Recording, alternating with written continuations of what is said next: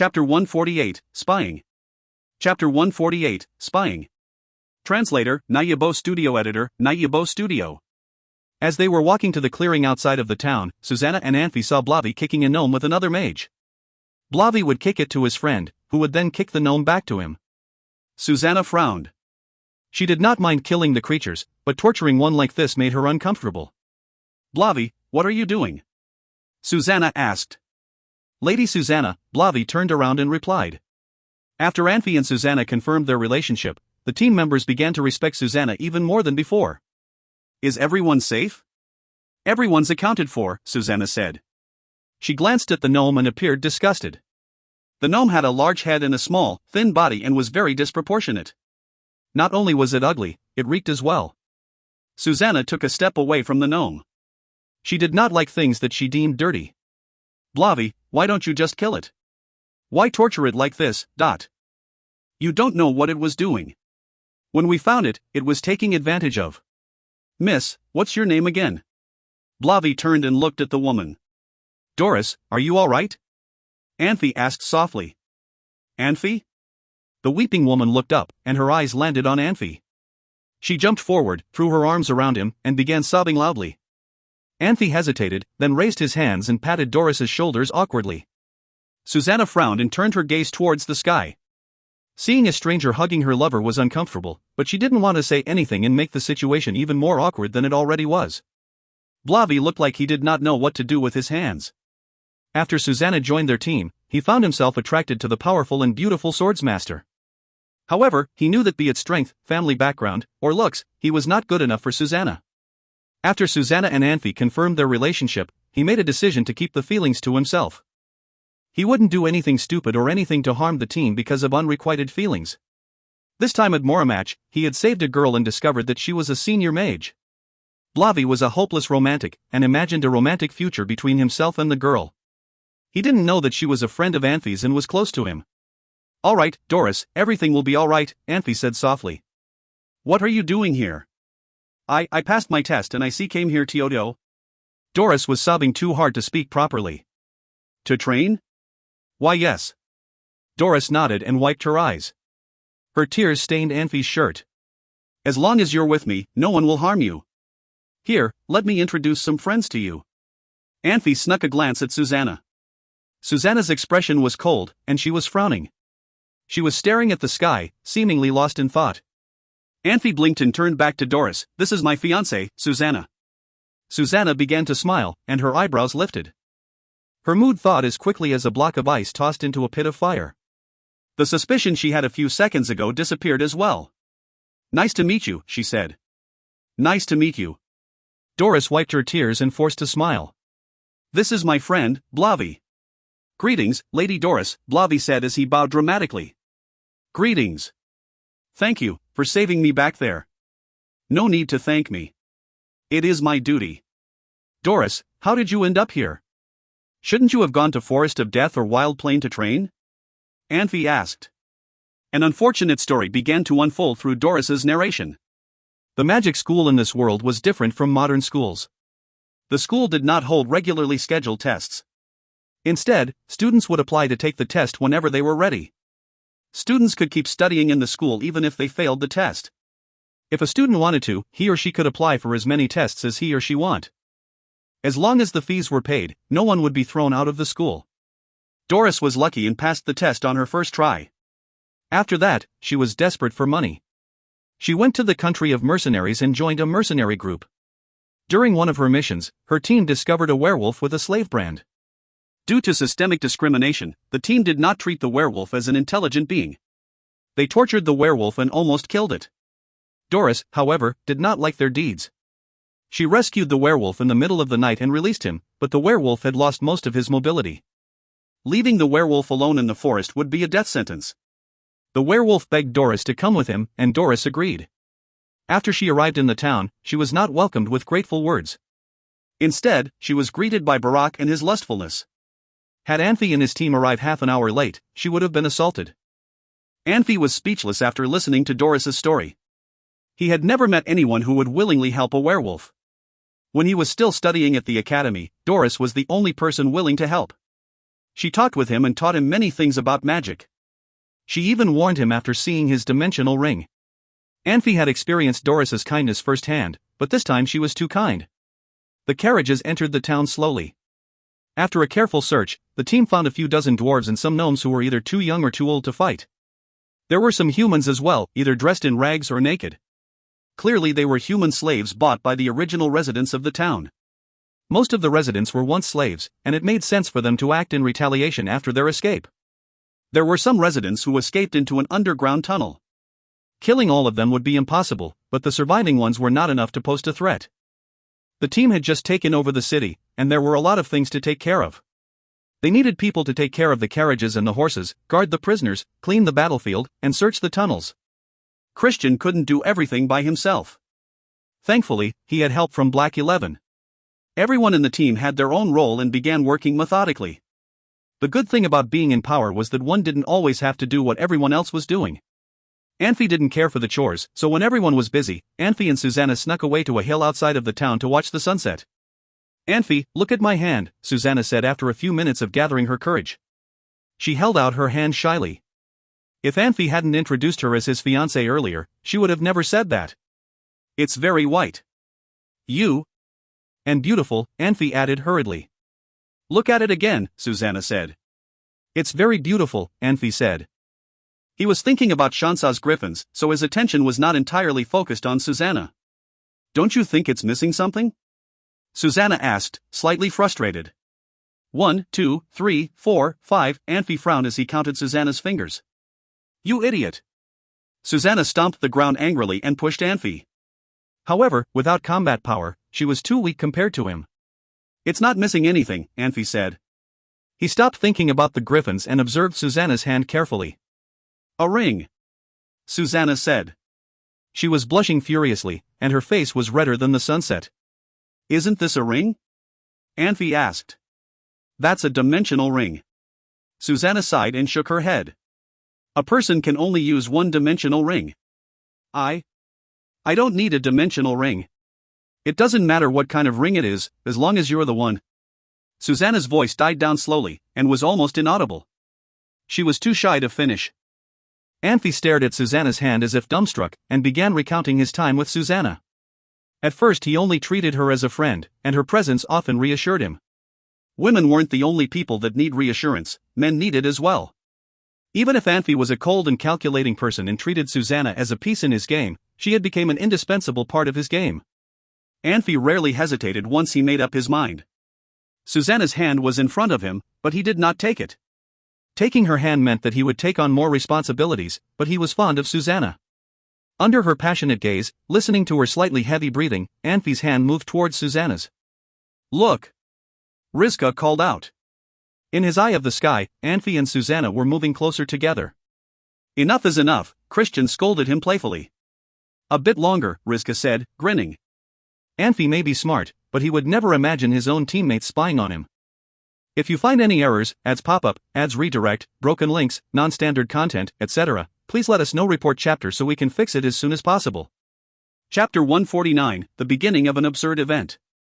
Chapter 149, The Beginning of an Absurd Event. Translator, Nayabo Studio Editor, Nayabo Studio. A group of armored soldiers marched into Hungwan Valley. There was a wagon caravan carrying military supplies behind the soldiers. The supply train was so long that the end of route could not be seen. Of course, they had been careful transporting supplies. Every time the military logistics force entered Hungwan Valley, the military would send thousands of elite soldiers to escort them. The country of mercenaries had been experiencing tension. The structure of the country of mercenaries was very complex, which made it hard for officials to reach consensus. With the help of Ta'ao mercenary group and the country of mercenaries, the military did not need to worry much about military logistics. The reality just proved they were right about it.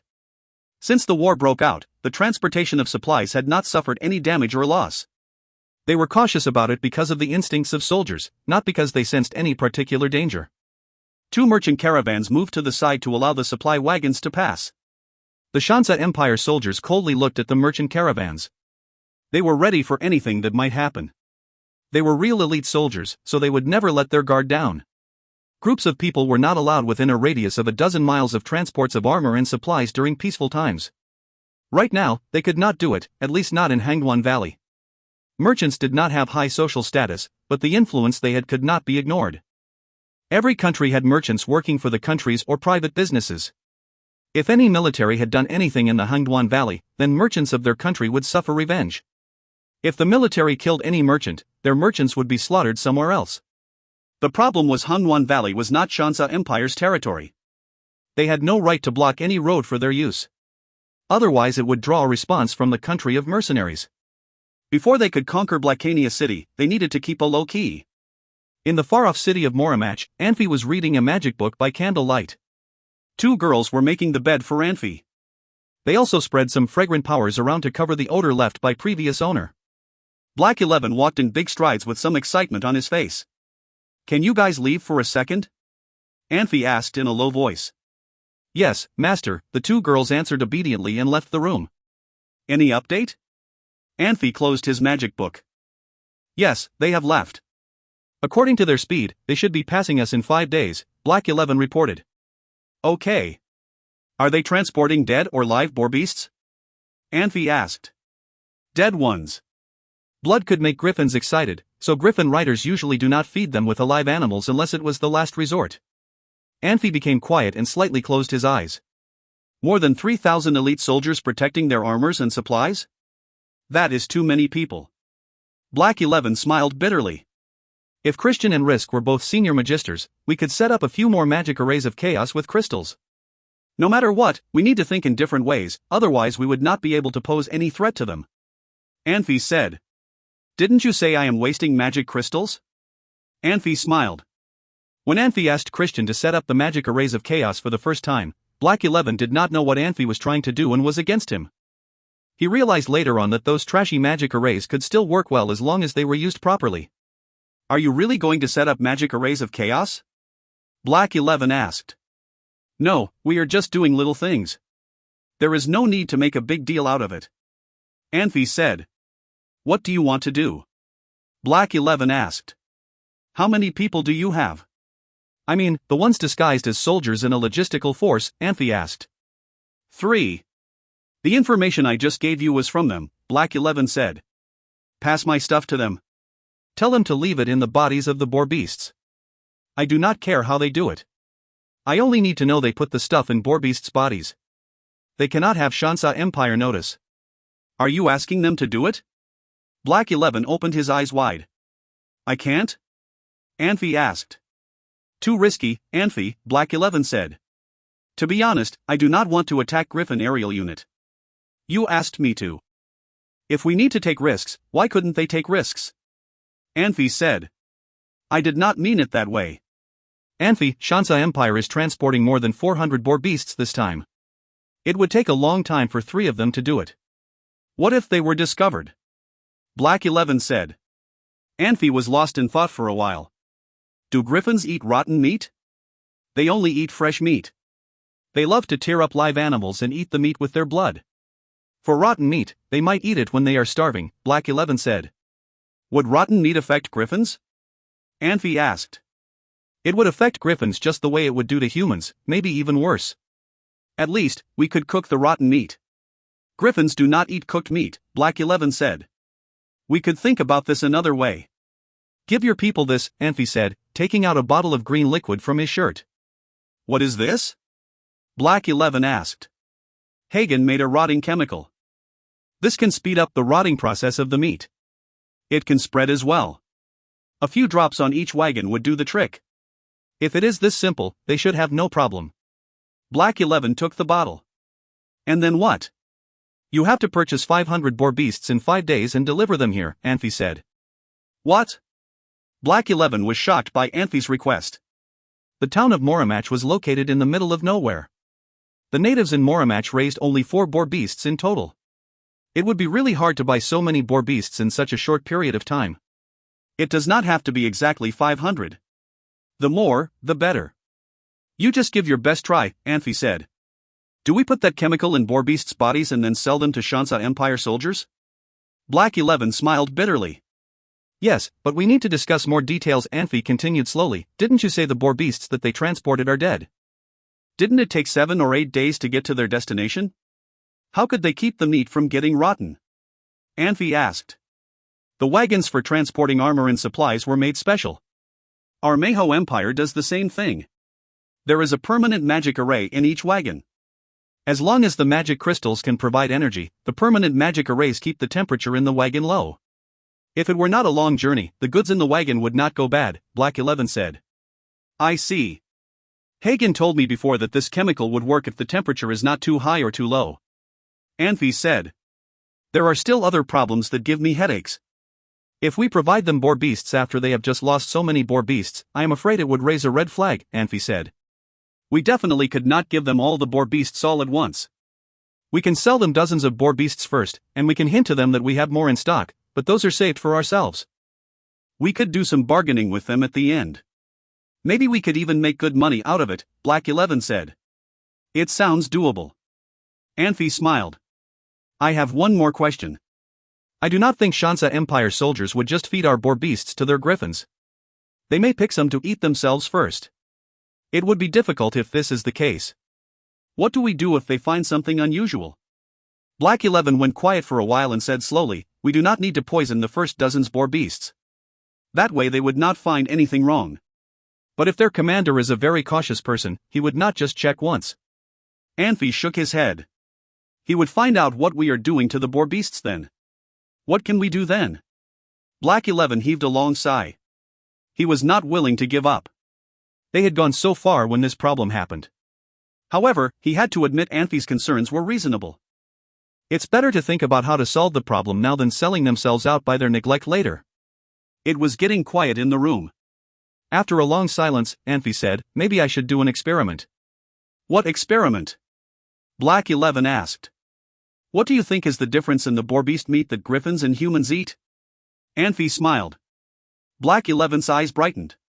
He gave Anfey an admiring look. One is cooked, the other one is raw meat. It's possible the chemical Hagen makes loses its effectiveness after cooking. If this does not work, we still can figure another way around the cooked and raw problem. Anfey smiled. We can make it happen. Don't worry. Anfey, if we can wipe out Griffin Aerial Unit, Manhwa Empire would never forget you, Black 11 said. Your words give me goosebumps. Anfey could not help smiling. I would believe you if you said you would not forget me. You must be lying to me if you say Manhwa Empire would not forget me. Black 11 blushed a little. We are doing such a little thing for the whole war, Anfey said.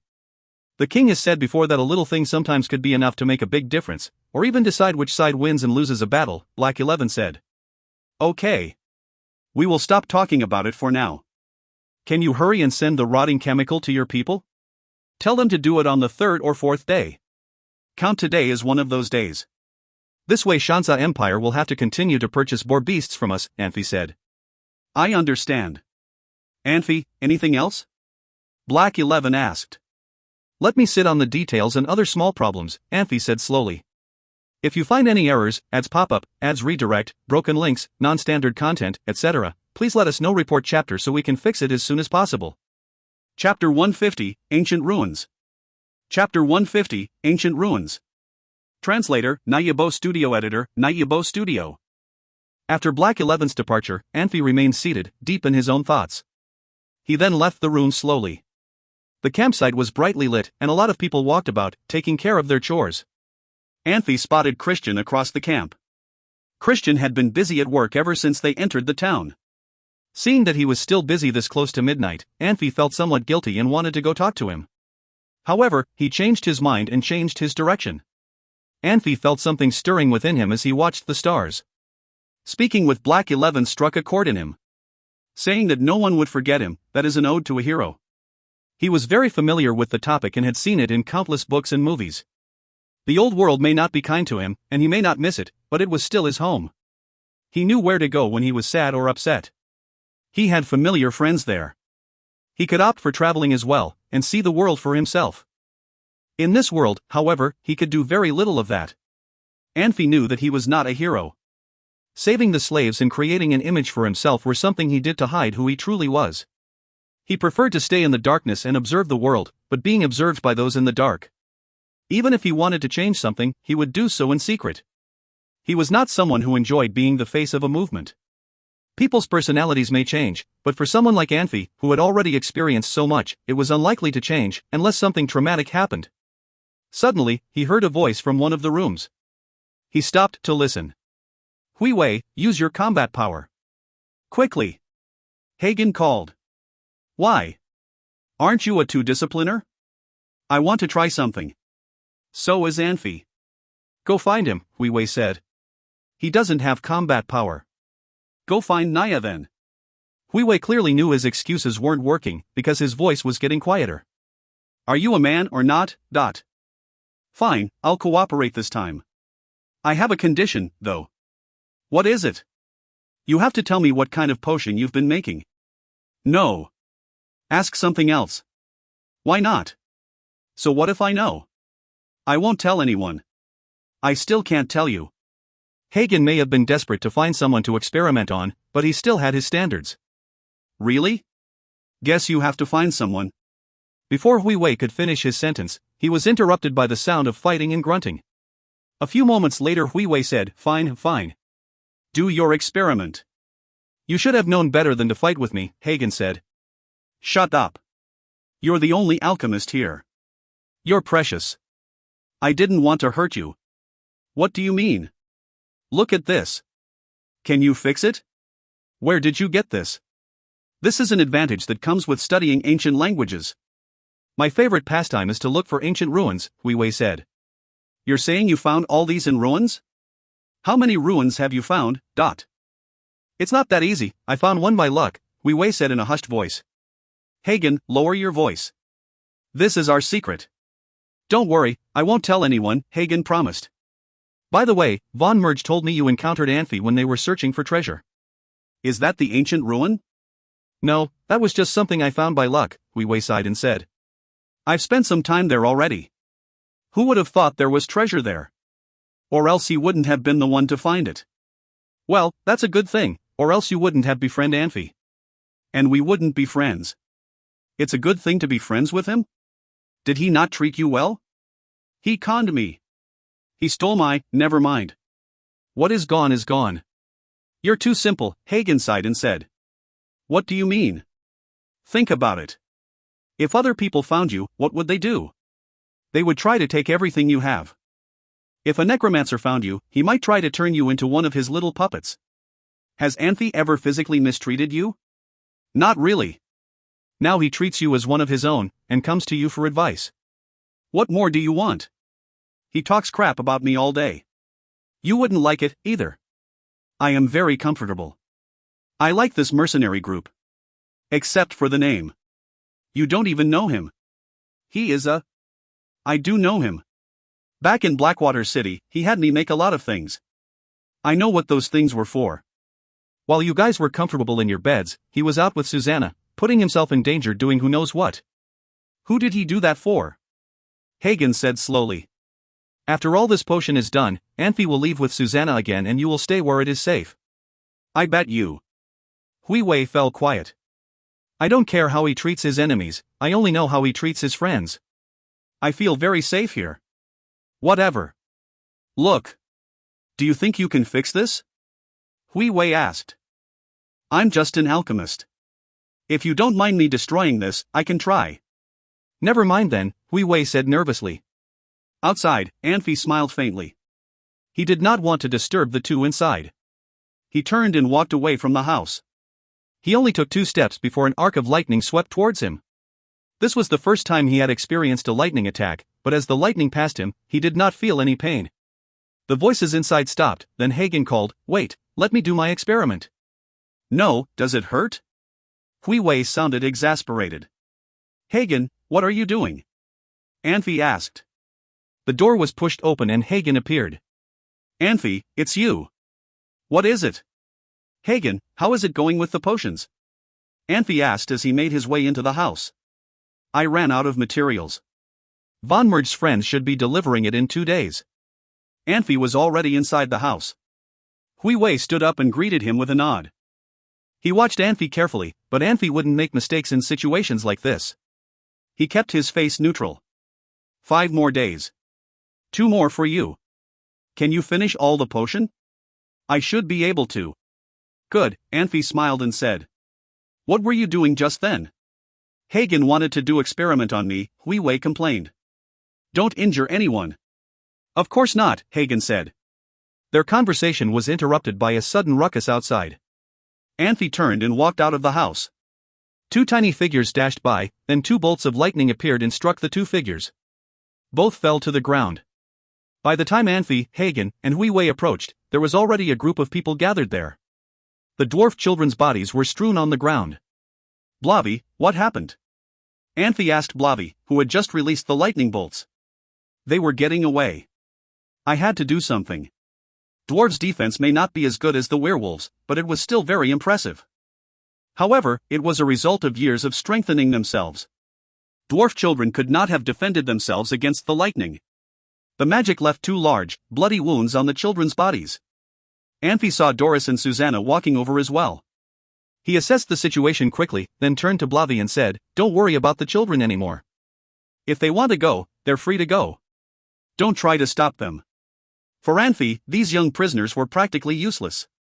Not only did his people have to spend time and energy to guard them, killing them could upset those with gentler hearts. Letting them go was the ultimate solution. The children would have a difficult time surviving alone in the wild. They would either be turned into slaves or food for the magic beasts, if they didn't starve to death before that. God! Doris called out in shock. Luckily she had not witnessed the battlefield, or else she would have been sick to her stomach. Choosing country of mercenaries as her training ground was a mistake on Doris's part. It was not a good place for someone like her. Susanna, on the other hand, did not say anything. She looked at the children, then turned to look at Anfey. Perhaps it was because she was in love, she would always look at Anfey, as if Anfey was the most handsome man alive. Letting them all go? Blavi asked. Yes. They're children. They can't do much. If you find any errors, ads pop-up, ads redirect, broken links, non-standard content, etc., please let us know. Report chapter so we can fix it as soon as possible.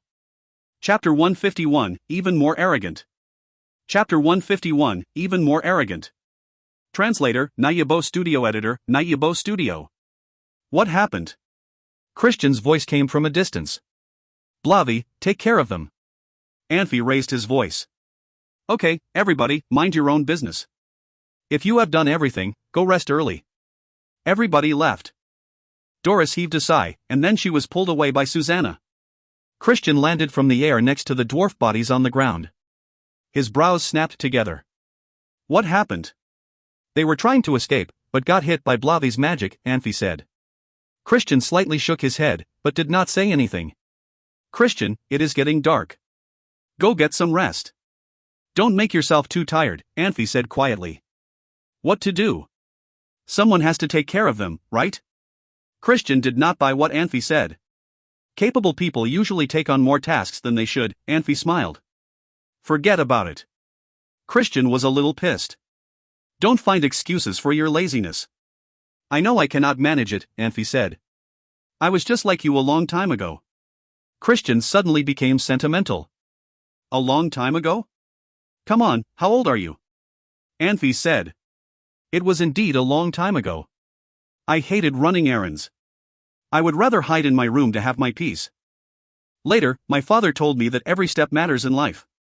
A person needed to learn to manage himself first before he could learn to in charge of a family.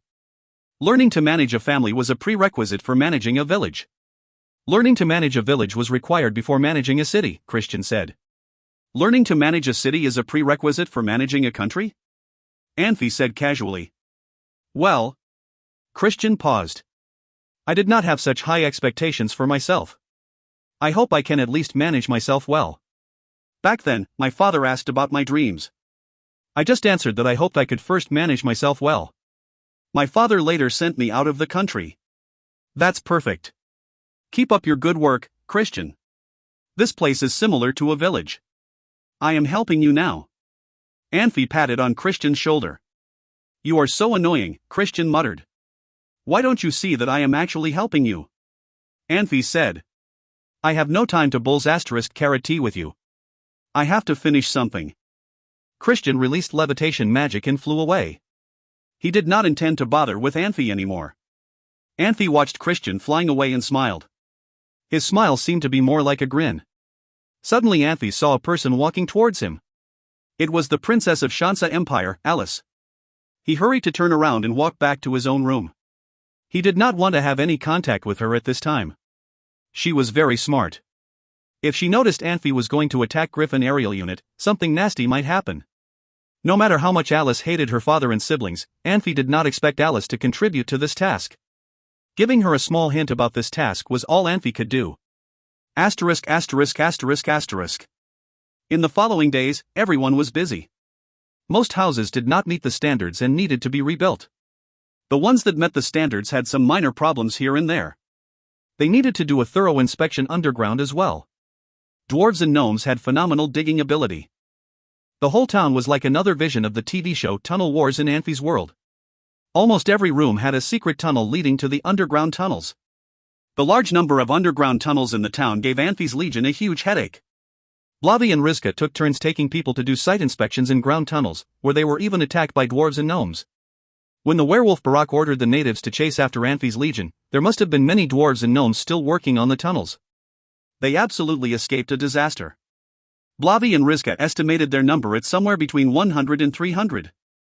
Every time they finished a site inspection in the ground tunnels, Wei would add something to the map. Main roads, secret passages, branches, and dead ends seemed to get more clear. Alibaba mercenary group never lacked mages. With Christian's lead, they started to set up magic arrays on every main pass in the underground tunnels. They tried to reduce the areas that dwarves and gnomes could live. Some people might think they had wasted their resources, but Anfey believed it was necessary.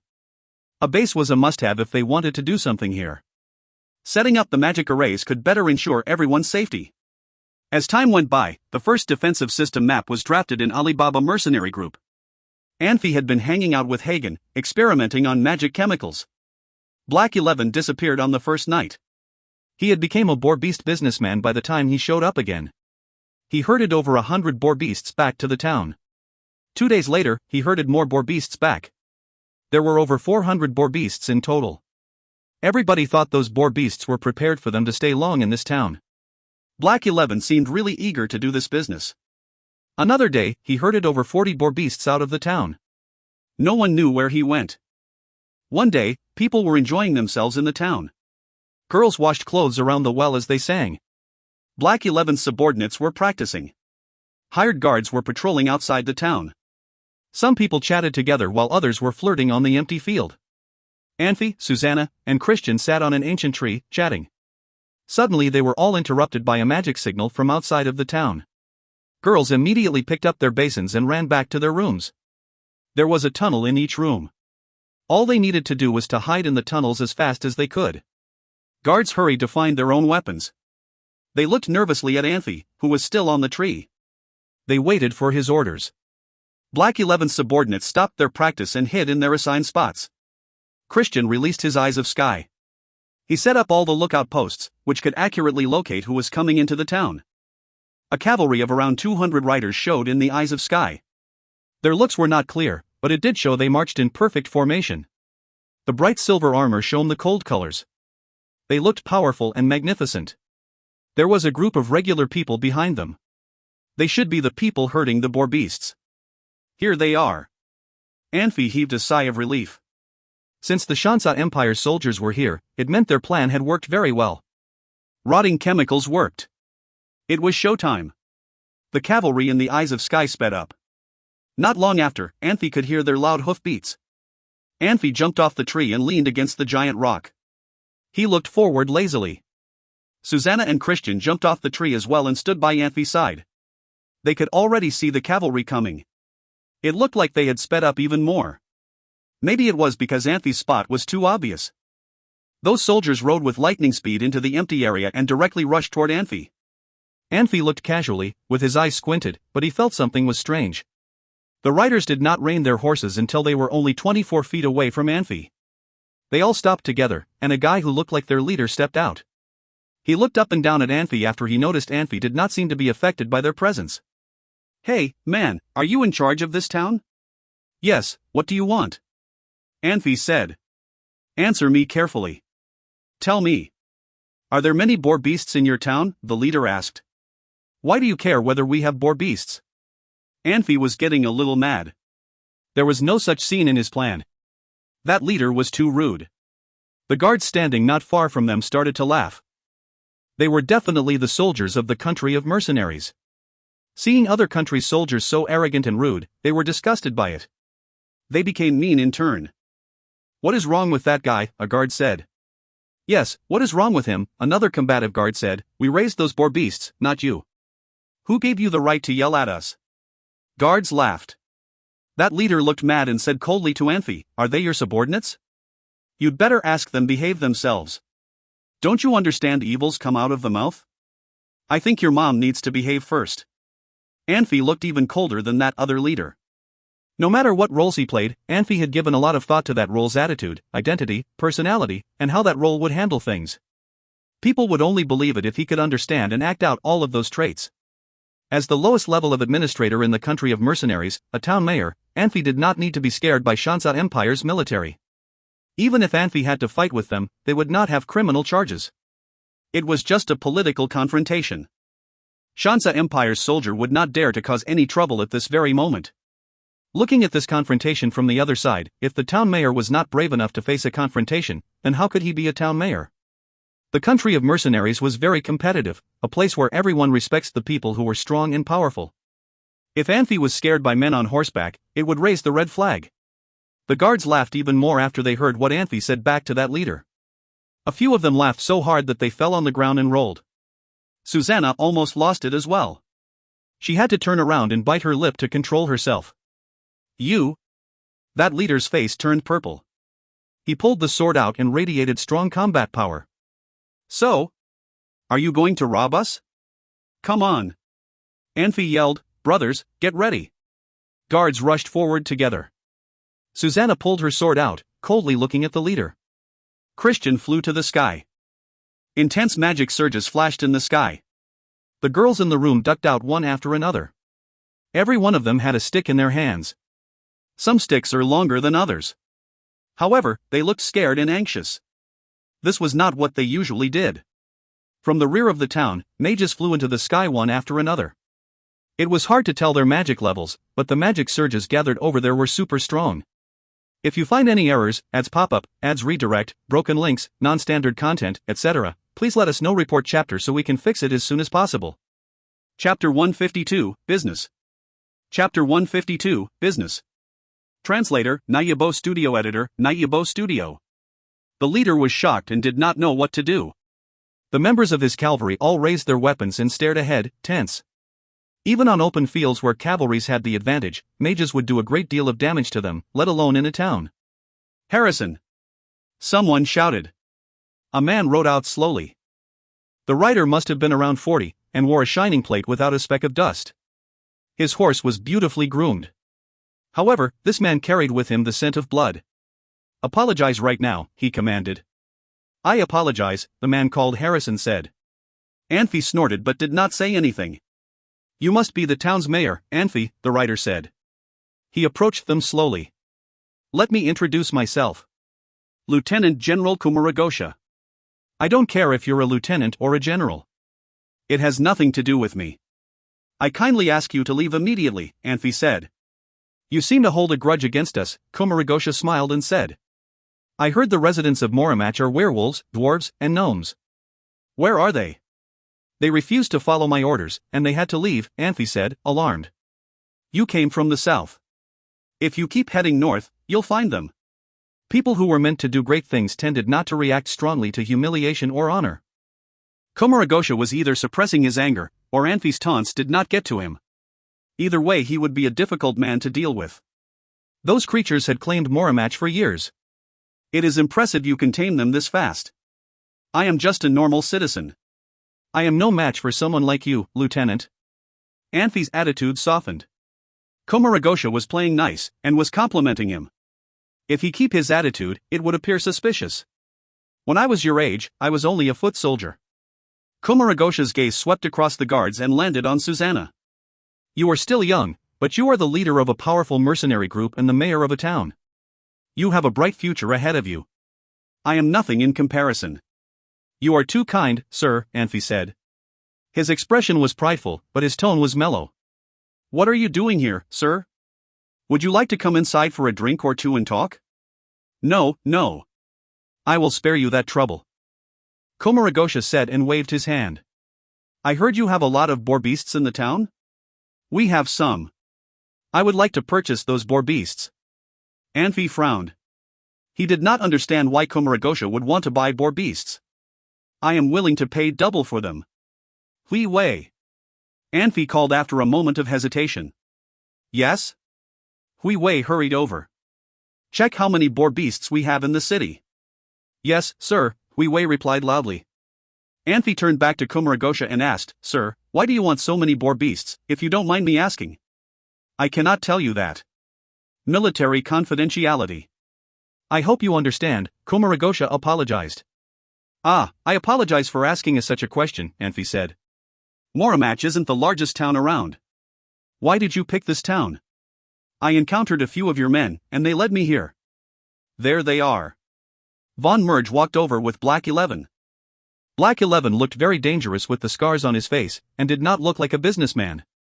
However, he looked like a bodyguard standing next to Von Merge and was not out of place. My lord, Von Merge called as he walked over to join Anfey. He leaned over and whispered something into Anfey's ear. Anfey widened his eyes and nodded, then frowned and seemed to be in deep thought. Are there any other questions? Komuragosha asked. No, Anfey replied, shaking his head. Sir. Hui Wei appeared and jogged over to Anfey. We still have 327 boar beasts. You heard him, Lieutenant. We keep 27 for ourselves. 300 gold coins for 300 boar beasts. How about that? Anfey said slowly. Isn't 300 a bit ridiculous? Komuragosha asked. Ridiculous? Not at all, Lieutenant. Compared to your future, this price is low. Anfey smiled and shrugged. You sure know how to do business, Komuragosha said, smiling. Do we have a deal, Lieutenant? All right. I'll take all 327 of them. Lieutenant, I have people working for me as well. We need to change up our diet once in a while. What are we supposed to eat if you take all of them? We're all friends, here, sir. Just pretend you gave me some gift. Komuragosha grinned. 300 coins is a high price for boar beasts. If I had any other choice, I would not take this. Anfey smiled. He knew well what Komuragosha meant. If it wasn't because of the war, the lieutenant would not have agreed to this price. 300 gold coins is enough for 1,000 boar beasts elsewhere. You can't just say that. I have to pay my men as well, Anfey said. He looked as if he was the one at a disadvantage. You don't look like someone who haggles over every penny, sir. Komuragosha said. Let's just say I owe you a favor. All right, Anfey said with a sigh. 300 coins. What can I say? I like making friends. If you're willing to treat me as a friend, I have a favor to ask of you. What it is, Lieutenant? Komuragosha's eyes narrowed. You see, we are a little tight ourselves, financially. If I can write you a rain check. No way. Anfey's expression changed dramatically and he refused the offer angrily. Whenever he was playing a role, he would try to completely immerse himself in that character, sometimes he would even forget himself and what he was trying to achieve. Before Komuragosha could even finish, Anfey had already reacted. For a mercenary leader or a mayor, his reaction was completely natural. You can ask around about me, sir, Komuragosha said. I am known to keep my promises. No way. Not ever, Anfey refused again. There's no room for negotiation? Komuragosha asked, his eyes narrowing dangerously. Only fools would negotiate. Anfey snapped back. He grabbed Von Merge's shirt and barked, Did you sell him those boar beasts? Did he pay? Tell me. He did, Von Merge said nervously. Anfey snorted and pushed Von Merge away. All right. You can go now. Komuragosha watched Anfey coldly, and Anfey stared right back fearlessly. After a few minutes, Komuragosha relaxed and said, All right. I will trade with you using crystals. He opened his palm and revealed 3 magic crystals. One of them was burning red and very clear, and was obviously a high-tier magic crystal. The other 2 were of lesser quality, but still very rare. Anfey stopped. He took the crystals and looked at them closely. He then called out loudly, Hagen! Get over here! Hagen jumped and jogged over. He took the crystals, inspected them closely, then whispered something to Anfey. "These are only worth 200 coins, Anfey announced. "Don't be too greedy," Komuragosha said quietly. "It's only 200 gold coins. If you want, we can make a deal. If not, then you should be on your way." Komuragosha looked at him, then he found another crystal and tossed it at Anfey. It was a deep blue ice magic crystal. As soon as Anfey grabbed it, he felt his fingers going numb.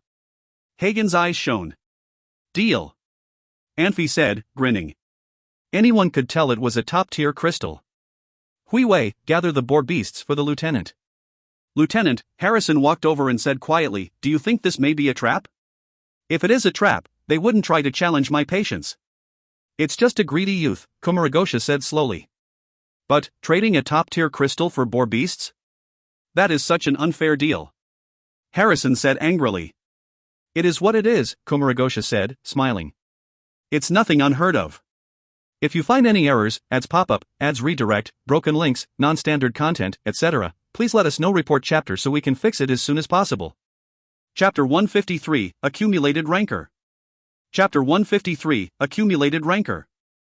Translator, Nayabo Studio Editor, Nayabo Studio. General Mintel would like to see you," a courier said as he rushed in.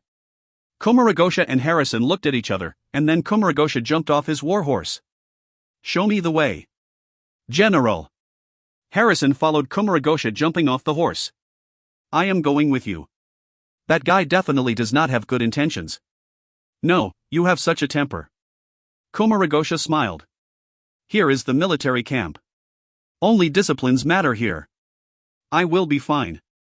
"General, you might think that way, but that guy does not necessarily think the same way as you do." "It is my order." "Harrison, take care of our fellows here. Don't let them cause any trouble. Do you understand?" Komuragosha shook his head. "Okay." Harrison heaved a sigh. Komuragosha followed the courier to the camp. Large griffins created gusts of wind in the camp when they flew into the sky or when they landed. Soldiers often had to lower their heads in case they were blown away by the wind. Only Komuragosha walked with his back straight. His back was as straight as a spear. He had acted very tough. No mentioning the wind created by griffins, even as arrows rained down or on the battlefield hovered with magic, he had been very tough. Soldiers in the camp talked behind Komuragosha's back. His pure military style did not earn him respect, because those soldiers were from Griffin Aerial Unit. The soldiers just acted like their general. The accumulated rancor between General Mintel and Komuragosha was not a secret. If any soldier showed respect to Komuragosha, it could well be imagined what would happen to that soldier. When they were approaching the general's tent, Komuragosha did not wait for the courier to report to General Mintel. He lifted the curtain and walked in. Mintel was sitting on a big chair. He had a rare bright red crystal wineglass in one hand, a female slave from Manhwa Empire in the other. He quietly flirted with his slave as his followers were around him. Mintel was young. His eyebrows were long and dark, his nose was tall, and his eyes were bright. He looked handsome. It was during leisure time, so he only wore half armor, but even from the half armor, one could still tell Mintel must have come from a really good family. The armor radiated strong magic surges when he moved around, which were even as strong as the magic surges from a senior mage when he fought with full force. "General Mintel, are you looking for me?" Komuragosha asked slowly. "Don't you know you should have someone report to me first?" he asked coldly. The smile on Mintel suddenly disappeared. "You asked," Komuragosha said. "Please leave right now," Mintel said. Komuragosha gave Mintel a long look without any comment. He turned around and walked out of the tent. There were low-pitched laughs in the tent. A courier walked in to report that Komuragosha had arrived. Mintel waited a while on purpose before he allowed Komuragosha to come back in. Komuragosha kept a calm look even though he saw those evil-intentioned laughs. "Our General Komuragosha, please take a seat." Mintel held his hand out to signal Komuragosha to take a seat, while he was still sitting on his chair. "I heard something happened to our supply wagons?" "Nothing serious. Boar beasts went bad while the frozen magic array worked fine in the wagons. I think something must have happened at headquarters." "General Komuragosha, don't blame others whenever there is a problem. You need to look for things you did wrong." Mintel had a smile on his face. 5 years ago, you told me so. I learned from you and remembered your words. Today I have to say the same to you. I would not blame anyone else for my faults, but I would not allow anyone to blame me for something I did not do either. General Mintel, it is still too early to return that saying to me, Komuragosha said. Is that so? Why are you so sure something happened at headquarters? Mintel said calmly about the pressing incident. I have had mages check on the supply wagons carefully. Nothing went wrong with them. If you do not believe me, you can send your people to check on it, Komuragosha said. Frozen magic arrays are not complicated. Any mage can repair them. It has been 3 days since the incident happened. Now you want me to check on it? General Komuragosha, are you playing with me? Mintel smiled. General Mintel, neither you nor me can decide who should take the responsibility for the incident. People from the headquarters will investigate, Komuragosha said. Sure, but I will include my opinions in the report. I hope you are okay with that, Mintel said. Do as you wish, Komuragosha said indifferently. Okay. Mintel nodded. Did you purchase Boarbeast somewhere else? I heard you have paid big money for it. I heard you even gave that merchant a powerful magic crystal you collected a long time ago. Komuragosha was a little shocked. Yes. Did you all hear that?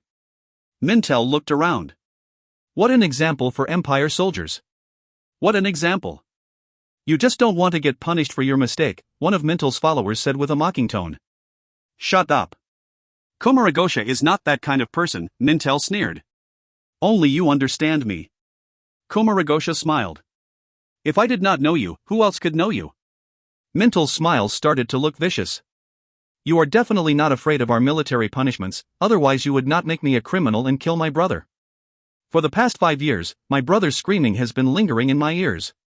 I rarely slept well. I woke up with nightmares many times. General Komuragosha, it was because of you. No one else dared to say anything on this topic. Suddenly it was getting really depressing in the tent. He deserved it. Komuragosha's expression did not change a bit. Sure. The things you do are always right. Mintel thought he might be acting too impulsively. He took a long breath and put his fake smile back onto his face. Marshal Nabonidus trusts you the most. With his help, you would not care about anyone in the military. Right, why is Marshal Nabonidus not here today? General, Marshal Nabonidus died few years ago, one of Mintel's followers said it timidly. Did he die? Mintel acted like he had just learned about it. How did he die? He had a treacherous relationship with another country and was sentenced to death by the king, the follower answered. Komuragosha tightened his fists and slowly loosened them. He looked indifferent and cold. Anyone could make fun of him, but he would not allow anyone to show any disrespect for his teacher. If Mintel would not stop talking *T about his teacher, he had to make a bloody scene in this tent.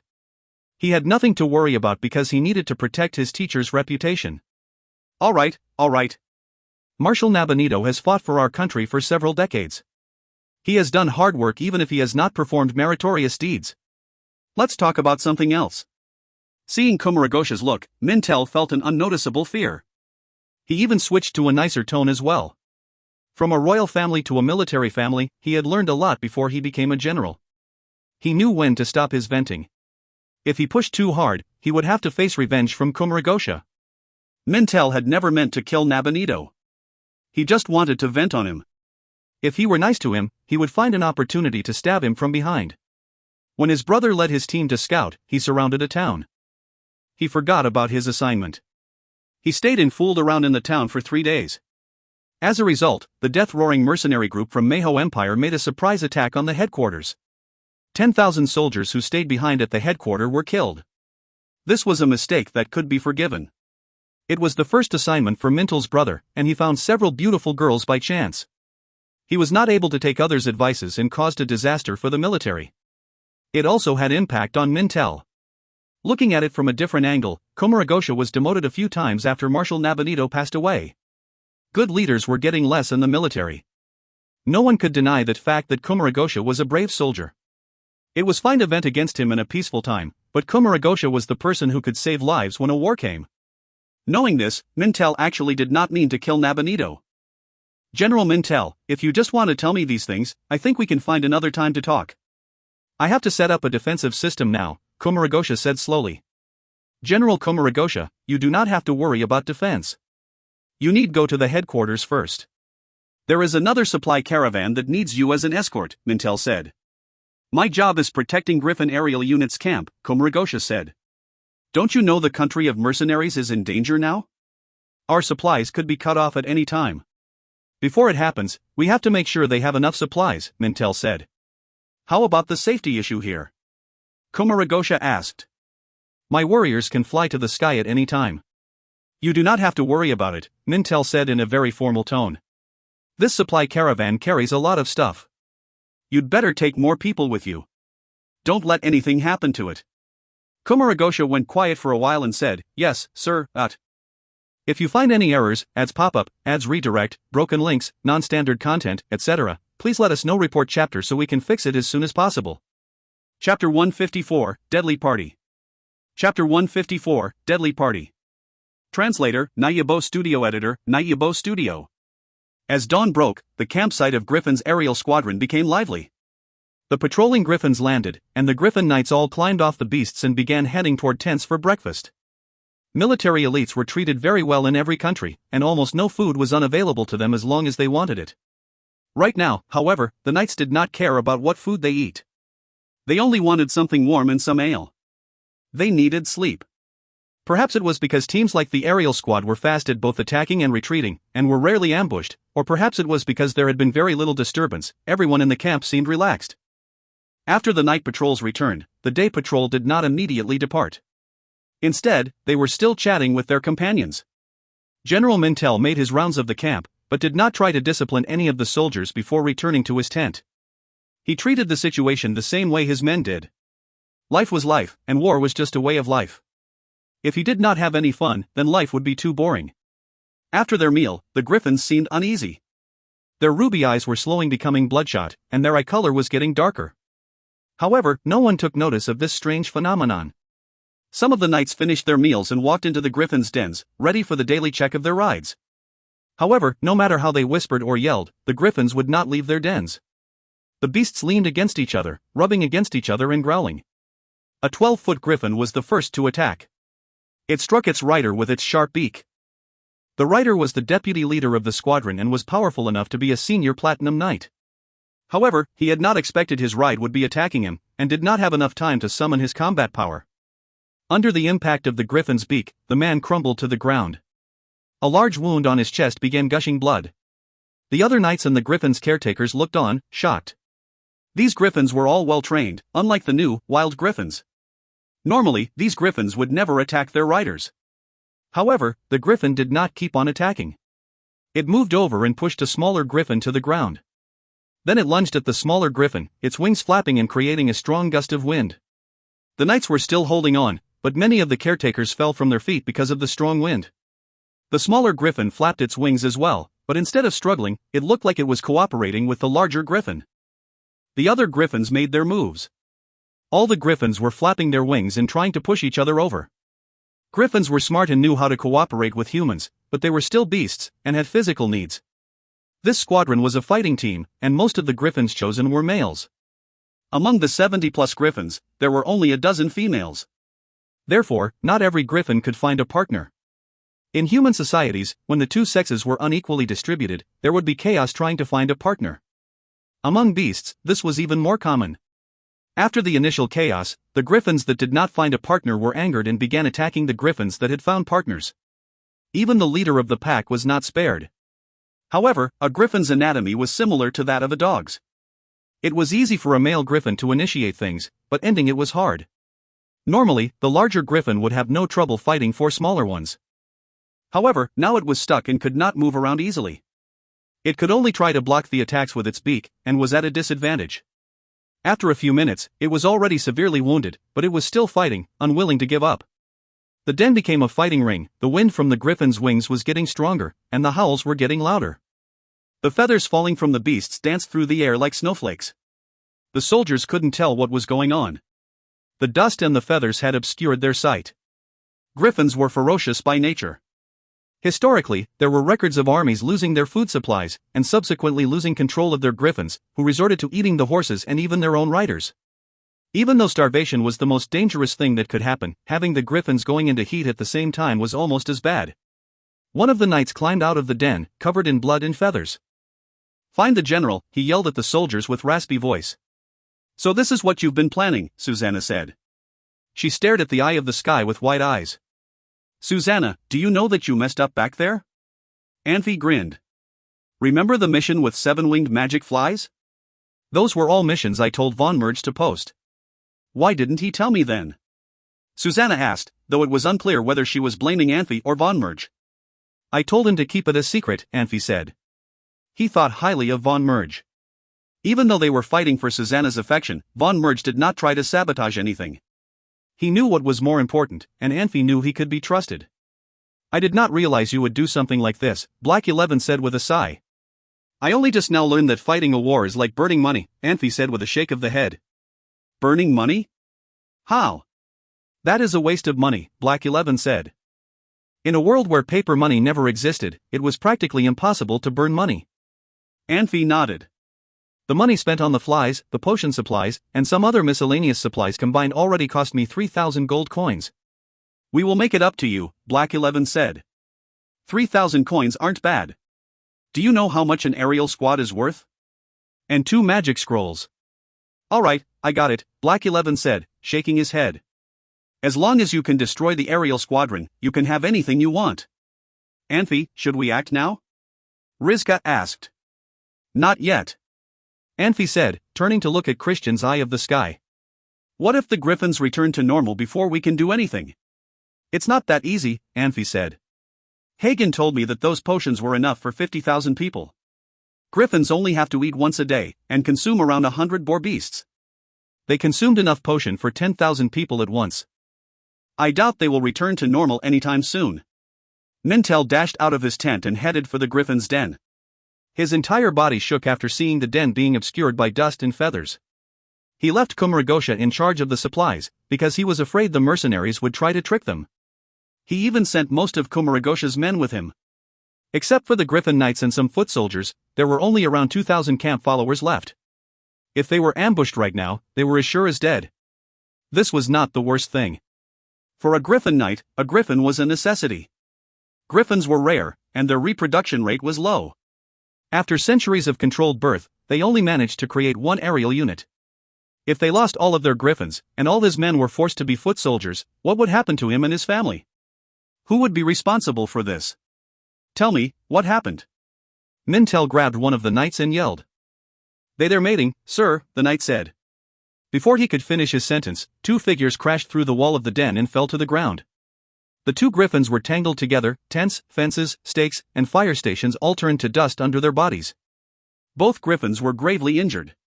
One had a bloody hole on its neck. Through the wounds, one could catch a glimpse of bones. The other was gutted, its entrails falling out of its body. However, they were still fighting and showed no signs of stopping. This is mating? Mintel yelled again. If it had been possible, he would have eaten that knight alive. If you find any errors, ads pop-up, ads redirect, broken links, non-standard content, etc., please let us know. Report chapter so we can fix it as soon as possible. Chapter 155, Running Away. Chapter 155, Running Away. Translator, Nayabo Studio Editor, Nayabo Studio. The Griffin rider behind Mintel suddenly screamed and rushed forward as fast as a flying arrow. He was covered in thick white light. He saw 2 griffins fighting for their lives. His jaw dropped when he realized the one underneath was his griffin. He was not able to control himself when he saw the other griffin was ready to kill his griffin. He had no time to get his spear, so he just grabbed a sword. The power of a sword in a qualified griffin rider's hand could still be terrifying. The crazy griffin on top did not notice the attack from behind and continued to try to fiercely peck the other one underneath. The griffin rider hit the griffin on the top in a cruel way. He thrust the sword into the open wound on that griffin's neck. With a cracking sound, the griffin's neck bone was completely broken. Its head was hanging on the neck like broken bamboo. Its body fell to the ground hard. F***CKU. He was not the only griffin rider who had joined the fight. Another griffin rider was just a little slower than him and ended up watching his own griffin killed by his fellow. He ran at a speed no slower than the previous griffin rider. Luckily, he did not completely lose himself, so he punched the other griffin rider's back hard instead of pulling out his sword to kill him. In different military branches, griffin riders had the same kind of pride as legendary dragon riders. They admired heroism. They would cooperate when it was needed, but rather take risks to finish their tasks than asking for help. Griffins played an important role in the battle. Griffin riders and griffins went through thick and thin together, while they just got along with their peers. The relationship of just getting along is far less close than going through thick and thin together. Seeing his own griffin killed, the griffin rider punched his peer out of the rage. The first griffin rider was sadly watching his griffin dying when he got hit on the back by surprise. He lost control and flew forward. He even sprayed a mouthful of blood. They are F***King crazy. Mintel was furious. Catch him. Catch him. A few griffin riders hurried to throw themselves at their crazily mad peers. When their bodies were only halfway in the air, a strong magic surge suddenly appeared. The air was also getting hot, and countless bright spots like raindrops dropped from the sky. Meteors. Mintel looked at the sky and felt his heart drop. He was a descendant of a royal family, but he was not a rookie on the battlefield. If he were a rookie, he would not have the chance to lead a griffin aerial unit. Mintel knew the power of meteor rain well. This magic could affect a large area. It posed no harm to him, but could be fatal to thousands of soldiers in griffin aerial unit. Countless bright spots poured and splashed on the ground with sparkles. Groups of soldiers fell on the ground and screamed in pain. Their clothes started to burn under the constant meteor rain attacks. Their bodies were burned like charcoal at the end. Tents, wood rails, outposts and other flammables were all burning. The whole camp became a fire sea. The smoke in Griffin Cave became a lot thinner in a very short period. The flying feathers turned into little fireballs and then dust in the wind. Looking from a distance, what was in the Griffin Cave started to become clear. Even under the flaming meteor shower, griffins either fought or mated with miserable shrieks. Flaming meteor rain was not able to wake them from their basic instincts. In other words, if no damage or even death could wake them up, the effect of the chemicals were super strong. Mages felt the magic surges and released magic domes one after another. 7 or 8 magic domes were created to protect them from the meteor shower. Meteor rain was almost as terrible as a natural disaster. These mages were not sure whether their magic could counter the meteor shower. They meant to protect themselves with the magic domes, but the soldiers around them saw the magic domes as their last hope. They rushed to get under the domes and tried to be as close to the mages as possible. Some wounded soldiers forced themselves under the dome with the last energy left in them. More and more people tried to hide under the magic domes. As a result, the domes were getting so crowded that the air was getting thinner. A weak or sick mage even passed out from it, which caused the whole group of soldiers, including that mage, under the dome to fall on the ground under the pressure of the meteor shower. Mintel looked up at the sky and lost himself and fought with a dull look. He was protected by his combat power by instinct. Griffin riders started to use combat powers to fight against the flames as well. A meteor shower was not regular magic. It could only get worse as time went on. The bright spots got bigger and bigger. They became as big as a fist at first and then turned into the size of a meteorite, which was as big as a person's head, smashing on the ground. The booming sounds came one after another, and the ground started to shake. The intruding magic domes were smashed one after another in the fire sea. People under the domes died, parts of their bodies flying everywhere. Griffin riders dared not to counter the hit from meteorites. They tried to dodge, but some of the unlucky ones were hit. They did not even get a chance to scream before they fell on the ground and died. Mintel was still lost in thought, but 4 captains risked their lives to protect him. They pulled and dragged Mintel, dodging the meteorites. People could risk their lives for a goal, or dream. Selfishness could also be the reason to have them take risks. If Mintel did not die, he would have to take all the responsibility and blame for this incident and they would be safe. If Mintel died, they would have to be the scapegoats. They could die and put their family in danger as well. The worst part of the meteor shower only lasted a short period of time. If it dropped meteorites from the beginning to the end, the meteor shower could be categorized as forbidden magic. Seeing small, bright spots replace meteorites, the Griffin riders heaved a sigh of relief. Suddenly, intense magic surges came again. A lightning bolt that was 1,000 times brighter than the sun flashed in the sky and split into different branches, like dense branches on a towering old tree. All the people on the battlefield were hit by it. Ceres lightning was a magic even worse than a meteor shower. No one could dodge it besides a few magic beasts and humans. No one could build immunity against it either. All the lives in a certain area would get severe attacks from it. The surviving Griffin riders all wobbled and fell to the ground. The only difference in them was some of them still could stand up after a while as others died. Ceres lightning strictly tested their magic skills. There was no way they could cheat. As a white-silver knight, Mintel was the first one to wake up from it. Ciri's lightning hurt him but also woke him up. With strong combat power and sharp vision, which he gained by flying frequently, he had found a group of people in black who were trying to surround the destroyed camp before his opponents found it. Mintel took a deep breath. He grabbed the two captains in a coma and ran in the opposite direction. He knew he had been set up. He would die if he stayed. Going back would not necessarily a good option for him, but there was still a chance. After a while, the group of people in black entered the camp. Compared with bird bodies or bodies with missing parts, the passed-out griffin riders looked like intruders. The people in black rushed towards the griffin riders and pulled their swords out at the same time. It was always true to kill a strong opponent when he was wounded or ill.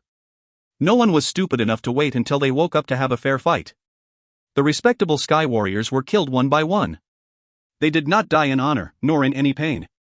It was unknown if they were fortunate to die without pain. A person in black, who did not fight in this battle, slowly took off his mask. It was Anfey. Susanna followed him and took off her mask as well. Anfey, Christian, and Riska said as they landed. They had released the meteor shower and series of lightning magic. We saw few people running away towards the east. The one in the lead had strong combat power. He must be a senior white-silver knight. Damn it. It was Mintel. Black 11 looked worried. Anfey, we need catch him right now. Hold on. The Griffin aerial unit was wiped out. It's not a big deal if only few escaped. Anfey shook his head. You do not understand. Mintel is very important to us. Black 11 was so concerned that he stomped his foot. If we cannot catch him alive, we cannot let him run back to his country. Don't worry. I have my reasons. Anfey shook his head. Is Mintel important? You told me yesterday that Sacred City gave you an assignment that you have to kill Kumaragosha at any price. Who is more important, Kumaragosha or Mintel? No comparison. If we kill Mintel, we could make a scene. It would not be the same with Kumaragosha. Barry, a commander of a legion, said Kumaragosha was a god-given brave general. If Shansa Empire delegated that much military power to Kumaragosha, he would become a scourge for Meiho Empire. Kumaragosha has been loyal to Shansa Empire, so he would not betray his country. We have to kill him before he is better. Did you say that there was accumulated rancor between Kumaragosha and Mintel? Anfey said. Yes, I did, Black 11 said. Don't you understand what I mean now? Anfey said. How? Black 11 was confused. Sometimes we do not even need to get our hands dirty when we want to kill someone. Anfey smiled. When Mintel goes back to his country, he definitely would get severe punishment. Do you think Kumaragosha would just watch instead of getting his hands dirty? Don't forget where you recognized Kumaragosha from. Black 11 looked like he was lost in thought. Kumaragosha bought all of our boar beasts. If Mintel wanted to shirk his responsibility, Kumaragosha would be his best option, Anfey said slowly. For right now, let's just wait and see. If you find any errors, ads pop up, ads redirect, broken links, non-standard content, etc., please let us know. Report chapter so we can fix it as soon as possible. Chapter 156, Archenemy. Chapter 156, Archenemy. Translator, Nayabo Studio Editor, Nayabo Studio. After they returned to Moramach, Anfey was the only one who could remain calm. Everyone was overjoyed. Black 11 was the head of the spies in the country of mercenaries, but except for his normal espionage activities and occasional assassinations, he hadn't done anything important. Eliminating an entire aerial squadron was major victory for anyone. Black 11 immediately dispatched a team to carry the news to White Mountain City, so they could report to the Sacred City through a portal. He also sent out a request to set up a portal in Moramach. In the list of contributors, Anfey was the first name. Susanna and Christian's names immediately followed. Black 11 placed his name at the end of the list. Black 11 knew that without Anfey, he wouldn't have achieved this victory. In order to eliminate the squadron, he used several undercover spies who were stationed deep within the enemy ranks. Nothing could escape the Sacred City. He knew well that the general knew what kind of work he had done for the operation. Even though he was modest now, he would still be rewarded. No one could deny his importance in the operation, and the general would see him as a person of good character. Of course, he didn't know whether the general could sense his motives. He did not care, either. The general once said people who did not show their motives were either fools or extremely dangerous. Black 11 did not want to be either. Wars were precarious, and one change could bring about a series of changes. After the news of the destruction of Shansa Empire's aerial squadron got out, the country of mercenaries was shaken. The mercenary groups needed to re-evaluate Manhwa Empire and re-estimate the course of the war. It was unknown why Tiger of Tao mercenary group had attacked Glory mercenary group, but it affected the mercenaries negatively, especially because Tiger of Tao mercenary invited the Shansa men into battle. It was like two members of a household had just had a fight, but someone had invited unrelated people to loot and destroy the home. This created a sense of unity among the mercenaries. Even the people who did not like Glory mercenary group spoke out against Tiger of Tao mercenary group's actions. The call for taking back control of Transverse Mountain was getting louder. Some small mercenary groups formed by young people put the call into action. They felt country of mercenaries was threatened by foreign powers, and they needed to do something to preserve their nation.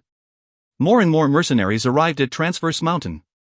They couldn't do anything to Shansa's supply lines, but they set up numerous traps and obstacles in the mountains.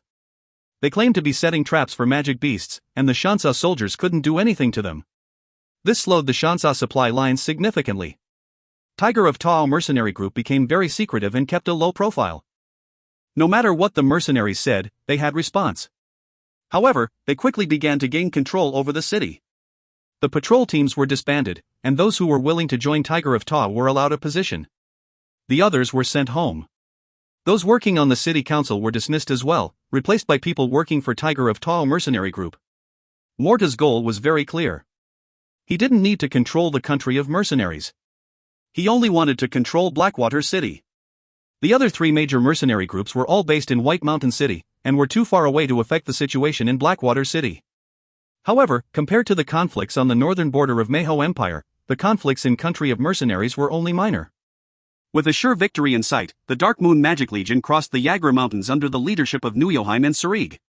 They were heading toward Sacred City in Manhwa Empire. 2 days later, Barry, who was supposed to be in the middle of the empire waiting for a prince's arrival, appeared at the border. He blocked off the mountain's exit with the Roaring Dead Legion. Yagra Mountain was only 16,000 feet at its highest point, but it became Nuyoheim's worst nightmare. Mages could levitate, but there was a limit to how high they could go. A normal mage could go about 300 feet at most. As the altitude increased, the air element would decrease. Random currents and strong wind gusts made the situation worse. No one could control the air elements in that environment.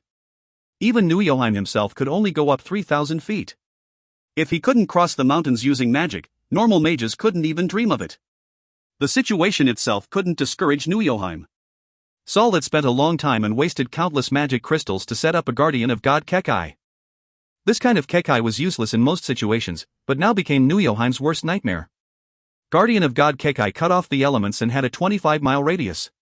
This meant that neither Nuyoheim nor Saul could effectively replenish their magic.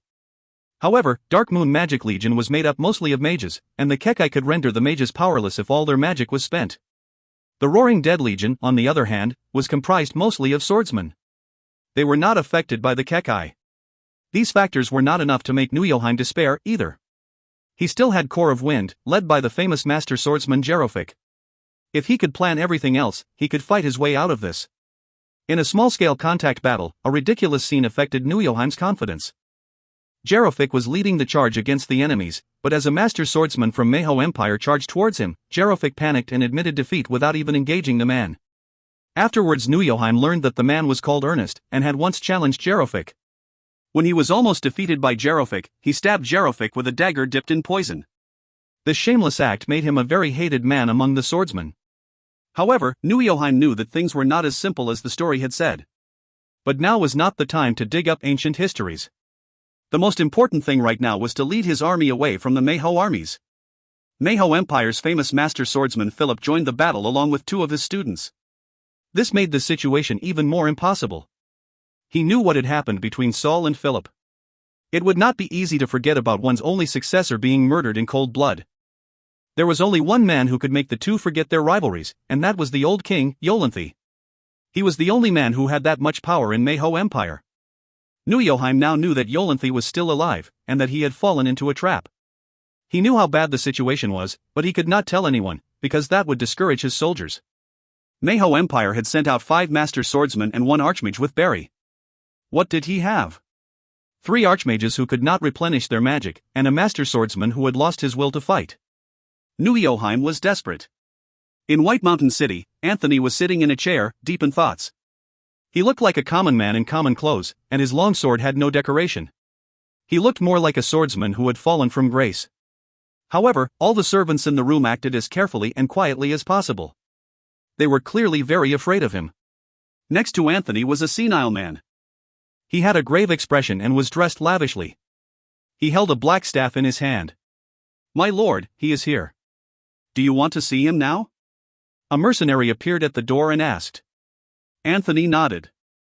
A few moments later, a man who looked even more common than Anthony walked in. He looked around the room and mumbled something. He was clearly unsure of what to say. "I already know. You're Shernan. Your wife died when you were 30 years old, and your only son is in prison right now. Am I right?" Anthony said slowly. "Yes, my lord. You said you have important news about the Mayho army?" "I apologize, but you do not look like someone who knows any important secrets.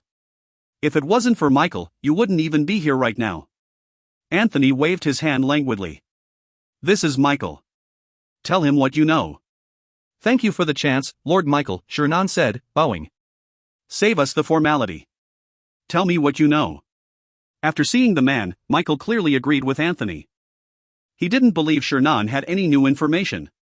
Mayho Empire's king, Anfey, is still alive.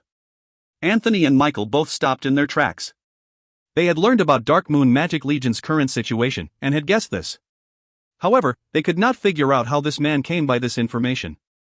If you find any errors, ads pop up, ads redirect, broken links, non-standard content, etc., please let us know. Report chapter so we can fix it as soon as possible. Chapter 157, An Expired Bargaining Chip. Chapter 157, An Expired Bargaining Chip. Translator, Nayabo Studio Editor, Nayabo Studio. Where did you get this information? Anthony asked quietly. My master told me, Master, Shernan answered. Your master? Why didn't he come? Anthony asked. My master is not in the town. He left a long time ago, Shernan answered. Then tell your master to come to see me if he has something to tell me. Okay? You can leave now. A smile appeared on Anthony's face. Shernan was shocked for a second and said, I understand, master. Hold on. Michael yelled. He was sitting with lips trembling.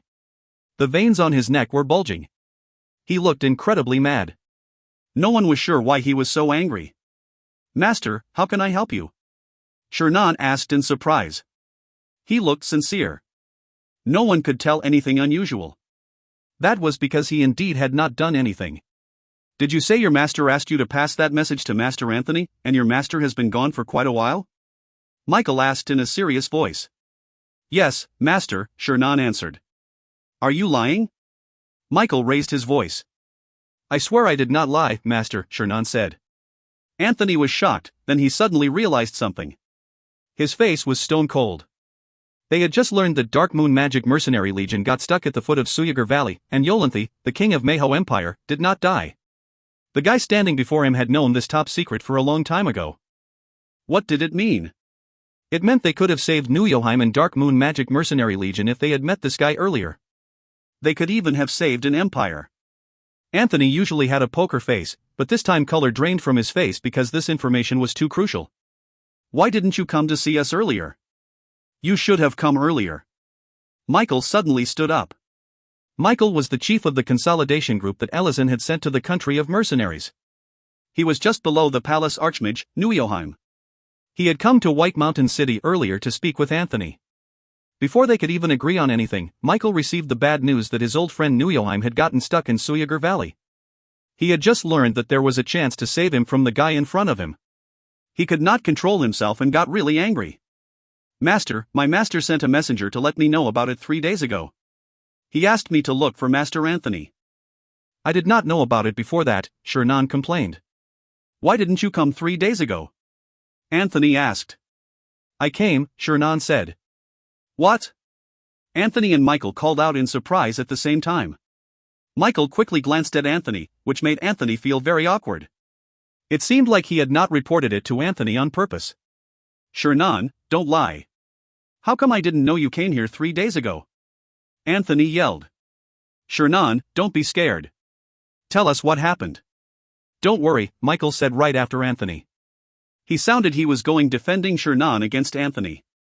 Master Anthony, you surely did not see me. Your guards at the door did not let me in. I told them many times that I had to see you about something important, but they did not believe me. They asked me to leave a message with them, Shernan said, looking very helpless, but my master told me I had to tell you in person. I would never tell anyone else. My master said it was too important. I could trust no one but Master Anthony. Michael sat back hard in the chair. The awkward look on Anthony switched to a sad one. Things were getting clear. Who else could Anthony blame? He was a commander of a mercenary group, so not everybody who asked to see him would be able to see him. Shernan was nobody special, therefore, no one thought he would have such important information with him. It was reasonable for bodyguards to keep him from seeing Anthony. I have come 3 days in a row, but did not get to see you. I was worried and told my master's messenger about it. He told me with a bitter smile that it was easy to see the God of Light, but hard to deal with the priest in the Church of Light. He had to give me over a dozen gold coins to give to the guards at the door. He said they would let me in this way, since no one would pay over a dozen of gold coins to play a prank on someone. Shernan continued, my master's messenger also said we should have received rewards from Master Anthony by telling him such an important message, and we did not expect we had to spend so much. It was ridiculous. My master's messenger also said he would advise my master not to do the same stupid things again. Michael snorted. Anthony could feel the heat from his face from intense shame. It was clear that this guy's master knew the information was too important. Michael decided to gamble big that Anthony would honor his words, since they could not reach an agreement in a short time. However, he did not get any response from Anthony and forced the guy to pay to pass the information to him. It was too ridiculous. Did your master tell you what he wants as a reward? Anthony asked slowly. My master said he wishes to get a promise from Master Anthony, Shernan answered. What kind of promise? Anthony asked. My master never told me about it, Shernan said. Anthony went quiet for a while. Okay, I promise you. You can tell your master that he can come to see me, Anthony, whenever he needs me. I will definitely try to help. I promise. Anthony was not overly confident about his words. He only agreed to solve that secret master's problem. Thank you, Master Anthony, Shernan said. But, you have to tell me your master's name first. Anthony tried to seek out some information about the secret master. His name is Judge, Shernan said. Judge? Anthony asked. It means a person who acts justly, Shernan said. What a powerful name. Anthony forced a smile. If I need to see your master, should I contact you? Yes, master, Shernan said. Okay, Anthony nodded, but where you live right now is not safe. I will send some of my people to protect you. Don't worry. I am not watching over you. I am just afraid something could happen on you. I understand, master. Shernan said. And, Shernan, did you see the same group of guards at the door when you came here to see me the past several times? Yes, master. Anthony went quiet for a while and yelled, someone come in please. After he called out, 2 mercenaries walked in from outside. Master. Who has been guarding the door for the past few days? Anthony asked. It's Jacob's team, one of the mercenaries answered. Ask Jacob to see me, Anthony said. The 2 mercenaries turned and walked out. Not long after, a middle-aged mercenary rushed in and asked politely, Master, how can I help you? Jacob, did you make good money recently? Anthony's look and tone totally changed. He had seemed like a nice person before, but now he switched to a cold, powerful man with a killer's look. His eyes shone even colder light than sword radiance. Tell me how much have you made? Jacob had cursed Shernan for selling him out, but he immediately kneeled on the floor without any hesitation. He said with a trembling voice, Master, I only took 15 gold coins from him. Master, I did not want them. He insisted on giving them to me. Take him to the death row cell, Anthony said casually, but his words had changed the fate of Jacob in the blink of an eye. Master, it is not my fault. He insisted on giving me those gold coins.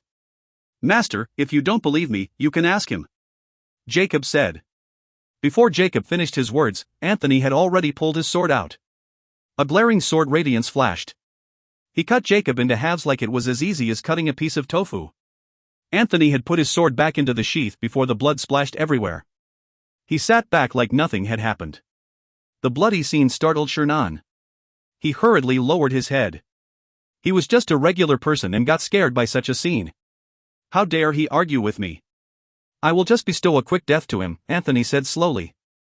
You go to take all of Jacob's team and keep them in the death row cell and wait for my order. Yes, master, the two mercenaries answered together. They left the living room. You, go tell the housekeeper to bring 500 gold coins. Anthony waved his hand. A maid standing next to Anthony hurried through a side door. Soon a man about 60 years old trotted in with a young mercenary behind him. 500 gold coins were heavy. An old man could not carry them by himself. That old man opened a box about 1 foot square. It was full of shiny gold coins. It blinded everyone's eyes under the forever lights. Anthony looked at the gold coins and said with a smile, Shernan, this is my appreciation gift. Please tell your master that I appreciate his effort. Shinan's jaw dropped. This is not for you. This is for your master. Don't worry. Just take them. I will have my people escort you. No one would even think of taking them from you, Anthony said. Thank you, master, Shernan said. Anthony, if you did not make mistake, we should have gotten the information 3 days ago. Do you think Dark Moon Magic Legion and Master Nuyoheim are only worth 500 gold coins? Michael said in a mocking tone. He vented his anger on Anthony. He mocked Anthony for being not generous, but he was not the one paying for it. It should have nothing to do with him. My bad. Anthony did not mind. He hesitated for a second, then asked in a casual tone, Shernan, what weapon does your master use? Shernan thought about it and remembered his master cut off the rope on him with a sword. My master uses a sword. Great. I have a black flaming sword. I heard a genius blacksmith from the dwarfs made it for the humans. I would like to give it to your master as a gift. Anthony waved his hand again. Michael saw what Anthony was trying to do. They looked at each other. That secret person used a sword. At least he knew something about that secret man. According to Shernan, his master had left White Mountain City a dozen days previously. If they took some time to search, they might find something out. If you find any errors, ads pop up, ads redirect, broken links, non-standard content, etc., please let us know. Report chapter so we can fix it as soon as possible. Chapter 158, A Good King. Chapter 158, A Good King. Translator, Nayabo Studio. Editor, Nayabo Studio. Zubin's back. Christian waved his hand and dispersed the eye of the sky. He should have been back a long time ago, Hagen said and stood up. Moramach was a small town, and there were supplies Hagen needed that could not be found in the town. His potions were almost all gone, and a few potions were needed urgently. He had been waiting for Zubin impatiently. A few minutes later, Zubin's caravan entered the town. Zubin jumped off the first carriage. He seemed exhausted. Clearly this trip had not been easy for him. You're finally back. Sante said, walking up to Zubin. I thought you were too taken by the city and had forgotten about us. Sounds like something you would do, Zubin said with a grin. I'll keep in mind not to send you to the city. And I thought we were friends. You can just go have fun by yourself and leave me behind. Have fun? Zubin shook his head. You can't even imagine. Just then, someone screamed in a nearby house, "Get back here." A white figure jumped out of the house and landed by the clearing. The little unicorn glanced at the house proudly. A dress dangled from its horn. Shuli ran out of the house with a branch. She was chasing after the unicorn, but changed her path as soon as she saw Zubin. She stopped in front of him and asked, "Did you bring me anything?" Of course, Zubin smiled. He turned and called. A mercenary hurried over, holding a small chest. What's in it? Shuli asked, her eyes shining. Most young girls like shining in beautiful things. The chest was adorned with shining crystals, and even if there was nothing inside, Shuli would have been content with the gift. Look for yourself, Zubin said as he handed the chest to Shuli. The little unicorn, seeing that Shuli was distracted, dropped the dress and whined, hoping to get Shuli's attention. Then it picked up the dress again, ready to run at any time. However, Shuli's attention was completely absorbed by the chest, and she did not pay attention to the unicorn. She took the chest gingerly. She held her breath as she opened the lid carefully. The chest was filled with colorful dresses and sparkling jewelry. Shuli's eyes widened. Thank you so much, Zubin. Shuli said happily. She smiled and held her gift close to her chest. Zubin, why did you get her so many things? It's surely expensive, Susanna scolded him softly as she walked over. In the past, she did not care if anyone bought Shuli gifts. Now, however, she was to be the wife of their leader, and was in a more complicated situation. She was afraid that buying luxuries for Shelley would create a negative impact. She did not want to trouble anyone. It's just some crystal jewelry. I thought Shelley would find them pretty, Zubin said. This meant that the jewelry was inexpensive, and Susanna had nothing to worry about. Susanna! Shelley pouted, looking at her sister. She's too young for jewelry, Susanna said, patting Shelley's head. You don't have to bring her anything next time. That's all secondary. The most important thing is that Shelley is happy. Zubin grinned. You're the best, Zubin, Shelley said sweetly. Even better than Anfey? Shelley looked at Susanna, then shook her head. She might have been young, but she knew that jewels were only temporary. What was more important was her family. She heard that Anfey was going to remarry her sister, so of course Anfey was more important. The little unicorn was getting impatient. It ran towards Shelley with the dress dangling from its mouth, and nudged Shelley. It turned to run away, but before it could get away, Susanna stopped it and took the dress. Is it doing this on purpose again? Susanna asked, handing Shelley the dress. Shelley took the dress and glared at the unicorn. The young unicorn whined unhappily at Susanna. Clearly, it thought Susanna was being unfair. Where are my things? My supplies? Hagen hurried over and asked. It's all on the carriages, Zubin said. What's the rush? Even Shelley was more patient than you, Sante said. Shut up, Hagen snapped. I'm rushing because I'm making weapons for you. You wasted all those potions and made nothing so far. I'm practicing ancient alchemy. You wouldn't understand, Hagen snorted.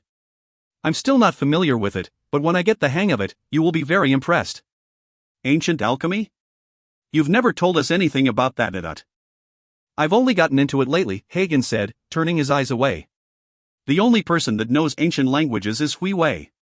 Did you find out from him? Zubin asked. That's none of your business, Hagen said. He turned and began walking towards the carriages. Why is he being so secretive? I have no interest in alchemy, Sante said, shaking his head. Zubin, you're back. Anfey walked over and joined the conversation. Zubin nodded. Did anything happen? Anfey asked.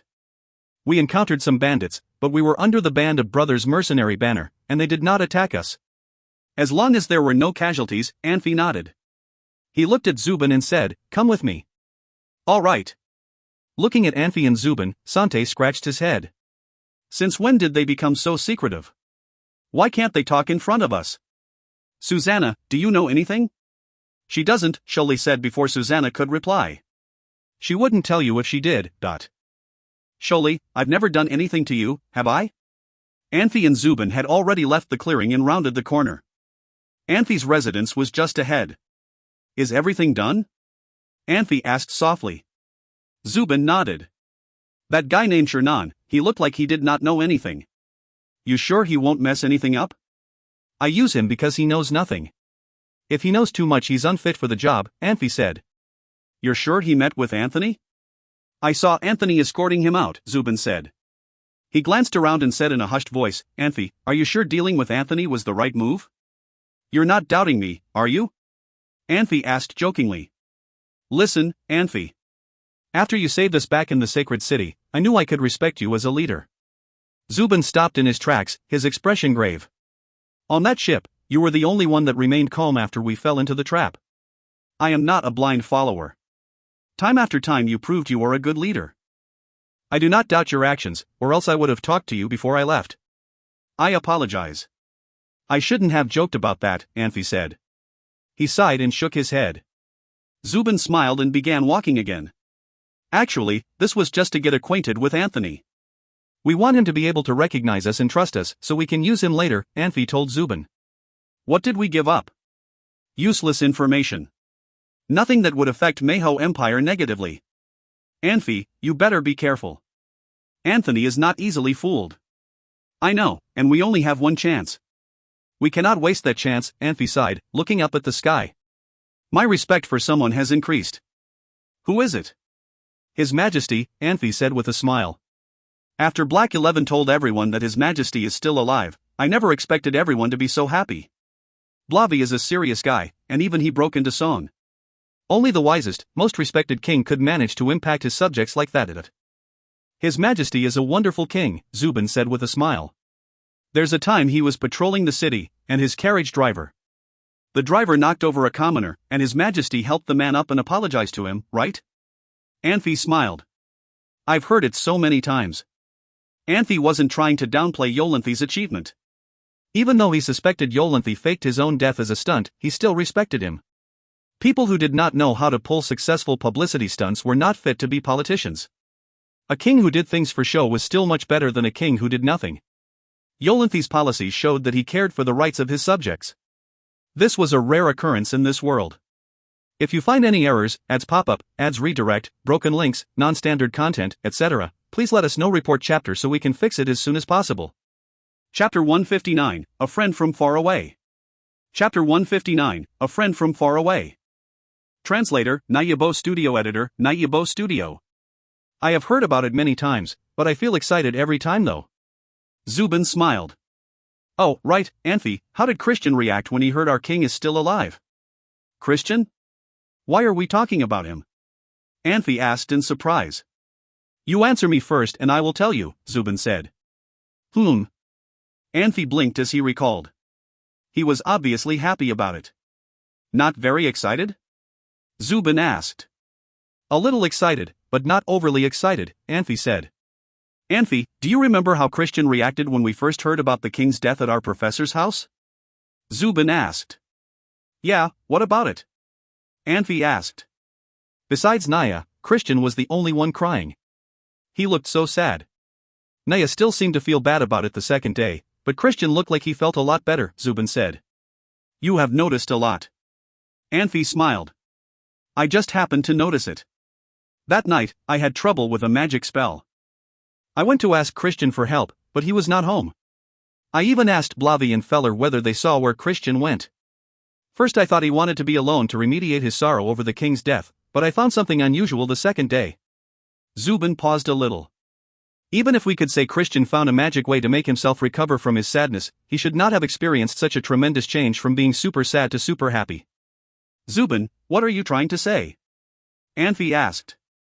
I think Christian must have known the truth about King's death in some way, or someone told him the truth, Zubin said. Why did you wait so long to tell me this? Anfey asked. Christian and you are like our brothers, and protected us like our saviors when we were fleeing. I did not want to see you doubting each other, which could have brought us many dangers. Now we seem to be a lot safer. That is why I am telling you now. Anfey, you will not give Christian a hard time, will you? Zubin said. Is it necessary? We have been through so much together. Nothing could affect the trust we built together. Anfey smiled. It's great if you think that way. Zubin heaved a sigh of relief. Everyone has their own secrets. I do not want to force him to tell me. When the time is right, I think Christian will tell us on his own, Anfey said. Anfey, are you telling me you also have some secrets? Zubin asked. Sure, don't you have secrets?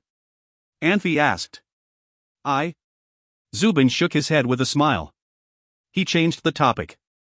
Anfey, I found a few merchants from Grus Principality.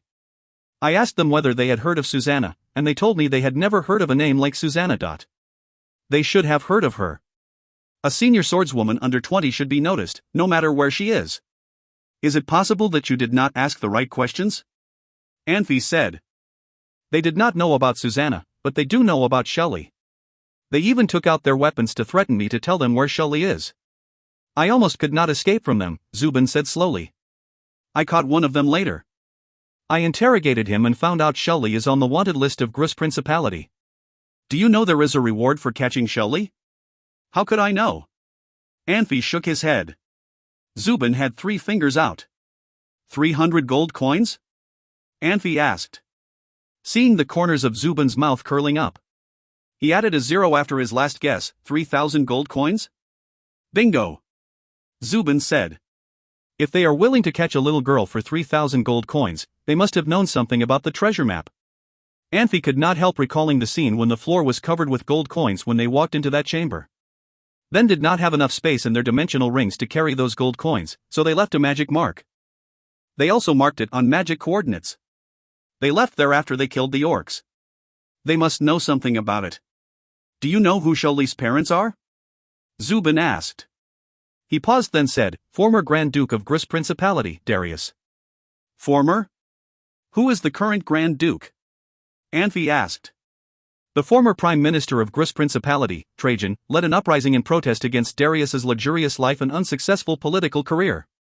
He became a Grand Duke 3 years ago, while Darius disappeared.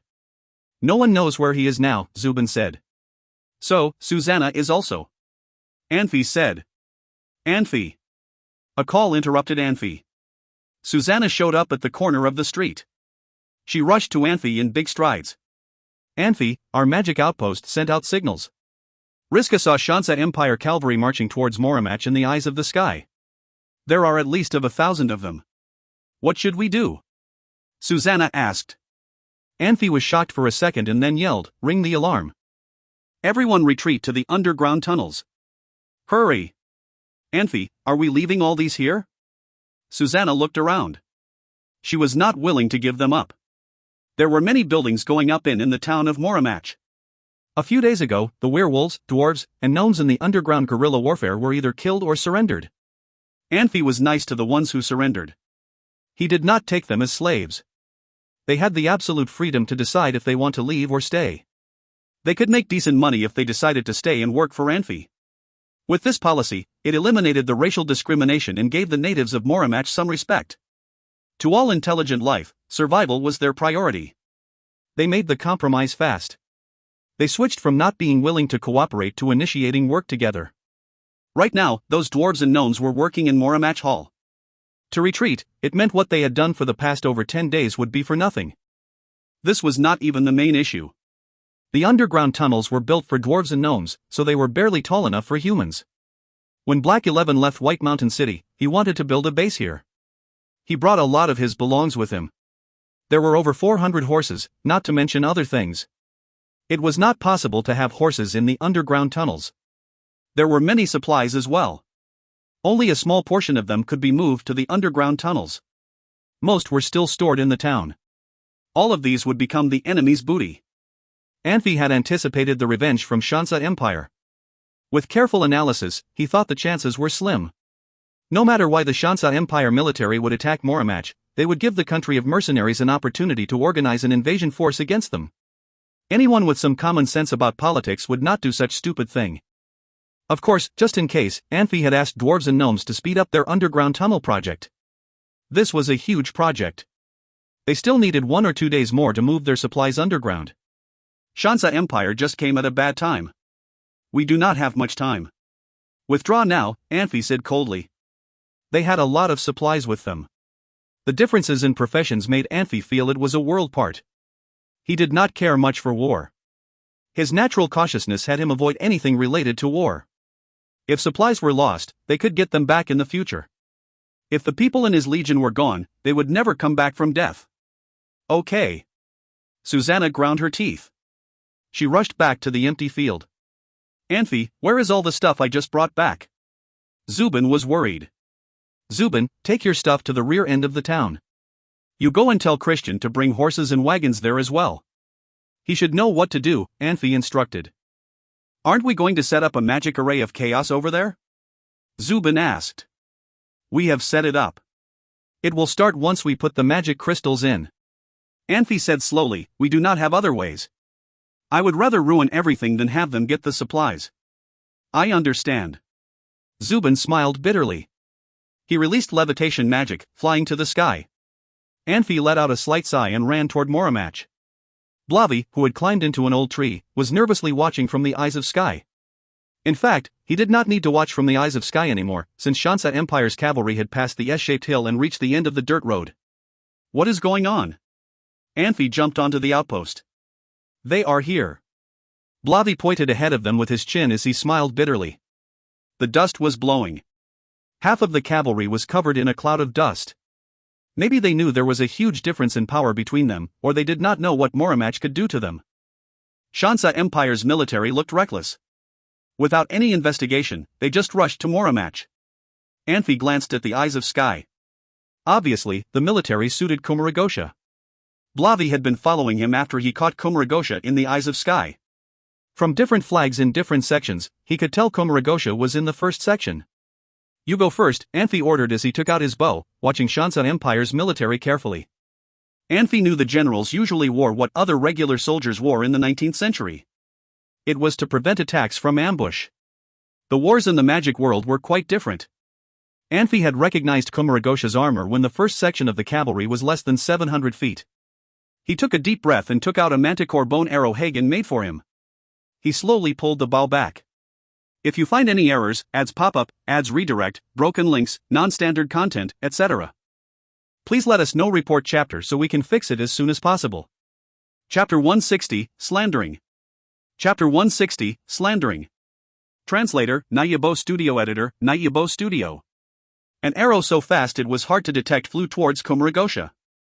An arrow at this speed might be able to hurt an unsuspecting mage, but for a senior platinum knight, it was hardly a threat. Komuragosha stared ahead thoughtfully. He raised his right hand and caught the arrow. However, to Komuragosha's dismay, the arrow burst into light and did not stop. It slipping past his hand and headed straight for his throat. Komuragosha had a fast reflex, and his combat power suddenly became blinding. The arrow froze in his palm. Komuragosha looked at the arrow, and his eyes widened. Before he could do anything, the arrow burst into flame. The wave of fiery heat obscured Komuragosha's figure and threw his guards away from him. As the light dispersed, Komuragosha's figure appeared. The explosion wasn't enough to hurt a senior platinum knight, but his stallion was wounded. Its back and neck were both injured, and the poor horse crashed to the ground. The stallion was writhing on the ground, its bones breaking with a sickening crunch. If one was to cut the horse open, it would be apparent that the horse's organs and ribs were all crushed because of Komuragosha's squeeze. Even a dragon could not have survived that level of damage, let alone a warhorse. Komuragosha raised his head slowly. He was watching where the arrow had came from. A guard calmed his spooked horse, then he jumped off and offered the horse to Komuragosha. "Keep charging." Komuragosha mounted the horse and ordered as if the explosion did not happen. Anfey sighed. He did not expect to be able to kill Komuragosha with one arrow, but he's still hoping for a miracle.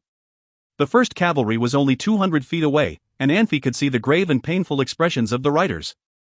Clearly, this army came for revenge. He threw his head back and flipped off of the eyes of the sky.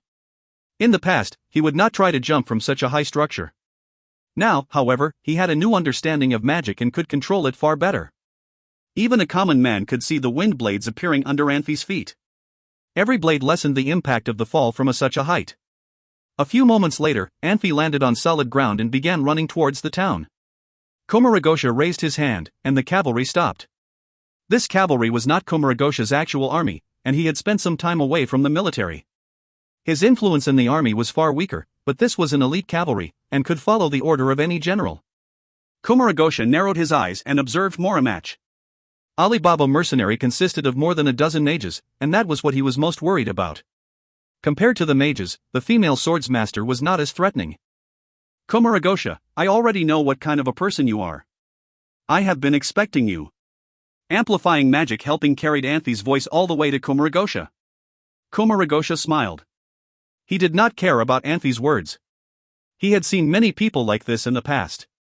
People who did not know their power, and tried to discourage his men with words. A battle's outcome could not be changed with a few words. The only thing that could change a battle was strength. "Komuragosha, you seem to have forgotten who the original residents of this place were. I am sorry to inform you that this town sits on top of hundreds of underground tunnels. You are going to leave here today empty-handed." The magic amplified Anfey's voice, and now not only the residents of Moramach, but also the Shansa cavalry could hear him as well. Komuragosha frowned. He knew that it was unlikely he would achieve what he wanted today. However, this did not dissuade him. He decided that he would return here every year, and prevent Moramach from rebuilding itself. It wouldn't matter what the town did, he would destroy it again and again. Shansa's warriors did not lack the patience and will need it for revenge. "Komuragosha, your plan of killing us failed, eh? Scared now? Worried? Let me tell you. I did not kill General Mintel like you wanted me to. I talked with him, and found out what kind of a person you are. Why would I work for you, or with you, after that? Let me tell you, General Mintel is already on his way back to Shansa Empire to report your crime." Anfey's voice was getting louder, and he did not hesitate in revealing Komuragosha's secrets. Harrison, who was standing next to Komuragosha, could not take it anymore. Shut your liar's mouth. He called angrily. If you're a man, you get out here and you face us. Wait a moment, Harrison, Kumaragosha said, smiling. I thought he was a sly man, but I did not expect him to be so stupid. So you can kill me? I am not stupid. Who said that I am lying? Let me tell you. The boar beasts you bought last time went bad became we used decaying potion. If it wasn't for Kumaragosha's cooperation, we wouldn't have found the chance to do it. Without Kumaragosha, the aerial squadron's guards would not have been away when we attacked. And his lies continue, Kumaragosha said. He raised his gun slowly. He did not want to waste any more of his time. I apologize for my mistake. Kumaragosha didn't just cooperate with us. He was our commander. That was why we were able to defeat the aerial squadron. Too bad I recognized your tricks, Kumaragosha, and let General Mintel go. If everything goes according to plan, he should be back in Shansa Empire, telling everyone about your crime. You, and your men, are doomed. The gun in Kumaragosha's hand shook. At first he did not care about what Anfey was saying. Now, he understood what he was trying to do.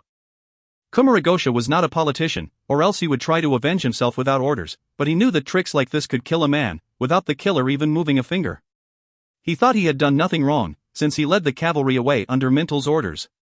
However, would Mintel report honestly after returning to the Empire?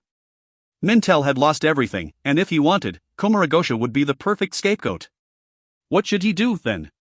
Kumaragosha, I know that you are still bitter over the fact that Edward VIII killed General Nabonito, and wanted to avenge the general. I understand your sentiments, but your action was despicable. You want your men to be called traitors, you want their families to be the target of public defamation? Come on, come with your traitorous army. Let's see who gets the final laugh. Ready yourselves, Kumaragosha barked. He needed to wash away the unease with blood. For an elite army, the soldiers were all well disciplined. As soon as they heard the commander's order, the soldiers should have replied with action. Kumaragosha sensed something wrong in the soldiers, and turned to look at them. Only some of the riders raised their guns, the others were staring straight ahead, as if lost in thought. Some were even chattering amongst themselves, clearly unnerved by what they just heard. Righteous men should not be afraid of rumors, but the others may still believe it. It is easy to pour ink on someone, but removing the ink would be hard work. Kumaragosha, are you afraid now that everyone knows your treachery? Now you would have to kill me and your men. Come on, attack me. I will kill all of your men as a parting gift. But you have to be careful. If one man lives to tell the tale, General Mintel has a witness. Anfey's voice boomed. Surges of powerful magic spread through Moramach. Who knew how many power mages were in the town? Follow me. Kumaragosha barked angrily. He held up his gun and began charging. He was a proud man, and did not care for the words of a small mercenary leader. He did not even try to explain himself to his men. The only thing powerful men needed in battle was their weapons, and the only thing they trusted was their own strength. Harrison yelled and followed Kumaragosha. He had been serving Kumaragosha since he was a young man. He knew very well how loyal and upstanding Kumaragosha was, and did not fall for Anfey's lies. The cavalrymen, however, were divided into two sides. Only half of the cavalry charged with Kumaragosha. The other half remained where they were. Anfey's lies had sown a seed of doubt in those men. As the riders approached Moramach, the cavalry split into three groups. Kumaragosha led the middle group, and the other two groups rode off to the sides to surround the city. Even though Kumaragosha was enraged, he could still think clearly. He was not stupid enough to keep all the riders in one group. That would make them easy targets for the mages. If you find any errors, ads pop up, ads redirect, broken links, non-standard content, etc., please let us know. Report chapter so we can fix it as soon as possible. Chapter 161, A Disciplined Mage. Chapter 161, A Disciplined Mage. Translator, Nayabo Studio Editor, Nayabo Studio. Did you all hear what Hagen said? Okay, Hagen, you will be in charge this time. Anfey tossed the chemical bottle to Christian. I hope things turn out just as Hagen said.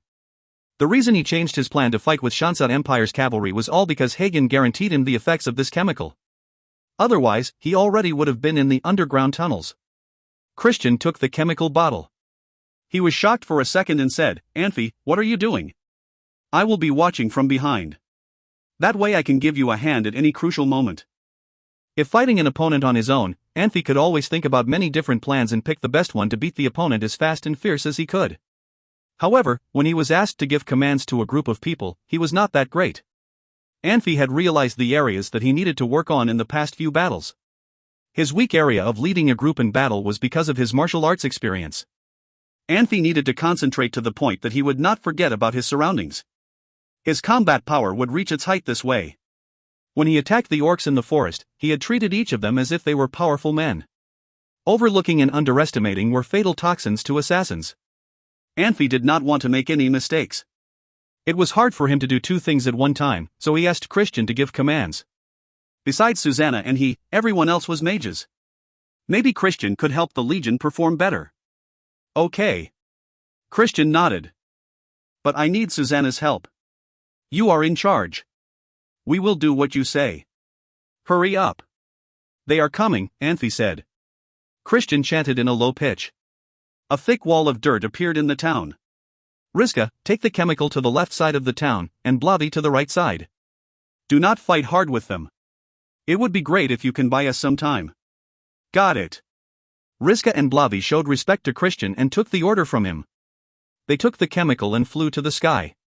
With a huge sound, the dirt wall collapsed. Kumaragosha walked through the hole in the wall with heavy combat power. He rushed in the front with an unstoppable momentum. Dirt wall magic, Christian yelled. Christian, Zubin, and Sante released dirt wall magic together. This was not the legendary magic combo. The techniques of magic combo were completely lost in the sacred war. Christian and his friends just teamed up to release the dirt wall magic together to allow the gap between the walls to be really small. Looking from a distance, the huge square-shaped dirt wall grew out from the ground. If adding all the walls together, it was more than 11 yards wide. Unless the magic elements disappeared, this thick wall could definitely withstand Kumaragosha's attacks. Their general is just ahead of us. If we can defeat this team of knights, they will lose this battle. Christian yelled, Susanna, you can start joining the fight after we fight with Kumaracha. Black 11, you take your people through the underground tunnels. Wait for my magic signals and rush out to give them a surprise attack. Shooting the cavalry means shooting the horses first. We capture the ringleader first in order to capture all the followers. However, Susanna, we do not need kill Kumaragosha. As long as we make him aware of the odds against him and have him back out, someone else will do the dirty work for us. Anfey smiled and refused to explain more. No matter whether Kumaragosha was going to win or lose this battle, he was set up anyway. With thousands of people hearing Anfey's magic broadcasting, Kumaragosha would lose his control.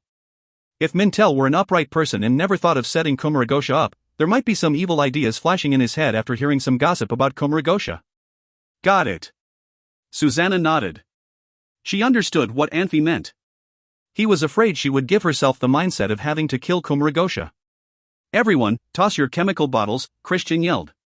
Over 10 chemical bottles traveled in a parabola shape and landed on the street behind the dirt wall. A rusty blood smell slowly rose in the air as red liquid flew out from the bottles. Anfey jumped on a fence and continued to jump over a few roofs to get to the top of an ancient tree. He watched through the gaps between branches. On the other side of the dirt wall, Kumaragosha tried to shake the numb feeling from his wrists. He turned around to look. He showed a slight helplessness and sadness in his eyes. There were 4 mages in the cavalry. If they had been with him, they could release simple dispel magic to destroy the dirt walls. Unfortunately, they were not in the front with Kumaragosha. They had stayed behind, watching what happened in front of them with a troubled look. A less intelligent person had the chance to be a swordsman, but never would become a mage. Being a mage required high intelligence. In general, mages were smarter than swordsmen and soldiers. They also had more street smarts. After hearing what Anfey said, they did not want to help the cavalry to fight. Instead, they wanted nothing to do with Kumaragosha and wanted to report him to their supervisors for some reward. The gathered dirt elements finally disappeared. Kumaragosha refreshed himself to get ready for the next round of attack. The horse under him suddenly squealed and reared. Not only Kumaragosha's horse did it, with the wind blowing by, almost all the horses panicked. No matter how much the cavalry yelled, those horses refused to step forward. The chemical bottle contained scare chemicals extracted from manticore's blood and feathers. Manticores were the natural enemies of cows, horses, boar beasts, and other large herbivores. This scare chemical had a fantastic effect. Beasts were beasts. No matter what training they had, their natural instincts would take over. Christian chanted in a low pitch and swung his arm. A large marsh appeared around a street in Moramach. The radius of the marsh was getting larger and larger. It not only closed in around Kumaragosha's 200-plus riders, but also around a dozen completed and unfinished houses. Magic could not alter nature. When elements disappeared, everything would go back to normal. The damage caused by magic varied, but it was not constrained by natural law. Those houses had been built for nothing. Those 200 riders struggled to stand up in the marsh. Lucky ones had half of their bodies in the air, the unfortunate ones only had their heads out of the marsh. Hundreds of the knights looked at those mages together. Dirt walls were only for defensive purposes. They were not meant to cause any damage, but the marsh was a totally different story. Except for a few powerful fighters, most of them could not move in the marsh. As a result, they were either submerged in the marsh, or became shooting targets. Those few mages looked awful. Although marsh magic could not be dispelled by dispel magic, but recovery magic could be released. The chance of it working was not guaranteed, it would depend on the opponent's controlling ability, magic skills and luck. Things were getting too complicated. They definitely could have saved those riders' lives, but what would happen afterwards? The reason they stayed back was they did not want anything to do with Kumaragosha. If they stood out to help him, how could they tell others they had nothing to do with him in the future? A white lightning bolt flashed in the sky and struck right at where those mages stood. One of the mages fell on the ground immediately. He laid sideways on the ground, moaning. "Watch out!" The other 3 mages stopped and released magic domes to protect themselves. They looked a little strange. They were glad rather than angry. Did it get him? It's over 300 yards. Feller was shocked that he actually hit that mage. His mouth was wide open. It seemed like a fist could fit into his mouth. Skilled archers were the enemies of mages, especially the sunset archers among the elves. Mage Killer was their nickname, because the distance they could shoot was a lot further than mages. The chance to strike a senior mage was next to nothing when lightning magic was released from 300 yards away. It would perform well if the lightning magic was released from 100 yards away. The larger the distance, the less accurate and powerful the lightning magic would be. Feller's record could be described as legendary. "Continue to release lightning magic," Christian yelled. "Zubin, Sante, you guys help him." One after another, lightning bolts flashed in the sky, hitting outside Moramach. They hit everywhere. Some got riders and their horses, while others hit the magic domes those 3 mages built. Some even just hit the ground, where shattered stones flew in the air. The only compliment one could give this later magic was that it was frequent. When lightning hit on the magic shields, the magic shield shapes did not change at all. Those 3 mages guarded themselves against all possible dangers. They used a lot of magic to make the domes bigger and thicker. They spared no time for the mash in front of them. Their reactions were reasonable. No one could blame them for what they did, since mages were the precious resources for different departments in the country. When mages were attacked by the other party, they could choose to protect themselves first and put helping and protecting others second. In other words, when they were in danger, they did not have to help the knights. If you find any errors, ads pop up, ads redirect, broken links, non-standard content, etc., please let us know. Report chapter so we can fix it as soon as possible. Chapter 162, Disappearing as Fast as It Had Appeared. Chapter 162, Disappearing as Fast as It Had Appeared. Translator, Nayabo Studio Editor, Nayabo Studio. Kumaragosha's horse suddenly fell to the ground. He leapt off and jumped out of the swamp. Then his body turned into blinding white light as he dashed towards Christian. He held out his long lance in front of him. If the lance was the arrow's shaft, then his body, so low it was almost parallel to the ground, was the feathers. Kumaragosha knew that if he couldn't distract the mages, then all the knights that followed him into the town would face certain doom. At that moment, Kumaragosha was very certain of himself, but he suddenly recalled another fact about his enemy. The last time he was at Moramach, the sword's master did not join the fight. He wasn't the only one that could determine the battle's outcome. Whenever someone was unlucky, his premonitions tend to come true, and Kumaragosha was very unlucky. Before Christian could even react to the attack, another bright white light collided with Kumaragosha. The 2 balls of bright light shook with a loud crash. Sparks flew. An almost undetectable dark shadow dashed by. Susanna jumped backwards and landed solidly. The white light around her dimmed slightly. She took a deep breath and it became blinding again. Anfey had told her to not be too absorbed in the fight, but when facing a senior platinum knight, she had to be completely committed to the fight, or else there was no way she would live to tell the tale. Kumaragosha stumbled, and his left leg almost gave out. On his leg was a black arrow, quivering. The arrow did not burrow deep into the flesh, but was enough to impede his movements. When fighting someone of similar rank, a wound like this could be devastating. This sudden attack helped Komuragosha understood what kind of enemy he was facing. He had already learned the truth about the arrows before, but he did not expect Anfey to be joining the fight right now. If this arrow had come a few seconds earlier or later, or he was aiming for his head or chest, the arrow would not have found its target. Susanna looked at Komuragosha's leg and smiled. She was never formally trained and did not know the 8 creeds of swordsmanship. She did not follow the rules traditional swordsmen followed, and Anfey was someone with no sense of shame or honor. Over time, Susanna stopped believing that fights had to be fair to both sides. For her, 2 against 1 was a normal thing to do. Komuragosha glanced past Susanna and his gaze landed on a tree 100 feet away. He could not see Anfey, but he could feel his eyes, cold and calculating. Most of the knights that fell into the swamp could not get out. The few dozen that managed to free themselves began charging again, their lances held out in front of them. The mages floated into the air and flew backwards to put some distance between themselves and Komuragosha. Susanna saw the knights charging out of the corners of her eyes. She took a few steps back, leapt into the air and disappeared behind a roof. Komuragosha felt a strange worry.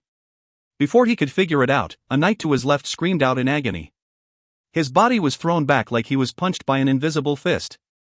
His blood sprayed onto the dirt, and he was still. A black arrow stuck out of his chest. The mages had already retreated to a safe distance and began releasing magic. Lightning, fireballs, and wind blades rained down on the knights. Among the magic was fire meteor that could hurt even a high-tier magic beast. However, the swamp Christians summoned was starting to dry up. The mud began to recede quickly, and some of the knights took this chance to free themselves from the swamp. However, there were still a number of knights trapped by the magic. This was the worst thing about swamp magic. Even if the ground returned to normal, the damage would linger. Those that were swallowed by the swamp could not be saved. Save whoever you can. Komuragosha called. The knights lunged at their companions and began pulling them out of the ground before the magic completely disappeared. Some places were already dry, and the act of pulling caused some of the men great pain. Some men were buried all the way up to their necks, and their cries for help were only met with pitying eyes. Retreat! Komuragosha ordered. Anfey had made himself very clear. There were hundreds of tunnels under the town, and even if they could successfully take the town, Anfey could take his men and retreat into the tunnels. If his mages had assisted him, Komuragosha would gladly have turned the town into rubble. However, the mages fell for Anfey's lies and did not join the fight. The only way Komuragosha could take Moramach was to sacrifice more men than necessary. This would yield nothing. The attacking order had been resisted by half of the army, but no one resisted the retreating order. Even the knights who had lost their horses were hardly slower than their mounted companions. After a few moments, the army was merely a dot on the horizon. The only thing that proved Shansa's army had visited the town was a dozen men still stuck in the ground. The doors of the houses next to the dirt road was pushed open, and a group of swordsmen walked out. Black 11 stroked the hilt of his sword as he walked, as if he was lamenting his lack of involvement in the battle. One of the swordsmen kicked one of the stuck soldiers. Shansa Empire's act of invading Meiho Empire had made these soldiers from Meiho Empire very angry, so this act of humiliating the enemy did not make the observers upset. Anfey? Susanna called after realizing Anfey was still hiding in the tree. Anfey stopped his thinking process and hopped out. The battle had given him some new inspiration. When he first heard 1,000-man Shansa cavalry was approaching, he felt it would be a hopeless battle. They were too greatly outnumbered. Anfey could not put together a possible plan to stop 1,000 knights on horseback with a dozen mages and a swordsmaster. Anfey, however, was still relatively new to magic. He only remembered how magic could cause mass destruction, but had forgotten that it could affect nature. The other mages clearly had different ideas, and that was why they had opposed the idea of retreating. Along with the potion Hagen had presented, Anfey changed his mind. Christian, you did a good job today, Anfey praised him. Thank God we had Hagen's fear potion. Swamp magic did so much more damage because they lost their horses. This is the most damaging swamp magic I've ever seen, Sante agreed. Anfey. Rizka landed in front of them. You guys are finished with the riders? He had only just seen the stuck riders. Anfey nodded. Shansa armies are useless, Rizka said with a snort. They aren't useless. I could tell Komuragosha did not take this seriously, Anfey told him, or else we would be in the tunnels by now. So what if they had made it into the town? Their numbers would have been greatly reduced anyway. Sante shrugged. Zubin and I know swamp magic as well. We can potentially turn the entire town of Moramach into swamp. Yeah, then Moramach would be called swamp, Zubin corrected him. Sante, are you planning on attacking the enemies or destroy our own houses? Feller asked. Victory comes at a price, Sante defended himself. Don't you know? Shut up. Anfey kicked Sante on the calf lightly and scolded.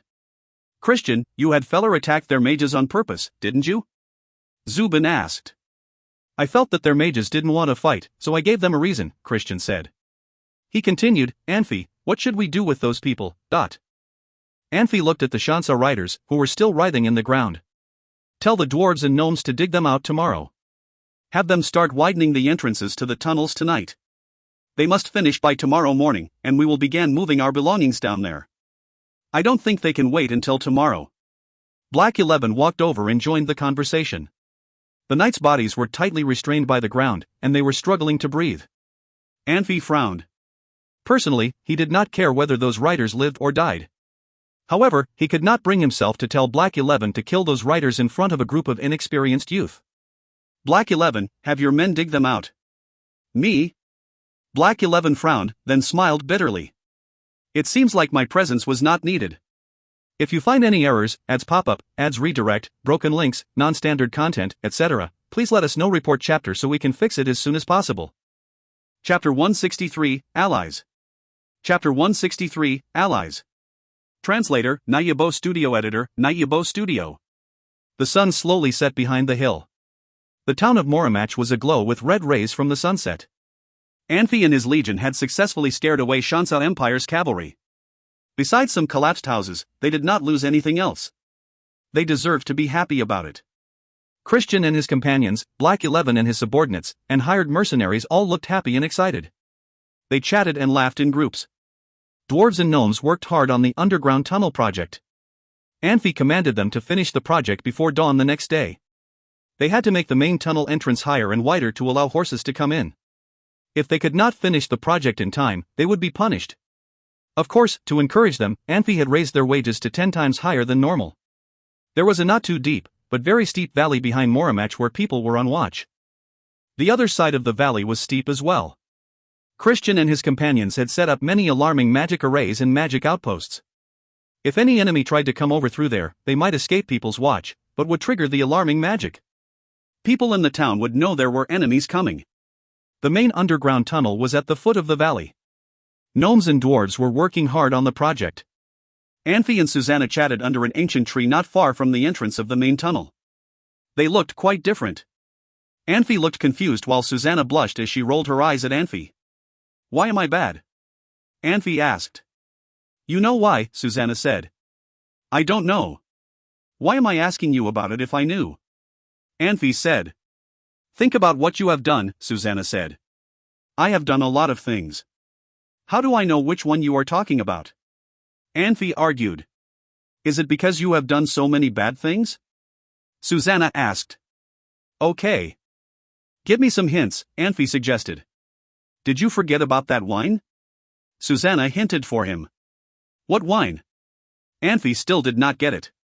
The wine with the aphrodisiac in it.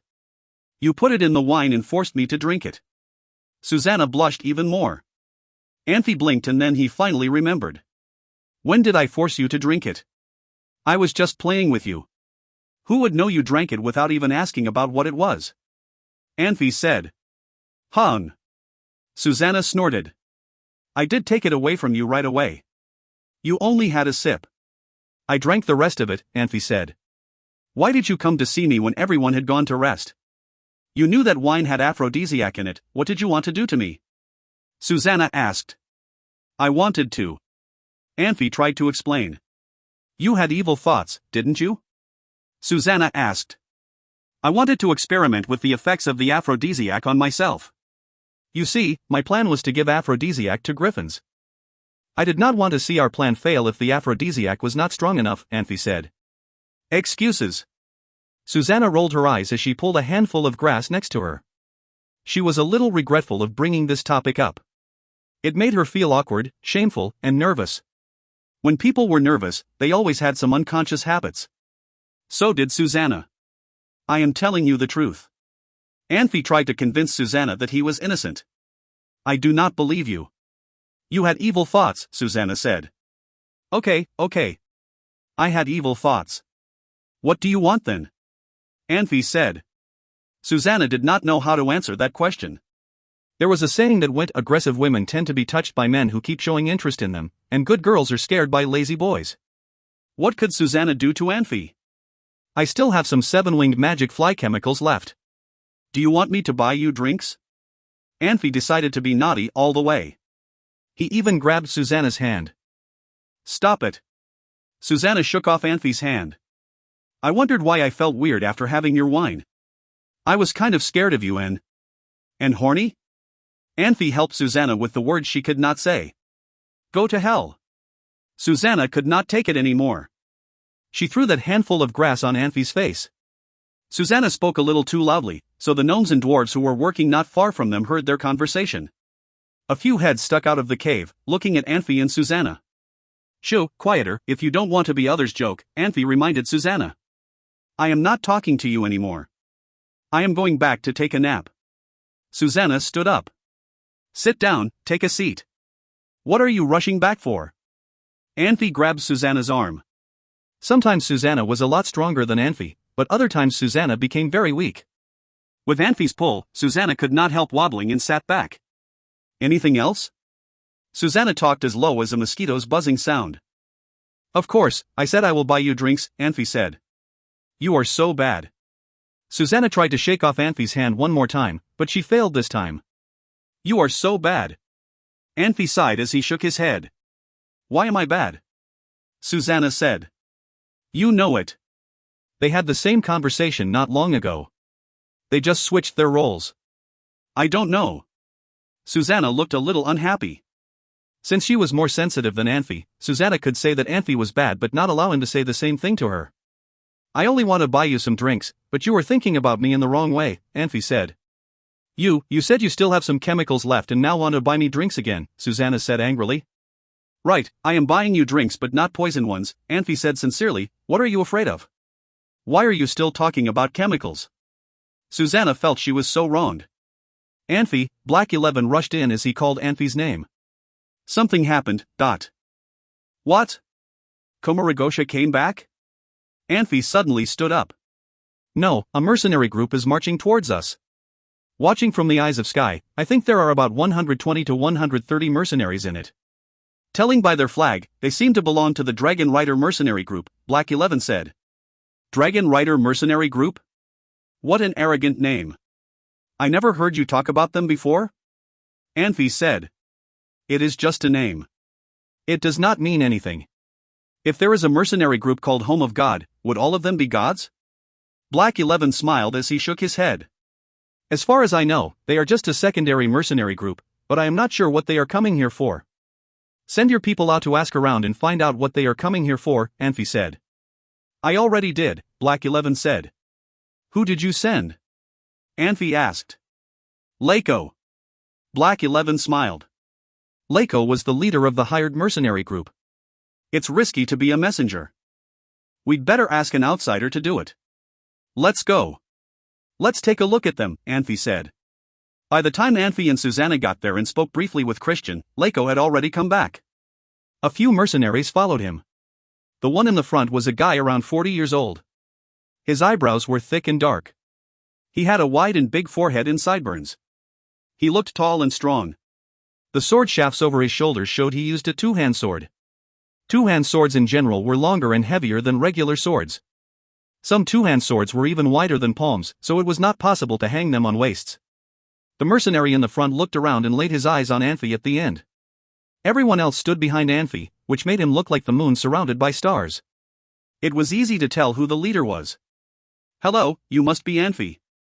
The mercenary walked to Anfey with a smile. Yes, I am Anfey. May I know who you are? Anfey said. My name is Ozek, commander of Dragon Rider Mercenary Group, Ozek said. How can I help you? Anfey chose to go directly to the topic.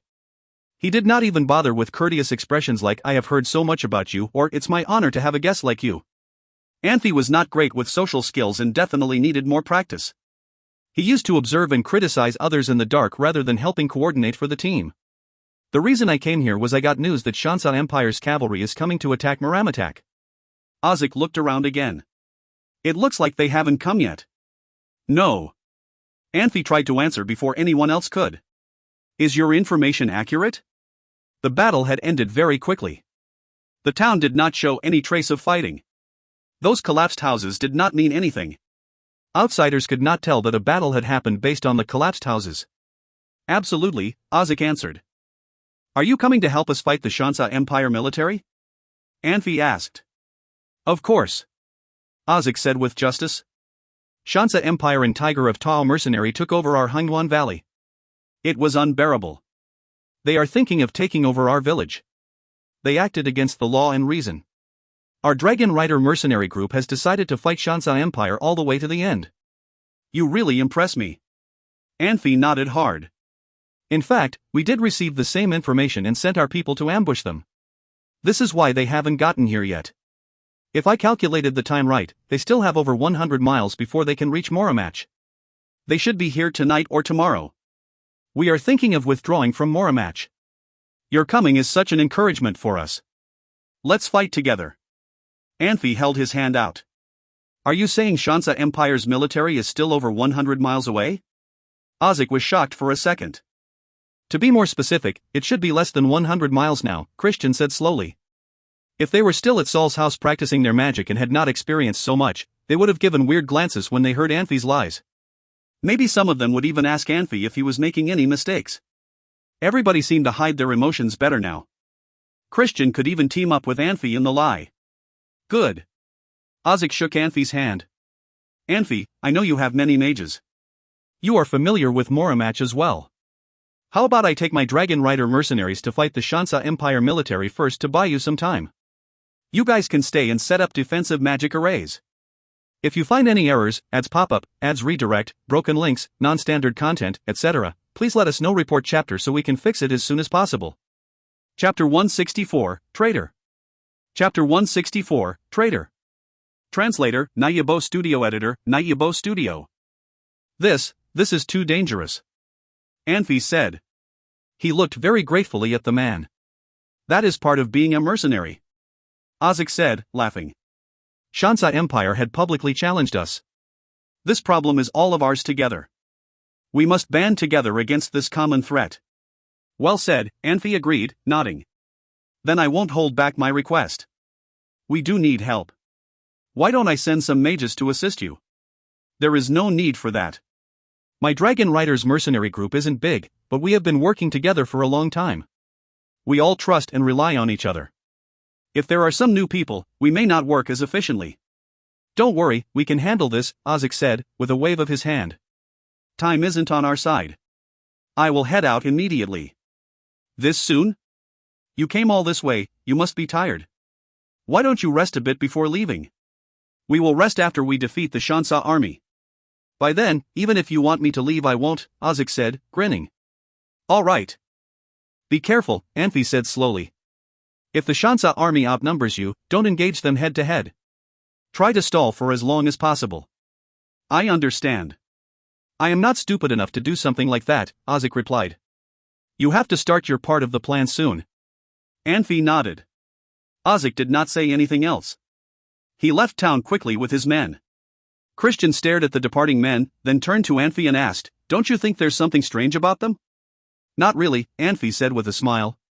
But we have to remember that we should never let our guard down. They chose their timing very well. They must have a motive. What would it be? Do you think they genuinely want to help us? Christian asked. We will find out soon enough, Anfey said. He turned to Rizka and said, Bring Feller with you and keep an eye on them. Susanna, you are responsible for their safety. Come back when it's getting dark. Don't approach them. All right, Rizka nodded and said. Anfey. Sante walked over and called. Behind him was a werewolf. He wanted to speak with you. Anfey glanced at the werewolf, then turned and told Susanna, 3 of you, go right now. Be careful. Don't worry about us. Susanna smiled sweetly. After the trio left town, Anfey walked over and sat down on a piece of stone and waved the werewolf over. The werewolf walked over timidly. You want to talk to me? Anfey asked softly. Normally, werewolves were very fierce creatures, even the female ones were fighters. They had given the original residents who were trapped in the tunnels 2 choices. One was to leave town, the other was to work for Anfey. He would provide protection to the residents no matter which decision they made. Most residents had lost the will to fight and chose to work. There were 2 werewolves who encouraged the residents to fight, and Susanna had to kill them in the end. This timid werewolf did not fit the usual werewolf image, and made Anfey curious. Yes. I have something I want to report, the werewolf said and glanced around. Sante, go check the tunnels and make sure nothing unusual is going on, Anfey said, waving his head. Christian, stay. The rest of the group began making their way to the tunnels. Christian walked closer and said gently, what is it? You can tell us now. If you tell you, can you keep my sister and I safe? The werewolf asked, its eyes sad and desperate. Of course. Don't worry. We will keep you safe. The werewolf took a deep breath and said, Katuro has a secret vault in the tunnels. Katuro? He was the old leader. I see, Anfey said with a smile. He thought it was a big secret, but it was nothing more than a werewolf's private collection. Seeing the living conditions of Moramach's residents, Anfey did not expect Katuro's treasure to be shocking. Christian, go with him and find the vault. Christian nodded. My lord, what you promised. I am a man of my word. I will protect you and your sister. But my lord, if they find out that I was the one who spilled the secret, they will kill me. They? Christian, how many werewolves are still here? 4. He must be talking about the other 2. There is one female that must be his sister, Christian said with hushed voice. Do they know about the vault?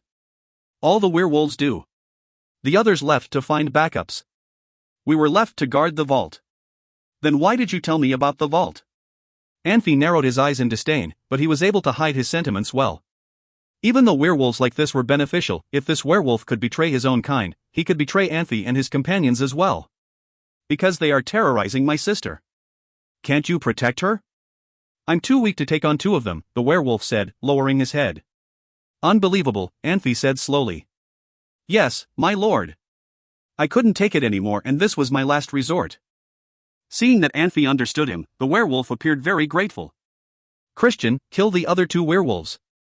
If the werewolves had second thoughts and were not planning on working with them, there was no use keeping them alive. Don't worry, Anfey told the werewolf. Dead men tell no tales. Thank you, my lord. The werewolf sank to his knees, satisfied with Anfey's decision. If your kind finds backups, will they contact you? I am the only one they could contact. There was just a group of mercenaries here. Dragon Rider mercenaries. Do they look like backups your people speak of? No way. Humans would never fight for werewolves, the werewolf said. You're saying the backups must also be werewolves? As far as I know, this is the only place werewolves reside within the country of mercenaries. Where are they going to find backups? That I don't know, my lord. Anfey frowned and was about to ask another questions. Christian poked his back, and Anfey sighed. All right, he said. Go wait for us by the tunnels. We will be there in a few moments. Yes, my lord. The werewolf bowed and left quietly. Anfey waited for a few moments, then turned to Christian and said, Did you discover something? Anfey, remember the orcs? You're saying they're looking for a sanctuary? Anfey asked, quickly making the connection. Christian nodded. I don't understand. If the werewolves have a sanctuary, why did they stay in the country of mercenaries? Why did they stay in Moramach? Maybe waiting for more werewolves to appear, Christian said after a few moments of silence. From our point of view, the werewolves here live a difficult life. For the werewolves, maybe this is a place where they could observe and learn more about humans. Makes sense, Anfey nodded slowly and said. I began to have my suspicions a few days ago when I was cleaning out the tunnels with Feller. About what? I talked to you about it, but you weren't paying attention, Christian said. After you enter the tunnels from the main entrance, there are 19 major tunnels. Every tunnel has a built-in cave large enough for more than 100 people. There were ample food and weapons as well. One was more than enough to contain all of Moramach's population. Why did they build 19 tunnels? To prepare for war? To expand their territory? I don't think either of those are the right answer. I see what you're talking about. You're saying that those were built to prepare for the mass migration of werewolves from the sanctuary. Christian nodded. Katuro is just a small part of this. I feel like the real leader is somewhere in the sanctuary. Band of Brothers mercenary tried to get the werewolves out of Moramach a few times, and every time the mercenary group suffered great casualties. I don't think we are more powerful than a major mercenary group. Maybe it was because we attacked at the right time, when the town was relatively empty. God. Anfey frowned and shook his head. That werewolf must have known this as well. Why did he tell about the vault? Isn't he afraid of retribution? If we keep the other werewolves, who will know? We can. Orcs, beasts, savages, and elves all believe humans are the worst and most sly of all creatures. They would not believe us. That means we can't just kill the other werewolves. If you find any errors, ads pop up, ads redirect, broken links, non-standard content, etc., please let us know. Report chapter so we can fix it as soon as possible. Chapter 165, Rewards. Chapter 165, Rewards. Translator, Nayabo Studio Editor, Nayabo Studio. Christian did everything as they planned. Anfey stayed where he was and kept rubbing his forehead. He had not settled the troubles he made in Manhwa Empire, but he had to face the threat from Shansa Empire's military and Dragon Rider mercenary group with some evil thoughts. Orcs could also come back at any time, and their combat ability was unknown to Anfey and his legion. He had been starting fires, which made him a little nervous. If it were the old Anfey, he would have chosen to do what he was good at and avoid areas he was not familiar with. He should have already led his people out of Moramach. It was not easy to just leave Moramach, since they were already there and had done so much to the town. They regularly watched the areas within a radius of 20 miles through Eyes of Sky. It was not possible to be attacked by a large military. However, if there were a few scouts out there, the Eyes of Sky could not detect them. If those scouts sent out information, especially to Shansa Empire, who were just waiting to attack Anfey and his legion, they could be easily encircled. In Moramach, at least they had underground tunnels to protect themselves. They would have nothing outside of Moramach. Although they wiped out the Griffin aerial unit, it was very possible that there were still a few Griffin Rider survivors out there. If Anfey and his legion were seen by Griffin Riders outside Moramach, they would definitely be killed. The Griffin Riders could locate them no matter where they were. They would not be able to escape when chased. Anfey felt lucky that the coordinates of shelters were not in the underground tunnels, otherwise natives would have gotten their reinforcements, since they had fought with Anfey and his legion for quite a while. Anfey. Susanna's calling interrupted Anfey's thinking. You are back. What is it going on? Anfey looked up. That Ozik was such a liar. Susanna walked over and sat next to Anfey on a greenish stone. She said angrily, they set up their camp 30 miles away from here in the north. He did not even mean to go to Hungduan Valley. Yes. Rizka also walked over to Anfey. After they set up their camp, we watched their surroundings a little and then they started to drink and eat. They even lit up the bonfire. I do not think they meant to fight with anyone. Anfey, when they come back, we need to tell them we know about their lie. I have to humiliate them right in front of their faces to make me feel better, Feller implored. Not necessary. Anfey smiled. It would be a free lesson for them if we humiliate them. It would allow them to act more real later on. We will pretend we know nothing about it. We will let them give us a show. Anfey, what do you think was their purpose? Rizka asked. How do I know? Either they want to do something to us, want something from us, or are waiting to see something happen, Anfey said. Nonsense. Black 11 heard their conversation. He walked over as he talked. How about you say something that was not nonsense? Anfey smiled. I think they should be waiting for something. Black Elven wiped off the stone and sat on the other side of Anfey. When did they come? At dusk. Don't you remember? Feller answered. When did we have the fight with Shansa Empire's military? Black 11 asked. Noon, Feller answered. That is it, Black 11 said coldly, with common sense. By the time they came, we should have been wiped out by Shansa Empire's military. Moramach would have been nothing but debris. Anfey's eyebrows lifted. It surely would be like that. If Moramach did not exist anymore, then they are coming here for. Rizka was in thought for a while. Is there something in the underground tunnels? Maybe. Anfey shook his head. Let's see what is going to happen in the next few days. We will know by then. Oh, Anfey, I have a good news for you. Black 11 smiled.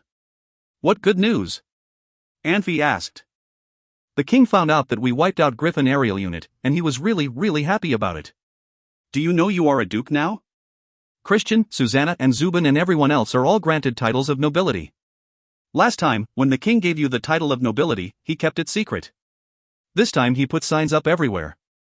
Your name is well known now. I have a title of nobility as well? Feller opened his eyes wide as he pointed at himself. Of course. Didn't I just say that? Everyone has the title of nobility. Black 11 smiled. It is disappointing that we are in the country of mercenaries now. The king could not grant our titles in person. Susanna was the only one who did not look excited. Feller and Rizka both looked excited and exhilarated. It was such an honor for them to receive the title of nobility from the king.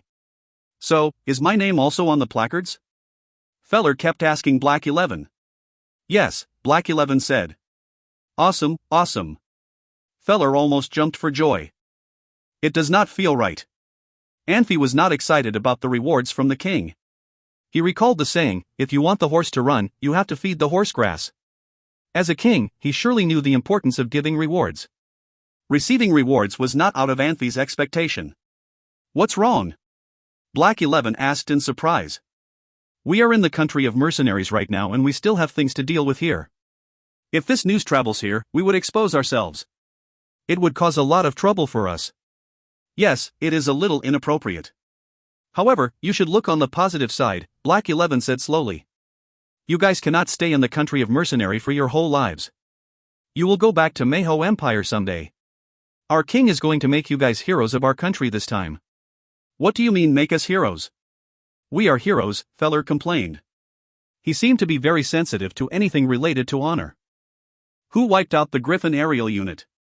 No one else but us. Yes, I made a mistake. You are heroes. Of course, it includes me. Black 11 smiled. People are getting to know your names. Next time when Philip sees you, he has to think twice before doing anything to you. I heard old Philip had a bad temper. I do not think your names would work too much with him. Anfey smiled bitterly. Old Philip still has his title and land. When his time comes, he could pass those to a non-family member, even though his grandson had died. If old Philip does anything bad, he would not only humiliate his family, but also would lose his title and land, Black 11 said casually. This is not just about old Philip. His ancestors have devoted their lives to the country to receive those honors. How could old Philip take the pressure of losing all the honors?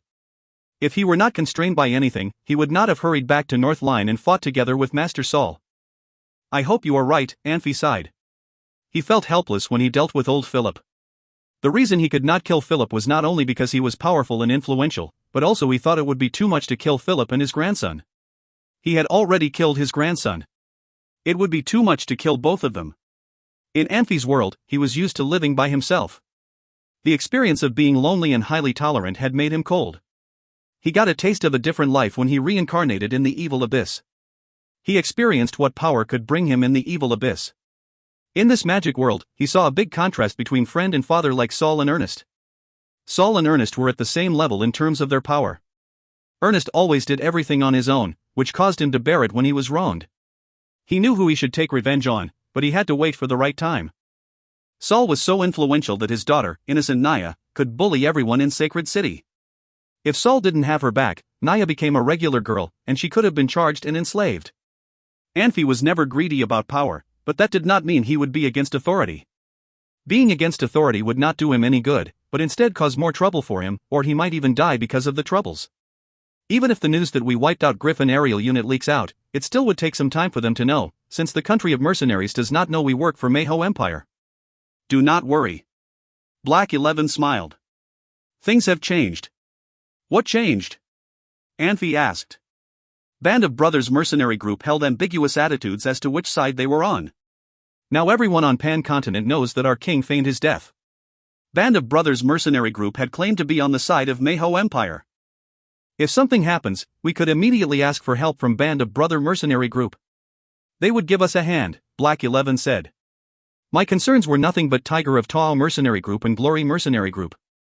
Anfey sighed again. If they knew about us, it would not be difficult for them to figure everything out, since we stayed in Blackwater City for a while. During that period of time, Tiger of Tao mercenary group and Glory mercenary group had the fight. Anthony was fine, but Morta knew he had an unreasonable fight. He could easily suspect us. Tiger of Tao mercenary group is hiding in Blackwater City now. They dare not come out. You do not have to worry about them. Black 11 smiled. Okay, since we did it to them, there is no point in worrying about it. I remember a saying, counter soldiers with arms, water with a levy. Different situations call for different actions. We will deal with it when things come. Anfey stood up. Everybody, go take some rest. Something happened on Christian's end. I need go to see him right now. What happened? Susanna asked in surprise. Not a big deal. There was a traitor among the werewolves, Anfey said, smiling. If you find any errors, ads pop up, ads redirect, broken links, non-standard content, etc., please let us know. Report chapter so we can fix it as soon as possible. Chapter 166, Disappointment. Chapter 166, Disappointment. Translator, Nayabo Studio Editor, Nayabo Studio. Rizka and Feller retired to their rooms, but Susanna insisted on staying with Anfey. The two entered the underground tunnels following a few dwarves. The main entrance to the tunnels was slanted and facing upwards, and took a sharp turn downwards after about 30 feet. Anfey thought it might have been built this way to prevent flooding and keep excess rain from pooling in the tunnels. There could be other reasons that Anfey did not know. The dwarves and the gnomes obviously knew better than he did. Anfey had been to the tunnels a dozen times before, but every time he was down there he felt very uncomfortable. The dwarves clearly did not care to waterproof the tunnel, which was extremely humid. There was obviously no electricity, and the dwarves could not afford to buy ever-burning lamps. They used as a kind of phosphorus light that runs on magic potions. The lights glowed in eerie faint green. The light stretched people's shadows and cast strange shadows on their faces. Living in a place like this was surely uncomfortable. After 200 feet, the tunnel opened up and became more spacious. Countless dwarves were busy at work, the sound of tools hitting the soil rang out. There were dwarves working on expanding the cave nearby. Anfey wanted the work to be done by dawn, but it seemed like the dwarves could finish before that. He was shocked by the efficiency of the dwarves. After another 200 feet, they came to a large hall. The hall had no decorations and looked like a large beehive. The walls were dotted with holes. This was where the tunnels in the town's houses led. In the past, Anfey did not think much of this place. Now, after his conversation with Christian, Anfey found himself looking at the place differently. This cavern wasn't a byproduct of population expansion. It was part of the larger plan and was meant to be built. If it had been built for protection, it should be hard to navigate, so it could confuse the enemies. If the tunnels were so hard to navigate that even its residents could get lost, it would be a death trap for enemies unfamiliar with it. Concentrating all the entrances meant that it would be easier to control and regulate. The builders not only wanted to protect the residents, they wanted to control them as well. Beyond the great hall was a large stone door that blocked the way. The door was bright and glowed with a strange green light, though it was unclear whether the glow came from the door itself or from the eerie lights. Feller had already told Anfey about the door. It was very strong, at least a few tons. Even if they destroyed the tunnels, the door would still be standing. The dwarf in front of them walked to the left side of the door and pulled on a piece of metal chain. Anfey heard the faint sound of bells from above, and the door began to rise slowly. The dwarf walked in without waiting for the humans. The door was open, but the humans had to crouch to enter. This was a major obstacle in expanding the tunnels. Unless they completely destroyed the door, they needed to dig a trench under the door for the horses and the carriages. After the door, there were more holes in the ground. Some slanted upwards, others pointed downwards. Some had large openings, while others had tiny openings. This was the most dangerous thing in the tunnels. Only 2 openings led to the real tunnels. The others were all fake. In some of the fake tunnels were openings that led to the real tunnels. All the fake tunnels were cramped, only enough for one man to climb through. This was something used to confuse the town's enemies. They could come out and attack their enemies and retreat quickly. Even if the enemies could find the fake tunnels, they couldn't do much. Even a swords master couldn't do much if he was stuck in a tunnel. The fake tunnels were filled with traps as well, helping the dwarves defeat their enemies fast. Anfey didn't know what to do with it either. In the end, he had to use a very despicable way to find the right tunnels. He released the children, telling them that they could go home. He had Christian mark the children, and waited for the children to find each other. That was how they were able to find the 2 usable tunnels. The remaining residents were forced to move around in the different caverns, and were forced to surrender. They entered a side tunnel, and it was even more dank than the large cavern. There were hundreds of smaller tunnels branching off to the side. A long line of magic lanterns appeared on the side. This was what Christian left as markers. Seeing the lanterns meant that they were on the right path. A small underground city appeared before Anfey and Susanna. The city consisted of 2 major paths that crossed at the middle of the city. Next to the roads were neat lines of houses. Where the roads crossed was a small square. A stone slab laid on the ground, and under the stone slab was the city's supplies. To show this was a city, the dwarves and gnomes had the walls of the cavern very high. It was just enough for a human to stand up straight. "Didn't Katoru tell you to make the walls taller?" Anfey asked quietly.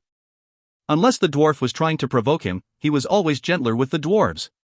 One could not establish respect with shouts and accusations. "No," one of the dwarves replied. "Wouldn't it be hard for them to move around down here?" "Doesn't make that big of a difference whether they walk on 2 legs or 4, Susanna said.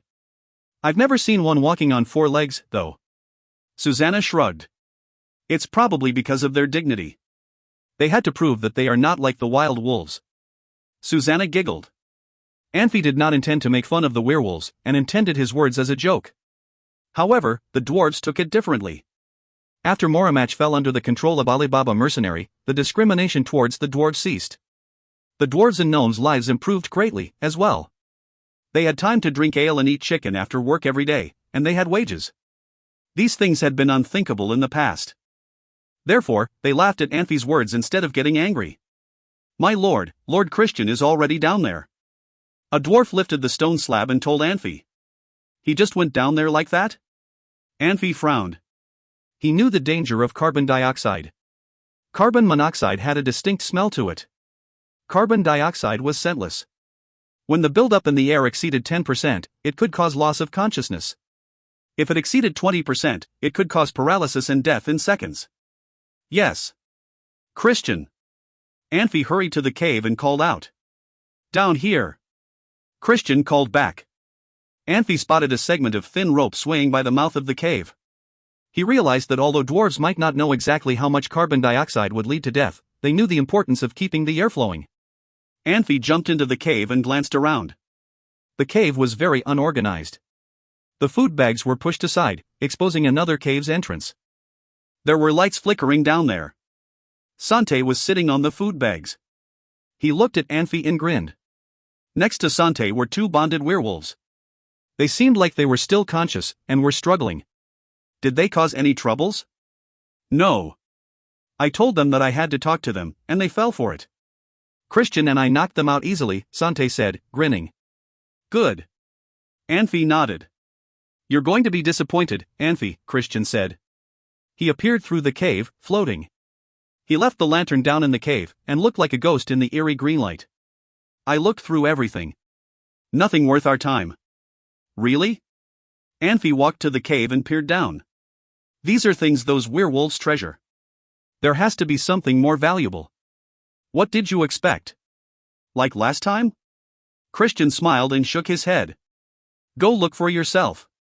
If you find any errors, ads pop up, ads redirect, broken links, non-standard content, etc., please let us know. Report chapter so we can fix it as soon as possible. Chapter 167, Life and Dream. Chapter 167, Life and Dream. Translator, Nayabo Studio. Editor, Nayabo Studio. Anfey stood at the edge of the ledge, took a look what was down below, and then jumped off. No wonder Christian was disappointed. Anfey immediately smelled something rotten in the chamber after he landed safely. There were not many objects in the chamber. They were everywhere on the ground and looked very old and torn. Nothing really caught Anfey's attention. 2 boxes at the corner were open. Anfey went over to take a look. There was a suit of armor in one box and a few pamphlets in the other. Not much dirt here. It looked like someone came to this chamber not long ago, Anfey said quietly. Not much dirt? The dirt was this thick when I came down here. Christian landed next to Anfey and held his thumb out sideways. I cleaned here with wind magic. This is the dirt left after my cleaning, thought. What's in it? Books? Anfey reached his hand out and tried to touch the books. Don't touch. You will break them if you touch them, Christian yelled immediately. I just ruined a book. Anfey just noticed a broken book in the corner of the box. Obviously it had been ruined by Christian. He turned to look at the other box. This armor does not seem to be something nice. No magic surges at all. I told you that you would be disappointed. Christian smiled. Maybe not. We are not professionals. Don't forget. We have a Tomb Raider. We will make a fair judgment with his opinions. Tomb Raider? What is that? Christian asked in surprise. Ask Hui Wei to see me. He loves to do research on historical remains, Anfey said. Is this considered historical remains? Christian could not help shaking his head. Hui Wei seems to like research on Paleolithic remnants. It does not matter. He would know more than us anyway. Anfey smiled. With a huge stomping sound, Susanna jumped off and landed in the chamber. She was not like Anfey, who neither landed with much noise nor stirred much dirt on the ground. Anfey used light merit, which allowed practitioners to move lightly without leaving footprints or climb walls. The cloud of dirt Susanna created rose in the shape of a mushroom. Susanna loved to be clean and tidy, so she immediately covered her mouth and closed her eyes. Anfey was not the only one paying attention to the details. Christian did not realize anything special when Anfey jumped off until he saw what a scene Susanna created. With the comparison of the landing scenes, Christian looked as if he was thinking of something. He quietly glanced at Anfey. Sante, ask those gnomes to find Hui Wei for me, Anfey asked loudly. Got it, Sante answered from above. The living conditions of the natives of Moramach were not great. I never expected anything incredible, but there must be something that could surprise us, since werewolves treated it as such an important place. Anfey was not willing to give up hope. He looked around and saw something tied up in the corner of the wall. He walked over. What is this? I just checked. It seems to be the bones of magic beasts, Christian said. Any magic crystal? Anfey asked. Crystals would grow bigger if they were inside magic beasts. After the crystals were taken out of their bodies, the elements in the crystals would gradually dissociate. No matter how great the crystals were, they could be stored for no more than 500 years. That was the reason, Christian said. He even made a joke about it at the end. You don't think I pocketed it, do you? You did make me think of that possibility, Anfey said with a smile. You took possession of crystals by yourself. How about sharing with the three of us? We are good friends and brothers. We cannot just watch you falling into the evil abyss. Am I not counted as a person? 4 of us should share them, Sante yelled from above. I really should not have come here, Christian said, shaking his head. You already came. Anfey thought about a classic line in a Khufu novel.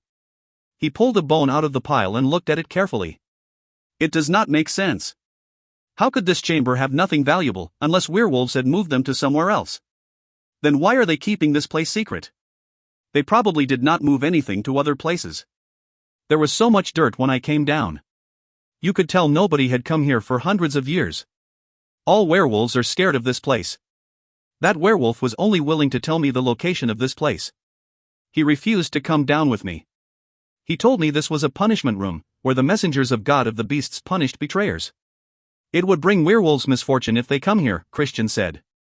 Do you think he told you the truth? Anfey smiled. Even if he did not lie, he was probably tricked by Cthulhu. Misfortune? He was afraid other werewolves might discover his secrets. What did you just say? Are you sure no one has not come in for hundreds of years?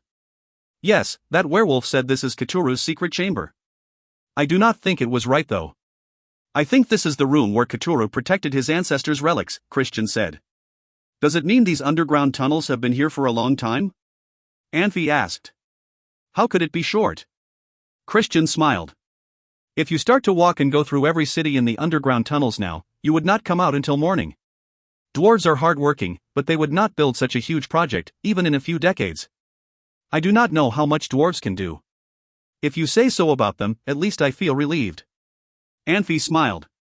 If these were built by a werewolf a long time ago, it should not pose too much of a threat to us. Oh, right, Christian, do you know the history of Moramach? What do you want to know about? Christian asked. For example, who were the first natives of Moramach? Anfey asked. I do not have the answers, if you ask me these kind of questions. Why don't you ask Black 11 to investigate for you? Christian suggested. You are right.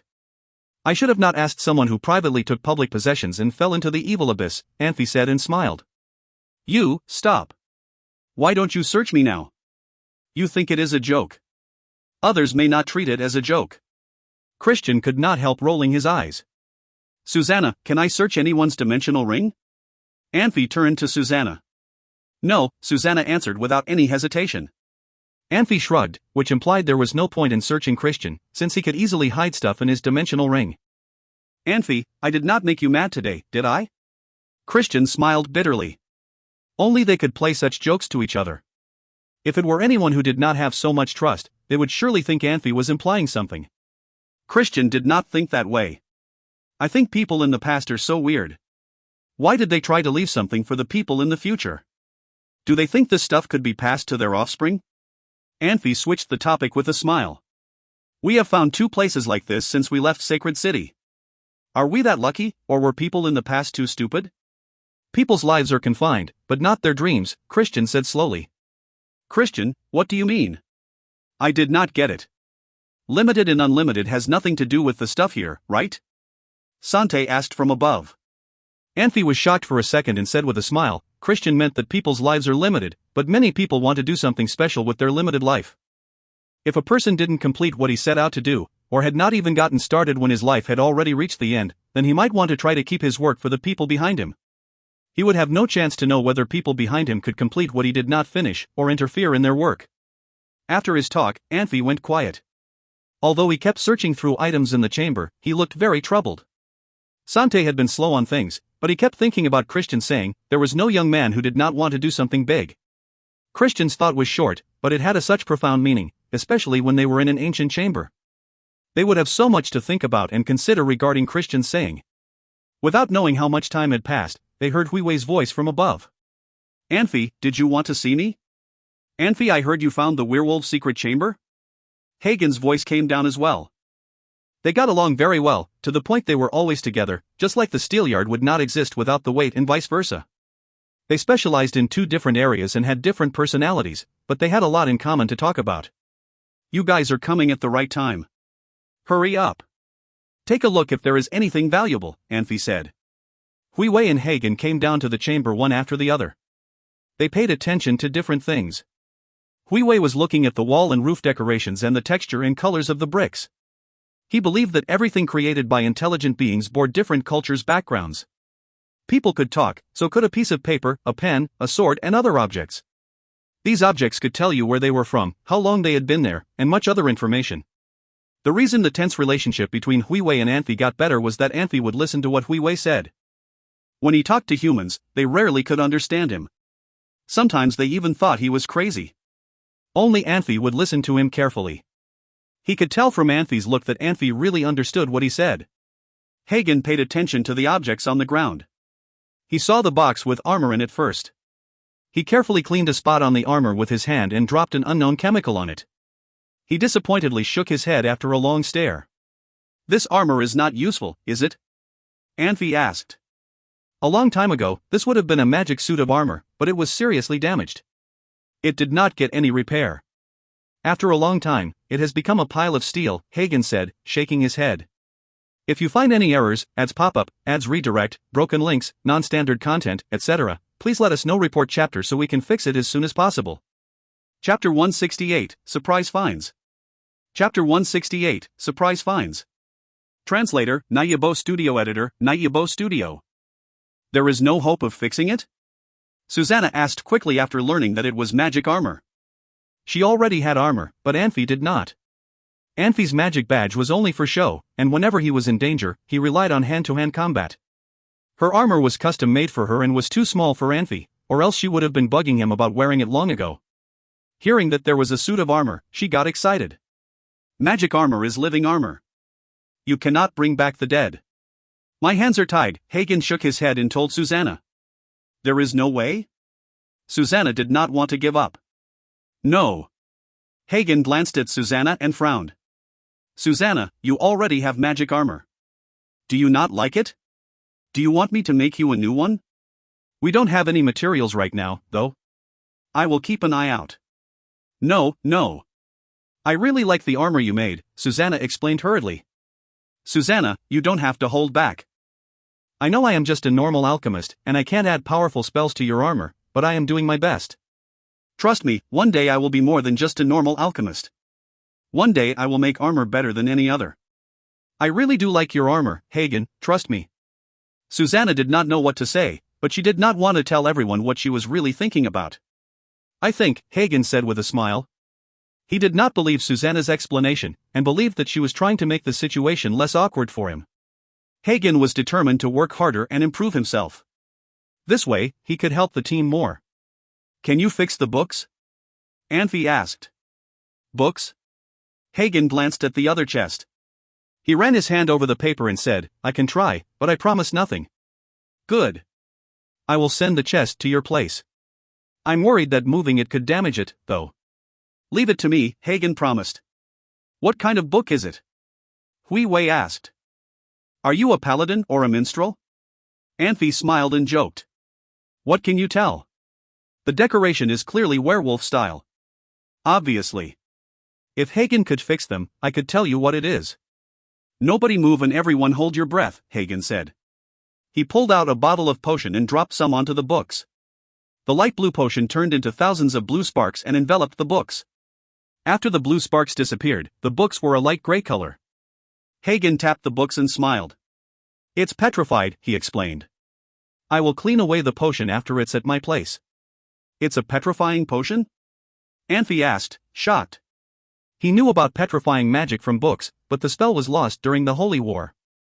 Petrifying magic was the most powerful spell behind Earth Magic's forbidden spells, but it was much more dangerous than the forbidden spell.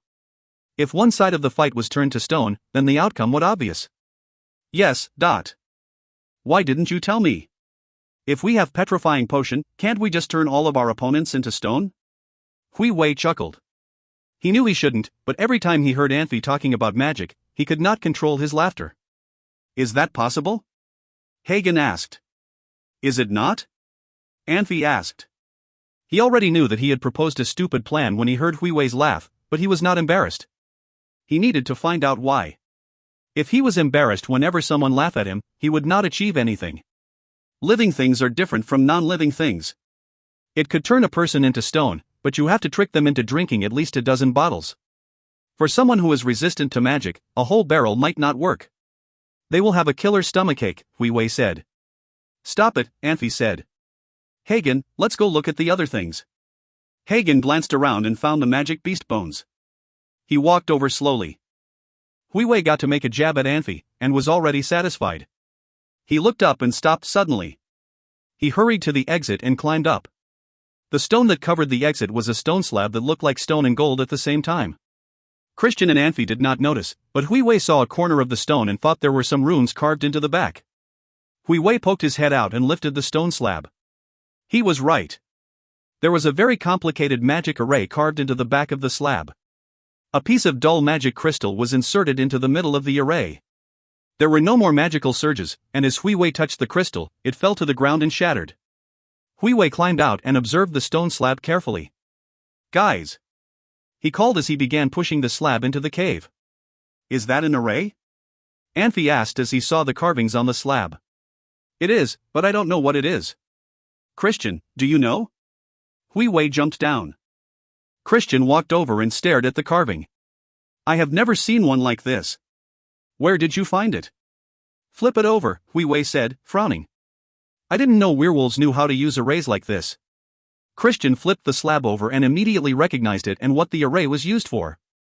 This is where the crystal was, right? Anfey asked. Where is the crystal? Christian asked as he placed the stone slab on the ground. It fell and broke.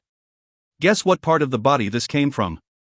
Hagen walked over holding a piece of bone about a foot long and as thick as a child's forearm. Let me see, Anfey said. Hagen handed the bone over. Is it a femur? Christian asked. He had never heard Hagen so excited, and looked over to see what had happened. Hui Wei, on the other hand, was still observing the array. Hui Wei was like a grave robber. He was interested in things that had historical value, not bones. No. Look here, it's sharp. Hagen pointed to the tip of the bone and said. If I'm not mistaken, this is a creature's phalanx. Phalanx? Anfey asked in shock. If one of the fingers or toes was over a foot long, how big was the creature? Can you tell what it was from? Christian asked. Not right now, Hagen said, shaking his head. We have to keep these bones. I feel like we are onto something here. This can't be a normal magic beast. I can't feel any magic surges on this bone, though. Human sensation can often fool you, Hagen said confidently. Trust me. I will surprise you in no time. Hagen, come here. Look at what I found, Hui Wei said slowly. Hagen turned and one glance was all it took for him to jump up. Is this a gangstone? You're right. This big? It's impossible. Christian crouched down and began observing the stone slab again. Anfey stood there and waited for the others' comments. He only knew about the existence of these precious minerals, but he did not know the exact value. He had no place in this conversation. Christian looked like he wasn't familiar with the stone either. If this is really gangstone, then we will have a portable transmission portal, Hui Wei finished his sentence. As long as we have enough crystals, we can use the portal anytime. But we don't know what kind of portal this is, Christian said with a sigh. It's easy. We just need an experiment. Anfey gave me a lot of crystals a few days ago, Hagen said. We can't do anything before we find ways to turn it on and off, Hui Wei said and shook his head. What if it attacks when we try to use it? What would we do then? Wait a few hundred years for the crystal's power to dry up? Or activate it so the crystal dries up faster? If you find any errors, ads pop up, ads redirect, broken links, non-standard content, etc., please let us know. Report chapter so we can fix it as soon as possible. Chapter 169, Two Heads Are Better Than One. Chapter 169, Two Heads Are Better Than One. Translator, Nayabo Studio Editor, Nayabo Studio. What should we do? Anfey asked. It would be great if our professor were here with us, Christian sighed. Oh, right, Hagen, can you tell when did this magic array stop running? Hui Wei asked. Where are the magic crystals? How could I tell without seeing the magic crystals? Hagen said. They were broken, Hui Wei said. It's fine even if they were broken, Hagen said. You wait right here. Hui Wei climbed back to the top and then jumped off with some magic crystal pieces in his hands. Are these okay? Enough. Hagen nodded. He took out a bottle of white chemicals from his dimensional ring and dropped some of the white liquid on the magic crystal pieces. The magic crystal pieces with chemicals on it shone brightly. This was a top magic crystal. Telling from the leftover magic on those pieces, the magic array should have stopped not too long ago, Hagen said thoughtfully. Not long ago? How long exactly? Hui Wei asked. Less than 3 years ago. Oh, right, who was the first one who opened the square plate? Hagen said. I was, Christian answered. Did you sense anything when you opened it? Hagen asked. Nothing, Christian said. If it were a defensive magic array, it should have some magic surges left. If Hui Wei's guess is right, it is a triggering aggressive magic array, Hagen said. Why would you say so? Anfey asked. The triggering aggressive magic array was just a trap. Enemies would not notice them. The mages tried to hide the magic surges when they built the arrays. That is why Christian did not sense anything, Hagen said. Triggering aggressive magic arrays? Is there any way to modify it to allow this grandstone to become a pure aggressive magic array? Anfey got it. It was just like the difference between landmines and grenades. Practically, he surely would want to turn a mine into a grenade. Don't look at me. I cannot do it. This magic array is too complicated. Christian shook his head with a bitter smile. We will talk about it later. I am surprised about what we found today, Anfey said, smiling. You guys stay here and search carefully. Don't miss anything. Maybe we can find more surprises. I need go out now. Let me know if you find anything. Got it. Hagen nodded. Anfey nodded at Sante with a smile. He jumped out of the secret chamber with squinted eyes. He strolled through the pathways of the underground tunnels. He felt he needed some quiet time. Whenever he had any difficulty, he would find some quiet time. He could think better only in a quiet place. Susanna quietly followed Anfey just like she often did. Her footsteps were quiet. She felt the happiest when she had a guy she felt safe around. No matter how aggressive a woman was, she would still like to find that guy who could make her feel safe. When a woman felt she found the right guy, she would be willing to give up everything else. Susanna was a lot better in terms of combat power. However, she was used to acting as his woman, walking next to him. Of course, there were women who took leadership roles and dealt with the dangers on the pancontinents. Were they really happy? They would probably have been shocked to have been asked this question. Anfey, what are you thinking? Susanna whispered. Without Hui Wei and Hagen, we probably would think those were trash and throw them away. Anfey smiled. They are very capable, Susanna said. As we like to say in my hometown, two heads are always better than one, Anfey said slowly. The saying seems very accurate at the moment. Everyone specialized in one area. It was not possible for anyone to be the best in all areas, there were only 24 hours in a day. Kickboxing, shooting, hurling, making disguises, climbing, internet technologies and many other areas were the basic skills for professional assassins. They had to master all of those, but they all specialized in different areas. As for Anfey, his kickboxing was awesome, but he was not so great with shooting. If he had to fight for his life with another assassin who was good with shooting, he would not be stupid enough to get into a shootout with his opponent. Instead, he would hide somewhere and try to approach him to have a physical fight. Anfey's opponent would try to avoid any hand-to-hand fighting with him. Win or lose, it depended on how wise and lucky they were. Anyone who mastered every possible area would not be considered a genius. He was an epic monster. In Anfey's professional life in the other world, he did not have any chance to hear or see such a monster. After coming to this magic world, Anfey wanted to relive the life of an assassin because of his previous pattern. He was forced by fate to work with a group of people who were so different from each other. They cooperated and helped each other, which allowed Anfey to experience different relationships he never had before. If it were before, Anfey would never have his back towards anyone. However, he did feel safe if Christian or Susanna stood behind him.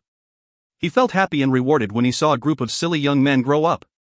It might be the same kind of happiness and satisfaction a teacher would have. Anfey was not so sure about himself, since this was his first time to lead a group and to try to survive and find a way to make them stronger. Compared with the life of a lonely assassin, all kinds of experiences in this magic world seemed to make Anfey's life fuller. It was not bad to have a few people Anfey could totally trust. As time went by, Anfey seemed to adjust to this kind of life. He had only wanted to safely bring them to Saul. He felt it was his responsibility, since Saul had helped him so much.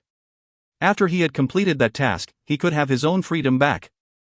However, the desire to seek that freedom was not as strong and urgent as before. Hagen and Hui Wei did not sleep at all that night. They worked on the objects of their interest, while others slept as usual. At dawn, a group of guests forced Anfey to open his eyes from the meditation. Anfey, that dragon rider mercenary group came back, Zubin said in a low voice. He was on watch last night, so he was the first one to notice them. Oh? Anfey stretched himself and moved his shoulders a little bit. He stood up. Ask that Audiobooks to come into town to see me. No need to allow him to come in. They are already here, Zubin said. Anfey suddenly lifted his eyebrows. Do they feel they know us very well? Where are they? They will reach our town very soon. Anfey, do you want me to take some people to stop them? Zubin asked. Dragon Rider mercenary group claimed they were there to protect the country of mercenaries. It was so rude of them to come so unexpectedly. No need. Can you ask Susanna to come see me?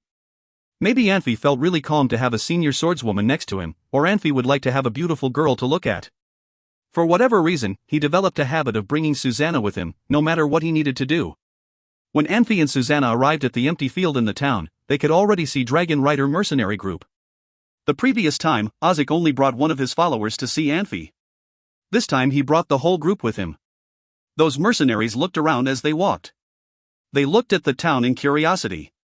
Some mercenaries walked up to the gnomes on purpose to check their height difference. They laughed after they found out the difference between them. The first impression Anfey had of Dragon Rider mercenary group was they did not have good disciplines.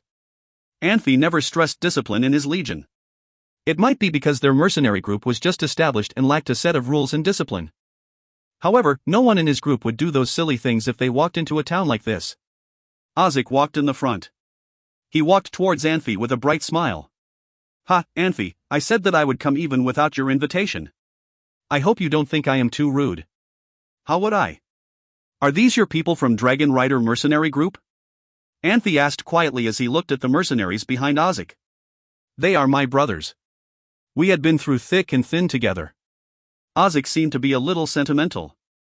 Oh, right, Anfey, we surrounded Hangwan Valley for a whole night, but did not see Shansa Empire's military. We received the information from other mercenary groups that you have beaten them. Why did you not tell me last time? Anfey shook his head with a bitter smile. It was a unit with about 100 knights in the last attack. We got them out, but their main force should be behind them. Oh, I see. Audiobooks was shocked for a second, then smiled. No matter how many people they have, we do not have to be scared. I was never scared of them, Anfey said casually. Ha, I did not mean that, Ozik said slowly. Since I left White Mountain City, I actually have contacted a dozen mercenary groups. They will be here today. Today? Anfey asked. Yes, today, Ozik said with confidence. There are 3,000 or 4,000 soldiers at most in Shanxia Empire's military at Hangduan Valley. If we put all of our mercenary groups together, I think we should have around 2,000 people. We do not have to worry about them. Our commander is very influential in the country of mercenaries, a mercenary standing behind Ozik said. Get out. Who asked you to speak? Ozik said angrily. He apologetically explained to Anfey, my followers are used to talking to me like this. I hope you do not mind. I like people who can speak their minds. Anfey laughed as he walked up to that mercenary. He patted his shoulder with an assuring and encouraging look. Where are those mercenary groups gathering? Here at Moramach. Our commander already made an agreement with those mercenary groups, the mercenary answered quickly, encouraged by Anfey. Great. Anfey nodded vigorously. He turned around, but he saw Ozik's angry face out of the corner of his eye. He did not seem to like it that the mercenary answered Anfey's question. If you find any errors, ads pop up, ads redirect, broken links, non-standard content, etc., please let us know. Report chapter so we can fix it as soon as possible. Chapter 170, Alliances. Chapter 170, Alliances. Translator, Nayabo Studio Editor, Nayabo Studio. Leave us, Ozik ordered. He glared at the mercenary, then turned his gaze back to Anfey. And this is Susanna. She is a senior swords master and my deputy. Nice meeting you, Susanna nodded and said. Certainly, Ozik said. I'm Ozik, leader of Dragon Rider mercenaries. I've been looking forward to meeting you. In front of others, Susanna appeared cold and distant. She said that she had been looking forward to meeting Ozik, though her expression was cold and unreadable. Ozik, these are the quarters prepared for your men. The houses are newly built and unoccupied. I apologize in advance for any discomfort caused by the houses. Anfey smiled and turned to look at the men Ozik brought. I am not sure if we can house 2,000 people, though. Don't worry. I saw a clearing outside. We can camp there. But don't worry about it, I tell you. For mercenaries like us, camping outside is common. Don't let it bother you, Ozik said. Our resources are limited. That is the only way. I can trust you to put an end to any possible complaints? Let me handle that, Ozik promised. He pounded on his chest with a fist a few times, then turned to join his mercenaries and began leading them toward their campground. Do we have to be so friendly? Zubin asked quietly as soon as Ozik was out of earshot. Susanna nodded in agreement. They aren't our guests, she said. Letting mercenaries into the town was the most we should have offered. Other mercenaries can camp wherever they want, but they can't come into the town. It's not that easy, Anfey said, shaking his head. Zubin, go tell Christian that we need to start moving our belongings into the tunnels immediately. Susanna, take Riska, Blavi, and Sante and station yourselves beyond the town. We cannot let the mercenaries go past the old trees. What if they insist? Kill them. It's not that easy keeping the secrets of the tunnels away from them, Black 11 said. Moramach's tunnels are well known. You can't keep it from them. I don't want to keep it a secret, Anfey said. I need Ozik to know that is the bottom line. It is my only warning. The rest is up to him. All the houses have entrances to the tunnels. What if they go through there? Have your men keep an eye on the tunnel lobby. Kill any unauthorized personnel down there. Black 11 shook his head. What if Ozik asks about his men, or wants to explore the town? Killing is killing. Killing one man is the same as killing 100. If they ignore my warnings, I don't mind killing a few more. After spending so much time together, everyone was used to Anfey's personality. It didn't matter under what circumstances he said kill, he was never joking. Even if the number of Dragon Riders mercenaries increased tenfold, Anfey would not change his mind, only his tactics. They came so they could fight Shanxia Empire. Can't we use a more secretive way to manipulate them? I want to work with Ozik, but he cannot cross my line. If it really comes to it, I will make my move first. The mercenaries had a very strong sense of punctuality. After breakfast, several mercenary groups arrived at the town. Anfey did not appear, but Ozik was very busy. By sundown, thousands of mercenaries dotted the hill on the outskirts of town. Men, women, young, old were all packed into the same space. Seeing that the sun was about to set, Ozik walked onto the hill and waved at his men. One of his mercenaries began banging on a large drum, and a mage walked up to amplify his voice. I think everyone knows why we are all gathered here. I want to thank everyone in advance. Everyone who has the courage to come here is a hero. Nothing can scare us, not even Shansa Empire. Ozik appeared very excited. I want to ask, how did this happen? How did the country of mercenaries become something that other nations can simply tread on? Who allowed invaders into our country? The mercenaries fell silent, listening to Ozik's speech. Anfey and Susanna observed the scene from a distance. What they were worried about earlier did not happen. There were a few men from Dragon Rider's mercenary who wanted to go to the back of the town, but they did not insist on going after they were stopped by Susanna. However, Anfey still did not lower his guard. It was very hard to gain the trust of people like Anfey. He did not start trusting Christian and Susanna until he had known them a long time, let alone some unfamiliar mercenaries. What is this? Ozik asked. He held up a rotten apple for all of his listeners to see. Look at this rotten apple. The world is like this. There will be no growth without rot. No life without death. A long time ago, the 4 major mercenary groups were the backbone of our nation. They fought for our freedom. No matter how terrible the enemy, how difficult the situation, they did not back down. Now what is happening? Let me tell everyone. They are rotting. Tiger of Tao mercenaries wanted to ally themselves with Shansa Empire, and they turned their swords toward their own countrymen. Tiger of Tao mercenary now controls Blackwater City, and they are putting our brothers and sisters through hell. Glory mercenary isn't much better. What they and Tiger of Tao mercenary did made us look weak and unorganized. Now Elizan Empire also has found an excuse to invade us. When did our nation become a place where other nations could show disrespect like this? Can we allow this? No. The gathered mercenaries called loudly.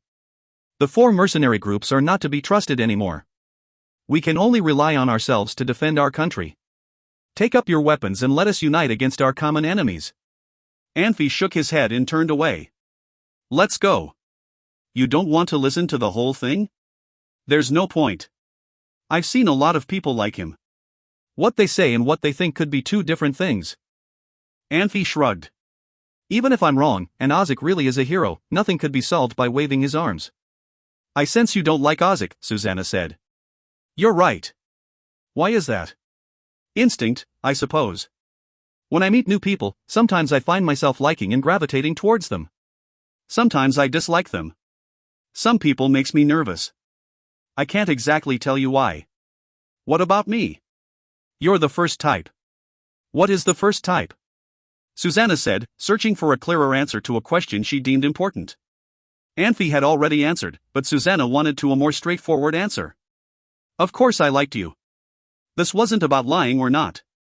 Anfey wanted to make Susanna as happy as possible, even though he was very nervous when he first met her. You're not just sweet talking, are you? Susanna asked, smiling. The 2 of them had a deathmatch and upon the first time they met, and Susanna knew very well Anfey wasn't telling the truth. Susanna was still happy. There was a saying about how people in love were not as smart. It seemed like there was a degree of truth to it. Oh, by the way, tell Sholi not to tell anyone her name. Why? What happened? Susanna asked. Grus Principalities wanted Warren just reached the country of mercenaries, Anfey told her. Zubin and I saw it when we went to White Mountain City last time. He didn't see your name, though, which was strange. Susanna stopped and looked at Anfey. I know you want to know my past, she said quietly, but it's better for both of us if you don't. If you want to tell me, I'm all ears. If you don't want to tell me anything, I won't press you, Anfey said. Don't overthink it. Zubin saw it randomly. Come on, let's go. Christian is still waiting. If you find any errors, ads pop up, ads redirect, broken links, non-standard content, etc., please let us know. Report chapter so we can fix it as soon as possible. Chapter 171, Turning Against. Chapter 171, Turning Against. Translator, Nayabo Studio Editor, Nayabo Studio. What does that guy want to do? Christian asked with a frown. What they were talking about right now would not necessarily decide their legion's fate, but they still had to be careful. The few people in leadership roles were here, including Black 11. They finally settled down in Moramatch even though it was not all smooth. The Ozik and his people's sudden presence made everybody uneasy. Some people just loved the world to be chaotic. They feel they can take advantage of chaos to achieve their dreams. I think Audiobooks is one of them, Anfey said slowly. Anfey, did you say they want to establish a union? Black 11 asked. Audiobooks wanted it, Anfey said. Great. We can use them to fight back Shansa Empire. It was originally their idea anyway, Black 11 said. You'd better know if they are thinking of using us to do something before you want to take advantage of them, Anfey said. Do you mean, Black 11 said? Audiobooks had agreed with other mercenary groups to meet up at Moramach, which meant he had already targeted Moramach for some reason, known or unknown to others. In other words, he came here for us.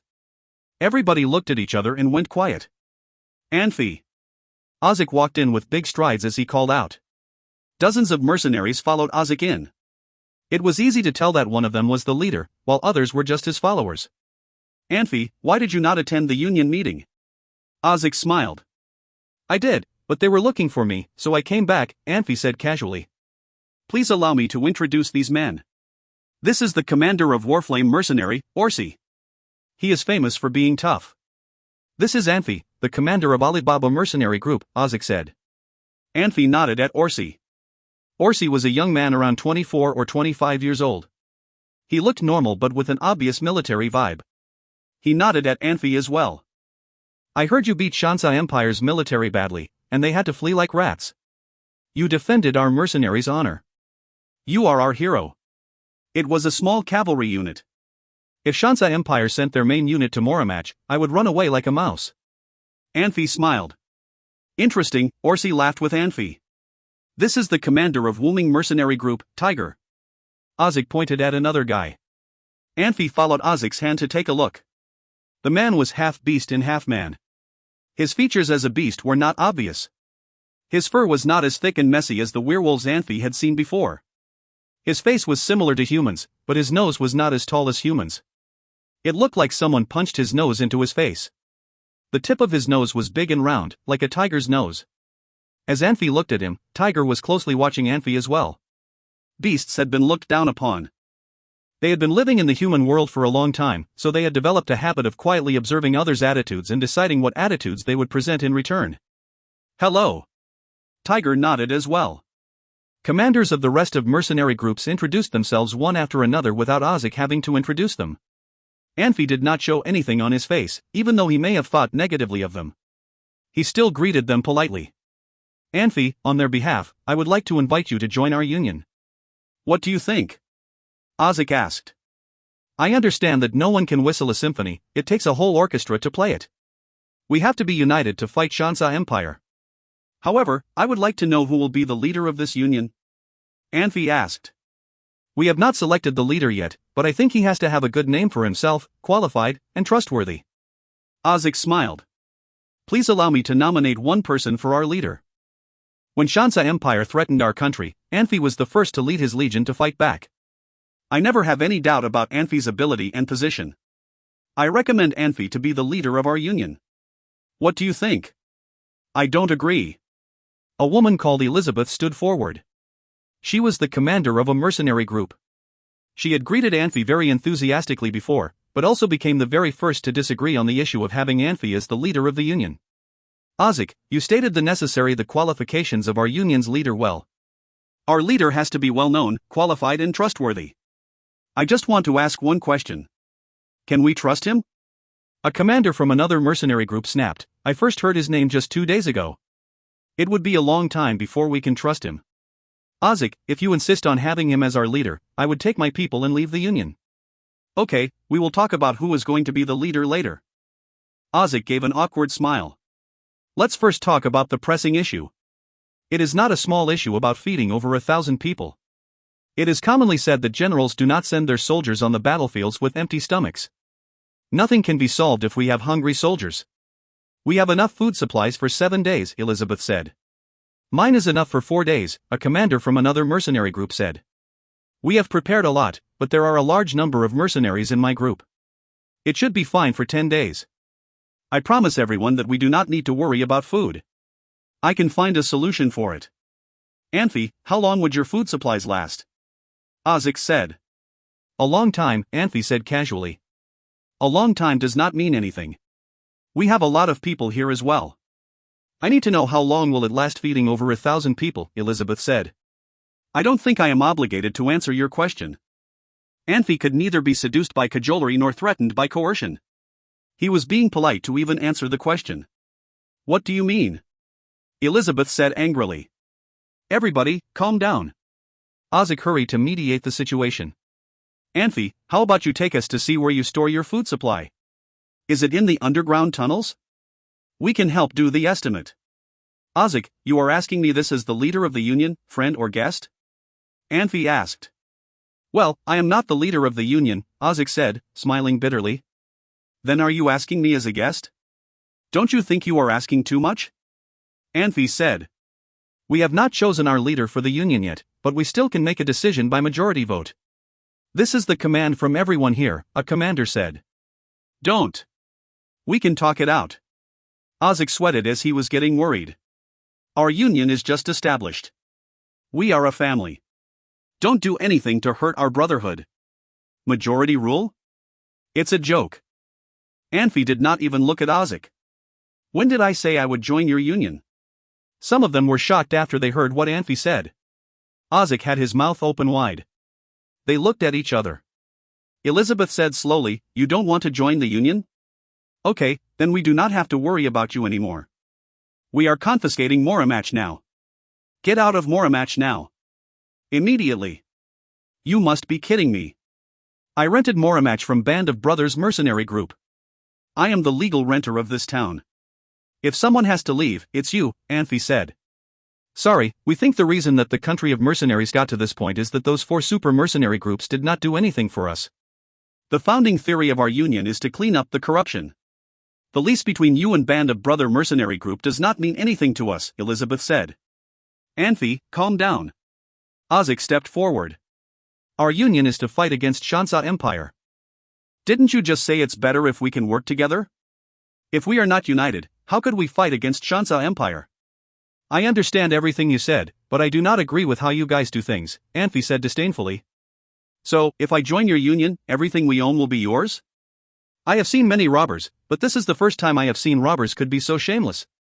Our food supplies did not come from nowhere. You need supplies? No problem.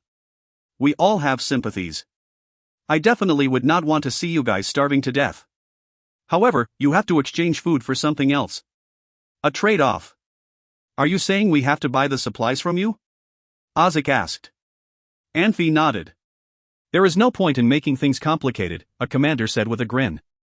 Ozzy, I came to Moramach to fight Shansa Empire. I am not here to see you guys bully others, the commander from Warflame Mercenary Group, Orsi, said slowly. Don't go too far, Dot. What do you want to do? Do you want to see our union disintegrate? Ozzy yelled. He turned to Anfey and said politely, Anfey, we are all mercenaries. We have the same enemy. Don't be stubborn, okay? I am not being stubborn. You guys are too greedy and arrogant, Anfey said coldly. Besides the food supplies, I have many other good things. Are they yours now too? Rizka, pass me the magic scroll. Rizka was shocked by Anfey's request, since he was engaged in their conversation. He took out the magic scroll and passed it to Anfey. This is a series lightning magic scroll. I was mine. If you think it is yours now, you can take it from my hand. Anfey played with the magic scroll in his hand. Go ahead. Other objects could be faked, but not magic scrolls. The intense magic surges had proved it was an authentic senior magic scroll. Several commanders stared at the scroll. If you find any errors, ads pop up, ads redirect, broken links, non-standard content, etc., please let us know. Report chapter so we can fix it as soon as possible. Chapter 172, Terror. Chapter 172, Terror. Translator, Nayabo Studio. Editor, Nayabo Studio. Anfey's provocative actions angered the mercenaries. One of the leaders stepped forward and tried to grab the scroll from Anfey. Susanna stepped in and slashed her sword at the mercenary leader. She knew that Anfey only wanted to scare them, and did not want to kill them. Because of this, her movements were slower than they normally would have been. However, the light of her combat power was blinding and scared the mercenaries. The mercenary leader jumped back in shock and drew his own sword. He pointed it at Susanna, but did not attack. Instead, he kept backing up toward his own men. There were a lot of swordsmen in the world, but a senior swordsmaster was still rare. Tiger of Tao mercenary could hold Blackwater City because of 3 senior swordsmasters. A small mercenary group could never afford to hire a senior swordsmaster.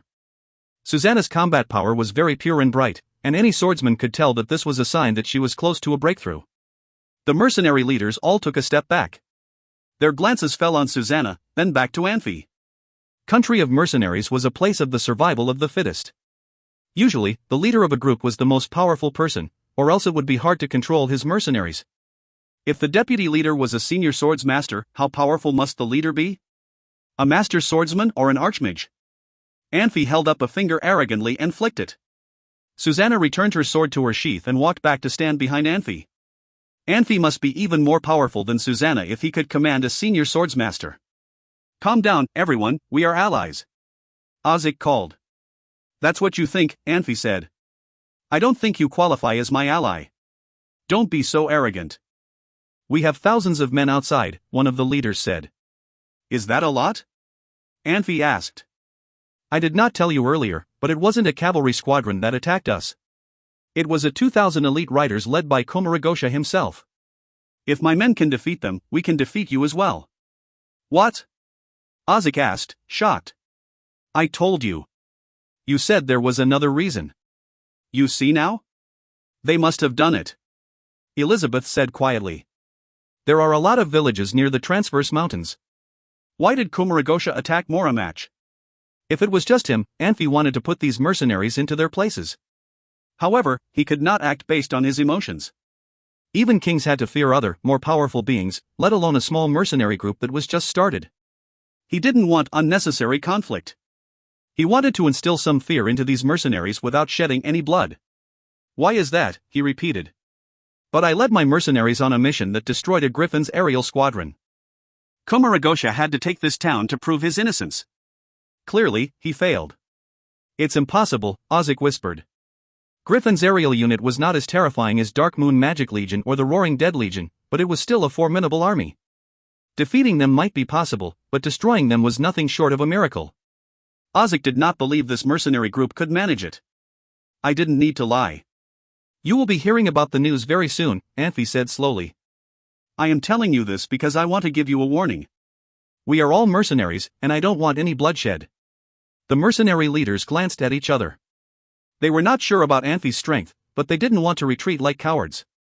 They were unsure whether the things Anfey boasted of were true or not. Audiobooks had told them about Alibaba mercenary group, and they knew that it consisted of about 20 mages. The mercenaries still had hope because of their advantage in numbers. You need to earn my trust. Right now you are not worthy of staying here. Christian, send our guests away. Christian knew Anfey. When Anfey was trying to scare his opponent, it meant that he didn't want to do anything. If he was playing nice when he was being threatened and reprimanded, he was about to kill. Christian rose into the air and retrieved a magic scroll from his ring. The strong magic surge coming off of the scroll told everyone that it was a high-tier magic scroll. Zubin and Blavi retrieved their scrolls and gathered around Christian. The mercenaries stared with wide eyes. For them, having a scroll like this might be life-saving. They would carry it around on their person at all time, and would not use it unless in a dire situation. If Anfey's men could use scrolls like this on a whim, what else did they have in store? If this was just what they showed the mercenaries, how many more secrets were they hiding? Audiobooks, are we leaving? One of the mercenary leaders asked. Let's fight, another said. We have the advantage. He did not want to back down easily. Audiobooks' promise of wealth was still in his mind. He was a mercenary, and threats like this could not scare him. Anfey. Hagen called as he dashed towards the group. Let me join as well. Anfey turned and frowned. He knew Hagen's power and limits very well. Hagen was not an idiot, and he knew better than to trouble everyone during a fight. Anfey knew Hagen should know better, but he couldn't outright deny his request. If he agreed, Hagen might cause trouble. He could only nod slightly, and let Hagen decide for himself. Under the name of Beast God, I summon you. Hagen waved his hand, and a cloud of white powder appeared. The powder swirled in the wind, and a loud roar was heard. In a few seconds, a 20 feet tall creature appeared out of thin air. The beast appeared very ferocious. Its head was that of an alligator, but 100 times larger. As it roared, rows of jagged teeth shone. Clearly, the beast was large enough to swallow a cow whole. Its red eyes shone mercilessly, and its body was covered by hairs as sharp as needles. Its body was thick and strong. The sharp nails on its claws were almost 2 feet long. If the claws hit a person, it would surely cause terrible injuries. A behemoth, one of the leaders called out in terror and scrambled backwards. The other leaders dashed away from the behemoth as well.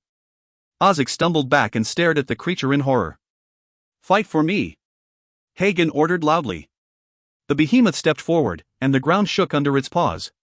It waved its claw, and a 60-foot-tall ancient tree was cut in half by its sharp nails. The tree fell to the ground and crashed one of the dwarf residents.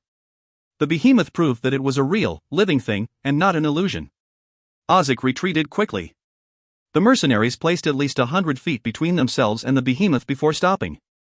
The behemoth was on par with creatures like dragons and titans, and hadn't been sighted in years. For humans, only grandmaster swordsmen and archmages could put up a fight against a behemoth. Others could hardly be a threat to the creature. Even a senior swordsmaster was rare among the mercenaries, let alone archmages and grandmaster swordsmen. The behemoth's appearance had crushed the only bits of confidence the mercenaries had. Anfey had prepared for a surprise because of Hagen's sudden change, but he was shocked as well. Hagen saw his companion's shock and was very satisfied. In the past, he had always hidden when there was a fight. Now he had a chance to show his power. The behemoth walked towards the mercenaries slowly. The ground shook as if there was a giant heart beating under the earth. "This is all a misunderstanding," Ozek called in terror. "Please give us a moment." "Hagen, take the beast away," Anfey ordered. The behemoth was too shocking, and he was worried whether Hagen could control it. If he had lost control of the behemoth and it turned on them, they would turn into a laughingstock. If you find any errors, ads pop-up, ads redirect, broken links, non-standard content, etc., please let us know. Report chapter so we can fix it as soon as possible. Chapter 173, Resurrected Beasts. Chapter 173, Resurrected Beasts. Translator, Nayabo Studio Editor, Nayabo Studio. "We are leaving now," Ozek said with a forced smile. He turned around and walked out. Commanders of the other mercenary groups followed him. The situation overpowered them. The super magic beast's presence did not allow them to stay anymore. If there were any conflict, a behemoth could kill them all. The behemoth would not even have to kill them with weapons. When a behemoth ran through the crowd, it could slash a path. Many ants could eat an elephant, but the key would be the large number of ants. Without several 100,000 people, they could not hope to win the fight. "Orsi, thank you for speaking up for us. If you would like, your mercenary group can stay in Moramach," Anfey said slowly. He had a good impression of Orsi. He had spoken up for Anfey in that difficult situation, which meant he had moral lines that no one could cross. He would not do anything against his will. He was upright and direct. Anfey liked to collaborate with these kinds of people because he felt relaxed around them, and none of them had malicious intent. "Thank you, but I would like to be with my friends," Orsi said casually. Anfey was shocked by his answer for a second. He did not say anything to Orsi. It looked like Orsi did not buy Anfey's nice offer, but thinking at a deeper level, it was easy to tell Orsi would not easily bend with the wind. He would not go along with the crowd. He spoke up for Anfey out of morality and justice. The reason he chose to stay with Ozek was also out of a sense of morality and justice, since he had been invited there by Ozek. Seeing Ozek and his followers leaving, the short-tempered Sante landed from the air. He nervously looked at the behemoth making threatening gestures. He grabbed Hagen's collar. "Is this behemoth your magic beast? Damn! Why did you not tell us until now?" This was really happening between true friends. Even though Hagen had a scary behemoth, Sante still dared to grab Hagen's collar. If Hagen had several gigantic dragons, Sante still might have grabbed his collar. If he had been a middle-aged man and had grown very sophisticated, he probably could have controlled his emotions, but Sante was still very young. He had a firm belief that friendship would not change because their social status had changed. Let it go," Hagen yelled as he struggled to get away from Sante. "Are you AF asterisk hashtag King Mage or Sword? I cannot breathe. Tell me right now why you have a behemoth." Sante raised his voice. "Sante, let him go," Anfey said quietly. "You are not the only one wanting badly to know it. We are all waiting to ask him." Christian, Zubin and Blavi landed from the air. Anfey, Susanna, and the others had crowded Hagen into the center.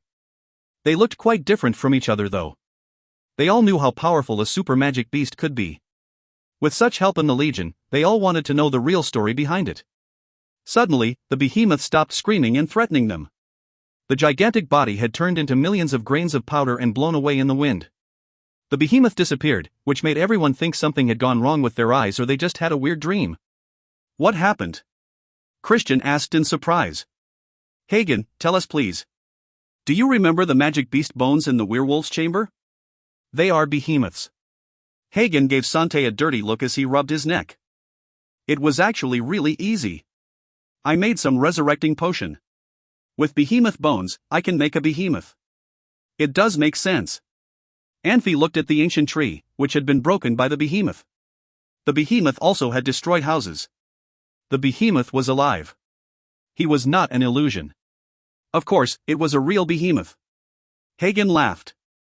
Unfortunately, the behemoth made with resurrecting potion could only live for a very short period of time. If they could live forever, ha ha ha. If they could live forever, every alchemist would be invincible. You wish. The corners of Susanna's mouth curled into a frown. She still held on to the grudge over being suppressed by the behemoth's power before. This is what made our alchemists feel bad about our alchemy, Hagen sighed.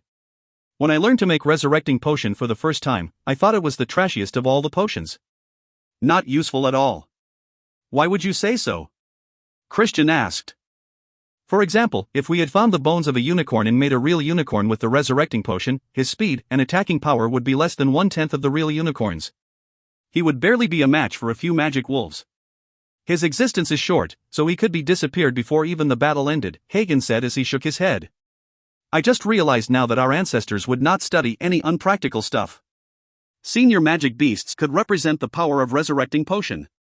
If we can collect more super magic beasts' bones, think about, as long as we have enough bones, I can even make a giant dragon aerial unit. Even if it could only last for a short time, it still could beat the ass off any opponent. Are you saying the behemoth you made has less than 1/10 the battle power of a real behemoth? Anfey asked. Yes, Hagen said.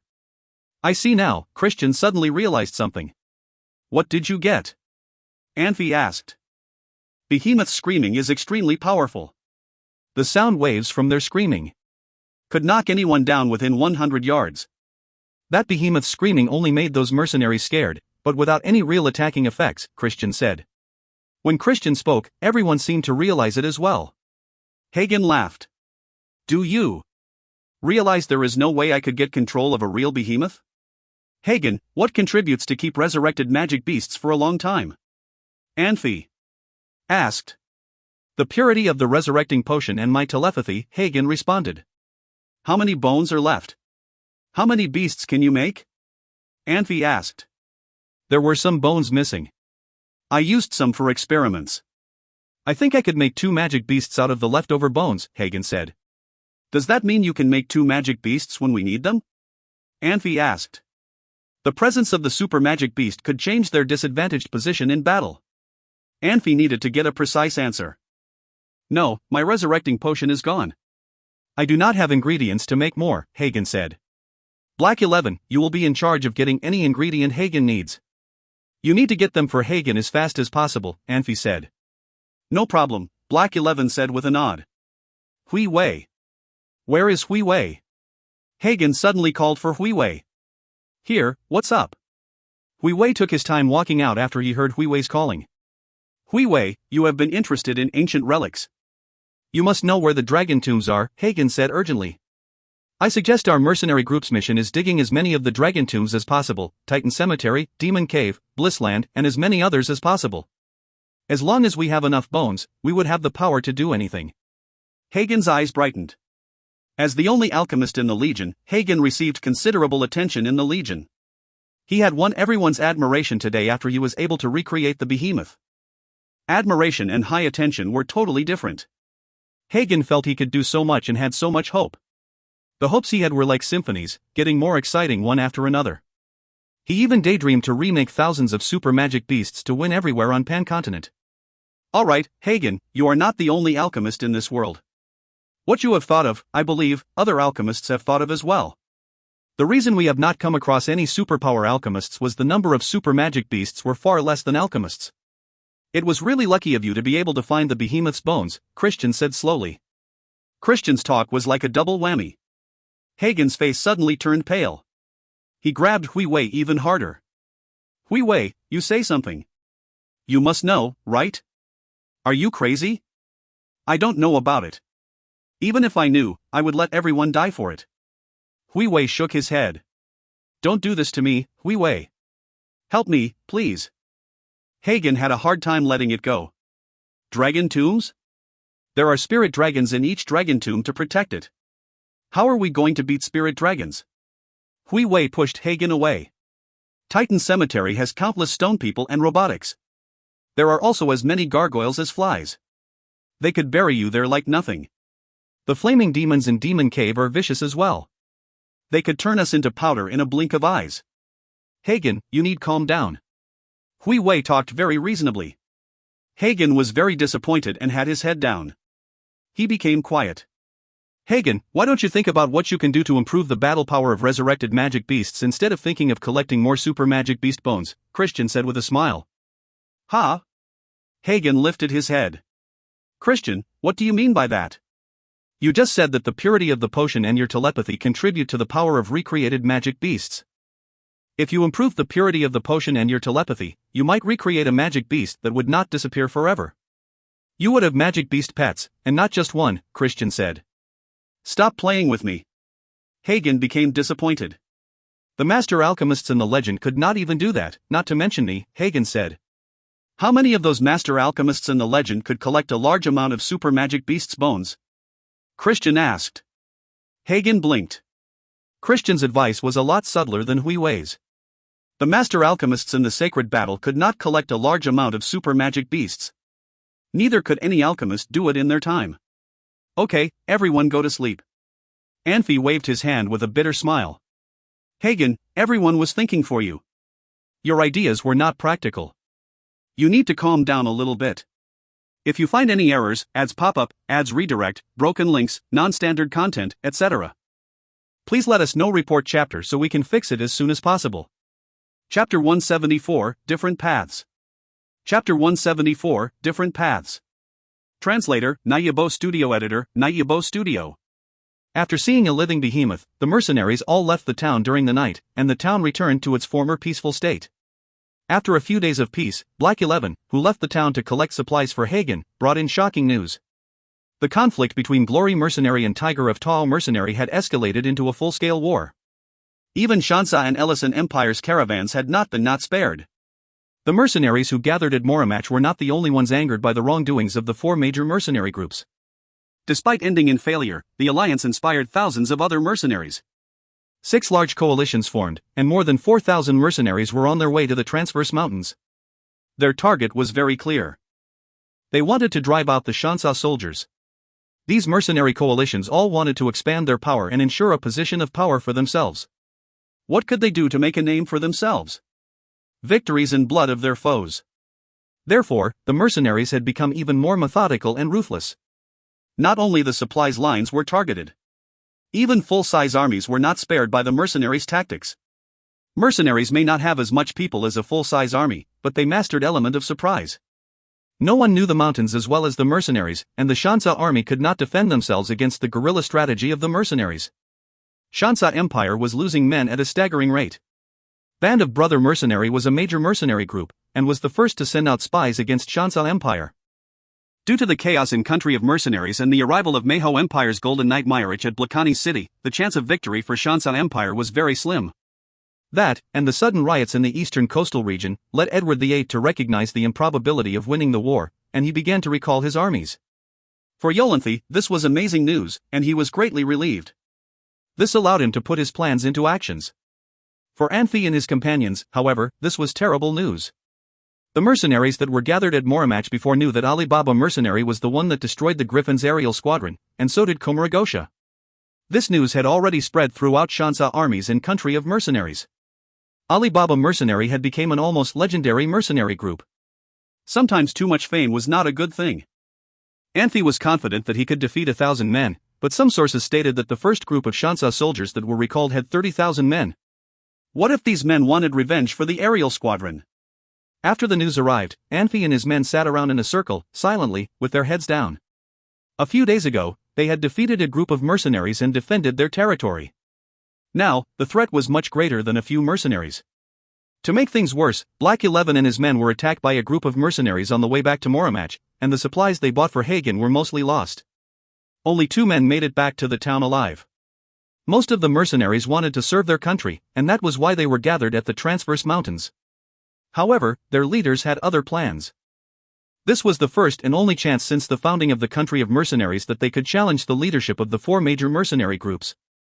If they could make the other coalitions disappear and take their men, then the future country of mercenaries would be ruled by 5 major mercenary groups. This made the leaders of the coalitions very excited. Due to their ambitions, the coalitions had conflicts not only with the Shansa armies, but also with each other. Spies were spotted throughout the coalitions, and there was countless backstabbing. Some coalitions even set up ambushes for the other coalitions. This made the situation even more chaotic. The mercenaries were no strangers to tactics like this, but now they were even more reckless. They were willing to do everything for their future. Luckily, these mercenaries were still in the minority, or else Edward VIII would not order the retreat of his army. Anfey was worried. He knew that he could afford to fight against a proper army, but it was not the right time to leave the town either. Dwarves and gnomes aside, there were hundreds of people in the mercenary group, each with personal possessions. If they were to leave Moramach, it would result in a long caravan. That was an invitation to bandits and rogue mercenaries. Even if some members of the group stayed behind, the town was surely being watched by other mercenaries. If the few that did leave were surrounded by mercenaries, they were as good as dead. Everyone was deep in thought when Christian spoke up. Why don't we split up? Split up? We put all of our elites into one team. That team will be responsible for getting the mercenaries' attention. The rest could take shelter in the underground tunnels when the attention was on the other team. Christian paused for a moment before continuing. Anfey, all the mercenaries know you already. Why don't you lead the team and make those people think we had all left the town? We need someone here as well. I was the one in charge of finding the dwarves and exploring the caves. I know this town, Christian said with a grin. Take Susanna with you. It is much more dangerous out there. What about here? What if Shansa Empire attacks the tunnels? What Shansa Empire needs to do right now is get their armies back to Shansa safely. They don't have a lot of time. I don't think they can afford launching a full-scale attack right now, Christian said. I won't try to defend the tunnels. Don't forget, we have Hagen on our side. If we are attacked, we still have the behemoth. Hagen, how much supplies do you have left? How many times can you summon the behemoth? Once, Hagen said. Christian frowned and looked at Hagen. Hagen touched his forehead and said, No, I was wrong. I can summon it 3 more times, but... For someone as observant as Anfey, Christian's gesture did not escape him. However, he didn't want to point it out. It's not enough, he said. I can't do it more than 3 times, Hagen said. I can make the potion, but I can't just make behemoth bones. If Shansa Empire put you under siege, what are you going to do? Anfey turned to Christian and asked. It's very unlikely. What if it happens? Take Rizka with you. You can ambush them. Shansa Empire doesn't have a lot of mages, but there have got to be at least a few dozen in an army of 30,000. We wouldn't even have time to ambush them. That's a problem for you to solve, Christian said, not me. Take Naya with you. She hates the tunnels. I tried to convince her to go with me, but she refused every time. If she had to spend days down there, she would go mad. Anfey frowned. Christian's words sounded like a dying man's last will, and it made him very uncomfortable. He knew that Christian came from a wealthy family. Anfey might not have agreed with Christian's plan, but was impressed that he was willing to take up the responsibility of protecting his friends. No. It would be burdensome for me to go with him. Surprisingly, Naya rejected Christian's plan. Christian smiled and shook his head, but did not say anything else. Proposing this plan might have already tipped off some of the more insightful people about his true intention. He didn't want it to be more obvious. Anfey glanced at Naya. Everyone grows as time goes on and as they accumulate experiences, and Naya was no exception. Anfey had been ignoring Naya, and he was surprised by her mature response. Anfey, you have to decide, Black 11 said quietly. I think Christian has a good plan. We have to split into 2 groups. If Shansa Empire really wants revenge, you can save us from the outside. If we are all stuck inside the city, it is over. He's right, Anfey. You have to pick, Zubin said. You have to come with me. You've spent the most time in country of mercenaries, and you know this place the best, Anfey said. Black 11, Susanna, Rizka, and I. Just the 4 of us. Shouldn't you pick a few more? Christian frowned and asked. This is enough, Anfey reassured him. If you find any errors, ads pop up, ads redirect, broken links, non-standard content, etc., please let us know. Report chapter so we can fix it as soon as possible. Chapter 175, Amazing Discovery. Chapter 175, Amazing Discovery. Translator, Nayabo Studio. Editor, Nayabo Studio. Anfey, Susanna, and a few others had quietly left Moramach before the dawn, while Christian led the rest of the Legion into the underground tunnels. The experiences in the magic world had made Anfey realize how hard it could be just to survive. Almost everyone in the Legion, and every Legion, had to experience difficulties as they grew. In addition to their experiences after the Sacred City, they had encountered many difficulties since they came to the country of mercenaries. Of course, there were legions that made their names quickly with their supreme battle powers, which was also because they had perfect timing. Most people had to stumble through the difficulties. Anfey's Legion had the best people among all of the mercenary groups. In addition to Anfey and Susanna, Rizka and Christian were junior magisters. They carried 6 senior magic scrolls in case of any danger. That meant they could become senior magisters or even archmages in a very short time with the release of magic scrolls. Black 11 had lived in the country of mercenaries for a long time, so he was familiar with everything in the country of mercenaries.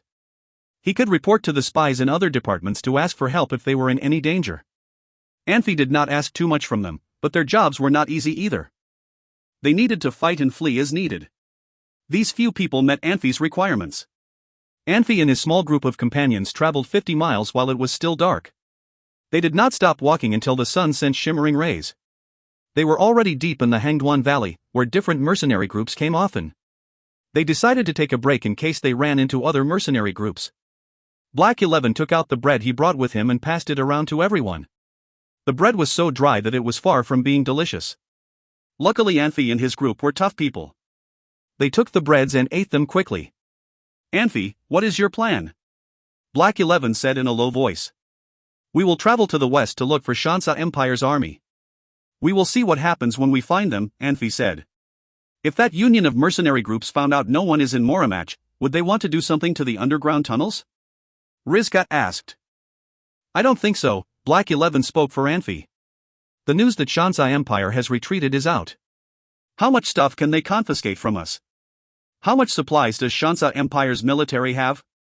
If they decide to rob only once, they would rob Shansa Empire's military, since it should be enough for their whole lives. They have 30,000 elite soldiers. Unless all the mercenary groups in the country of mercenaries unite together, they are just asking to be killed, Rizka said. Shansa Empire asked the main force of 30,000 soldiers to withdraw for a reason. Shansa Empire wanted those 30,000 soldiers to ensure the safety of Hangduan Valley. It means that those 30,000 soldiers would not always stick together all the time, which would give mercenaries an opportunity to make a surprise attack on them, Black 11 said. Someone is coming. Anfey suddenly stopped their conversation. A few birds flew out of the trees at the foot of the hill. They flew a good distance away without any thought of staying. Anfey waved his hand.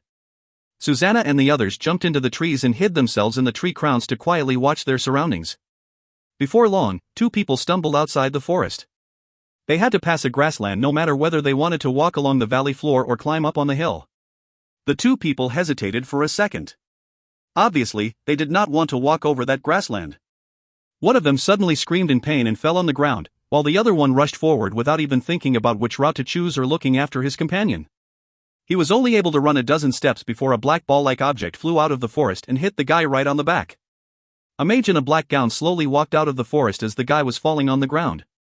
Anfey and his companions could not see the mage's face, since his head was fully covered by the black hood. The mage tucked his hands into his sleeves.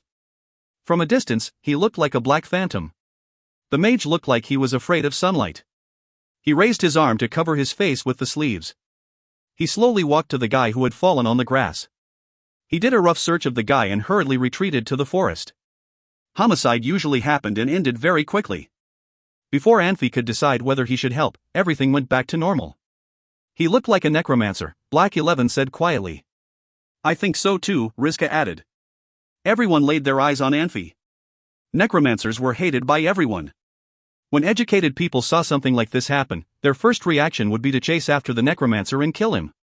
Anfey was the leader of the Legion, so they had to listen to Anfey's instruction before they could take action. Black 11, which mercenary group has necromancers? Anfey asked quietly. No mercenary group would like to take a necromancer into their legion, Black 11 said, shaking his head. He must not be a mercenary, right? Anfey asked. No, he is not a mercenary, Black 11 said. Look, those two dead bodies moved, Susanna muttered urgently. Everybody turned to look. The two dead bodies did move, but their moves looked quite different. The one laying on the grass screamed, but that screaming did not sound like a human scream. Clouds of black smog arose from his body and got darker and darker. There was smog rising from the other dead body as well.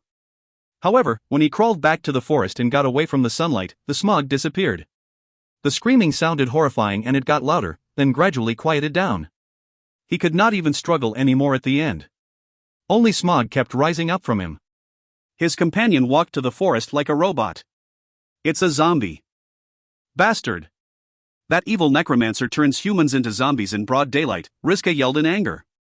A zombie? Anfey was shocked. He had never seen a zombie in real life before. He had only seen zombies in the movies. Let's go and take a look. They jumped out of the trees and rushed towards the dead body on the grass. Flying in the air could be easily noticed by that necromancer. Rizka had learned to be cautious. He did not use levitation magic. He just followed behind everyone. By the time Anfey had reached to the dead body, it already had been burned into ashes by the sunlight. The black smog was actually the clouds of ashes. The ashes fell back to the ground after they rose up high in the air. Anfey did not want to walk under the ashes, so he stepped back to observe the dead body. Anfey, I suspect that necromancer is with Evil Mist, Black 11 said sadly. Evil Mist? Susanna did not understand. Evil Mist? Anfey was shocked. After he came to Pan Continent, he had few contacts with the people from Evil Mist. Although he had beat all of them, Professor Saul thought it was because Anfey had the advantage that his opponents underestimated him. They could not be nobodies if Archmage Saul thought they were hard to deal with. If Evil Mist sent the good ones from their organization to fight with Anfey, he should be concerned. Right now, they had not taken care of the threats from Shansa Empire's military. They were surrounded by mercenaries with evil intentions towards them.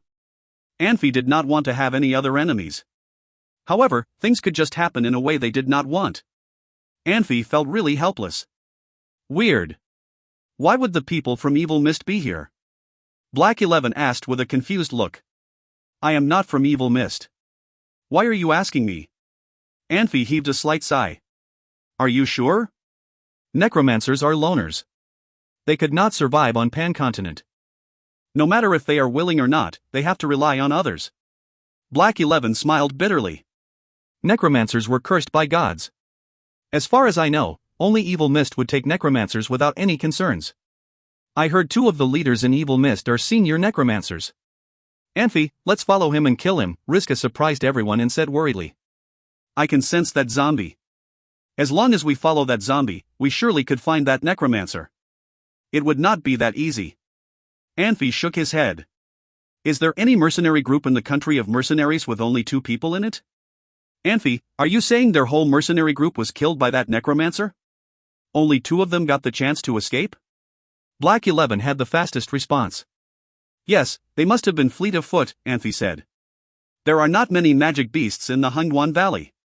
Not many mercenaries want to come here for their assignments. The mercenary groups who gathered in Hangwan Valley were all from the Union. Could a necromancer kill the whole Union? Black 11 said. His smile was getting rigid. It could not be like that, could it? That Union has at least 500 or 600 mercenaries.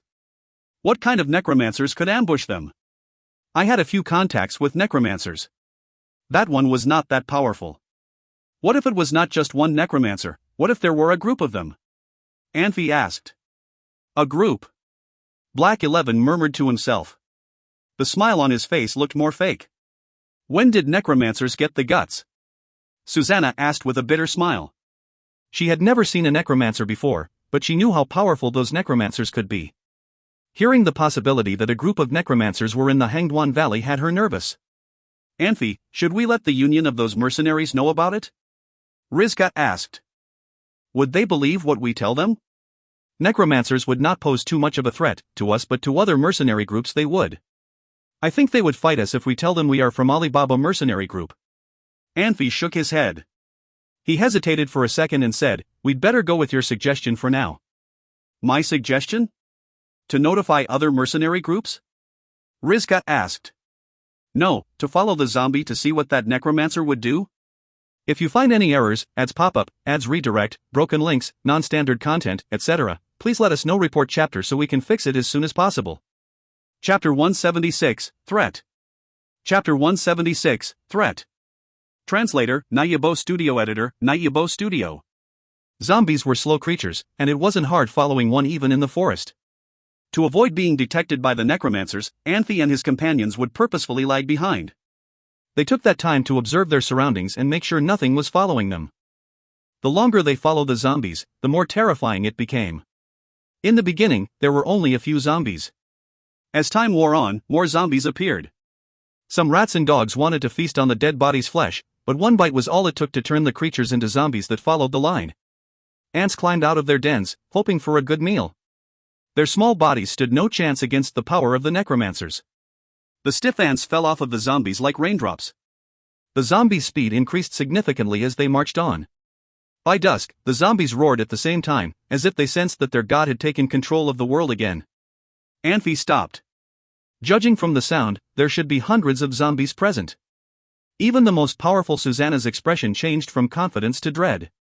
Normal zombies were not terrifying, but judging from the attire of these zombies, they were once mercenaries.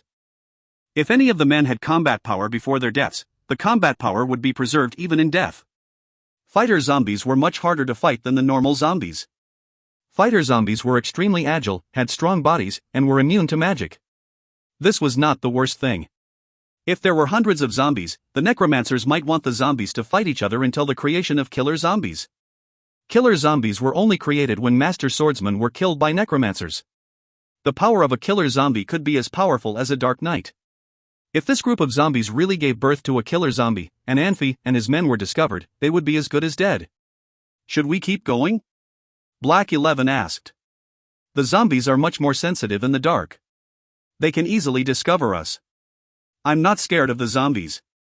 I'm scared that the necromancers will create a killer zombie, Riska sighed and said. If so, we are done. Killer zombie? Anfey asked. He wasn't very familiar with the ranks of the zombies.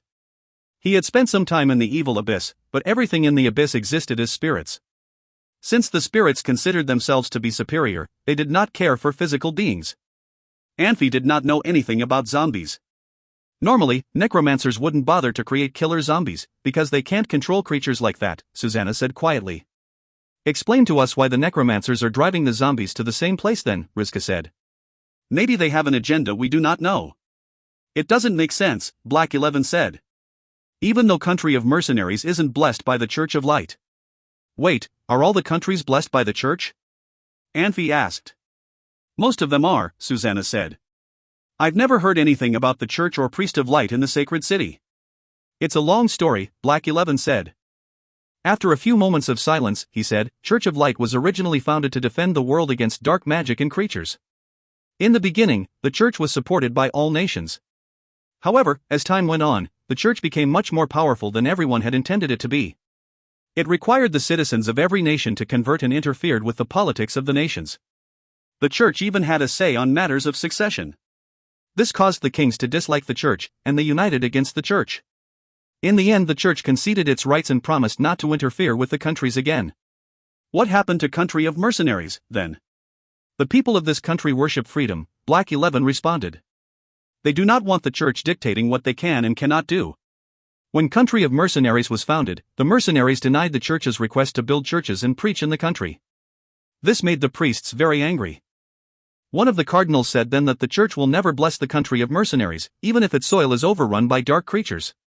The cardinal simply misspoke, and was punished later, Riska added. I know, which is why I said this doesn't make sense, Black 11 said. If the news of this gets out, the mercenaries would seal off the Transverse Mountains immediately and contact the Church. Priests from all different nations would swarm here in a few days. The necromancers won't be able to achieve anything, unless they could create something that could rival the Church in that time. Even if they could create 5 killer zombies, they still could not rival the Church, Susanna said. Light magic has particularly strong effects on zombies. Even a simple holy light could kill hundreds of zombies. Even weak healing magic can be harmful to zombies. One healing magic can significantly weaken a zombie, Riska said. There's no use talking about that now. The necromancers are up to something, But what are we doing about it? Are we following those zombies? Black 11 asked. Anfey fell silent. Should he follow the zombies and find out what was happening? Or should he return to warn the other mercenaries? Anfey was someone who could control his curiosity, because he knew curiosity could lead danger. Avoiding all possible danger would be the wisest thing to do. In the past, he had always laughed at movie characters for their stupid decisions. Why would they go somewhere they knew to be dangerous? Now, however, Anfey realized how difficult the decision could be. The zombies were not yet a serious threat to him, and he could always run should the situation become too dangerous. However, if the zombies gained control of the entire Transverse Mountain, the threat would be too great. Christian could defend the tunnels against Shansa Empire's armies, but not against zombies. Sunlight could not reach the tunnels, and the zombies were difficult to kill. If the zombies discover the tunnels under Moramach, how long could Christian hold against them? Anfey asked. It's hard to say. If there are fighter zombies, a dozen could corner them. Black 11, you are the only one among us who is respected. Go back to White Mountain City and report our findings. Susanna, Rizka, and I will keep tracking these things. I need to know what the necromancers are up to. Anfey glanced at his three companions and said, Does anyone have a problem? This is a very dangerous plan, Black 11 said grimly. There is danger in everything, Anfey said. You should begin thinking how to convince other mercenaries that there really are zombies here. It's easy. I'll collect some of the ants as evidence. It should not be too hard, Black 11 said. Are you sure you want to follow the zombies? If we don't do anything and something happened to Christian, I would never be able to forgive myself, Anfey said. He was speaking truthfully. He knew that if Christian was there, he would make the same decision. All right, then, Black 11 said after a moment of hesitation. Susanna, what do you say? Anfey turned to Susanna and asked. I will go wherever you go. Rizka? You're my leader. I will follow your every order, Rizka said. Anfey sighed. He felt himself changing. Perhaps it was because his companions trusted him no matter what. At one time, he had only kept everyone around because of Saul. Now, other than his own moral standards, he had developed attachments to all of his companions. Attachment was a very strange thing. No matter what a man's occupation was, he could never ignore his attachments. Black 11, how long will it take for you to get to White Mountain City? Black 11 looked up and glanced around. It's about 70 miles from here to Moramach. We have a communication spot 60 miles east of Moramach. Give me 3 days. You have to tell Christian about the zombies when you get back to Moramach. He needs to prepare the town. Of course. You three have to be careful, Black 11 said. Don't worry about us, Anfey said. You should depart immediately. Susanna, Rizka, we should press on.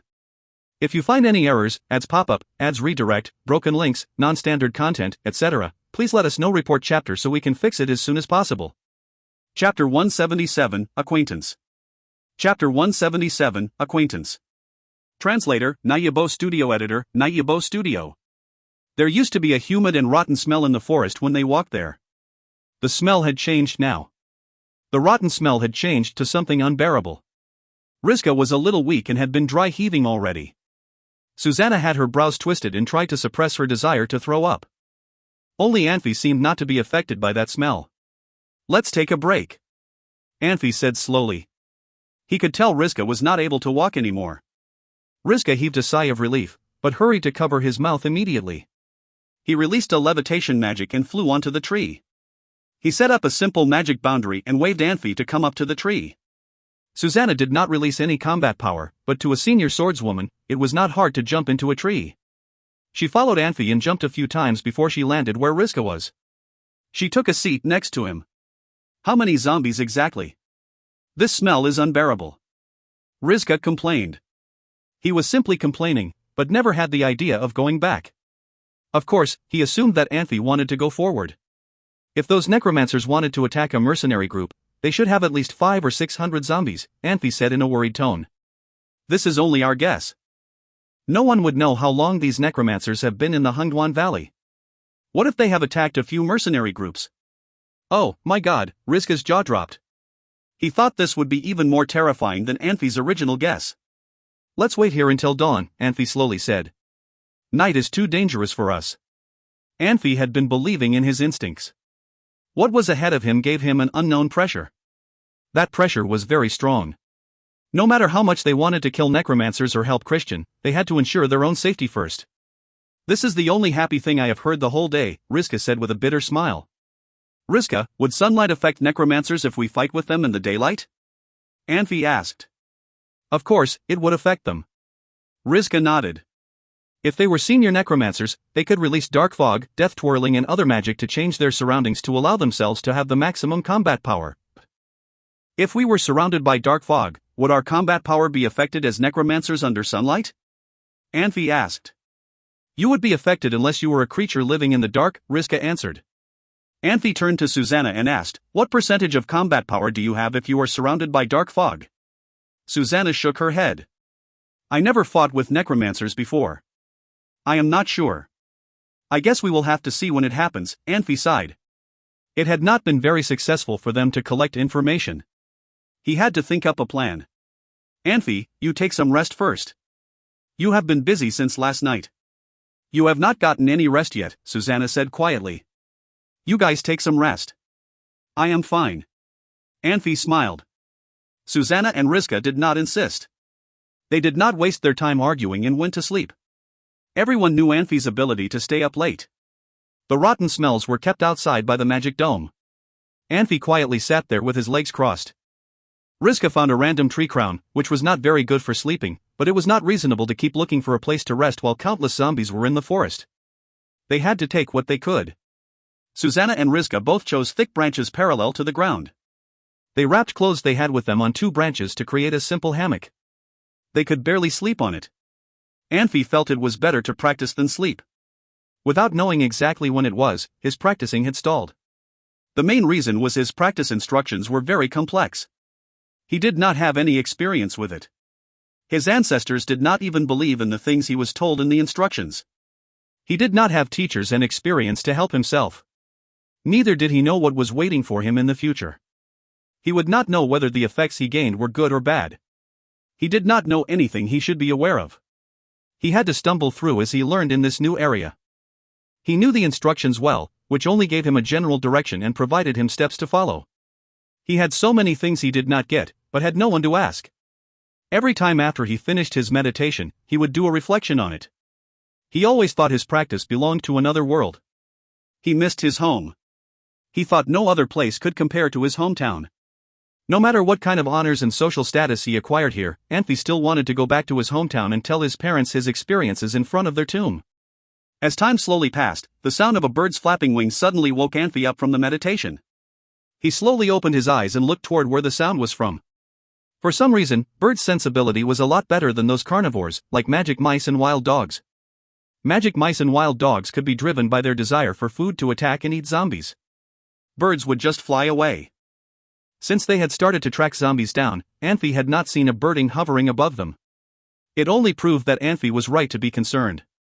The bird hovered above the tree and landed on the tree where Anfey and his fellows rested.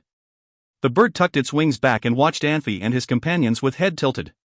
Anfey had already closed his eyes as the bird flew down. He leaned against a branch with his legs spread apart. He looked like he was sleeping, but he watched that weird bird through the little slits in his eyes. Anfey could not name the bird. The bird was all black and looked like a crow, but smaller. The eyes radiated some evil bloody red lights. Anfey sneered inside. If this were a trick played by necromancers, it only proved that those necromancers, who had done so much with bones, did not have high intelligence. The bloody red eyes told Anfey the true nature of the bird. If Anfey had to do this, he definitely would make a bird that looked like a normal bird. Suddenly, a weird feeling hit Anfey, and then he saw a very fine chain on the bird. The other side of the chain was connected to a faraway place. At the same time, Anfey felt the spirit crystal starting to tremble in his body, although he had no idea what the spirit crystal was for. The bird chirped in a low pitch. Anfey did not see the bird moving, but a cloud like a pale spyrite struggled and screamed inside the bird. Anfey could not help opening his eyes wide because he saw the lowest level of the evil spirit in Evil Abyss. At this moment, Anfey did not have the happy and excited feeling of seeing someone from where he came from. He had always thought of himself as a human being. He thought he was a traveler or guest in Evil Abyss. Staring at that bird for a while, Anfey recalled all kinds of memories he kept in the back of his mind. Anfey had recognized that the fine chain was a spirit chain. It was pure spirit magic. He did not need anyone to explain what that was. Instead, he could give others some pointers. That bird trembled very hard. Maybe it was because the long distance made the power of the spirit chain decrease to the minimum. The evil abyss spirit struggled hard to get rid of the chain. Anfey had a smile again. The person who tried to free the evil abyss spirit was not that powerful. He could not even control the lowest level of evil abyss spirit. He slowly took out his fingers and pointed in the air. It did not take any magic to attack the spirit. Telepathy and strong willpower would just make it work. Anfey had both of them. That spirit chain started to shake. In order to let the necromancer on the other end of the chain believe that the evil abyss spirit had gotten rid of the chain, Anfey only attacked the chain a few times with small amounts of telepathy. That spirit chain finally broke. The evil abyss spirit finally had its freedom back, and then he noticed Anfey right away. That bird suddenly dove down at Anfey like a flying arrow. He even opened his beak as wide as a fist. It was hard to imagine such a small bird could have his mouth open so wide. The evil abyss spirit suddenly paused in the air at the moment he was about to hit Anfey. Anfey's social status was not very high in evil abyss, but he was smart politically. He went to whichever king was stronger. He did not do anything to hurt the kings who did not do so well. He even tried to leave untraceable hints to allow the unlucky kings to know that he would spy in other kings' country, and he was actually working for them. Anfey had received all kinds of rewards from different kings. That bird could not combat the huge difference in social status and power between Anfey and him. Anfey slowly took back his telepathy. That bird slowly and sluggishly landed next to Anfey. The evil abyss spirit looked so obedient that he would just lay on the tree branch without moving at all. Evil abyss was a crude and simple place. The social structure only allowed obedience and fighting. Anfey was special over there. He was very social. The evil abyss spirit only had two options even it was in a different dimension of the world. They still had to be either obedient or fighting against something. Anfey went quiet for a while. He waved his hand to release a small fireball. The fireball hit the bird. The evil spirit's puppet was not useful anymore. The spirit had slowly risen from the burned bird and flew forward at Anfey's instruction. That magic surges produced by the little fireball woke Susanna up. She suddenly opened her eyes.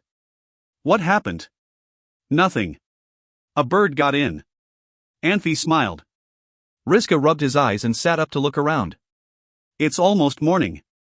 Yes. You guys eat something first. We will continue after the sun comes up, Anfey said. What kind of bird stinks so bad? Susanna crinkled her nose. Damn it. Riska saw that burned bird. This is a puppet created by a necromancer for the deceased spirit. If you find any errors, ads pop up, ads redirect, broken links, non-standard content, etc., please let us know. Report chapter so we can fix it as soon as possible. Chapter 178, Surges of Death Magic. Chapter 178, Surges of Death Magic. Translator, Nayabo Studio. Editor, Nayabo Studio. It's alright, I already destroyed it with magic, Anfey said. Necromancers can sense everything through the zombies. You don't understand, Anfey. We are exposed already, Riska said, frowning. He pushed himself up and glanced around nervously. We're not exposed. How can you be sure? It's a long story. Sit and eat something. Anfey made himself very clear. Something had happened, and they were not exposed, though he didn't want to tell them why.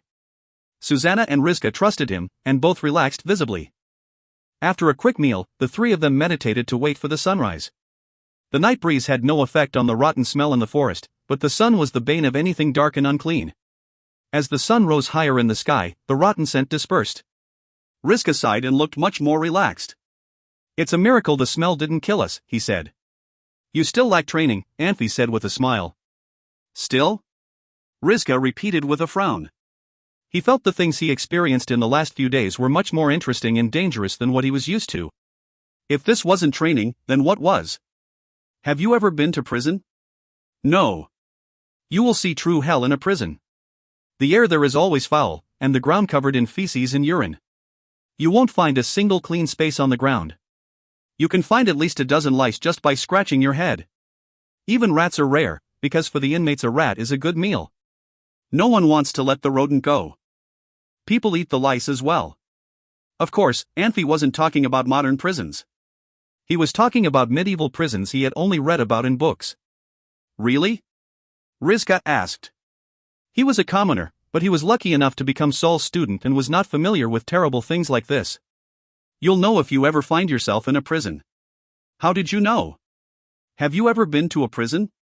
No, but there are a lot of rumors. It can't be true, Rizka said, shaking his head. Surely a normal man would go mad in a place like that.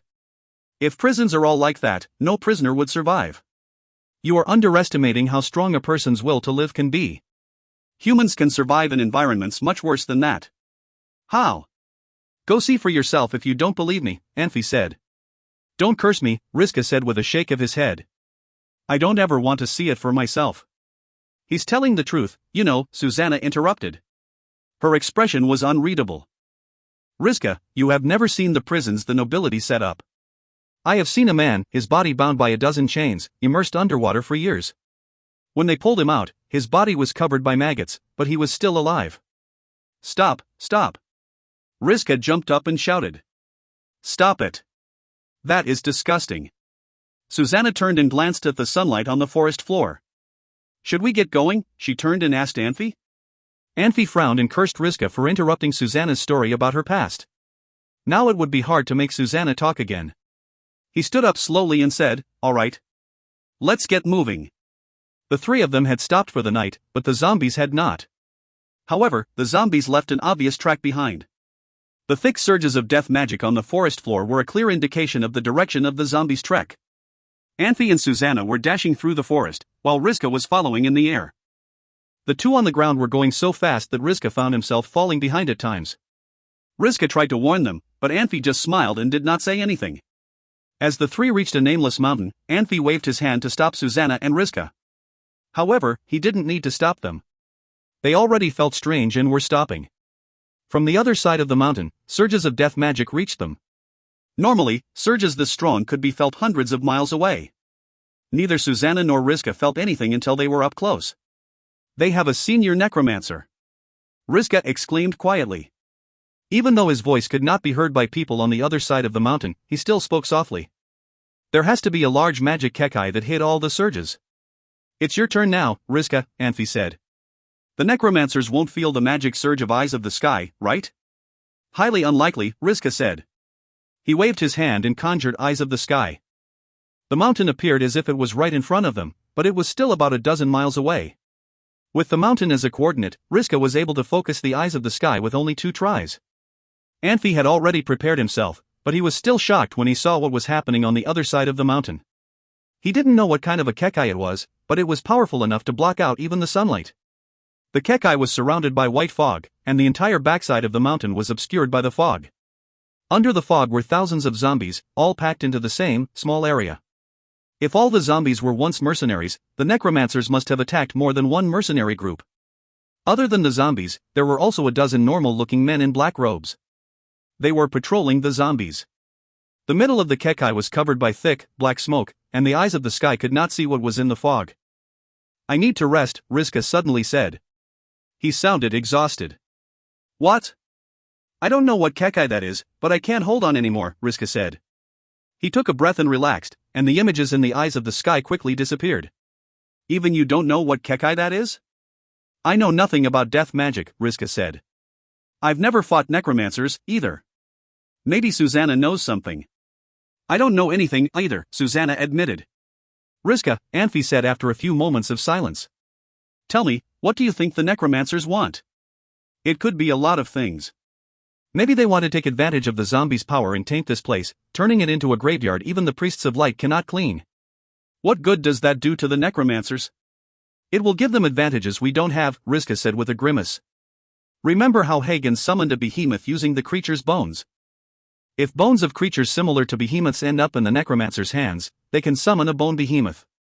The behemoth Hagen summoned can only last for a few minutes, but a bone behemoth is a dark creature like ghost dragons. It is immortal. Anything else? There is at least one senior necromancer. Maybe they want to create some killer zombies. It's unlikely though. Killer zombies are difficult to control, even senior necromancers may not be able to control them. Is that it? Maybe they want to collect surges of death magic and create a death magic crystal in preparation for the necromancer's ascension.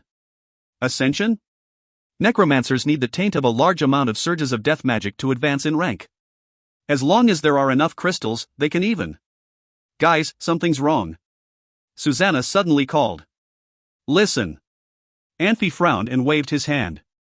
The three jumped into the trees and held their breath, listening to their surroundings. There were sounds of branches snapping, but it was faint, and whatever was making the noise must have been far off. Anfey glanced at Rizka, who released the eyes of the sky quietly. A team of 8 necromancers and 20 zombies walked out of the Kekai and were heading away from them. Zombies were clumsy creatures, and did not know how to avoid obstacles. They could not feel pain, and did not care if they were stabbed by branches and thorns. Those zombies were what Susanna heard. What do they want? To find more mercenaries? Aren't there enough zombies already? Rizka said, frowning. Why don't they move at night? Zombies are much more powerful at night, Susanna murmured.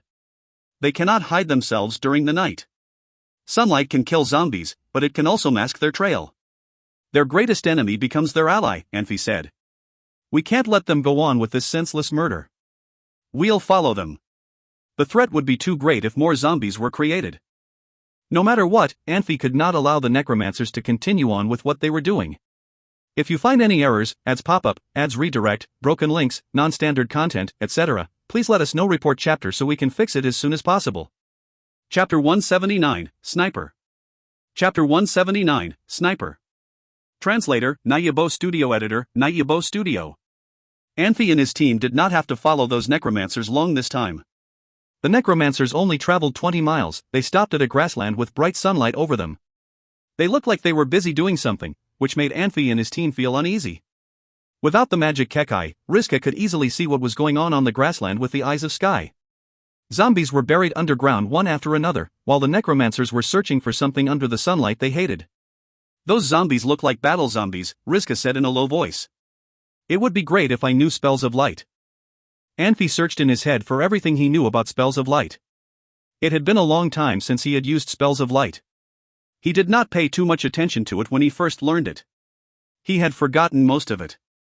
Without being baptized, no one could perform spells of light, otherwise everyone could be a priest. Rizka laughed quietly. That is asking too much, Anfey said. Churches have the most complicated rules. Only people with a lot of patience can be priests. You must have never seen priests before. I am telling you, a lot of them act like girls, not men, Rizka said. That is called humble and polite. Susanna was not too happy with Rizka's description of priests. Are those men who only know how to yell others called men? Susanna, I did not know you were so fond of priests, Rizka said. I am not fond of them. They are at least better than rude guys, Susanna said. Anfey is rude. Rizka grinned. Anfey was more than rude if counting what happened at their professor's home.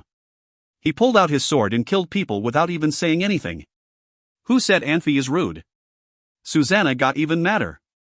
If it had not been for the fact that necromancers were still not far from them and Rizka was still in charge of Eyes of Sky, she really wanted to teach Rizka a lesson. Stop, look at those necromancers. Why are they hiding? Are they ambushing anyone? Anfey asked. Susanna and Rizka stopped their argument about Anfey's personality. They looked at the Eyes of Sky at the same time. No doubt, those necromancers hid one after another. What is wrong with them? Who would come here? Rizka asked with a confusing look. Look over there. Anfey pointed with his finger. A gigantic butterfly flew past the forest in the distance and fluttered in their direction. There were over 20 mages flying behind the butterfly. Anfey and his team heard yelling in the distance, but could not tell what exactly they were yelling about. The gigantic butterfly's wings were sky blue with white flowery designs. The butterfly looked holy. He was not moving at a fast speed. He looked like he was hurt, since he wobbled up and down in the air. The most amazing part about the butterfly was he was covered in rainbow lights. The butterfly looked like a butterfly angel to Anfey. The butterfly flew to the grassland in a very short time and suddenly fell on the ground. He did not even have strength to wave his wings. This told everyone that he was dying. Those mages in the sky did not land on the grass right away. Instead, they formed a circle in the air, and kept the butterfly in the center from a distance. They slowly landed on the grass. The yelling sounded like it was getting closer to Anfey and his team. People rushed onto the grassland one after another. The one in the very front had already reached the gigantic butterfly, while others behind him were still running. There were around 500 or 600 people, maybe even more. Anfey, look, that was the flag of Dragon Rider Mercenary Group, Susanna expressed urgently but quietly. You are right. Anfey saw that flag as well. They are with Ozek, Riska gloated. They are not good people. Anfey, are we helping them? Ozek is not a nice person, but he is a human.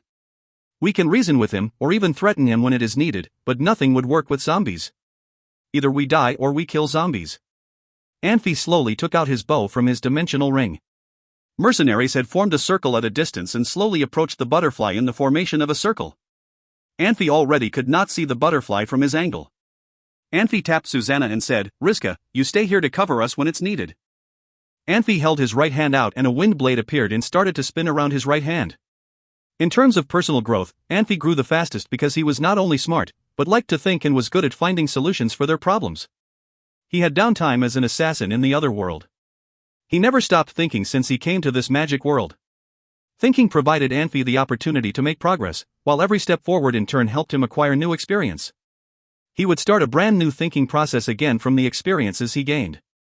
If he continued this cycle, his growth would be unbelievably amazing. Compared with the powerful people in this world, Anfey had the advantage of having magic freestyle.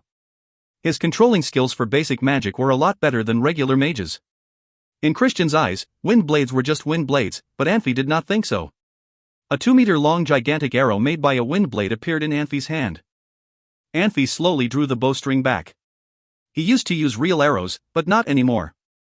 Anfey had invented a lot of new things with the wind blades after he discovered that wind blades could be used for jumping. He did well in the experiments.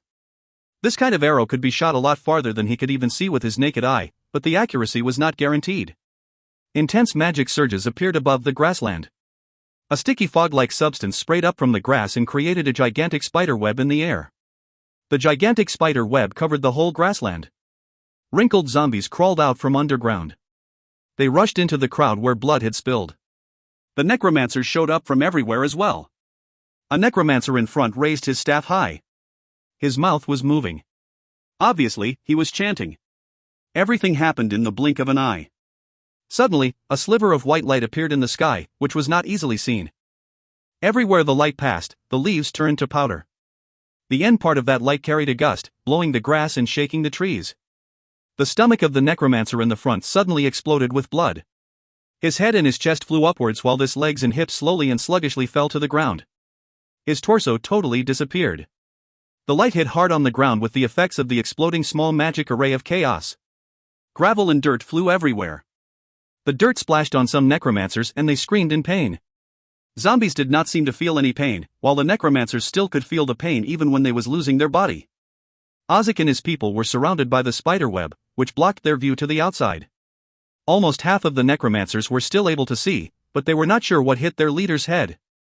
They stood frozen to the ground because of what they had seen. Anfey already loaded the bow again with a giant arrow made of wind blades. He shot it out. The white light passed in the air. A necromancer suddenly got shortened. His feet were still on the ground, but his head was gone. The blood flowed out from his neck like a human blood fountain. Necromancers finally found where the attack was from this time. 2 necromancers released bone shields and rushed towards Anfey from the left and right sides. Necromancers were scared by Anfey's attacking ability. They even had over 10 zombies help them. They could not spare any effort to deal with the mercenaries they caught. Susanna, be careful. Anfey nodded at Susanna. He waved in the air. Another 2-meter-long gigantic arrow appeared in his hand. Susanna smiled and rushed forward as fast as a meteor. The thick combat power radiated white lights. Whenever there was a battle, Anfey subconsciously had her in the front, but Susanna never complained about it. Some girls liked to be protected by their men, while others liked to fight alongside their men. Susanna looked girlish, but she was one of the latter girls. Anfey did not shoot the arrow out immediately. He did not shoot the arrow until a zombie lined up with a necromancer. What surprised Anfey was the arrow did not pierce through the zombie to hit the necromancer behind the zombie. The arrow only hit the zombie in the air. That zombie could struggle to stand up after rolling on the ground few times. Anfey was not sure what kind of wound the arrow made on the zombie. He only knew that battle power of the zombie was far better than he had estimated. However, Anfey had endless wind blades. His magic could allow him to continue shooting for a long time. This time Anfey was not greedy. He learned, so he only targeted a necromancer. As the bowstring made a sound, the bone shield released by the necromancer had collapsed already. His body fell on the ground like a broken branch, his upper body folded over the lower body.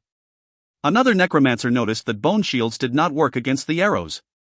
He immediately realized he was in danger. He turned around and ran for his life. If the bone shields released by the mages could not protect them from Anfey's shooting, then archers were a deadly nemesis for mages. The necromancer who had already run pretty far broke into two parts, just as his leader had. Anfey killed them with one simple move by let loose his fingers on the bowstring. There was only a cloud of blood mist left in the air. If you find any errors, ads pop-up, ads redirect, broken links, non-standard content, etc., please let us know. Report chapter so we can fix it as soon as possible. Chapter 180, Game. Chapter 180, Game. Translator, Nayabo Studio Editor, Nayabo Studio. The zombies were powerful warriors who did not know pain or death. They ran towards Susanna.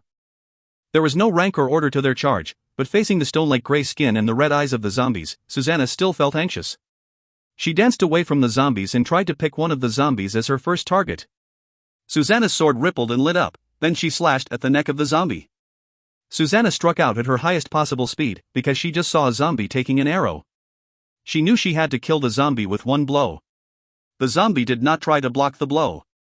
It held up its sharp, dagger-like fingers, and reached for Susanna's chest. The zombie might have been a swordsman once, but its soul had already fallen, and what was left was only a senseless body. The knowledge and the fight skills it had accumulated over the years disappeared as well. The attack was purely instinctual. There were no tricks to it. Susanna had the advantage of speed and of attacking first. When the zombie was only a few feet away from her, her sword was already slashing at its neck. Even for the most powerful people in the world, a blow to the neck by a senior swordsmaster would be deadly. Susanna's sword sheared through the zombie's neck, and the head flew backwards. The stench was almost suffocating. However, the zombie's movement did not stop, and its sharp fingers continued reaching out towards Susanna. Susanna was shocked, but she was experienced in battle, and had fast reflexes. She kicked the zombie in the abdomen, and jumped backwards to avoid the attack. The zombie did not fall until Susanna was at least 20 feet away. The zombie that was wounded by Anfey's arrow had a large hole in its chest, the shrubs behind it were clearly visible through the hole. Because of the wound, its movement was slowed and it lagged behind the other zombies. Susanna moved out of the main horde's way and jumped towards the rear of the group. She landed not far from the wounded zombie, who lunged at her, waving its arms frantically. Its own blood spraying onto the ground. The rotting organs and the foul scent of the zombie's blood made Susanna very nauseous. The zombies began to surround her, and Susanna was forced to jump into a nearby tree. The zombies swarmed the tree, clawing at it. The trunk became very fragile under the sharp nails of the zombies, and it didn't take long for them to hollow out the trunk. However, Susanna jumped onto a nearby branch, and they were not able to realize their hope of killing Susanna. A pale light struck one of the zombies as they prepared to follow Susanna. The light left a wound the size of a small bowl on the zombie, but the zombie did not fall to the ground. Instead, it stood where it was, shaking its head, as if it was trying to wake up from a dream. It was in a zombie's nature to hunt. Attacks and its companion's death did not distract the zombies. They stood under the tree, clawing at its trunk with their nails. Their heads. Rizka called as he circled around. "I know," Anfey said and notched another arrow. The zombies had not yet finished clawing at the tree when Anfey attacked them again. The arrow took a zombie's head off. Dark smoke rose from where the neck broke, and its large head was only hanging on its neck by bits of skin. The zombie's arms reached back and grabbed its head, then it slowly placed the head back onto the broken neck. Before Anfey could react, the zombie shook and fell to the ground. Zombies were much stronger than a normal person, but a wound like that would still be fatal. This attack could not distract the zombies either. They kept on roaring at Susanna and clawing at the tree. Susanna noticed the zombies' problem as well. She returned her sword to the sheath, and jumped onto another tree. She broke off a branch and waved at the zombies, hoping to attract their attention. "Why aren't they attacking us?" Rizka frowned and asked. "Maybe because zombies love beautiful things as well," Anfey said, grinning. "Quit joking around," Rizka said and rolled his eyes. 3 other necromancers headed towards Susanna. Anfey had been waiting for the necromancers. The zombies wouldn't do much. Before all nearby trees were destroyed, the zombies were only lumberjacks. There were plenty of trees, and Susanna shouldn't be in danger. One of the necromancers waved his hand and released a dark ball of energy. Unlike the magic Anfey had seen a few days ago, the black ball was much larger, and looked as if there was a face in it, surging. White light appeared and shot through the black ball. The arrows Anfey used were materialized element arrows. Compared to normal weapons, an element arrow was much more powerful against magic. The repelling nature of elements maximized the destruction. The black ball first deflated like a balloon, then it exploded, turning into countless black strings that floated through the air. The necromancer screamed in agony, his right arm destroyed in the explosion. Another arrow hit the necromancer's body, and he fell to the ground. For a zombie, wounds like this could not even hinder their movements. For a human, however, it was fatal. The two other necromancers stared at their companion in shock, then they turned and fled. "It's elves," one of them called. Usually, only the elves could use element arrows. It was not surprising that they had come to this conclusion. Anfey turned to the zombies. Now, it was less of a battle and more of a game. The zombies fell one by one, but the others were distracted by Susanna, who was throwing branches at them. Their one-track mind did not allow them to focus on anything other than the thing right in front of them. The remaining necromancers disappeared into the bushes, and did not return. Anfey continued to aim his arrows at the zombies. Before he could take out the last zombie, Susanna jumped down from the tree crown and slashed at the zombie. After a flash of white light, the zombie slumped to the ground with only half of its head. Susanna turned and grinned at Anfey, then she began walking towards the magic array in the clearing. Anfey returned the bow to his dimensional ring. He had thought this would be a difficult battle, and didn't expect the zombies to be such easy targets. If he had known this, he would have stayed hidden and taken the zombies out. That way the battle would have ended much faster. "Rizka, do you know what kind of magic array that is?" "No," Rizka said, shaking his head. "I don't know what it is, but I think it should be easy to destroy. I'll go check it out." He levitated into the air and chased past Susanna.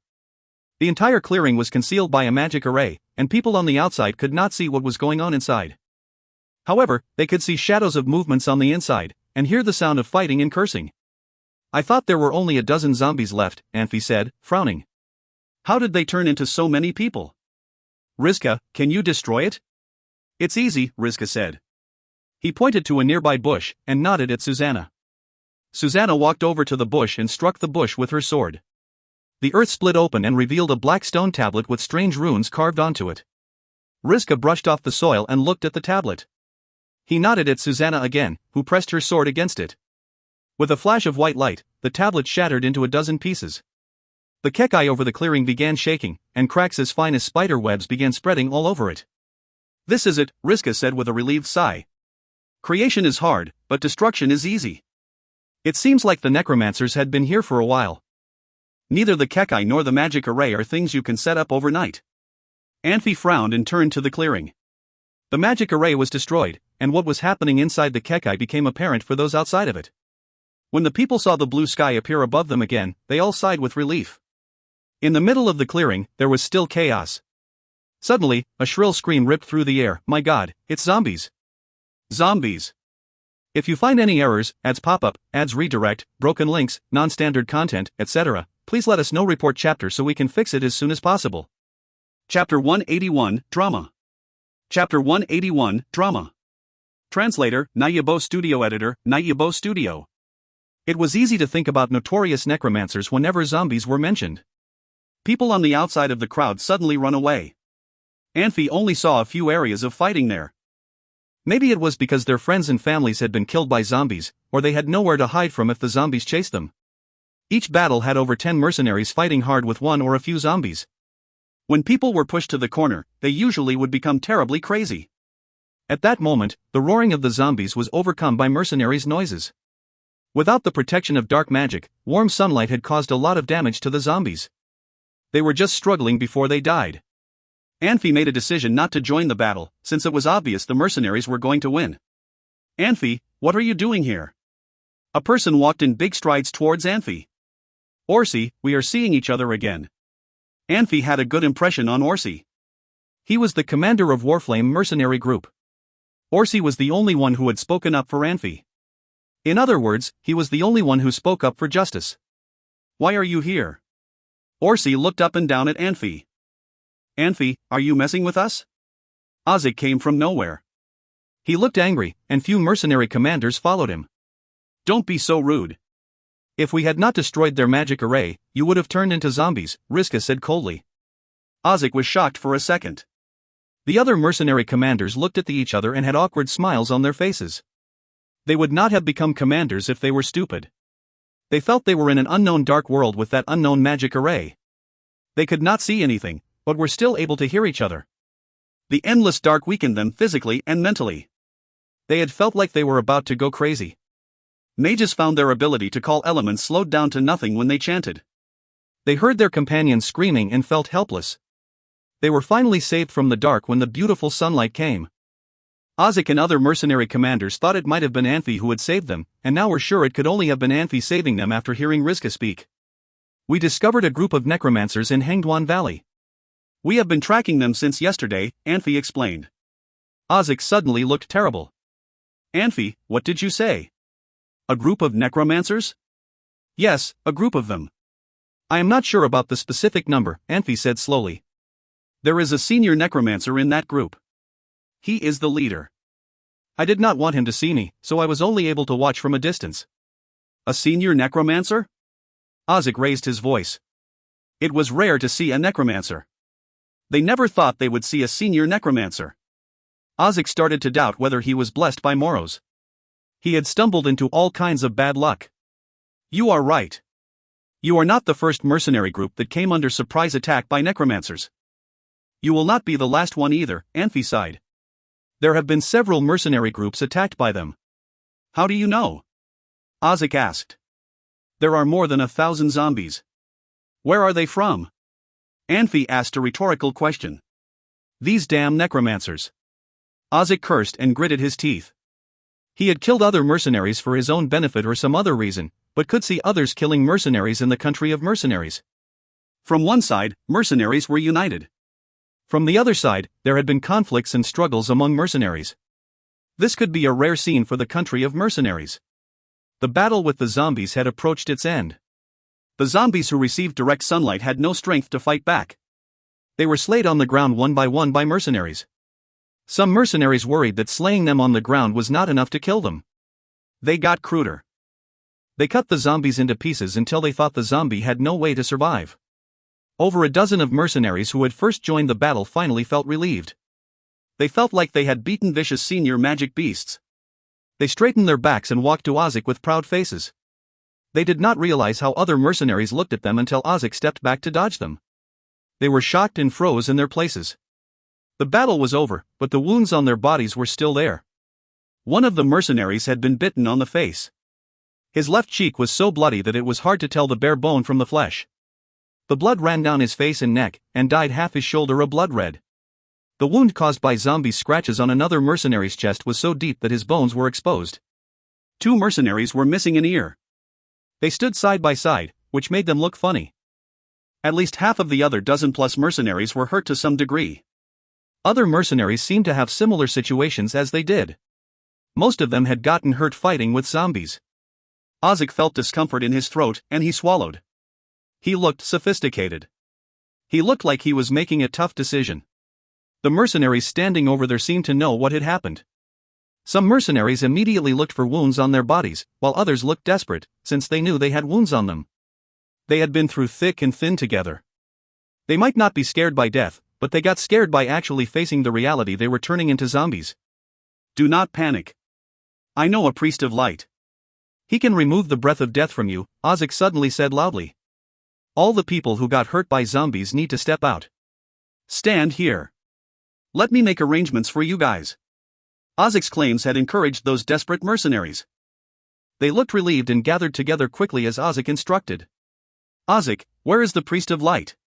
A skinny young man asked loudly. In Whitewater City, Audiobooks said.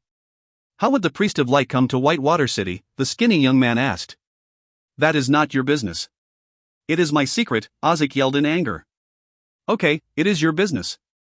I just have a question to ask.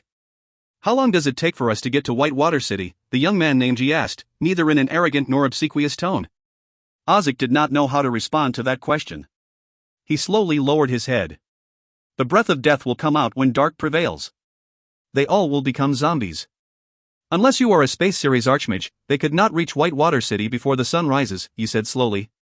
I also doubt whether you know a priest of light. Yi, what do you mean? Audiobooks yelled. I am saying you are lying, he said.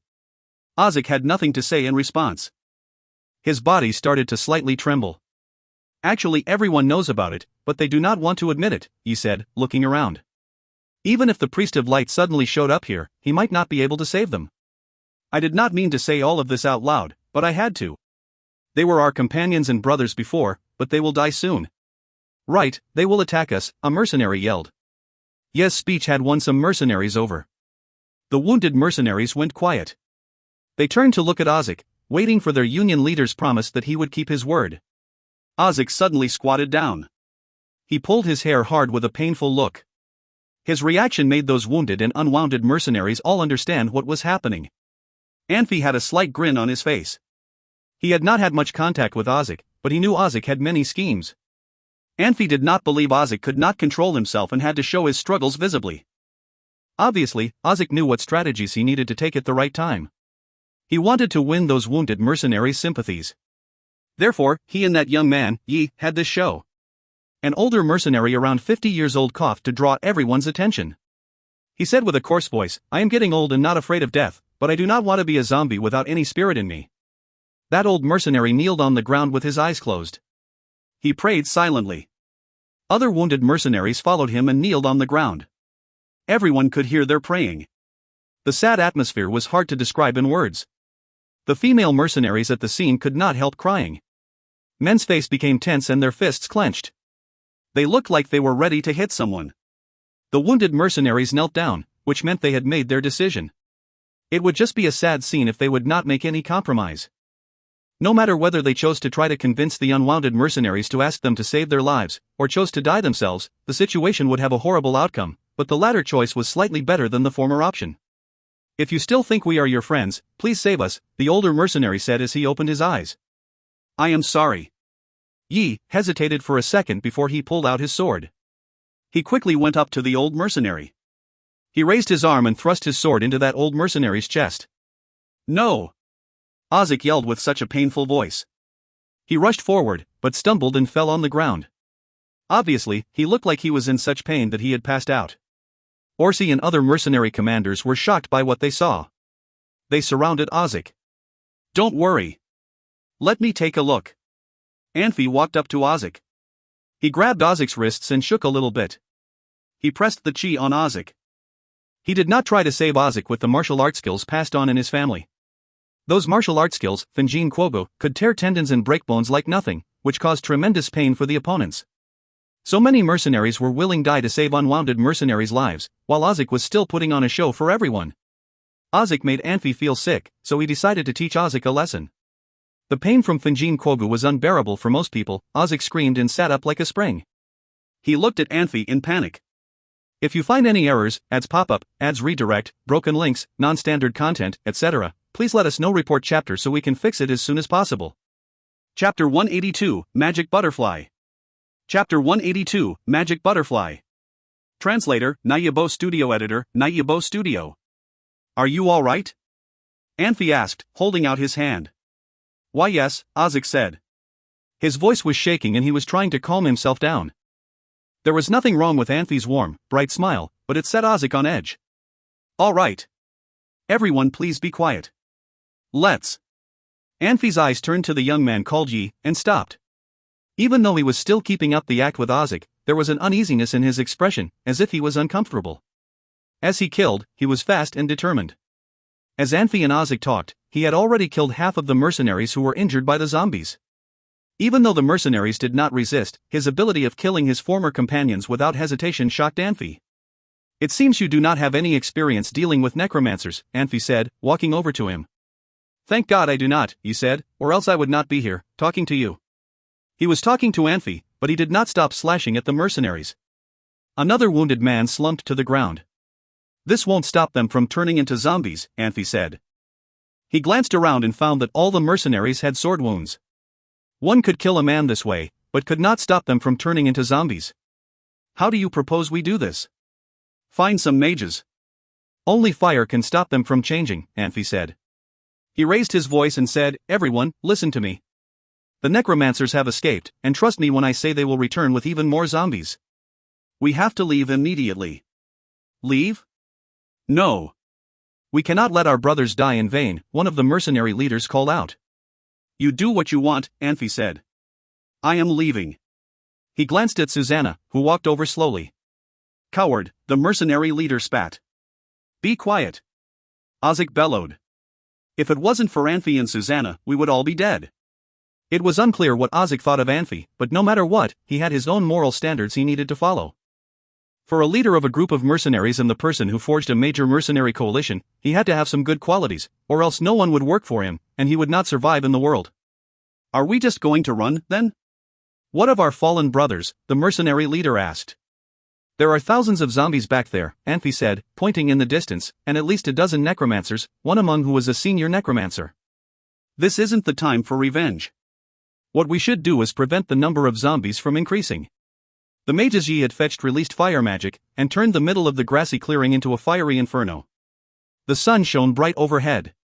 It didn't matter whether those mercenaries would turn into zombies or not. They would never be able to leave the place. The mercenary leaders glanced at each other. There was no possible way the mercenaries could defeat thousands of zombies and a dozen necromancers. We just have to wait 3 more days for the arrival of the priests of light. They are more experienced dealing with dark creatures like zombies, Anfey said slowly. Priests of light? Why would they come to country of mercenaries? Ozek asked. I sent my man back to White Mountain City to contact the church when we found the zombies. All we need to do is wait for backup. Anfey paused. He glanced at the mercenaries and added, I think we all know what the right choice is. All right. We depart immediately, Ozek said. Are you leaving with us? No, I need to return to my men, Anfey said, shaking his head. You saved our lives today. We are in your debt, Ozek said. We will be on our way. Farewell. Goodbye, Anfey said. Mercenaries were not like real soldiers, but their movement was still very fast. Seeing the mercenaries disappearing into the forest, Anfey smiled. Debt, he murmured and shook his head. It was all for show. The mercenaries had just called him a coward, and it was clear what the mercenaries thought of him. Anfey, let's go, Susanna said quietly. Wait. Anfey walked over to the side slowly. The large butterfly that led the mercenaries to the middle of the magic array was lying on the ground, half hidden under the dirt. It was not glowing like it had been moments ago, and was no different from usual butterflies except for its enormous size. The situation was too chaotic and intense, and the butterfly stopped moving after it fell to the ground. The mercenaries must have forgotten about it. Anfey reached out with his foot and flipped the butterfly over. Some things could only be observed from the distance, like this butterfly. Its large black eyes were unblinking and ferocious, its body was covered by short, sharp hairs. The 2 antennae were blood red and dangling, like the guts of a butchered animal. The legs were the size of a child's forearm, and the hairs on it reflected cold light. It did not look like the divine being it did a few minutes ago. Instead, it looked like a demon that just escaped hell. No matter how far a man travels from his homeland, its effects would be hard to wear off. For someone from the Far East, butterflies were beautiful and delicate. Anfey was interested in the butterfly because he thought he had encountered a butterfly spirit that could morph into humans. He was sorely disappointed. What is this? Susanna walked over and asked. I don't know. I've never seen anything like this, Susanna frowned and said. Never heard of one, either. It's dead now. It's been dead for a long time. Anfey held out his right hand and summoned his fire sword. He stabbed the butterfly with the sword at the point where there was a piece of gold chained to the butterfly's body with silver chains. Anfey did not try to pick it up with his hands. He summoned a ball of water, and enveloped the golden fragment in the water. He turned the water ball into a ball of ice, and placed it into a box made with anti-magic crystal. We should bring the butterfly back to show Huiwei and Hagen, Anfey said, shaking his head. Rizka, destroy it. His dimensional ring was made by Saul himself and was very powerful, but it still had a limit. There were already too many things in the ring. Anfey didn't trust anyone with his crystals, scrolls, books, and weapons. Those were the life collection of Saul, and he knew he had to keep it safe. There was no place for the large butterfly. Rizka whispered a spell and waved his hand. A wave of flame swept towards the butterfly, and the creature was swallowed by flame. What's that smell? Susanna frowned, sniffing. Do you smell that? It smells good. Anfey smelled the pleasant aroma as well. He glanced around, and realized the aroma was coming from the burning butterfly. He lowered himself to observe the creature. He could control the elements, and it did not bother him. He was so close his face was almost in the fire, but he could not feel any burning sensation. Of course, Anfey was only strong enough to control flame that was not controlled by other mages. If he was standing in the way when Rizka released the flame, he would surely burn. Something was oozing out of the butterfly, then the liquid solidified and turned into stones. The pleasant aroma was coming from the stones. Something's wrong, Rizka suddenly said. I think the necromancers are coming back. Anfey glanced towards the distance and shook his head. Don't worry. They aren't fast enough. He released a dozen small fireballs that grouped together and formed a large hand. The hand reached into the flame and grabbed the stones, then it returned and dropped the stones in front of Anfey. It's not magic crystal, is it? I don't think so, Rizka said, looking over his shoulder. What is it then? Susanna and Rizka glanced at each other and shook their heads. Susanna reached over to grab a stone and observe it up close. Anfey stopped her and said hurriedly, Wait. We don't know what it is. I don't want you getting hurt. Susanna smiled and let her hand fall back to her side. Rizka thought it was a normal response, but Susanna knew that was how Anfey cared for her.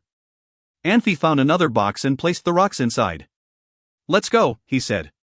Where? Nowhere, Anfey said, grinning. Let's play hide and seek with the necromancers. If you find any errors, ads pop up, ads redirect, broken links, non-standard content, etc., please let us know. Report chapter so we can fix it as soon as possible. Chapter 183, Large-Scale Response. Chapter 183, Large-Scale Response. Translator, Nayabo Studio Editor, Nayabo Studio. During the next few days, Anfey and his team wandered in the forest. Necromancers now knew of their existence. The forest was big and thick, and Anfey was always cautious and alert, which made it hard to locate where Anfey and his team were in the forest. When necromancers gathered as a group, Anfey would keep a distance away from them. Once a necromancer set out on his own, he would very likely experience a surprise attack by Anfey. After this happened a couple of times, necromancers chose to leave Anfey alone and allow him to wander in the forest. They stopped bothering him. A new day. I would like to praise this world, Rizka said loudly as he looked at the reddish sunrise in the distance. He sounded like a bard who was sentimental about life and had so much understanding of the world. Okay, come down. You do not look like a poet. Susanna smiled as she walked toward Anfey. Anfey, here you are. Anfey took the bread from Susanna and started to eat it bite by bite. I do not look like a poet? Rizka did not like Susanna's comment. He turned around and asked, Who looks like a poet? Anfey? Of course. Susanna felt Rizka's question was stupid. Of course, she believed Anfey looked like a poet. In Susanna's eyes, Anfey was a treasure with so many different sides. He was assertive when he was on mission. His assertiveness was tough and manly to Susanna. When he was in thought, Anfey's eyes sparkled with wisdom that only philosophers have. Anfey's sweetness and gentleness made her melt when he was with her. Anfey was just perfect in Susanna's eyes. Up to this point, Anfey had never let her down or made her sad. Nah, he does not look like a poet. He looks like a country bumpkin, Rizka murmured. It was the kind of impression Anfey left everyone when he walked into Saul's house for the first time. Back then, Anfey did not know anything about magic. He smiled to everyone and asked all kinds of questions. He liked to give compliments about things he had never seen before. He looked like a fool to everyone. Who are you talking about? I think you are a country bumpkin. Anfey laughed. He did not mind what Rizka's comments, but Susanna did. Me, I am talking about myself. Rizka immediately corrected his mistake after seeing Susanna's mad face. He released levitation magic and landed in front of Susanna. He held his right hand out. Where is my share? You do not have a share. Go read your poem, Susanna said. Don't do this to me. I am hungry. Rizka put on a smile to please Susanna. Susanna rolled her eyes at Rizka. She took out a piece of bread from the bag and tossed it at him. After catching the bread, Rizka was about to take a seat on a nearby branch, and then noticed Susanna and Anfey sitting close to each other. He sighed and stood up. I am not going out with the two of you if there is another assignment. What do you mean? Susanna did not know where that comment came from. Steel had to go through high heat to be made. Capacity was built by practicing hard. Shamelessness was developed by doing a lot of shameless things. When Anfey started to date Susanna, Susanna felt fast heartbeats and blushed if Anfey sat next to her. As time went by and they had been together for a while, Susanna got used to sitting next to Anfey. Sometimes if Anfey did not go find her, she would go find Anfey, just like what happened today. Look at you.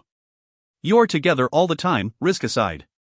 Don't you think you should consider others' feelings? For example, consider a single, talented, junior magister's feelings? You? Susanna blushed. She nudged Anfey to ask Anfey to argue with Rizka since she was not good at it. Your feelings? Sure, it's my bad. Anfey smiled. Great if you understand it, Rizka said proudly, I am very forgiving. I can forgive you. No problem.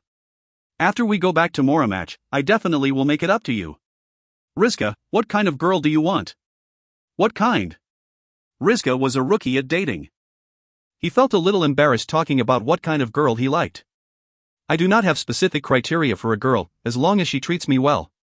Be more specific, Rizka. Don't you like smaller girls? Rizka was a head shorter than Anfey. That was why Anfey asked that question, since most men did not like their girlfriends to be taller than themselves. Yeah, Rizka said. Do you like blonde or dark-haired girls? Anfey asked. Either is fine, Rizka said. Do you like shy or aggressive girls? Anfey asked. Of course the former kind of girls, Rizka answered. Anfey gave it some thought. Oh, you like this kind of girl. She has black hair and big eyes. She is small and shy. She would just peek at men and dare not look at men in the eye. She would smile with her mouth covered when she feels happy. She is timid and scared to death if she were attacked by aggressive magic beasts or faced with other threats. That would give you a chance to be her hero. She is very obedient. Once she likes you, she would follow exactly what you say. Even when you asked her to kneel down to serve you, she would not hesitate for a second. Yeah. Rizka felt something weird about Anfey's words, but did not take it seriously. Trust me. I can find you one in our legion, Anfey said, smiling. Who are you talking about? Do I know her? Rizka felt even more weird since there were only a few girls in the legion. He could not think of any girl who fit Anfey's description. Don't you trust me? Don't worry. I will pick a girl from Gnomes when we get back, Anfey said. Gnomes? Rizka almost fell from the tree. You look so excited. Are you that happy? Anfey asked. Okay, Anfey, I am begging you to shut your mouth. Rizka helplessly waved his hand. He just realized Anfey was playing with him. No wonder Anfey stressed out small girls.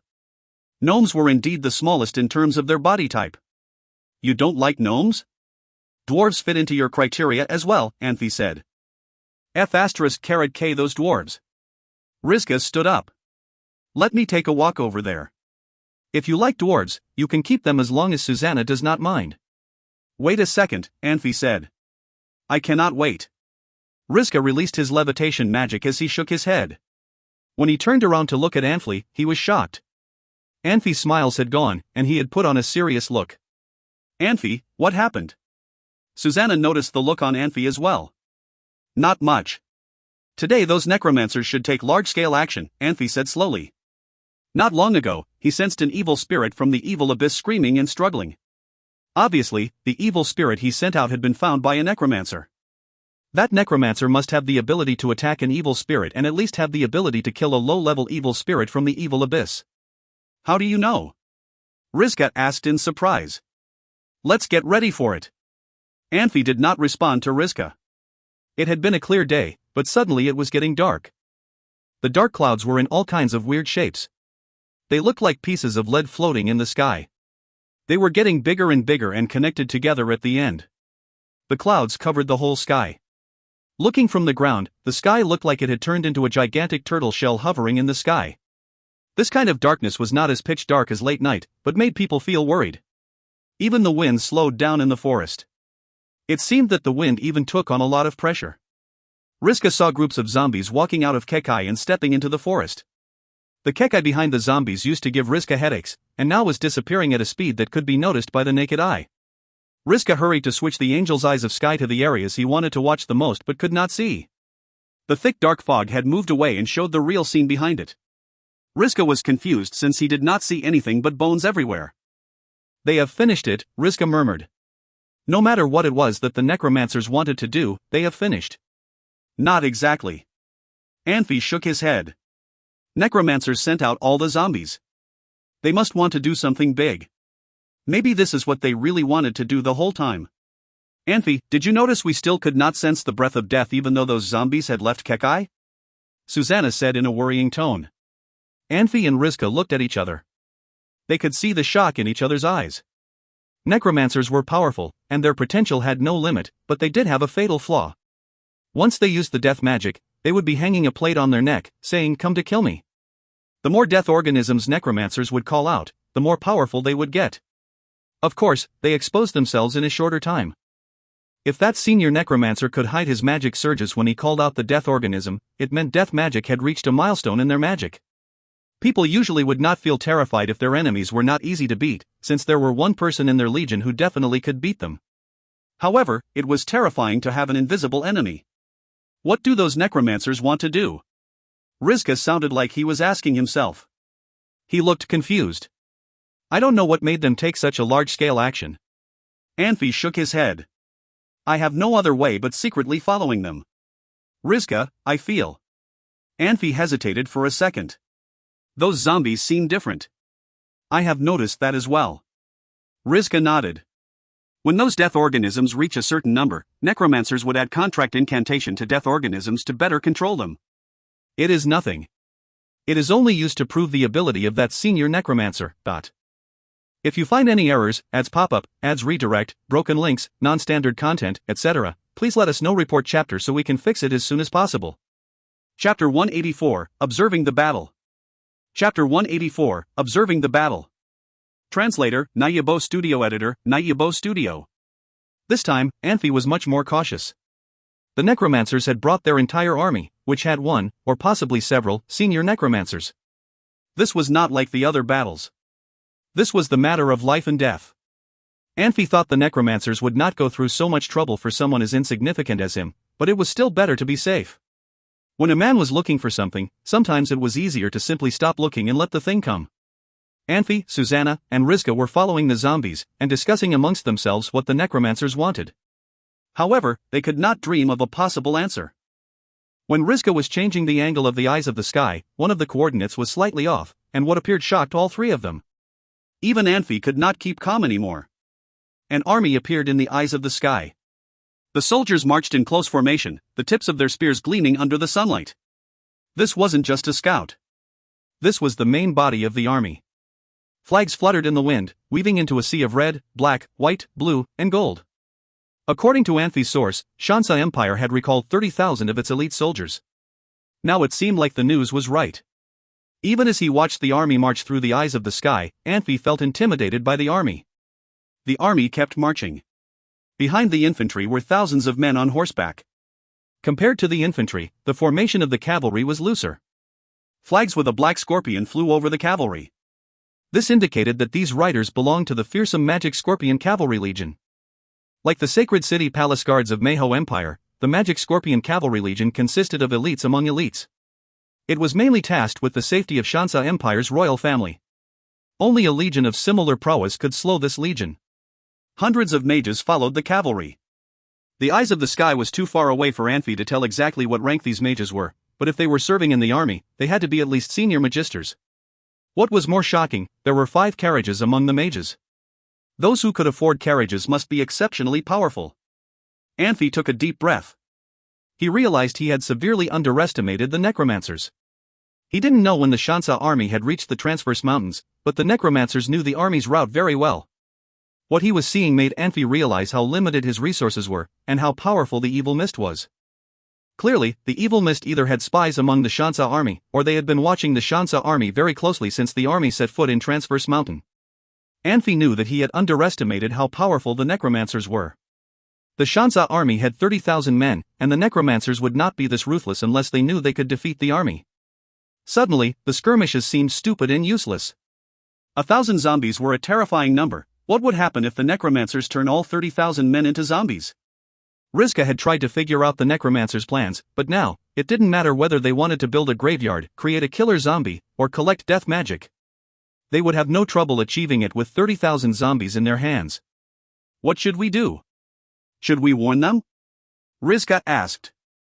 A few days ago, Shansa Empire was one of his greatest enemies. Now, he was considering helping them. No. Let's wait. It is going to be a good play, Anfey said. A play? Let's keep watching, Anfey said. Don't attract any attention from the necromancers. Before Anfey could finish his sentence, he heard screaming and yelling off to his right. The scout must have already encountered the zombies, and was at a disadvantage. The sound of drums, powerful and intimidating, echoed through the valley. Soldiers of an elite army never expected ambushes. However, being an elite army, its soldiers were able to prepare themselves for a fight as soon as they were given the order. On the other hand, the necromancers never planned to ambush the army either. A powerful magic surge ripped through the air. As far as the magic touched, all the tree branches lowered to the ground, and leaves fell from the branches. The grass bent down, as if a large foot had just stepped onto the grass and forced it to the ground. Anfey felt his body growing heavy, and almost fell off of the branch. He reached out and grabbed a nearby branch with his right hand, and grabbed Rizka with his left hand. Susanna was sitting on branches, but the magic did not affect her. However, she appeared shocked. It's gravity magic. Rizka called suddenly. Isn't that a forbidden spell? It is, Rizka said.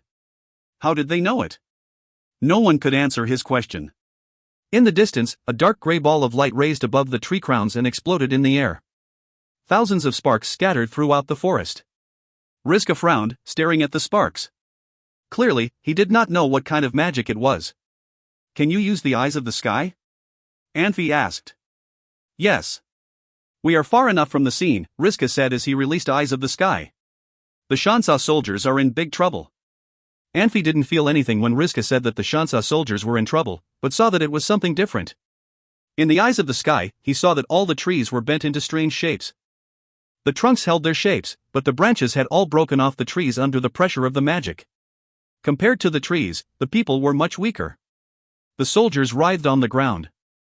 Their armor, once providing protection, now turned into the source of their suffering. Some of the more powerful men were still standing, but they could not stand straight. Forbidden spells could not distinguish between friends and foes.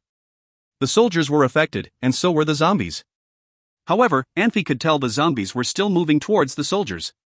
Even though the zombies' movements were slow and difficult, they could still attack. The Shansa soldiers, however, could hardly move. It was almost impossible for them to win this fight. Magic Scorpion Cavalry Legion was in obvious trouble as well.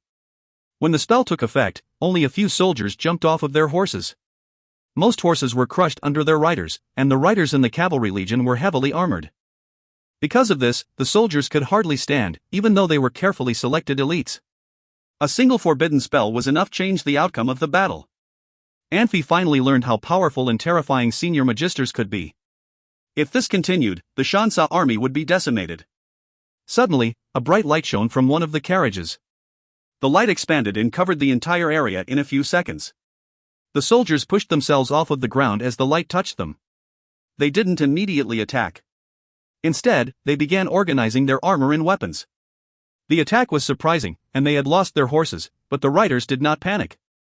An old man with a long, white beard stepped out of the carriage. He was grasping a magic staff, and the gold light came from the staff. The mages pushed themselves up as well. Another old mage walked over to join the first one. He did not say anything. Instead, he raised his hand and pointed towards the distance. There was no change in the environment.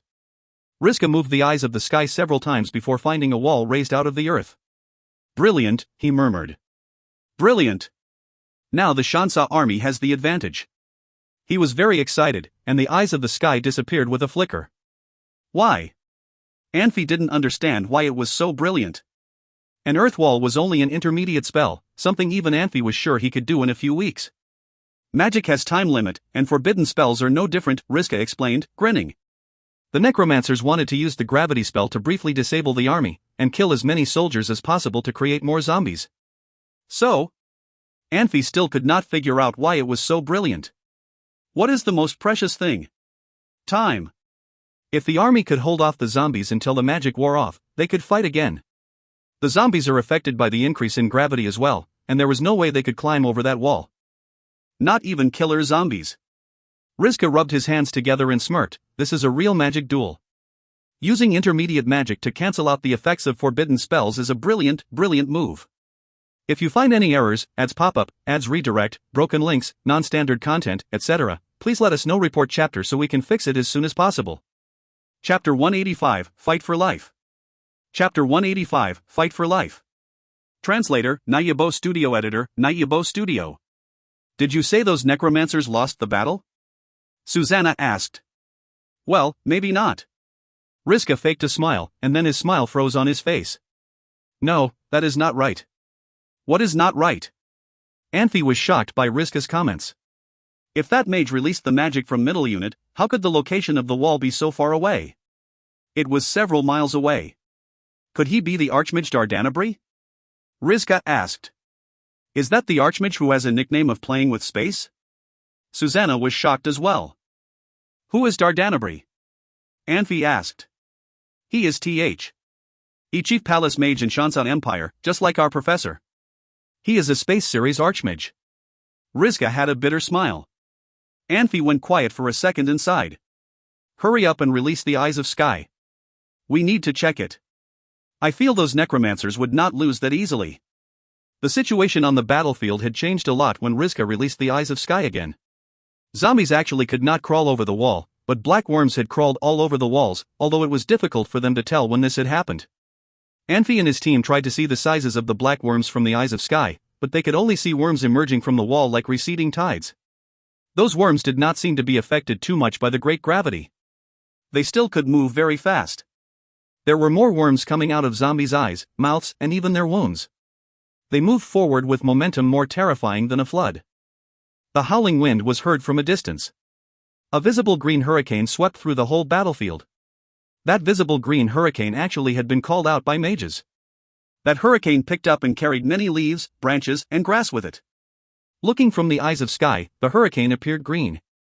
All the flags were either pulled out from the ground or broken into halves and wrapped into the hurricane. Some soldiers were picked up and wrapped into the hurricane, screaming. They only flashed in the air and then completely disappeared.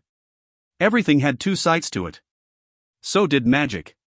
No matter how well the magic was done, some unlucky soldiers on the mage's side were accidentally hurt by it. The hurricane smashed hard into the wall. Countless worms created waves of worms just like ocean waves. Some waves of worms were as high as dozens of yards, but they were black. The weird worms were not scared of great gravity, but could not take the hit from the hurricane. In the blink of an eye, walls that were miles long became as clean as if they had just been created by the mages. Those worms were tough. They were brought to a height of dozens yards in the sky, fell to the ground, or smashed into each other, but they immediately rushed towards the walls as the wind got less strong. Annunciata, you have fallen even further. A huge sound amplified by amplification magic was heard in the distance. Flesh eaters should not be at this level of space. They are the magic pets of evil spirits. Falling has always made me happy, hasn't it? A gentle voice rose. Dardanabri, you surprised me. You should not be here, should you? I only show up where I am needed, a voice rose to reply in neither arrogant nor obsequious tone. I did not expect you to be here today. I have prepared this for a long time for today. Dardanabri, you do not have a chance. Forget about it and leave now, Annunciata said. You are not only failing, but also stupid. I was not concerned about your threat. I am a Space Series Archmage, Dardanabri said. You have no idea what I want to do, the girl with a gentle voice sighed. You will pay for underestimating me. You have no idea what I want to do, Dardanabri said slowly, don't underestimate me. I will pull your thigh bone off and stick it into your ass if your rotten body still has an ass. Dardanabri was polite at the beginning of the conversation. He was able to keep his voice calm and speaking with an evil necromancer. Anfey respected the manner of a powerful man, but Anfey totally changed his idea after his last few statements. He and Susanna gave each other a look. Within the range of Eyes of Sky, Anfey could tell the mages around Dardanabri were not enthusiastic, but they started to laugh really hard. Dardanabri not only cursed the opponent, but also made those mages feel good about themselves. It allowed them to feel proud of what they were doing and disdain for their opponent. How many times do you think you can perform a spell of a hurricane? I hope you can keep your rudeness to the end. I will treat you very well. The voice was still very gentle. She did not care whether she could win the argument with Dardanabri at all. I will always leave my rudeness to you, my falling in rotten lady. Besides that, I really could not figure a way to show my sincere respect for you. Dardanabri was not only good at magic but also at arguments. He did not give all his attention to arguing and cursing at his opponent. The hurricane moved higher in the sky. Suddenly the hurricane carrying countless worms smashed upwards to the dark clouds. The black hurricane looked like a black curtain from a distance. The clouds in the sky were knocked apart by the hurricane. A hot sunlight came through the crack. With the direct sunlight, the countless worms in the hurricane turned into black smoke. The worms could not take sunlight, just like evil spirits, magic pets, and zombies. Obviously, Darnanabri knew it. The zombies started to scream when the sunlight reached the ground. The leftover worms moved in waves to avoid the sunlight. They ran in panic in every direction. Their intelligence was unexpectedly higher than zombies. They knew when to run away from the dangers. Suddenly there was an electric blue light flashing in the sky and a half-circle of light appeared, blocking the sun outside it. Canopy of the Death. Dardanabri sounded surprised. He did not even have time to respond. The walls he created had already turned into dirt elements and disappeared. The barriers between zombies and soldiers had gone. Black worms moved towards them in waves. Dardanabri gathered magic and released earthbreaking without any hesitation. The spell of a hurricane was senior magic. It needed more magic but had a very short lifespan. Walls could not stop those worms. As an experienced archmage, he would not make mistakes on common sense. A deep trench appeared in front of the frontier soldiers with the surges of the dirt elements. With the effects of great gravity, a trench a few yards high could kill anyone who fell in, while the trench created by Dardanabri did not seem to have a bottom. Without even thinking much, it was easy to guess that those soldiers had no way to survive if they fell into the trench. A sea of worms had submerged the soldiers left on the other side of the trench. Their screaming could be heard, but they had disappeared in the sea of worms. Their screaming gradually disappeared as well, and silence fell. The worms knew there was no way to cross the trench, so a sea of worms suddenly moved backwards. Dardanabri heaved a sigh of relief and the corners of his mouth curled up. Great gravity was going to lose its effectiveness soon. It would be their chance to fight back. On the other end of the battlefield, a person in weird clothes slowly walked out of the forest. The worms retreated to the foot of that person and started to pile up. The way they piled up was like a gigantic mushroom growing from the ground. It grew bigger and bigger. When every worm finished retreating, there was a black ball 6 yards tall in front of that person. The zombies in the front started to lay on the ground one after another. They fought the great gravity to pile up together. The person in weird clothes suddenly moved. The gigantic black ball also started to roll and sped up. It rolled onto the zombies, who had piled up into a ramp to give a start for the gigantic black ball to jump. The gigantic ball rolled onto the incline and jumped over the valley. With a huge crashing sound, the gigantic black ball turned into countless black meteors and fell into the crowd. Great gravity started to lose its effectiveness at the same time. The mage group of Shansa Empire had reached the protection of Kekai and was ready to fight back. By knowing the nature of their enemies, mages performed large-scale aggressive magic. Waves of heat had created an upside-down triangular area in the sea of worms. Freezing ice circles were released one after another. Over a dozen mages cooperated to release the spell of firewalls to set a barrier between the sea of worms and the soldiers. The barriers they set could block worms' attacks for a short time. Although they did not do it perfectly and left some gaps of different sizes between the firewalls, it had damaged the combat powers of flesh-eaters. A few mages turned the area behind the firewalls into swamps to try to buy those soldiers some time to reorganize themselves to fight again. Some soldiers were not killed by worms and just had some time to take a breath from the fighting when they were hit by that mage's attacks. They got stuck in the swamps and screamed for their fellow soldiers to help them. Unfortunately, their companions pretended they did not see them. They reorganized themselves under the instruction of their commander. This was the rule of battle. Winning was the priority. As long as there were enemies, no commander would waste their time on the wounded soldiers. It was no wonder mages were called battlefield sweepers. Without the protection of mages, their enemies could do whatever they wanted. A sea of worms used to be invincible for the soldiers, but could be wiped out by mages in the blink of an eye. Flesh-eaters had always won their battles by making up numbers. Their individual ability to fight magic was not even worth mentioning. A sea of worms could be burned to ashes by waves of heat and frozen to worm sculptures by freezing ice circles. If you find any errors, ads pop up, ads redirect, broken links, non-standard content, etc., please let us know. Report chapter so we can fix it as soon as possible. Chapter 186, Forbidden Spell. Chapter 186, Forbidden Spell. Translator, Nayabo Studio Editor, Nayabo Studio. The battle was getting more intense. Anfey, Riska, and Susanna were watching it through the eyes of the sky, and were too absorbed in the fighting to say anything to each other. When his magic was almost depleted, Riska even opened a bottle of magic replenishing potion that Hagen made from unicorn blood. He had been saving it ever since Hagen gave it to him, but now he felt he had to use it. Rizka realized the female necromancer was much more powerful than he expected, and witnessing the match between two archmages was almost a once-in-a-lifetime chance. What was slightly disappointing was that neither mage had used forbidden spells against each other since the fight began. Both were much more focused on their soldiers. Both used many high-level magic spells, but they avoided directly attacking each other. In truth, Dardanabri wanted to use forbidden spells, but he could not right now. The gravity spell caught him off guard. This was strange and did not comply with the rules of magic. He knew his opponent must have a rare magic scroll. A forbidden spell was the last thing he wanted to use, because if the magic did not reach his desired effect after he released it, he would lose.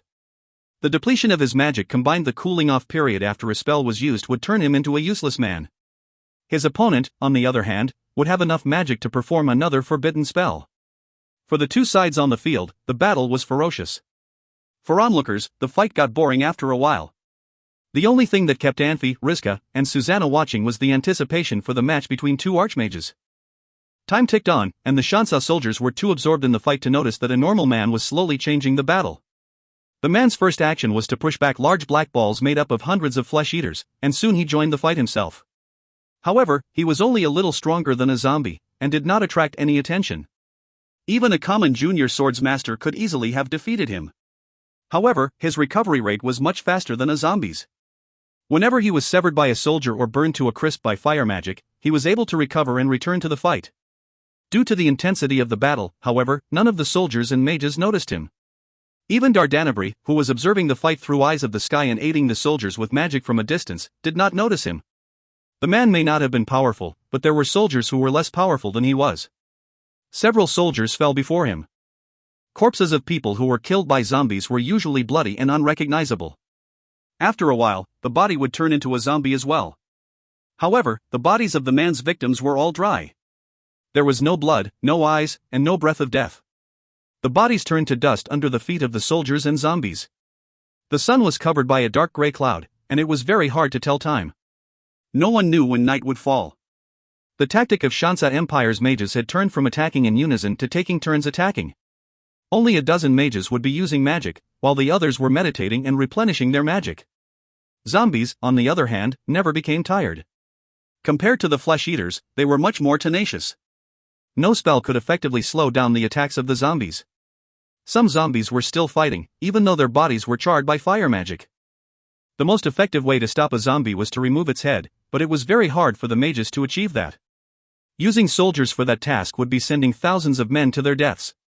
The zombies were best at long, drawn-out battles. The humans had no backup, and, among the 30,000 men, the 6,000 archers found themselves in a difficult situation. They were meant to be assisting the mages, but now they did not know what to do. They could only use normal arrows, and an infantryman's attack was much more powerful than 100 arrows. Unlike the humans, the zombies' numbers were increasing steadily. At first, it was 30,000 men against 1,000 zombies. Now, the zombies could form a crescent formation, and were close to being able to surround the Shansa army. The Shansa army was slowly losing its advantage. Finally, the man hidden among the zombies caught Dardanabri's attention, because the man had just killed a junior swordsmaster. Even though the junior swordsmaster had been fighting for too long and was exhausted, the man was still exceptionally strong for a zombie. This sudden appearance of a powerful individual among the zombies alarmed Dardanabri. The more he killed, the more powerful the man was. The shields and armor were nothing to him.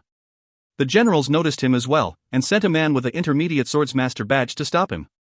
The man caught the swordsmaster's sword, coated in blinding combat power, and punched the swordsmaster in the face, sending the man stumbling into a group of soldiers. Seeing this, Dardanabri narrowed his eyes. He had figured out who, or what, that man was. Powerful magic surges washed over the battlefield, and the drums rang. The Shansa soldiers began stumbling back, and the mages stopped using magic as well and began retreating. The entire battlefield was suddenly cleared. The zombies were too slow, and even though they were roaring and chasing after the soldiers were still able to place some distance between them and the zombies. Suddenly, the wind subsided and the grass and trees stopping swaying. The air was suddenly very heavy. Through the eyes of the sky, Rizka, Anfey, and Susanna saw that Dardanabri's mouth was moving. Even though they could not hear the spell Dardanabri was using, the three knew that what they were waiting for was about to happen. A bright dot appeared in the sky. The zombies were not affected, but many soldiers crouched down and covered their eyes. Then the dot turned into thousands of light streaks and rained down and enveloped the zombies under a dome. The zombies suddenly stopped moving. They were still walking, roaring, and clawing the air. Some were crawling on the ground, and some were lying on the ground, tripped by the weapons the soldiers left behind. It did not matter what the zombies were doing. All were still, as if frozen in time. A drop of blood fell off a dead soldier's finger. The droplet, splattering onto the grass, was frozen still. A soldier lay dying nearby, and his prayers were preserved under the light. A grasshopper jumped from a nearby patch of grass, and its wings were fixed in the air. Inside the light dome, it was as if everything was nothing more than part of a painting. The beats of the drums changed. The mages all floated in midair and began using fire magic against the dome. The fireballs and fire meteors all turned into bright yellow marks on the light dome as they hit it. The dome was clear, and it was easy to see that the magic elements did not enter the dome.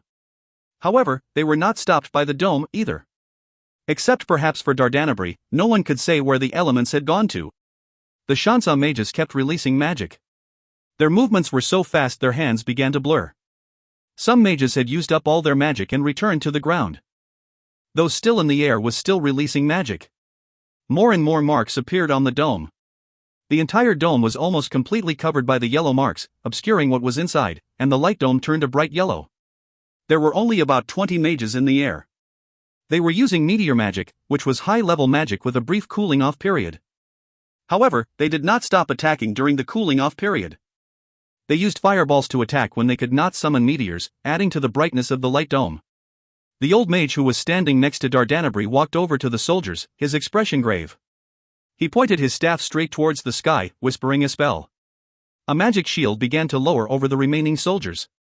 The dot of light over the light dome flickered, and the entire dome began collapsing. As the dome disappeared, the marks in the dome returned to the form they had when they were created.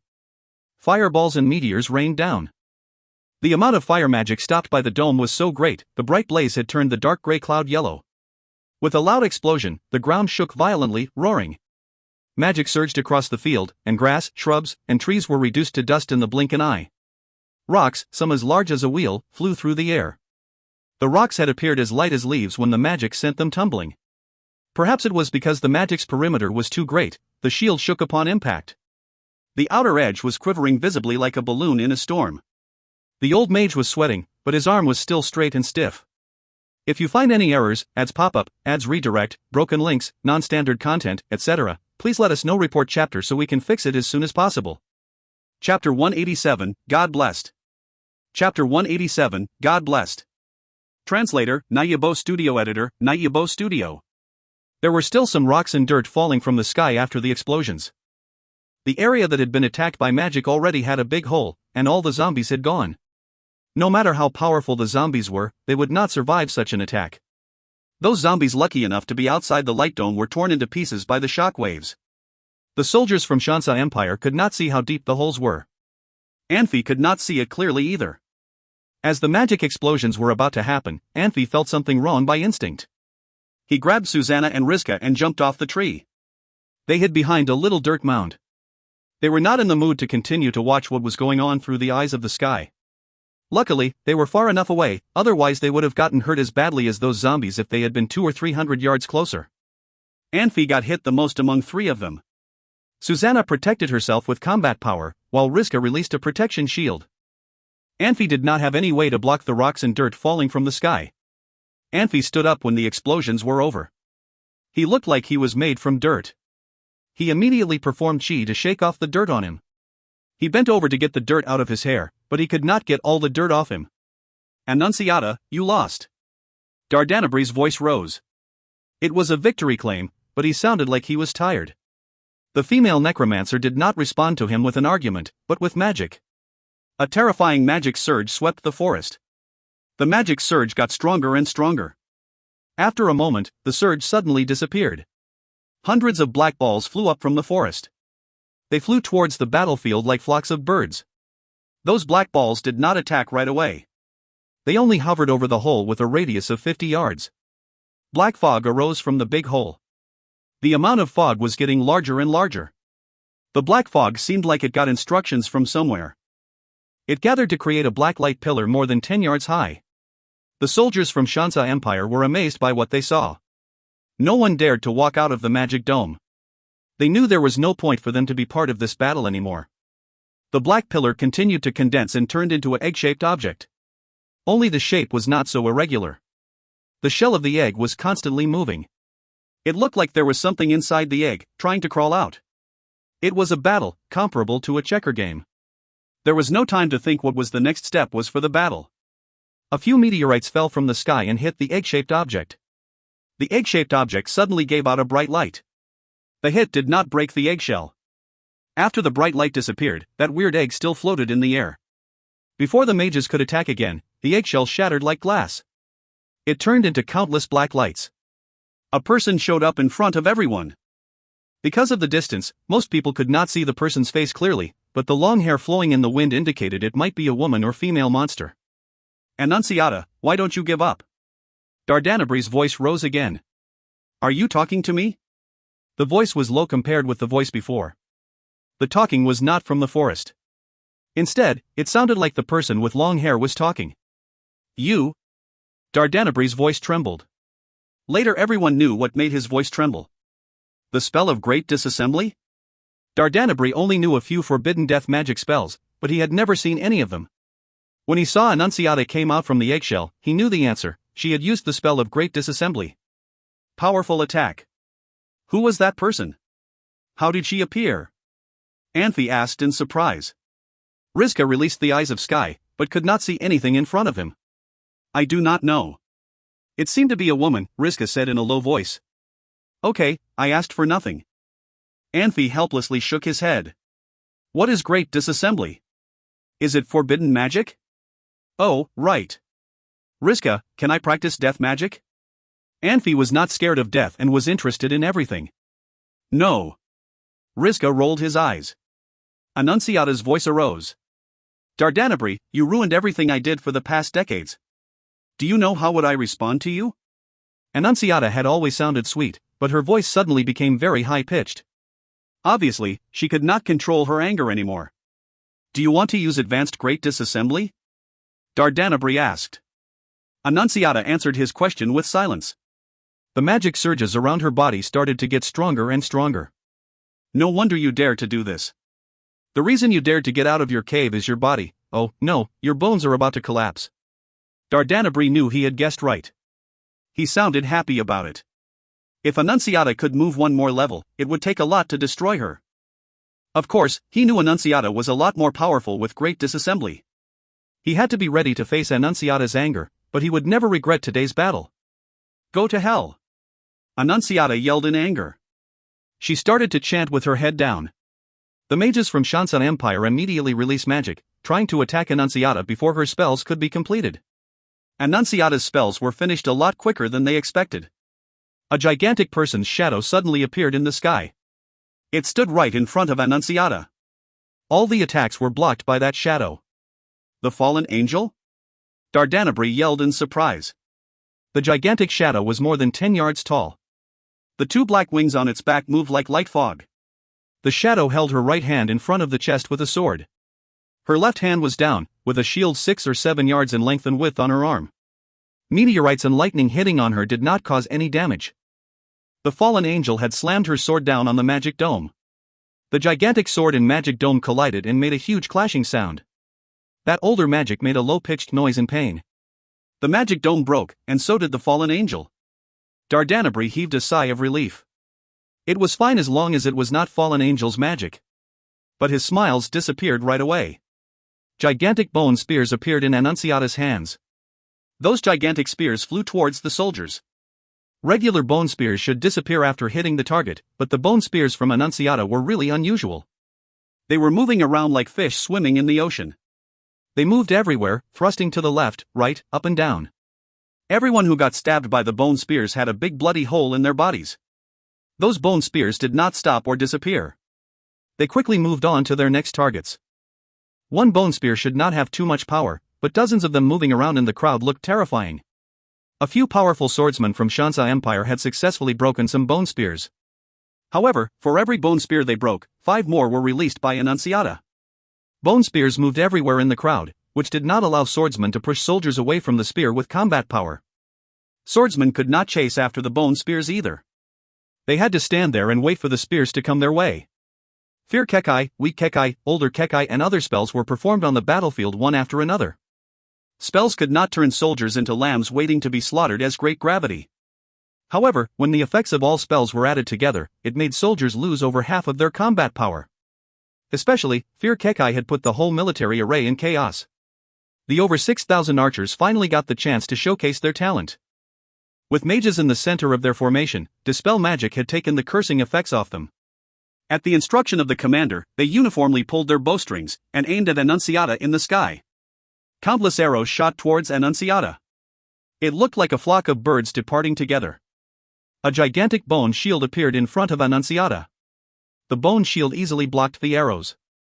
The effects of the magic domes and shields totally depended on the mage's magic power and telepathy. Annunciata used to not be able to protect herself with just a magic shield, but she could now that her magic power was at its peak. Dardanabri started to worry. He knew necromancers could get very powerful in a very short time with great dissemble, but he did not know Annunciata could be this powerful. Cursing, magic shield, bone spears and other magic were performed one after another without any break.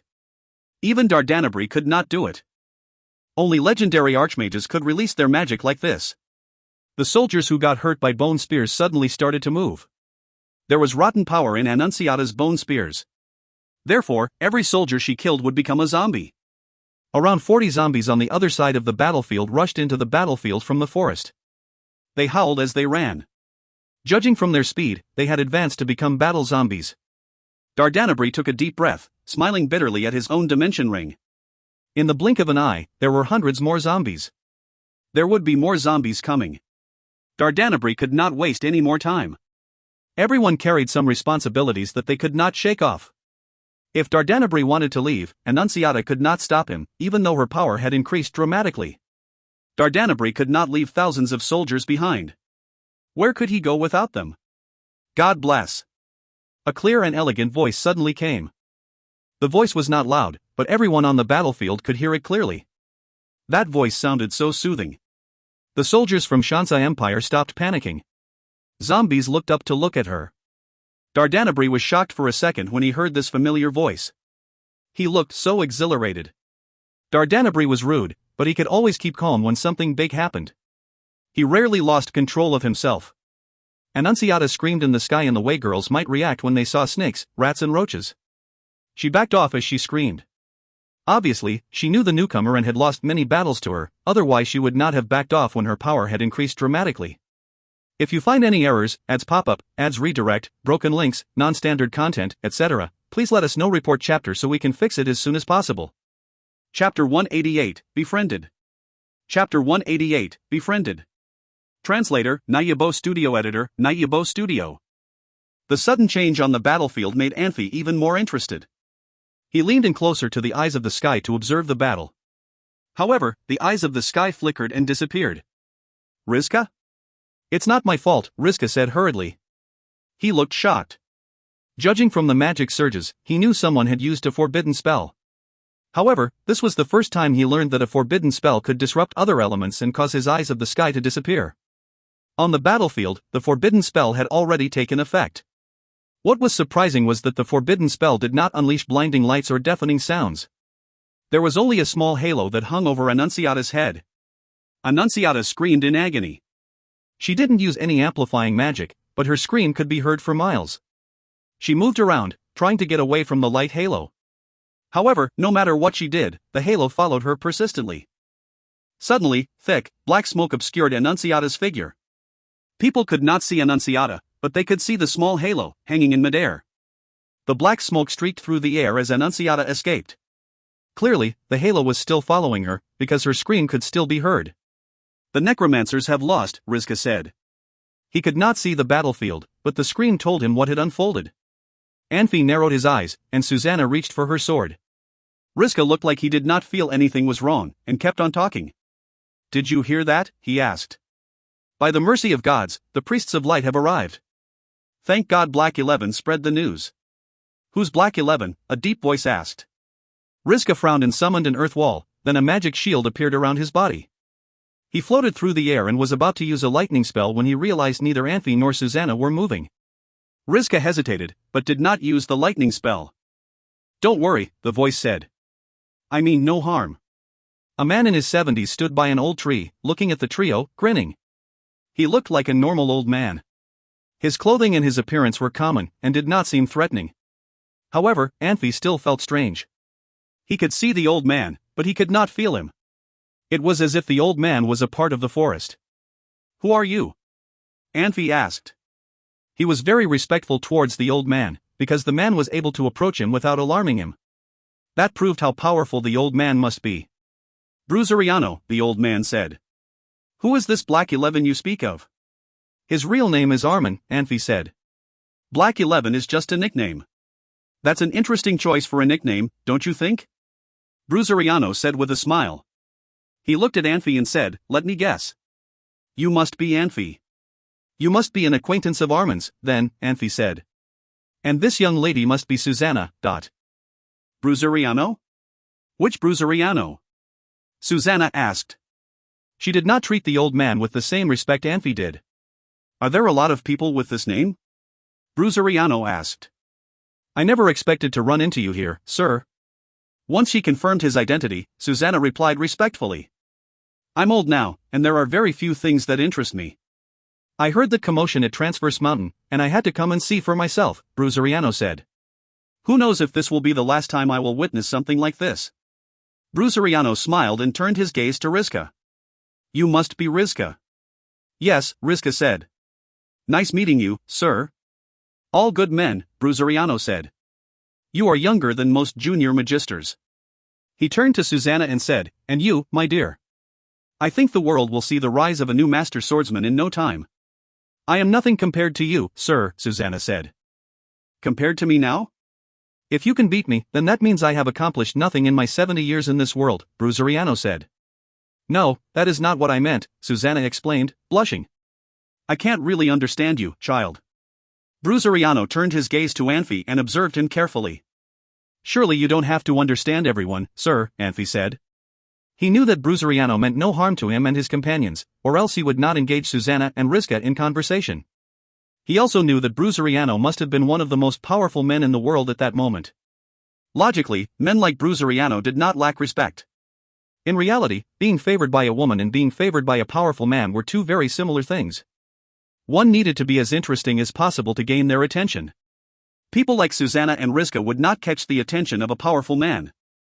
Anfey didn't want to try and befriend every powerful man he encountered, but he knew that it was better to leave a strong impression than to leave no impression at all. You are not wrong, child, Bruzeriano said with a laugh.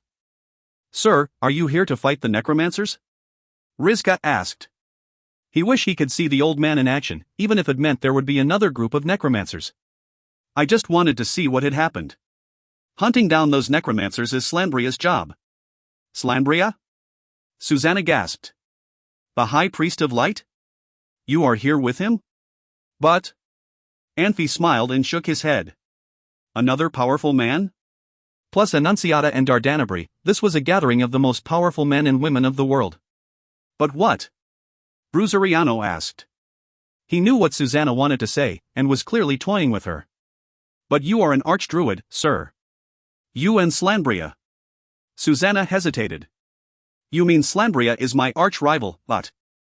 The Church of Light antagonizes all the other religions. Sometimes, the antagonism would lead to bloody battles. As a believer in the goddess of nature, Bruzeriano was not a likely associate of Slandria. Susanna nodded. Just rumors, Bruzeriano said. We are too old for petty brawls now. It's not just petty brawls, sir. You're fighting for your honor. Rizka had always treated battles as something serious and sacred. Hearing Bruzeriano describing it as petty brawls, he felt he needed to correct him. Bruzeriano stared at him and smiled. He looked as if he was reminiscing about something. Over the years, he had fought for many different causes. Now, he was too old, and none of it mattered. Susanna kicked Rizka and told him to not correct Bruzeriano again. It's disrespectful, she said. Fighting is something for the youth, Bruzeriano said. We are old now, and we know that not everything can be solved by violence. Do you know what I will do if I run into Annunziata? The necromancer? Surely you will challenge her to a duel, Rizka said. No. I will invite her to have a drink with me. If only she was still beautiful, Bruzeriano said, shaking his head. This time, though, she has gone too far. She killed too many people. Even I am angry with her. Would you invite her to bed, if she was still beautiful? Anfey thought, but kept his thought to himself. The few powerful men he had encountered before all had some notable traits. Saul was kind and generous, Ernest was serious and meticulous, Meyerich was loyal and passionate. They were very different, but every one of them worthy of great respect. Bruzeriano clearly did not hold a grudge against the necromancers like most of the world. Bruzeriano did not finish his sentence, but Anfey thought his guess wasn't far off. Was that necromancer beautiful? Susanna asked. She was stunning. In fact, she became a necromancer to preserve that very beauty. She is in trouble this time, though, Bruzeriano said with a sigh. Slandria's seal of the gods will follow her. Perhaps for a few months, maybe half a year or longer. When that seal is gone, she will be as good as dead. Don't make the church your enemy. They may appear kind, but really, they are capable of cruelty beyond a common man's imagination. If you find any errors, ads pop up, ads redirect, broken links, non-standard content, etc., please let us know. Report chapter so we can fix it as soon as possible. Chapter 189, Incomprehensible Help. Chapter 189, Incomprehensible Help. Translator, Nayabo Studio Editor, Nayabo Studio. You like to talk behind people's backs. When are you going to change this bad habit? A voice was clearly heard. A middle-aged man in white gown appeared about a dozen yards behind Bruzeriano. Who said I am talking behind people's backs? I knew you were here. I said that to you on purpose. Don't you get it? Bruzeriano frowned. Anfey glanced at the middle-aged man. From the way they talked, the middle-aged man must be the priest of light, Slandria. Maybe it was the nature of light magic. He looked humble, honest, and kind. Two not-so-young mages slowly landed behind Slandria. Slandria's face did not change. They seemed to be friends, otherwise, Slandria would have been concerned about it. It was taboo to have a person behind a mage without knowing whether that person is a friend or an enemy. It would pose too much of a threat to the mage. Don't you want to introduce your friends? Slandria asked with a smile. Armin was sent out to spread the news. This is Anfey. Bruzeriano said. I got it. Slandria was shocked for a second. He immediately interrupted Bruzeriano. Are you the Anfey? Dardanabri suddenly asked. Yes, Anfey answered him curtly. Dardanabri gave Anfey a long look, but did not ask Anfey more questions. Your bravery has won my respect. If you did not send the news out, I would not know how many people would die from necromancers. Slandria slowly walked up to Anfey. He held his finger out and pointed it at Anfey's forehead. Anfey did not move, quietly looking at Slandria. He was wise. If Slandria wanted to hurt him, there was no way he could avoid it. If Slandria did not intend to hurt him, his move could make Slandria misunderstand him. It would be better stand still than dodging. Slandria's finger lightly touched Anfey's forehead. He pulled his finger back with a smile. He turned around and said, Dardanabri, we should go and clean up the battlefield now. We need to find Annunciata's nest around here and destroy it as well. Sure. Dardanabri nodded. He made a path for Slandria. Slandria did not say anything before he left. He slowly walked into the forest. Dardanabri and the other mage caught up with Slandria in big strides. Seeing the three of them disappearing, Bruzeriano stayed where he was without moving. Getting old, getting old. I cannot keep up with the times, Bruzeriano said with a smile. You talk too much. Anfey started to look calm. You should not blame me for that. Bruzeriano stared with wide eyes. But Slandria's response time was a lot shorter than yours, Anfey said. I am telling you. First of all, Slandria is 20 years younger than me. Secondly, I can call him Slandria, but you cannot. You would be punished or torn apart by his manic disciples if you called him Slandria. Last, there are a lot of cause-effect relationships in this world. The cause is on you, not me. You cannot blame me for that, Bruzeriano said. I did not blame you, did I? Anfey said. Bruzeriano looked at Anfey for a while and said, Are you scared? Anfey grinned, but he did not answer the question verbally. However, his facial expression clearly told Bruzeriano that he was not afraid of anything. Then I am leaving? Bruzeriano turned halfway around and pretended to walk away, but he still looked at Anfey out of the corner of his eye. Take care, Anfey said. I am really leaving now, Bruzeriano said. Anfey felt helpless when he had to deal with this naughty, old, powerful man. He had to nod to signal him to leave. Kido, you are too stubborn. Bruzeriano turned around with a helpless look. No matter what, Saul is my friend. I do not want him to come to my house to kick my ass. In addition, I did make trouble for him. What should I do? Anfey continued to keep quiet. He was sentimental at that moment. He thought to himself that he would be treated so differently if he did not have a well-known master. If they were not the students of Saul, who would care whether they were alive or dead? Master Swordsman Philip's chase sounded terrible, but did not actually do anything to them. The chase was stopped by Yolanthe's constraint, otherwise the worst-case scenario might have played out. How about I give you one thing? Bruzeriano held his hand out as he talked. There was a piece of leaf with a fine gold chain on his hand. That leaf looked and felt no difference than a regular leaf. It did not have any magic surges. No one knew what it could do. Thank you, Anfey said. You are welcome. But let me tell you first, you can borrow it for now. I did not give it to you. Do you understand? Bruzeriano said. Anfey smiled and nodded. Bruzeriano gently put the leaf on Anfey's neck. Tell Saul I do not owe him anything anymore. Anfey was shocked. His first reaction was to take the leaf off and return it to Bruzeriano. I am just joking. I do not owe Saul anything, Bruzeriano smiled. Anfey's hand froze in the air. He did not know if he should take it off or not. He was confused and could not tell if Bruzeriano was telling him the truth. Okay, you guys should leave now. Bruzeriano waved his hand and strode into the forest. Others had to walk around the ancient trees. They would not be stupid enough to walk into the trees, but Bruzeriano walked straight forward. The bushes and ancient trees turned into objects that could walk and made a path for him. Anfey, should we go back to Moramatch now? Rizka did not understand their conversation, but he was not interested in it anyway. He cared about when he could go back to Moramatch to see the rest of the Legion. We are not going back. Anfey shook his head. Let's go. We need leave as soon as we can. We will talk as we walk. The dark clouds in the sky had gradually disappeared as Annunciata fled. The sky started to look clear. It was sunset as Anfey and the two others were running towards the direction of the sun. Rizka was indeed flying, while Anfey and Susanna were running. Without knowing how long they had run, Anfey started to be out of breath. Susanna and Rizka were still fine. Anfey was physically stronger than Susanna, but Susanna was a lot better than Anfey when she used combat power. Anfey took a deep breath and calculated the distance in his mind. He waved to signal Susanna and Rizka to stop for a second. Anfey, what happened?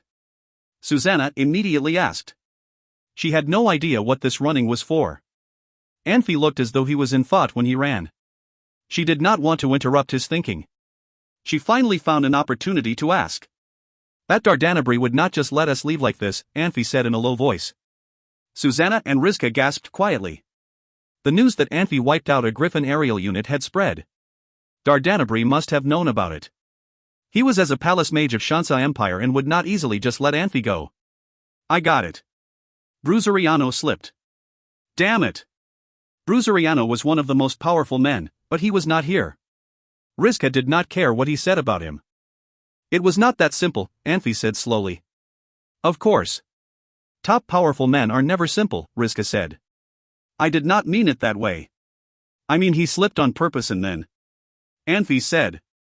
Then he took the opportunity to give you that leaf? Rizka said. I know these conclusions sound a little ridiculous, but I just have a feeling that he did it on purpose. I could not figure out why he would do it. Anfey held the leaf in front of his chest. Do you know what this is? Let me take a look. Rizka felt it with his fingers. This just looks like a regular leaf. You are talking bulls *T. I should not have shown it to you. Anfey did not know whether he should laugh or cry. He pushed Rizka's hand away from the leaf. Susanna, can you tell what this is? It looks like a badge a druid would wear. Anfey, do you feel anything different when you wear it? Nothing different. Anfey went quiet and pulled the leaf with his hands. He pulled slightly on both sides. The leaf seemed to have really good elasticity.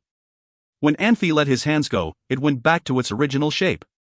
Anfey gradually pulled the leaf harder, but the leaf would always go back to its normal shape when Anfey let his hands go. Anfey even used half of his strength to pull the leaf apart, like he was tearing a piece of paper at the end. Suddenly a bright light flashed in Anfey's hands, released the leaf. Anfey, Susanna and Rizka looked at each other, confused. The moment the light flashed, they all felt strong magic surges.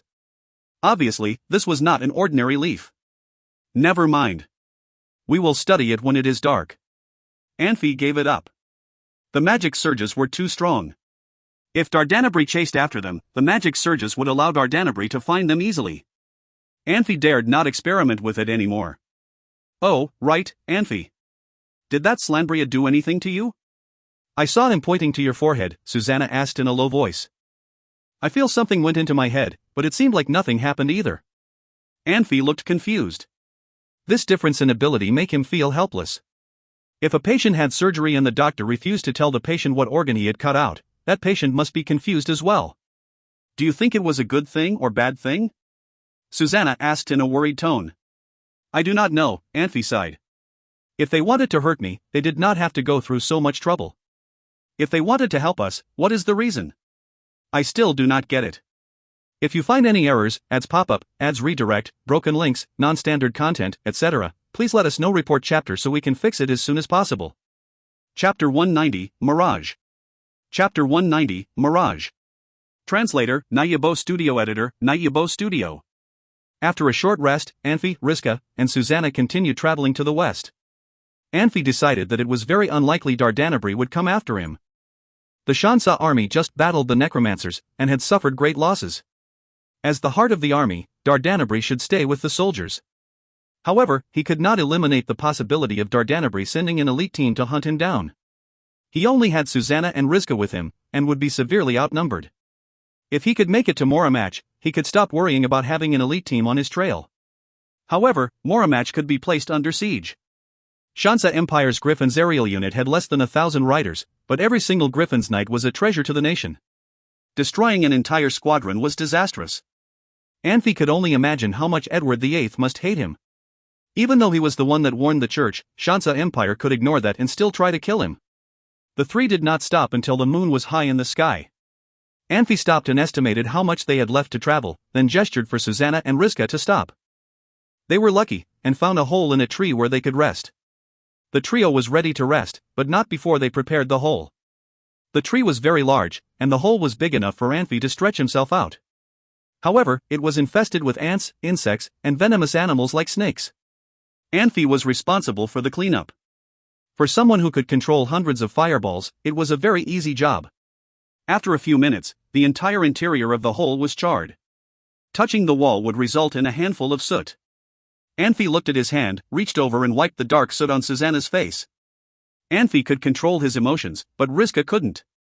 His reaction tipped off Susanna, who wiped some soot on Anfey's face as retribution. Anfey and Susanna kept wiping soot on each other's faces and laughing. Rizka sat nearby, and was bored and jealous at the same time. Rizka, though, of the saying about women and crooks being hard to keep under control, meaning that if one became close with a woman or a crook, the person would forget that he was not the one in control. If one tried to distance himself, then they would begin to hate him. Many believed that women should obey men's every order and respect men, and men did not have to do anything.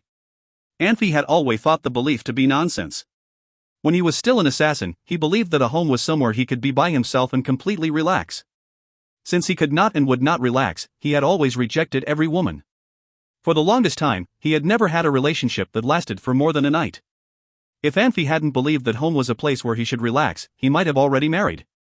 Since he and Susanna began their relationship, the two of them had become incredibly close. For some more conservative men, perhaps even disrespectful. However, Anfey loved that about Susanna. In the past, Susanna had been so sullen because of her past. Now, Susanna was acting more like a young woman her age. In the end, Anfey admitted defeat and called Rizka over to use water magic. Anfey wanted to help, but Susanna insisted on Rizka helping. She didn't know whether Anfey really wanted to help her or he simply wanted to play another prank. After Susanna and Rizka fell asleep, Anfey sat there and played with some leaves. Then he closed his eyes and began taking slow, deep breaths. His usually calm state of mind was different.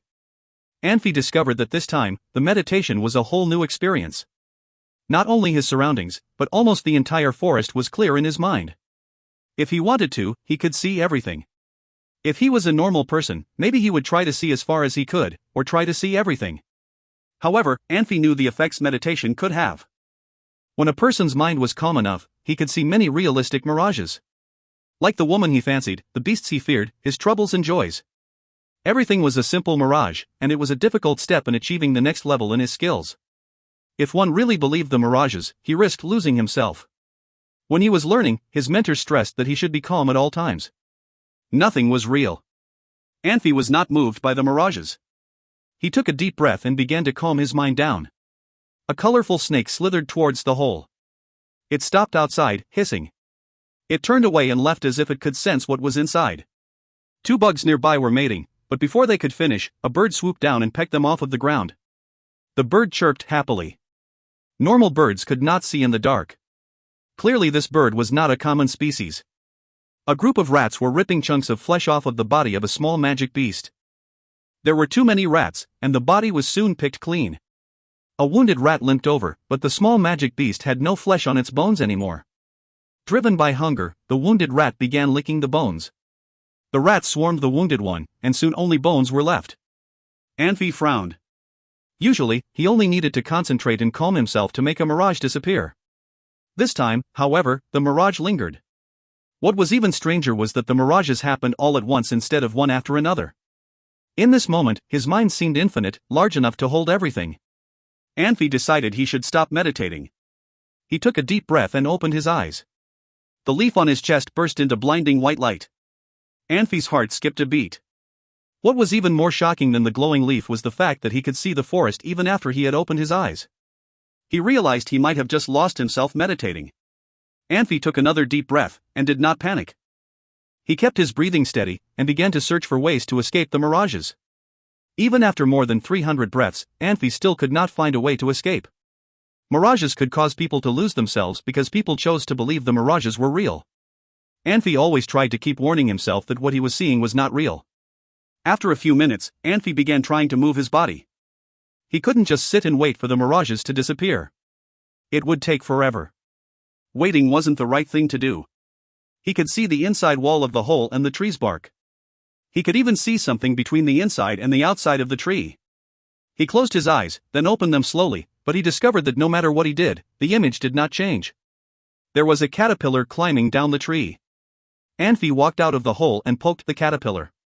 He flicked the insect away, and felt its body on his fingers.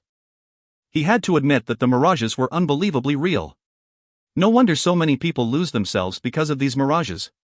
A normal man might have already believed that the mirages were real, but Anfey kept reminding himself that they were not. He still had so many things he hadn't done. He did not want to die this way. He couldn't let himself believe it was real. But how would he find a way out? Anfey frowned and walked back into the hole. His gaze fell on Susanna and he noticed something strange. In the mirage, he could see through the tree and see what was inside it. Logically, he should be able to see what was inside Susanna, as well. However, she was simply lying there, no different from how he had normally seen her. Perhaps Susanna would provide a way out for him. Anfey walked over and sat down next to her quietly. He lifted her head up with his hand and let her rest in his arms. Susanna's eyes flickered open, and she stared at Anfey. Anfey knew that mirages were the reflection of what he was thinking. In the mirage, Susanna would display the expression Anfey believed she would display. Anfey felt angry. He didn't like the mirage controlling Susanna's expression. His hands reached down and grabbed her breasts. Her body was warm and soft under his fingers. If you find any errors, ads pop-up, ads redirect, broken links, non-standard content, etc., please let us know. Report chapter so we can fix it as soon as possible. Chapter 191, Treasure. Chapter 191, Treasure. Translator, Nayabo Studio. Editor, Nayabo Studio. Ah! Susanna suddenly screamed and struggled to get away from Anfey's grasp. She backed off to the end of the cave. She stared at Anfey as she signaled to him that Rizka was in sight. Obviously, she was telling Anfey that he should not behave this way when Rizka was still there. This illusion seemed even more real than the real world. Anfey smiled bitterly at Rizka. The tree cave was dark, but Anfey still could clearly see Rizka's eyelashes fluttering, which meant Rizka had been awakened by Susanna's scream. Rizka murmured something. He seemed to tell Anfey and Susanna that he was still dreaming and hinted to them that he would not bother them and they should continue what they were doing. Anfey used to have strong willpower, but now he started to panic.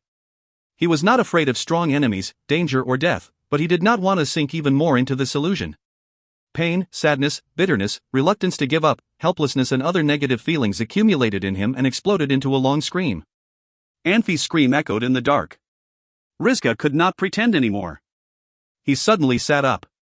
Susanna saw Anfey constantly screaming as he looked out of the cave. His screaming sounded sad. Susanna ran to Anfey and hugged him without concern for the presence of Rizka. She asked in a worried tone, "Anfey, what happened?" "Anfey, what is wrong?" Anfey suddenly turned around, staring at Susanna. He held Susanna towards him tight and kissed her little lips. Anfey was mature and had good self-control.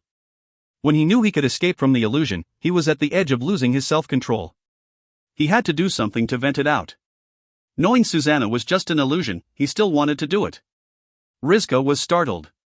He hurried out of the cave and released levitation to fly onto the tree. Susanna struggled hard at the beginning. As Anfey kissed her more, she struggled less and less. Her body was getting weaker and weaker, and fell into Anfey's arm at the end. Without knowing how much time had passed, Anfey held Susanna less tight. Susanna was aroused in Anfey's arm. It took her a while to realize what happened. She caressed Anfey's chest and asked in a low voice, "Anfey, did you recall some unhappy moments?" "I actually had a lot of those unhappy moments." "Don't think about it." "We both do not think about them. I will be here for you, and you will be here for me in the future. We are going to live a happy life together. Ah, my girl." Anfey was flirty and lifted Susanna's chin, and then his smile froze on his face. Anfey suddenly pushed Susanna away. He looked around and then closed his eyes and opened them wide open again. It was gone. The illusion had gone. He now could only see things with the vision of a normal person's eyes.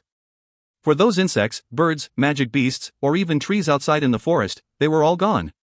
Of course, Susanna was still the same Susanna. Illusion finally disappeared. Anfey almost wanted to cheer out loud. He returned to his normal status after the illusion was gone. Anfey took a deep breath and tried to control his emotions. He looked at Susanna for a long time and smiled. "You are my lucky star." "What lucky star?" Susanna got even more confused. Rizka faked a few coughs and walked in. "I just went to use the restroom." "How come you guys all woke up?" It looked like Rizka tried hard to prove he had not seen anything, but his excuses sounded too obvious. "Rizka, why did you run before?" Anfey smiled. He clearly had seen Rizka running away. As he finished his comment, he shocked himself. No! He saw Rizka running away in his illusion. Now the illusion had gone. Rizka and Susanna came back. When the illusion disappeared, he was still holding Susanna. What on earth just happened? Was the illusion continuing? Had the illusion never happened? Anfey was experienced, but very inexperienced in terms of practice. Anfey could borrow the experiences from his ancestors on stamina refining stage and chi refining stage. He had to stumble through on spirit refining stage and inner alchemy stage. This illusion had totally confused Anfey. Susanna called to Anfey when she saw Anfey lost in thought. "What did I do?" Anfey asked in a worried tone. "I did not see anything. I saw nothing." Rizka waved his hands hard. Susanna ran to the back of the cave with a low-pitched scream. She was a girl. She was too shy to describe what had happened, especially when Rizka was there. She was not even brave enough to listen to anyone describing what happened. Susanna was brave on the battlefield, but she was like a coward this time, and a coward in blush. "Tell me, what did I do?" Anfey asked with a serious tone. "Ah." Rizka waved his fingers. "I don't know." He dared not say it. Neither could he. He worried that he would be bullied for that reason later on. "I am not joking. Tell me. It is very important." Anfey heaved a sigh of relief. "You do not know what you did?" Rizka asked. "I know, but I need someone to prove what I thought." Anfey glanced at Susanna as he talked. "You were talking with Susanna," Rizka said. "What did I say?" Anfey asked. "You did not say much. You just screamed." "It sounded horrible," Rizka said. "What happened afterwards?" Anfey asked. "Then Susanna rushed over to ask you what happened," Rizka said. "And what happened?" Anfey asked. Susanna cuddled into a ball. She even closed her eyes. She really did not understand why Anfey had to ask about these things. She felt so embarrassed and was very angry with Anfey. And then you held Susanna, then. Rizka blushed. He had his lips cursed. He would rather use actions to hint to Anfey than telling him in words. Was I strange in any way? Anfey asked. Strange? Rizka looked at Anfey and sighed. Anfey, be honest, you were strange in many ways. I did not mean being strange emotionally, but in other ways. What do you think? Anfey asked. Rizka looked at Anfey for a while and said, Anfey, the leaf on your chest was giving out light, but there is no light now. Is it strange? Leaf? Anfey looked down at his own chest. The leaf had turned back to normal. Anfey had a good memory. He did remember the leaf gave out light, just as Rizka said. In other words, maybe, the secrets of the illusion were in that leaf. Anfey calmed himself and slowly closed his eyes. To a chi practitioner, he might not be able to be in samadhi as he wanted. Anfey was an ancient martial arts practitioner. Boxing was dangerous. He could die at any time, which did not give practitioners any time to get into the stage of samadhi. Anfey was good at this. He could immediately get into that stage even when he was under attack. Suddenly everything became quiet in Anfey's mind. The illusion came back again. At the beginning, everything seemed blurry and started to become clear. Insects, magic beasts, and forests which had disappeared previously came back to Anfey. Ah! It got bright. It got bright again, Rizka yelled. With Rizka's screaming, Anfey lost his calm. He was scared before, but happy this time. Rizka, you go outside, Anfey yelled. To do what? Rizka asked. Whatever you want to do outside, Anfey said. Anfey, what happened? Rizka felt Anfey was really strange tonight. Listen to me. Go outside. You will know immediately, Anfey said. Rizka heaved a slight sigh. He helplessly walked out of the tree cave. He hesitated for a second and started to shake his butt. Are you shaking your butt? Anfey asked. Ah. Rizka was surprised. He looked into the cave, seeing Anfey still standing there with eyes closed. Anfey did not seem to peek. He thought a little bit and walked behind the tree and shook his butt harder. You are still shaking your butt, Anfey said. Did you see? Rizka was even more surprised. He quietly turned around to lightly slap his butt with his hands. You are slapping your own butt. Rizka, can you do anything more appropriate? Anfey sounded happy. No way. Rizka decided to be serious this time. Anfey, let's guess fingers. Can you see how many fingers I am holding up? 1. 5. 3. None. Still none. They did not have to continue this game anymore. Rizka had run back to the tree cave. Anfey, how did you do it? Tell me. Do you have control over the eyes of sky? No, that could not be it. I did not sense any magic surge. It helped me. Anfey caressed the leaf with the lights and smiled. This leaf? Rizka asked. Yes. I just did an experiment. I could see anywhere as long as there is vegetation, but I could not see very far, only dozens of yards. Dozens of yards is not far? Anfey, what kind of vegetation? Rizka asked. Like trees and grass. Anfey heaved a long sigh. Can anyone tell me what this leaf's name is? It must be a treasure. It must have a name. If you find any errors, ads pop up, ads redirect, broken links, non-standard content, etc., please let us know. Report chapter so we can fix it as soon as possible. Chapter 192, Mischievous. Chapter 192, Mischievous. Translator, Nayabo Studio Editor, Nayabo Studio. I don't know, Rizka said, frowning. After a few moments deep in thought, he shook his head. Druids and elves are both getting weaker. Their secrets will likely die with them as well. Not a lot people remember their stories anymore.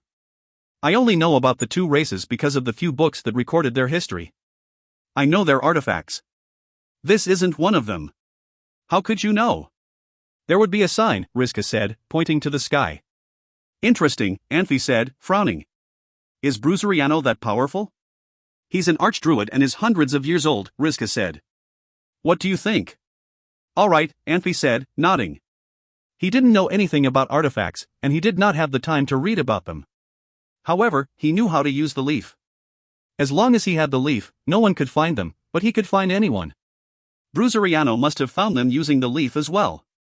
If there were two ships engaged in a naval battle, and one had the most powerful cannon and the best defense, while the other had powerful radar, the ship with the radar would have the advantage. At first, Anfey wanted to keep the leaf for himself.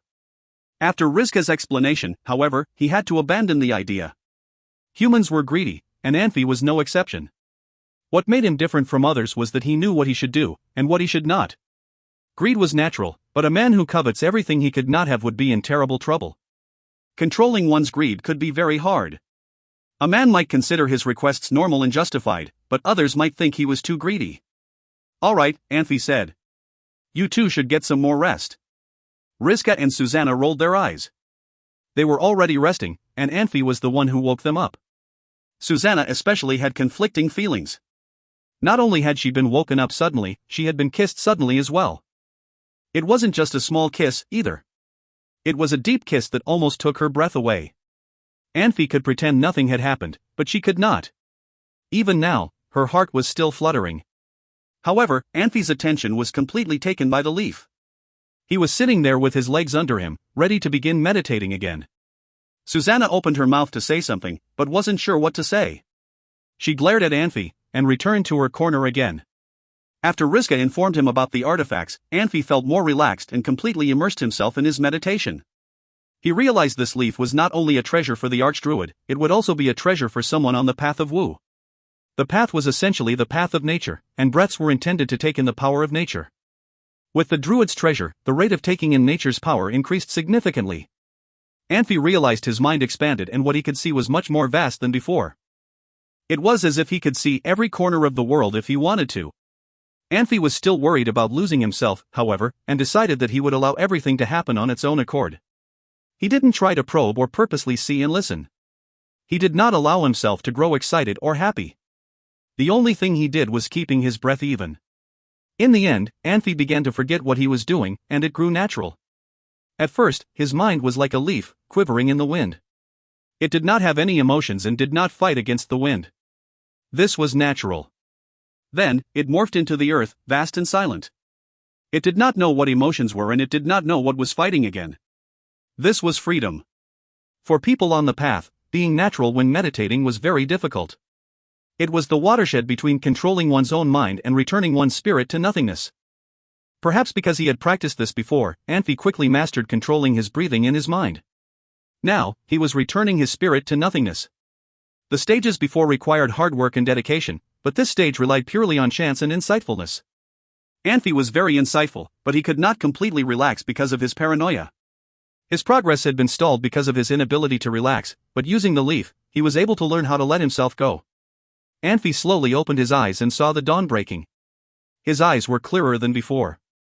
Even though he was very good at controlling his emotions, when he did not need to lie, his eyes would betray his thoughts.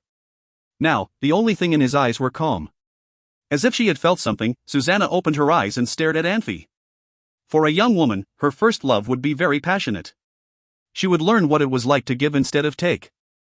For Susanna, Anfey was not only her lover, but also her commander and her leader. The love in her eyes was enough to move even the cruelest man. Even though he had his back to Susanna, Anfey could still see her face clearly. The serenity in his eyes disappeared, and he turned to her with a smile. "What are you thinking about? You're still awake?" Susanna asked, averting his gaze. She felt embarrassed, her fingers picking at the walls of the cave. Perhaps she would get used to kissing after a few dozen times, but now, her mind was a jumble of emotions and thoughts. "You felt different just then," Susanna said hesitantly. She pushed herself up and sat down next to Anfey. "Different? Maybe it's because it was our first time." "What first time?" Susanna asked. Then she blushed and elbowed Anfey in the side. "You can go out now," Anfey said. Susanna frowned. Behind them, Rizka climbed up. He clearly had been awake for a while now. Not looking at Susanna or Anfey, he straightened his clothes and walked out.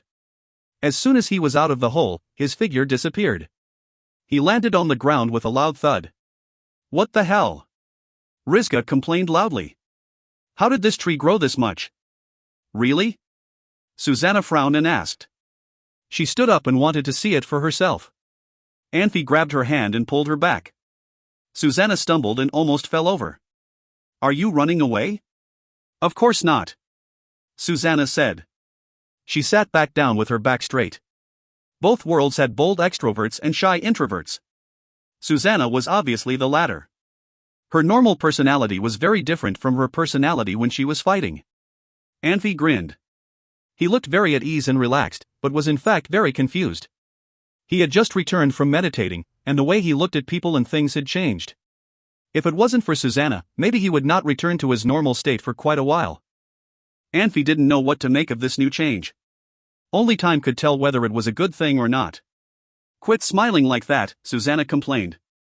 Perhaps it was because she was too sensitive, but she thought Anfey wasn't thinking about her. I can do more than just smile, Anfey said.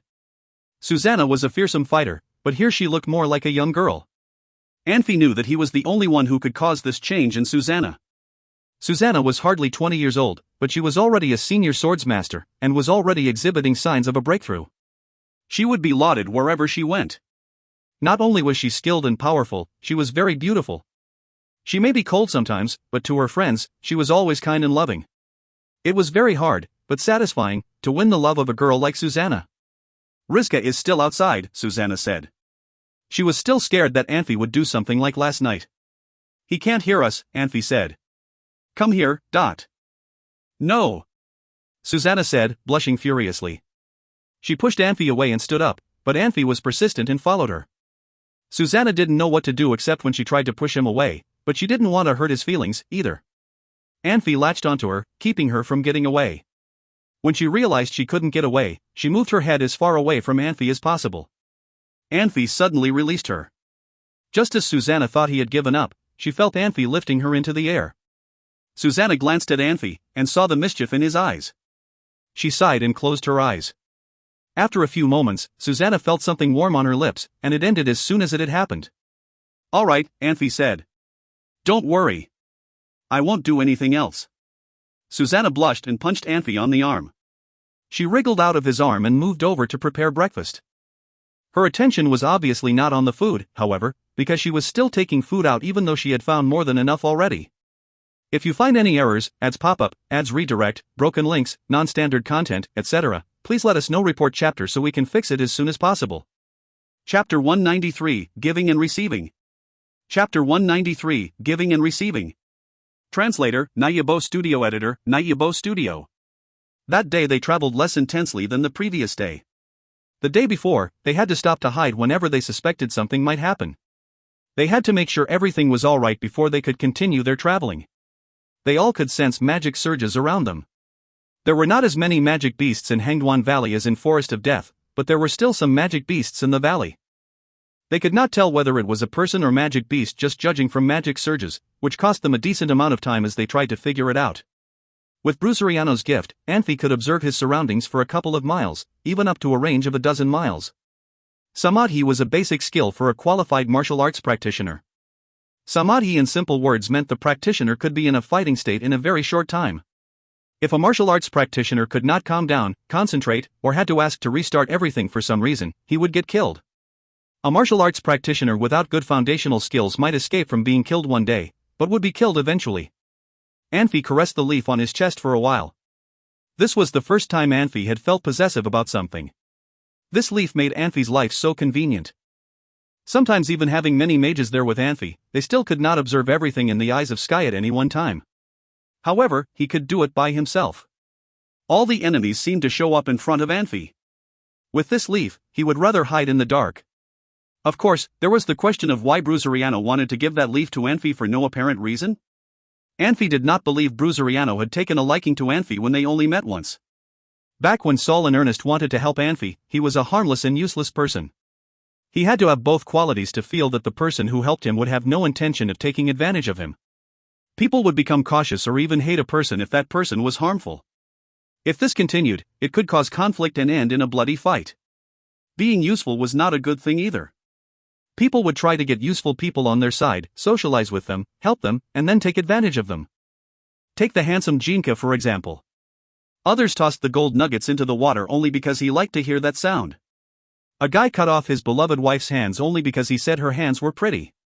When people did so much for him, they only wanted him to make a strike at Sheen Palace to kill the king. If Jinka were not useful, who would care who he was? Anfey respected Saul and Ernest from the bottom of his heart because they wanted to help a harmless and useless young man. That help without any intentions had won Anfey's trust. Anfey was cautious. It was not easy for Anfey to trust anyone. But cause-effect relationships could also be seen as giving-receiving relationships. Bruzeriano gave Anfey the leaf. What did he want for return? After avoiding groups of mercenaries of different sizes, Anfey decided to take a break next to a river around noon. The rivers in the mountains were usually very clear. This one was only about 2 yards wide. Anfey could clearly see the stones and swimming fish in the water. Anfey sat on the big stone at the edge, looking around. He asked with a smile, "Susanna, how about eating better today?" "What do you mean?" Susanna asked. "Should we grill some fish?" Anfey said. "You?" Susanna shook her head with a smile. There were many kinds of magic beasts, but most of them were not edible due to the nature of magic beasts. They could not eat any magic beast with a magic crystal. It could interfere with the magic and combat power if people ate it even for a short time. Magic and combat power could disappear and turn people into magic crystals if they ate magic beasts for a long time. Regular people would get skinnier and produce a blood crystal in their body. Blood tribes used to domesticize people and force them to eat magic beasts to make them into blood crystals. Blood tribes disappeared a long time ago, back before the sacred battle. Susanna had not done well with food before. Anfey won Shelley over with few sausages. Mercenaries in the forest usually carried some food supplies with them. For the people in Anfey's previous world, Anfey only needed to carry fire starter and weapons, since there would be food everywhere. It was okay to eat fish as long as the water was fine. Anfey suddenly stood up and picked up a branch. He walked up to the river. Fish saw the shadow of a person and started to dart away. Anfey thrust the branch into the water and stabbed a fish in its side. Fish were tossed on shore one after another. Susanna's eyes were brightened. Being able to eat better today did not surprise her, but the wounds on the fish did. All the fish in the blink of an eye. Without mentioning the skills of using branches as swords, his accuracy had surprised her. Anfey did not have fast speed, sometimes he even looked slow, but he never missed a fish. Susanna knew Anfey had unusual and crude sword skills, but in this world, people were evaluated in a more comprehensive way. They did not just look at sword skills, but also paid attention to their combat powers. Susanna had taken it for granted, so she did not pay too much attention to Anfey's sword skills.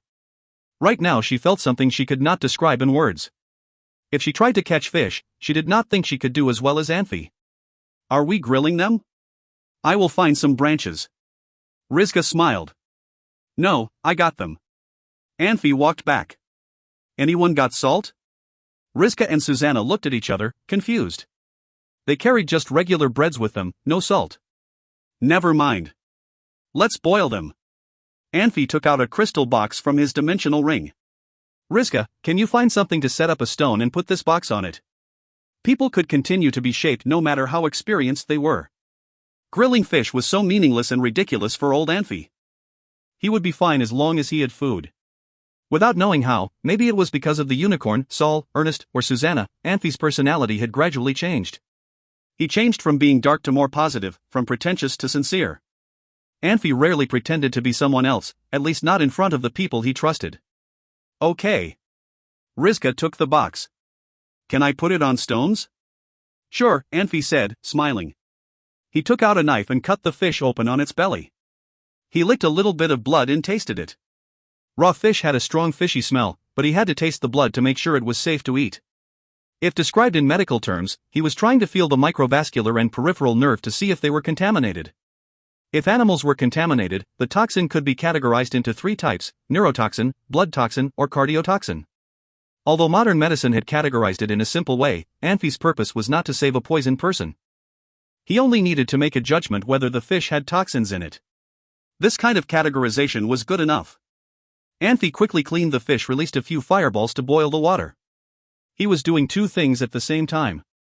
Susanna and Rizka did not know whether they should laugh or cry, since what Anfey did was against the magic rules and violated the holy and serious nature of magic. Anfey cut a few sausages and tossed them into the crystal box. He tossed the fish into the box as well. He had no idea how the flavor would turn out, since he was not a chef. Not long after the steam rose up, a strong fragrance came out of the box. Susanna and Rizka had not had any real people food for the past few days. They were excited about the food and walked over to Anfey. Someone came. There are 7 mercenaries. They will be here soon, Anfey suddenly said in a low voice. He still stirred the soup with a branch and heated the crystal box with his fireballs. Anfey saw the mercenaries in the distance with the leaf on his chest. He did not just do 2 things at a time. He was doing 3. Should we leave now? Rizka was shocked. No, they came from over there. Anfey shook his head. If they were from Shansa Empire, they should come from behind or from the sides. Anfey did not feel it was going to be any trouble. Soon a group of 7 mercenaries came to the other side of the river. Mercenaries met all the time. To protect themselves and prevent any misunderstanding, they usually tried not to communicate with each other. They usually continued what they were doing without bothering each other. Anfey and the mercenaries on the other side of the river chose to have the same kind of attitude. Anfey and his team continued their cooking as the other group of mercenaries sat and talked in low voices on the other side of the river. They did not seem to see each other. Since it was not ordinary to cook with magic, Anfey drew the attention of the other group. Those 7 mercenaries checked out Anfey. Sue? Anfey was trying to call Susanna. My name is Naya. Susanna suddenly interrupted Anfey. Anfey's hand froze in the air. When he looked over to check Susanna had turned her body to the side. Susanna looked at the forest, her head tilted back. Without close observation, Anfey could sense the anger and hatred in Susanna's eyes. Do you know them? Anfey asked calmly. We'll talk about it later. Anfey, let's go. We'd better not get into trouble here, Susanna answered quietly. Susanna answered Anfey in simple sentences, but Anfey got enough information. She was definitely feeling hatred, otherwise Susanna would not have asked to leave. She was afraid she could not control herself. When Susanna said she did not want to get into trouble, it meant that this group of mercenaries was not easy to handle. Some of them would be really good. Hi, a mercenary on the other side of the river yelled. What are you cooking? It smells great. We have been here for a couple of months. We had enough breads we brought with us. We are making some fish soup today, Anfey answered with a smile. If you find any errors, ads pop up, ads redirect, broken links, non-standard content, etc., please let us know. Report chapter so we can fix it as soon as possible. Chapter 194, Trackers. Chapter 194, Trackers. Translator, Nayabo Studio Editor, Nayabo Studio. You're a cook, the mercenary asked with a grin. No, Anfey said. I'm a mage. This is just a hobby. His hands danced and his movements were very smooth. The smell of the soup suddenly grew very strong and pleasant. One of the 7 mercenaries stood up and leapt over the creek. He glanced around, then his eyes fell on the crystal box. Are you really using a top-tier crystal to cook? He asked. It's the only thing I have, Anfey said and shrugged. Can I try some? The mercenary took a deep breath and asked. Wait a moment, Anfey said. He looked around, then frowned. It seems like I have forgotten about spoons, he said, troubled. We have one, the mercenary said. He fumbled through his pack and found a spoon. Anfey accepted the spoon. It was a silver spoon that was common in this world. Here, many families used silver spoons. Even the kings preferred silverware. Silverware was especially common during feasts. Silver could react with poison, and using silverware tended to reassure the guests that the food was not poisoned. Anfey dipped the spoon into the soup and raised it to his lips. The soup did not taste as good as he had wanted, but it wasn't bad, either. He was missing too many ingredients. All right, Anfey said, handing the spoon back to the mercenary. You can try some now. The mercenary took the spoon and stared at the soup. The spoon did not change color, and the mercenary dipped it into the soup. A sound of metal clashing was heard from the other mercenaries. The mercenary hesitated, and took a sip of the soup. He wiped his mouth with his sleeve and grinned. It's very good, he told Anfey. His movements were natural, but the faint vapor rising from his sleeve still caught Anfey's eyes. Anfey knew that the mercenary must have spat the soup out instead of swallowing it. You want some more? Anfey asked. No. This is your lunch. You should be the ones enjoying it, the mercenary said. He turned and jumped over the creek. Thanks a lot. The man turned and waved at Anfey. You're welcome, Anfey said. He dropped the stick he was stirring the soup with on the ground. Next to him, Susanna's eyes flickered. Rizka stood up and began making his way upstream. A real organization usually had its own way of operating. Using expressions was too straightforward and risky, because the enemies could read expressions as well. In most situations, there would be certain casual gestures that only people within the organization understood. "There's a lot of fish here too," Rizka called out. "I'm already done." "There's nothing in that soup," Rizka said. He shook his head and waved his hand. A ball of water leapt into the air. Some fish were caught up in the ball of water and were wriggling away. Rizka's control of the water was clearly not as good. The fish fell onto the bank, but he was soaked with the water as well. Across the creek, the mercenaries snickered. Rizka frowned and stamped on the ground angrily, his eyes still following the fish. He began whispering a spell, and a powerful magical surge rippled from him. Anyone could tell Rizka was angry. The mercenaries looked at Rizka, waiting for him to make a fool of himself again. Two mercenaries naturally reached for their swords and were resting their hands on their swords' hilts.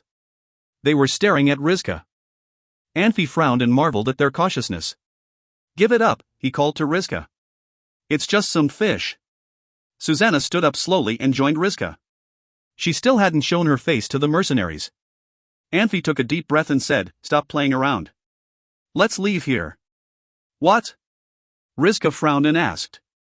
He didn't use magic to catch the fish. He was hoping to take care of the mercenaries. He was ready to use the magic, and was confused as to why Anfey had ordered them to retreat. Susanna felt relieved and disappointed at the same time. She felt relieved because she didn't want the others to get hurt. If she was alone, she might have already attacked. She knew that her opponents were difficult and had the advantage in numbers, and the fight could end very badly for both sides. On the other hand, she was disappointed because she thought Anfey was her lover and someone she could rely on. Subconsciously, he was her leader, and she had expected him to take charge. "Come on," Anfey said. He straightened his clothes and poured the soup onto the ground. He put the box into his bag and began making his way upstream. Susanna and Rizka followed him quietly. "Hey," one of the mercenaries called. "Why did you just dump the soup?" "Something just came up," Anfey replied with a grin. The mercenaries frowned and glanced at each other. What Anfey did could be very suspicious to some people. There was no evidence, however, that showed the soup was poisoned. No one wanted to engage in pointless fights. The mercenaries looked on coldly as the trio disappeared into the forest. The mercenary who had took a sip of the soup took out the spoon and observed it, frowning. Susanna didn't want to ask. She was afraid doing that would cause estrangement. Rizka, however, wasn't concerned about that. "What happened?" he asked quietly.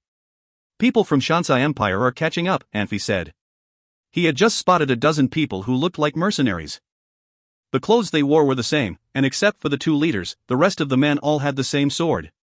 Country of Mercenaries had no official army, not because it did not have enough men. Individually, the mercenaries were much better than soldiers. It had no official army because the mercenaries did not like having the same weapons and clothing. Even the four major mercenary groups did not have uniforms. Each mercenary had weapons and armor he liked. The soldiers could change their clothes, but not their weapons. Officers and soldiers had already gotten used to the standard weapons issued by the military. They would not change their weapons. Susanna and Rizka glanced at each other and quickened their pace. Anfey was still observing the creek. The Shansa soldiers had just met the mercenaries. After a short conversation, a man from the Shansa army walked over and handed a pouch to the mercenaries.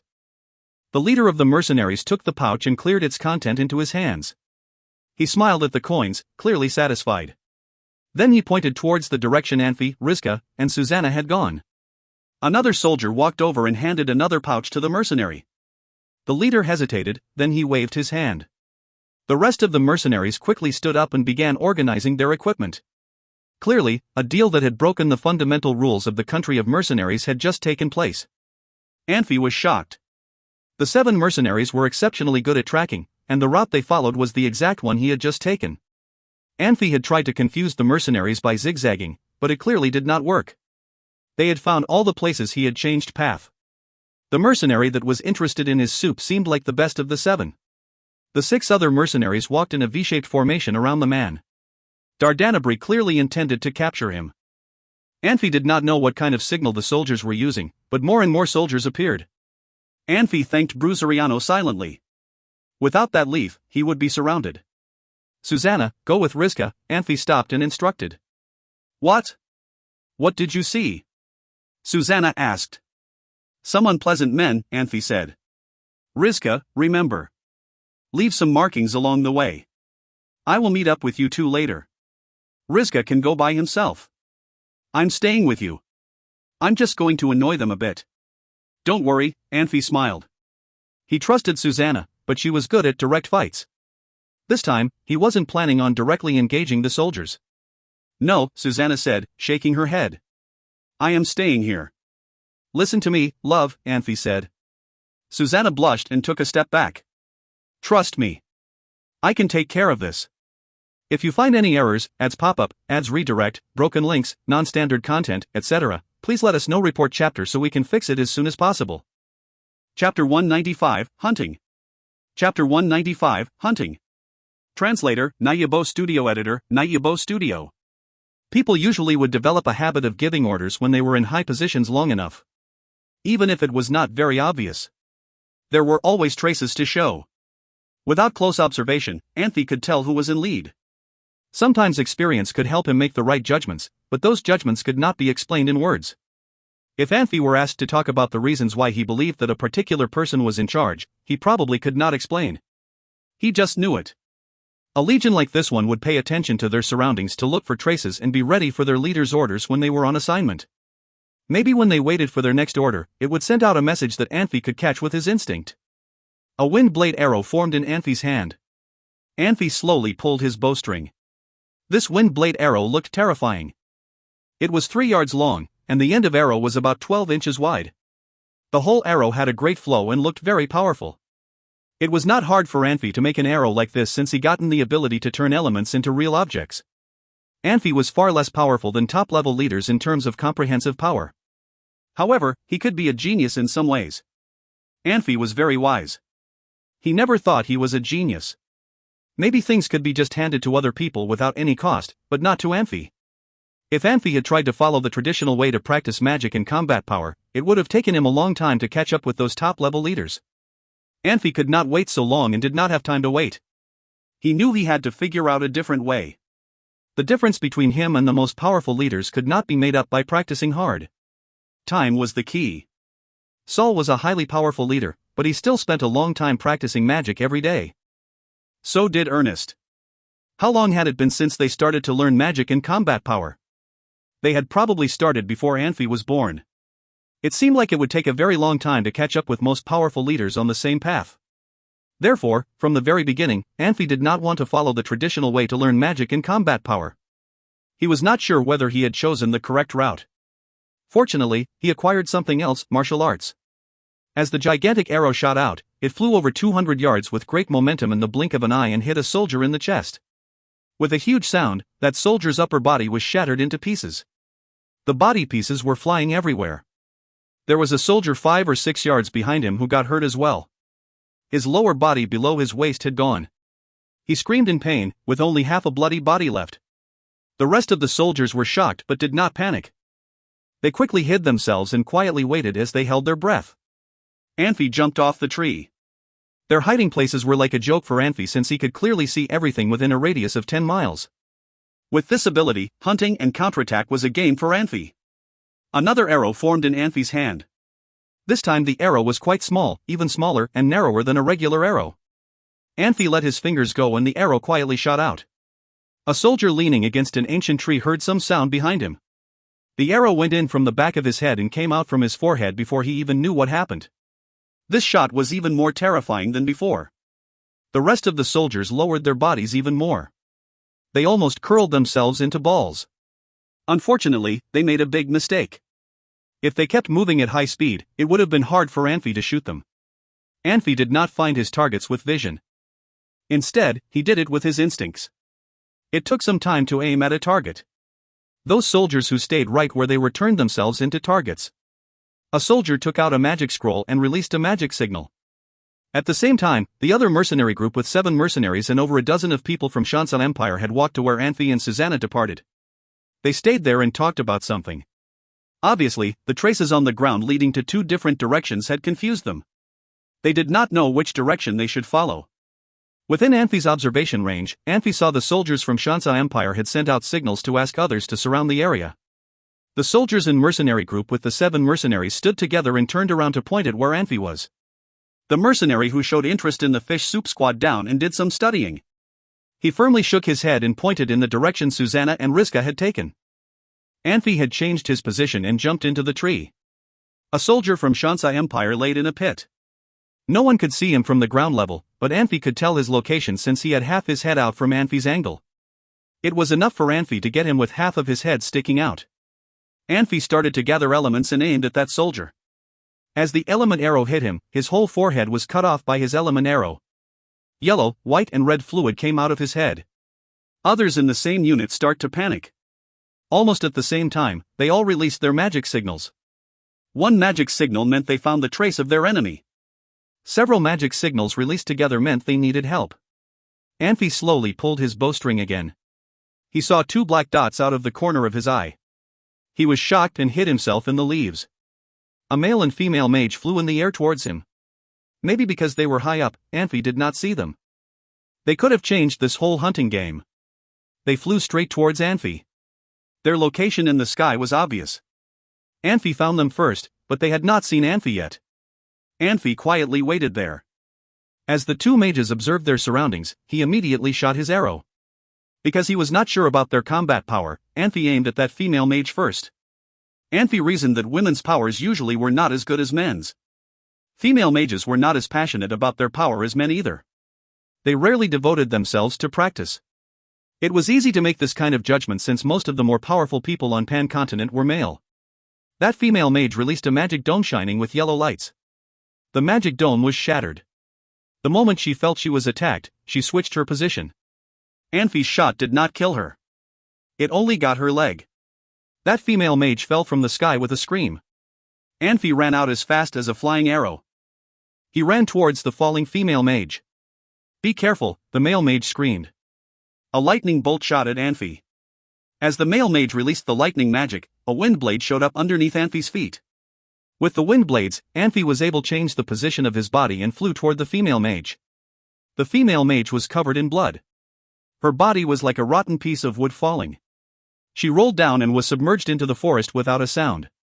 "Ah!" The male mage stared, his eyes wide. He released two big fireballs that chased after Anfey. A flaming shield appeared on Anfey's back and countered the attacks of the two fireballs. He jumped up, and his body created a parabola in the air. He threw himself into the forest. Big fireballs, heat waves, and freezing stars hit where Anfey had fallen. However, Anfey managed to hide in another place. He was watching the magic show as he took off his mercenary uniform. He turned it over and put it back on. His clothes had been light gray before. After he turned the inside out, they became strange clothes in yellow, black, and green. In his previous world, most people knew it as camouflage coat.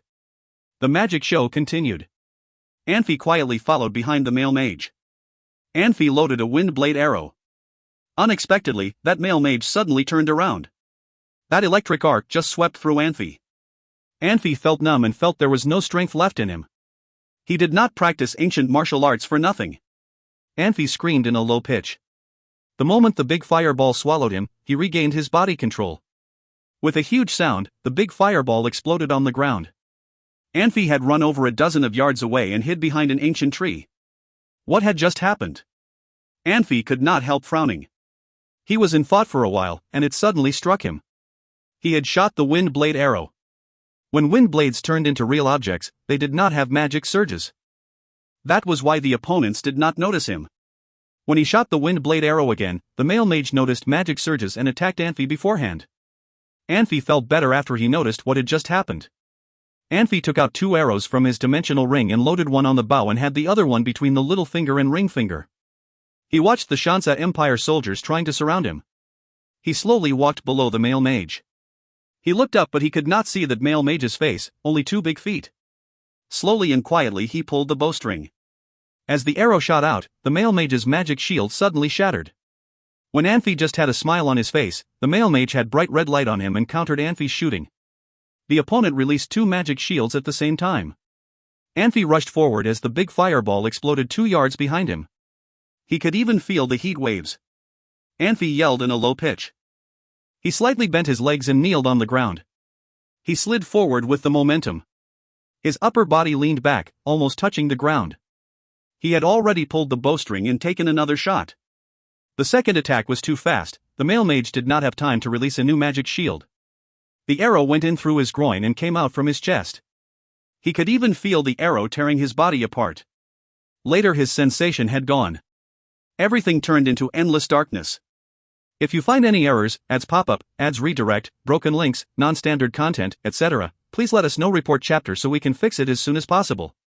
Chapter 196, Rival. Chapter 196, Rival. Translator, Nayabo Studio. Editor, Nayabo Studio. Before the Shansa soldiers could surround him, Anfey jumped out of the circle and chased the group of 7 mercenaries. The soldiers were never his targets. His target was the 7 mercenaries. Anfey did not try to focus on details and forget his goal. His enemy was an entire empire, and if he killed 10 soldiers today, there would be 100 soldiers sent after them tomorrow. It was impossible to frighten a country, at least not yet. Even if he fought the soldiers now and left all of them in the forest forever, nothing would change. Anfey did not know why the 7 mercenaries would choose to work with the Shansa soldiers, considering the anti-Shansa sentiment common among mercenaries at that time. Maybe it was because they were not from the area, or maybe it was because they needed the money. Anfey didn't want to know why, he just needed a result. He saw how Susanna was affected by his decision to leave, and he wanted to do something to lift her spirits. A lot of people imagined themselves to be the undetected hunter that followed their prey's every move. They would calculate and plan, but never expect there would be someone else observing them as well. Anfey followed the 7 mercenaries, waiting for his opportunity. Unlike the soldiers, the mercenaries made Susanna feel uneasy. Clearly they were powerful enough to be a threat. 1 or 2 of them may even be senior swordsmasters. Anfey could not get the information from Susanna, however, because Susanna was very brilliant, despite being inexperienced. She would figure out exactly what he wanted to do as soon as he asked the question. Anfey's personality might change, but the way he worked and acted would not change. Those were the things he figured out after countless encounters with death, and he was still used to facing his enemies by himself, no matter how powerful his enemies were. There was a small hill up ahead. The 7 mercenaries did not notice Anfey. They were too focused on the 2 sides and in front of them. Seeing the mercenaries disappearing behind the hill, Anfey retrieved an arrow from his dimensional ring. Anfey was very good at learning from his mistakes. The male mage immediately noticed something was wrong when he was trying to make an element arrow. This time, he would not make the same mistake. Even though he was far enough from the mercenaries, he still wanted to be careful. As the last man made his way up the hill, Anfey's arrow was already aimed at his back. Suddenly, the man turned around and scanned the forest behind him. 2 other figures joined him, and all 3 men looked very nervous. Anfey knew he had made a mistake. He closed his eyes and tried to make his mind peaceful and happy. In the past, his instinct had saved him multiple times. Sometimes he could not see or hear the danger, but he would realize something was wrong. Since Anfey could detect danger, other people must be able to detect it as well. Even if he could not explain it, Anfey knew that enmity could sometimes be felt. The 3 figures on the hill did not see anything. After a few moments, the 3 of them turned to walk down the hill. As soon as the figures turned away, Anfey released the arrow. The arrow flew towards the figure. Before the arrow could hit, the man sensed the danger and turned around. However, it was too late. The arrow pierced through his body and exited beneath his right rib. The man's body stumbled and fell to the ground. The forest suddenly grew very quiet, as if the murder did not happen. However, Anfey knew the 6 remaining mercenaries had spread out around the hill. They looked angry and sad, which was logical. Their friend had just been murdered, and anyone would be upset. However, they did not do anything meaningless. They did not even turn to look at the man's corpse. It was as if looking at their dead friend would be a distraction. Anfey frowned. It was as if he wasn't fighting mercenaries in a world of magic, but instead fighting ruthless modern mercenaries. The mercenaries' reactions took him by surprise. The rest of the mercenaries made a mistake. After they entered the forest, they split up and searched through the forest silently. This was perhaps because they trusted their companions too much, perhaps because there were only 6 of them. For Anfey, this forest was his domain as long as he had the leaf. He could see everyone's movements clearly. Anfey slid down the tree and disappeared into the forest. One of the mercenaries stalked through the forest. This mercenary was very cautious, and would stop every 3 or 4 steps. A pair of pointed ears indicated her identity as an elf.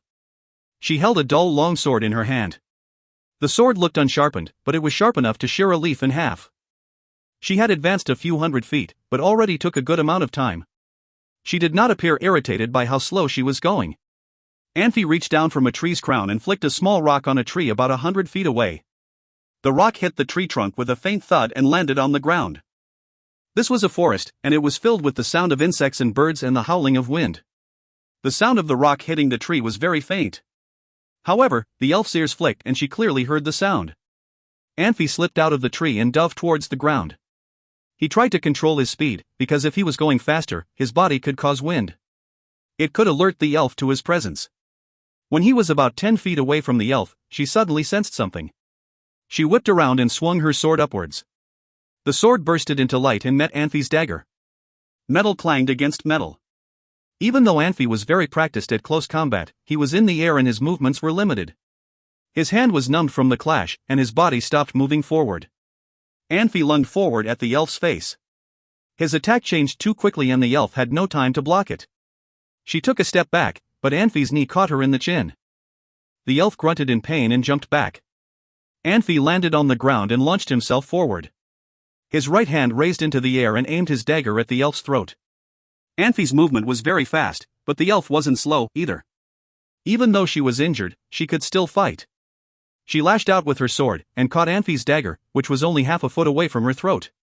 Anfey's right arm flew back and he lashed out with his left, his fist aiming at the elf's face. Even though the elf was not trained for close combat, she was still very fast. Her left arm reached out to block Anfey's attack. Pain tore through her left arm and she groaned in pain. Anfey jumped towards her. Even though both of his attacks were blocked, he was still very fast. He threw his head back and hit her with his head. The elf did not expect such a bizarre attack. Usually, the head would be protected and not used as a weapon. She was dazed by the attack and stumbled in pain. However, she did not forget she was in combat. She raised her leg and kicked towards Anfey. Anfey did not expect that she could still attack after her injuries. He was also exhausted by the fight. He quickly summoned fire elements and hoped to shield himself. However, the elf's attack was much faster than the shield's formation. The elements were dispersed by the elf's kick before it could form. Anfey felt a sharp pain on his chest, and his body flew upwards. If you find any errors, ads pop up, ads redirect, broken links, non-standard content, etc., please let us know. Report chapter so we can fix it as soon as possible. Chapter 197, Hero. Chapter 197, Hero. Translator, Nayabo Studio. Editor, Nayabo Studio. Both assassins and martial arts masters made their careers in fighting, but there was a big difference between them.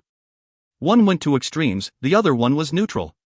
Assassins were more like the character Yao Jinchang in the Romance of the Three Kingdoms. He ran away after trying to fight, but realized he was no match for his opponent. If martial arts masters at the same level fought in a match, they might have to fight for a long time to see who would win. However, no assassin would fight for that long. Martial arts masters cared about how long they could hold on in a fight, while assassins had to perform to their fullest potential whenever they were on an assignment. Assassins would do everything he could when he got on an assignment. It was not that assassins did not want to hold on long in a fight, they simply could not. Both parties seemed to get hurt in this fight. That elf was hurt. So was Anfey. However, they looked totally different. That elf rubbed her eyes as she backed off. She looked hurt and scared. At least at this moment, she only wanted to protect herself. She could not restore her fighting momentum. Anfey fell to the ground and looked up with a strong desire to kill his opponent. At the same time, Anfey had forgotten his wounds and pain. There was nothing but his goal left in the world. There were two other mercenaries with combat power rushing towards them. He jumped up and rushed forward as fast as lightning. With a yell from behind, a white sword radiant came out from the forest and chased after Anfey. The elf saw that her people had come. She plucked her courage to swing her sword, thrusting at Anfey in the air. Even when Anfey was attacked from the front and the back, he still looked cool. His knife simply blocked her sword, and he turned the knife around to press on the top part of the sword. He jumped up, did a backflip, and elegantly landed behind the elf. Now it was the elf's turn to be attacked from both sides. Seeing the sword radiant coming at her, she used all her combat power to counter the sword radiant. Suddenly, she felt her neck was hurt. At the same time, Anfey jabbed at her back. The white sword radiant hit her as she stumbled. As blood gushed from her, Anfey jumped into the forest. He disappeared in the blink of an eye. Get him! Those two mercenaries had hurt the elf by accident, but they did not stop to check their companion's body. They did not have time to blame themselves or regret their mistakes. They ran towards the direction where Anfey had run. After chasing him for a few hundred yards, a dangerous knife reflection flashed from the grass. When the mercenary in the back noticed something, the knife had already cut his ankle. He fell forward as he screamed in pain. Anfey jumped out of the grass and stomped on the other ankle of that mercenary. This was a standard Fei Jiao kick. Anfey's leg skills were good. When the mercenary got hurt, he started to panic. His combat power got less intense. When Anfey kicked his ankle in the vicious attack, Anfey only felt some pain, but the mercenary's ankle had broken. Anfey flung himself up off his back.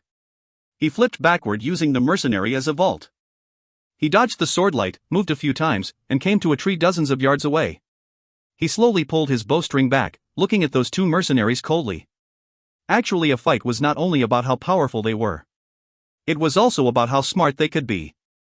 Seeing his opponents not coming after him, Anfey knew his judgment was right. He had killed their companions twice, but they had not panicked. It was not that they did not care. Instead, they were very wise and practical. Without checking on their companions' wounds, they knew their companions could not survive the attacks. Therefore, they chose to protect themselves and tried to figure out a way to kill their enemy. This mercenary group with 7 mercenaries worked very well together. They were already good on their own. If they could work so well together, they must have experience thick and thin together. They may not have to commit to live or die together, but they must trust each other. Trust was the prerequisite to sustain the combat power of a mercenary group. Anfey did not choose to kill his opponent this time, but only to hurt him for a reason. If they could not leave their companion behind, or were not willing to leave that wounded mercenary behind, then they all would die. Anfey thought about many plans as he tried to hurt that mercenary, but the combat power of the mercenary was not even as good as the elf. Anfey easily beat him. The wounded mercenary sat up with an unbearable pain. His one ankle was broken, while the other one was almost cut off by Anfey. Even if he could survive today, he would be disabled from then on. He not only looked like he was in terrible pain, but also desperate and confused. The other mercenary also looked confused. He did not go after Anfey, but he could not leave on his own either, and he did not want to stay where he was. The combat power was strong sometimes but weak at other times. It showed he was not calm. A 2-yard-long gigantic element arrow formed in Anfey's hand. Anfey aimed it at the wounded mercenary. The other mercenary's face changed, and he stepped in front of the wounded mercenary. Everyone had his own moral standards. So did that mercenary. He could never watch his companion just waiting to die. The arrow carried strong wind with it and made the branches and leaves dance crazily as it flew through the air. The mercenary screamed and gathered all the combat power he could in order to counter the arrow. Under similar conditions, this kind of attack would not pose any threat to a senior swordsman. He definitely could keep his combat power and choose to simply dodge it. Unfortunately, he had to counter it immediately. With a huge sound, the element arrow had turned into countless elements and disappeared in midair. That mercenary was forced to back off a few steps. He stepped right on the other mercenary's wounded ankle. It was unbearable for normal people to take any more pressure on the wound, but the mercenary grinded his teeth hard without any moaning. He only held his body with his hands on the ground and moved back a little to give the other mercenary some more room. The second element arrow was loaded quickly again. It did not take much effort for Anfey to gather elements or pull the bowstring apart. Looking at the mercenary standing there, he was already out of breath. Anfey had mastered all kinds of series elements. He did not use fire or water elements, because those elements did not go well with archery. The combination of arrow and wind blade would add more effects to it. To be more specific, Anfey's wind blade arrow had more power than flame meteors. Even Susanna had to dodge if she were hit by flame meteors. A fool would continue to fight without dodging Anfey's attack. At that moment, Anfey was ready to turn that intermediate-level swordsman into a fool with his evil plan. Actually, the mercenary was turning himself into a fool. When the arrow shot out, the mercenary still lunged to counter it. He broke the element arrow again. This time he steadied his body without moving at all. Obviously, he knew he had stepped on his companion the previous time. Unfortunately, only moving back could reduce the power of the blow. What he did was not wise. That mercenary's face turned pale. He looked helpless and hopeless. What a man! Anfey gave him compliments as he gathered a bigger and wider wind blade arrow. Why are you attacking us? That mercenary yelled in anger. 3 people in the distance ran fast towards them from 3 different directions. They were still far away, so it would take them some time to reach Anfey and the others. Obviously, that mercenary was trying to buy some time. When you took those gold coins, you should know you would die for it, Anfey said calmly. He shot out an arrow right away. That mercenary went up and broke it. This was not a battle anymore. Instead, it was more like a skill test. The mercenary held his body stable again with his back straight. Hero. Anfey gave him a genuine compliment, but he did not stop what he was doing. A wind blade arrow 5 yards long formed in his hand. He loaded the bow with that long arrow. That long arrow looked ridiculous with such a small bow. The mercenary's face had changed. He surely knew the bigger the element arrow was, the more powerful it became. However, he did not have any other choice. Don't worry about me. Kill him, the wounded mercenary yelled. The other mercenary did not seem to hear it. He held the sword in front of his forehead, and the combat power on his body radiated white lights. After a huge noise, elements clashed everywhere. The mercenary was thrown over a dozen of yards away. He rolled on the ground but quickly stood up. He slowly walked up to where Anfey was. He still looked tough, but the combat power looked less white. Anfey looked at his hand. Wind blades formed on his palm. This time it took longer to gather. Without knowing how many wind blades he had collected, the shape of the arrow did not change. At the end, there was a 30-inch long arrow in Anfey's hand. It had turned from light white into something greenish. It gave out a metal smell. It looked cold and threatening. The mercenary on the other side looked at Anfey with an easier look. He thought he had gone through the tough time. As long as he could hold for a while, his companions would come. He would kill Anfey in the most crude way in the world. Thinking of this made him grin. This arrow did not look as scary as before. The mercenary swung his sword radiant hard. Unexpectedly, Anfey did not strike with element sword, but sword radiant. The greenish arrow flashed and thrust into that mercenary's body.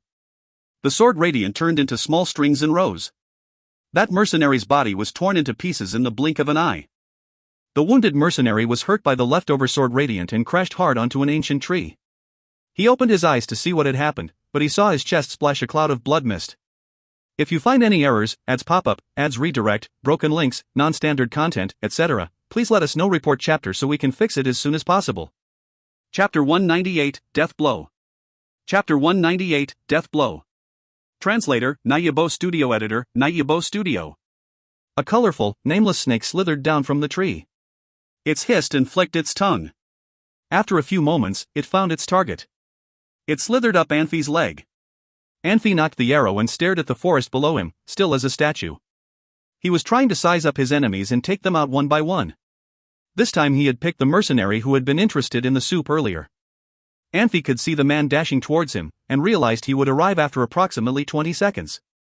The snake kept slithering up his leg. The coldness felt strange, but Anfey looked like he could not feel anything at all. His body maintained the same posture. He knew that snakes were cold-blooded and liked resting next to something warm. The warmth generated by a human body was very attractive to snakes, and it was not shocking a snake would try to coil itself around him. Judging from the color and the shape of its head, the snake was venomous. Attracting a venomous snake right before a fight was unlucky, but as an assassin, Anfey was accustomed to accidents. Nothing could distract him. A figure coated in combat power passed by under him. Anfey released an element arrow that was aimed at the man's back. The element arrow dispersed with a loud crack, but the man was not injured. The magic armor flashed, and Anfey could see a magic crystal on the armor reduced to dust. The bow in Anfey's hand disappeared. Anfey reached down and slapped his knee, where the snake was resting. He grabbed the snake's tail, yanking it off him, and tossed it aside. Accidents could not distract Anfey, but it could affect his movements. Even though he was very fast, he was still delayed for a few seconds. His opponent was an experienced mercenary, and the few seconds was all he needed to regain his composure. Anfey leapt down from the tree, his dagger shining, pointing at the mercenary's neck. The magic armor the man wore was another surprise. What he hoped would be a fatal blow was nothing but an inconvenience to the man. Usually, Anfey would try to preserve his strength. This time, he did not want to do that. Just as Anfey had expected, the man was ready to engage him. He turned around and drove his sword towards Anfey's chest. Every person had a certain way of fighting. If someone had fought Anfey before, he would know that Anfey would not expose his fighting plan when his target was still feet away from him. The longer he could hide his plan, the better. The sword was much longer than the dagger, and normally it would be able to pierce its target. However, Anfey stopped in midair, and the wind blades under his feet disappeared. The sword was close to him, but he was able to avoid it. Anfey's dagger clanged against the sword, and he kicked the mercenary in the chest. The man grunted and drew his sword back for a second blow, sending his sword radiance after Anfey. Anfey jumped out of the way and avoided the attack. The mercenary was not as good as Anfey at calculating and staying close to his target. Anfey kicked him and jumped upwards, but the mercenary was kicked, and his body was tilted. Anfey landed and jumped up.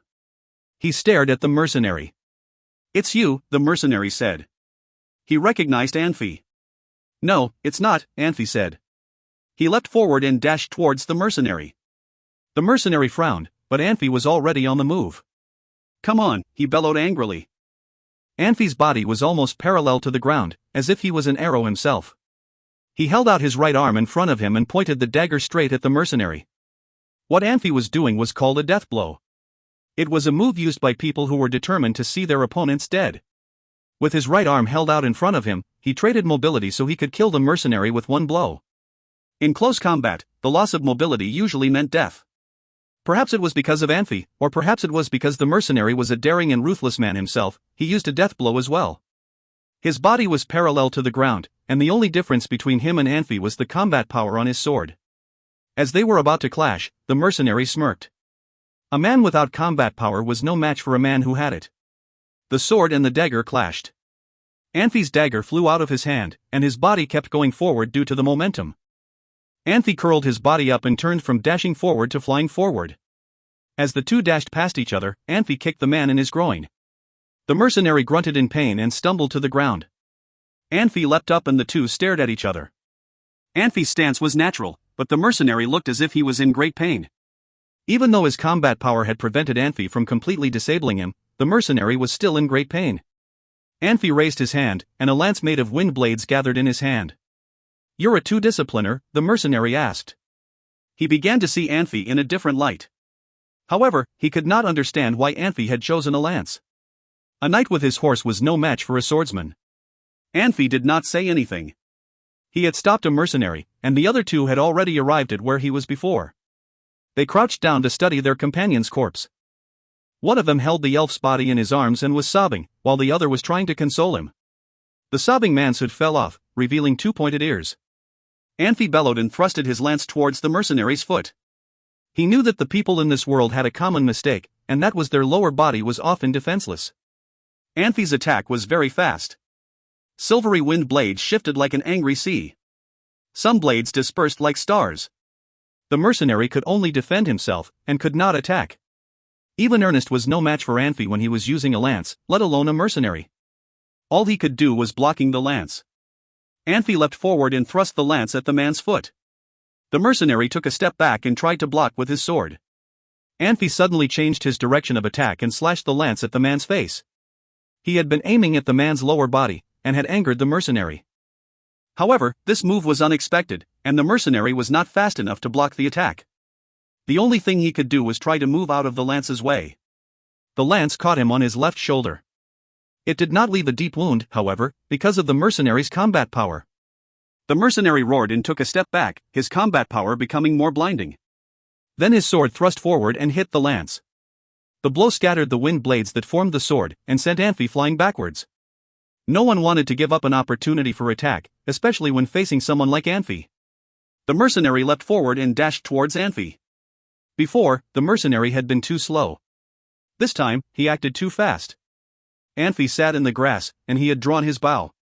He aimed at the mercenary, and let loose his arrow. Blocking an arrow from 100 feet away was not difficult, but there were only a few feet between Anfey and the mercenary. The mercenary was running too fast for him to react and avoid the arrow. The mercenary swung his sword. He did not know where Anfey was aiming, and was trying to protect himself instinctively. However, he missed the arrow. He felt a sharp pain in his abdomen, and his vision was filled with blinding light.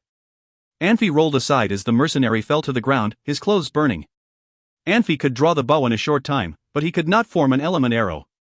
This time, he had used a blasting arrow made from bones of the manticore. If you find any errors, ads pop-up, ads redirect, broken links, non-standard content, etc., please let us know. Report chapter so we can fix it as soon as possible. Chapter 199, Hatred. Chapter 199, Hatred.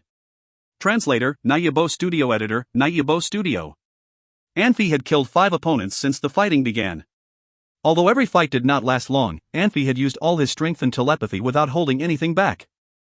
He already felt a little tired. Anfey hid in the forest, watching the last two mercenaries as he caught his breath. He knew he had to keep his combat power at its peak. The elf was still screaming in anger. He looked like he was in so much pain that anyone who saw him would sincerely feel bad for him. Anfey looked calm. He neither felt bad for the elf's pain, nor proud of what he had achieved. No emotion showed on his face. Anfey never thought killing was enjoyable. He did not feel there was a reason to be proud that he killed anyone. He had killed many people, but he had done that either out of self-defense or as part of his job. The targets in his work had to have some reason to be killed. This was Anfey's policy. Anfey was doing a job with high risk and high pay, but his annual income was not that great. Feeling bad for others was pointless. If Susanna, Rizka and Anfey had been surrounded by those mercenaries and the soldiers from Shansai Empire, what would have happened to them? Anfey was an arch-criminal and would be taken away by Shansai Empire or tortured to death. He also could be sentenced to death on the plaza through a public hearing, which would help the upper classes in Shansai Empire to save their pride. Susanna was young and beautiful. It was very possible she could have become a sex slave for guys in royal families, or even raped by a few mercenaries or soldiers from Shansai Empire. Losers did not have the right to talk. What point would there have been in screaming in pain or struggling if Anfey had to see Susanna being raped by others? Would winning others' sympathy work? This world seemed so complicated, but was actually pretty simple. Since they were already on the battlefield, there would only be two possibilities. Either they would die, or Anfey would die. There was no third option. Those two mercenaries slowly calmed themselves down and checked their companions' wounds. They turned in Anfey's direction and walked towards him. The mercenary in the front took a gigantic shield from his dimensional ring. They must have guessed what weapon Anfey used. Anfey thought for a while and had a bitter smile on his face, because he saw Susanna running in the distance, but it was still in the range he could see. Susanna kept making some hand gestures about the sky. He could not see the sky, but probably Rizka was back as well. If this had happened when they had just left Sacred City, with someone not following Anfey's orders and doing anything on their own, Anfey would have been exceedingly angry. However, it was a different situation now. Maybe he stayed here too long, and Susanna and Rizka were worried. It also could be that the explosion of the combat power and surges of chaotic elements had traveled far, allowing Susanna to realize what Anfey was up to. They disobeyed Anfey's order and came back for him. Anfey had a warm feeling when he saw Susanna biting her lip and looking worried. Anfey's target had walked close, so he let his hand go. An element arrow shot out like a meteor. The targeted mercenary immediately raised the shield and blocked the element arrow. This shot was just a test. Anfey put away the bow. He was about to jump to the side, suddenly seeing the elf holding a green short bow in his hand. The elf aimed at Anfey. Anfey felt all his hair stand up. He immediately gathered his telepathy to a state of samadhi. His body was fully against the trunk, and he dove straight down. Whoosh, whoosh, whoosh. The arrows made sounds as they flew. The elf's hands were so fast that people would get confused how he did it. In a very short time, he shot out 5 arrows. He did not only do it fast but also very elegantly. As Anfey dove to the ground, he had used a martial art called extremely heavy fall. Even though he fell very quickly, the last arrow almost hit him in the heart. Luckily, there was some distance between Anfey and the elf. In addition, Anfey responded very quickly. He blocked the arrow with the knife at the last moment. If the distance had been less than 20 yards between them, Anfey did not know what would have happened. Anfey dared not to stay any longer. He rolled into the grass after he landed on the ground. He had performed everything he could. He crawled rapidly. It was not really crawling.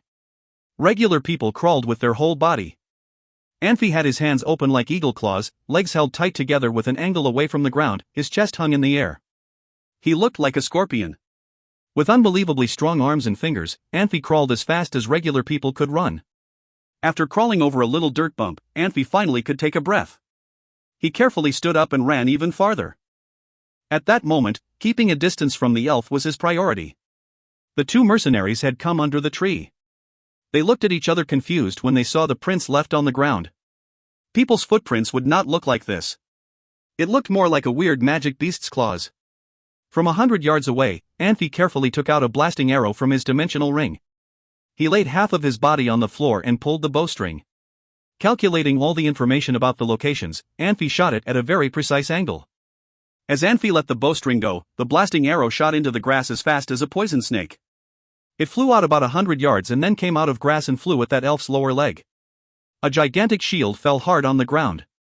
The blasting arrow clanged into the gigantic shield and created a shining light. The elf flew out from the light and shot a few arrows at Anfey. Anfey held himself on the ground and slid into the grass. Susanna and others had told Anfey before that elves were natural archers. Now he could tell they had been right. For two skilled archers, there would not be that much difference in accuracy. However, their shooting speeds were quite different. Anfey calculated that the elf could shoot 6 or 7 arrows for every 2 arrows he shot. Anfey was in thought for a while and turned around to run towards the direction of Susanna. Anfey had developed a habit of relying on Susanna to be his fighter.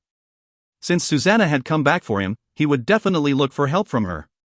Dealing with those two on his own was too dangerous. The mercenary with the gigantic shield yelled in anger. He gathered his combat power and rushed in the direction the elf pointed for him. His momentum was unbelievable. With the gigantic shield in front of him, he felt he could run like a tank. Anfey ran in the forest as swiftly as a swallow. Once in a while he would turn around and shoot an arrow to try to slow his opponent down. As the elf was ready to pull the green short bow, Anfey either dodged behind ancient trees or dove into the grass. He never let the elf locate him. With the help of the leaf, Anfey knew Susanna had sensed the combat power surges and had turned her direction and run towards him. Anfey led those two mercenaries around. He needed to provide Susanna an opportunity to strike. As Susanna got closer to Anfey, Anfey could see with the leaf that Susanna yelled and covered her body with white shiny combat powers in the blink of an eye. She ran straight towards Anfey. The bushes and branches had turned into powder under the surges of combat powers. Anfey was shocked for a second and could not help sighing. My silly girl, why could she not just quietly thrust her sword from behind and surprise him? Wouldn't that be much easier than making such a scene? But unfortunately, personality often decides how people act. Susanna was a tough swordswoman. She was not afraid of challenges. She only got braver with more challenges. She liked to face top-level powers face to face. Anfey was not feisty. He liked to find an unusual route to win. He would fight if he could. He would run away if he did not think he was a match for the opponent. He believed he would have a chance to win as long as he was patient enough. Those two mercenaries sensed a very intense combat power approaching them.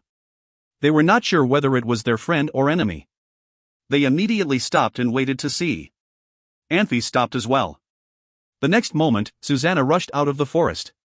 She looked surprised and happy when she saw Anfey. She looked quickly at Anfey to make sure he was not hurt, and then she heaved a sigh of relief. She slowly walked out of the forest and walked towards Anfey. She stood in front of Anfey. When they were not in danger, she liked to stand behind Anfey. However, she would immediately stand in front of Anfey whenever there was danger. Susanna developed this habit just as Anfey developed a habit to rely on Susanna. Susanna knew Anfey had progressed with an unbelievable speed, but she still could not change her habit. She seemed to be showing some maternal instinct towards Anfey. The two mercenaries walked up to them with caution. This was their only chance to retreat. However, they did not want to leave and could not leave. It did not matter to them whether they were doing a right or wrong thing. The key was they wanted to get revenge. Susanna recognized the two mercenaries. Her face changed and her eyes were full of hatred. She had not caused any trouble before. She did not want to put Anfey and Rizka in a dangerous situation. Since the trouble had come itself, she had no concerns now. All she needed to do was to fight them. Anfey, be careful. They have 7 people, Susanna said in a low voice. Only 2 left. The other 5 are gone, Anfey answered with a smile. Gone? Susanna asked. I killed them, Anfey said. You killed 5 of them? Susanna could not help looking back at Anfey even when they were facing tough enemies. She knew this mercenary group was very powerful. She never thought Anfey could kill 5 of them unless Anfey was as good as a master swordsman. You know I am telling you the truth. Look at their eyes. Anfey smiled. Those 2 mercenaries had slowly walked 20 yards. They laid their eyes on Anfey. Their hatred towards Anfey was even more than Susanna.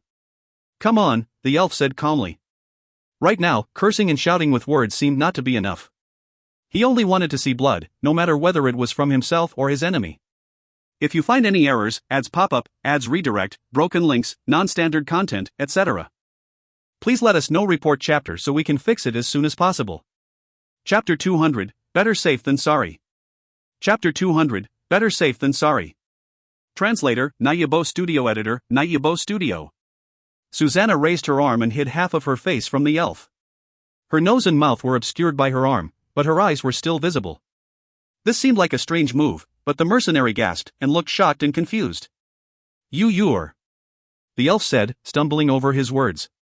Susanna did not wait for him to finish. She raised her sword and lunged at the mercenary, slashing at his head. The mercenary stumbled away and raised his shield. Susanna's sword radiance broke apart as it hit the shield, and the mercenary took a few steps back.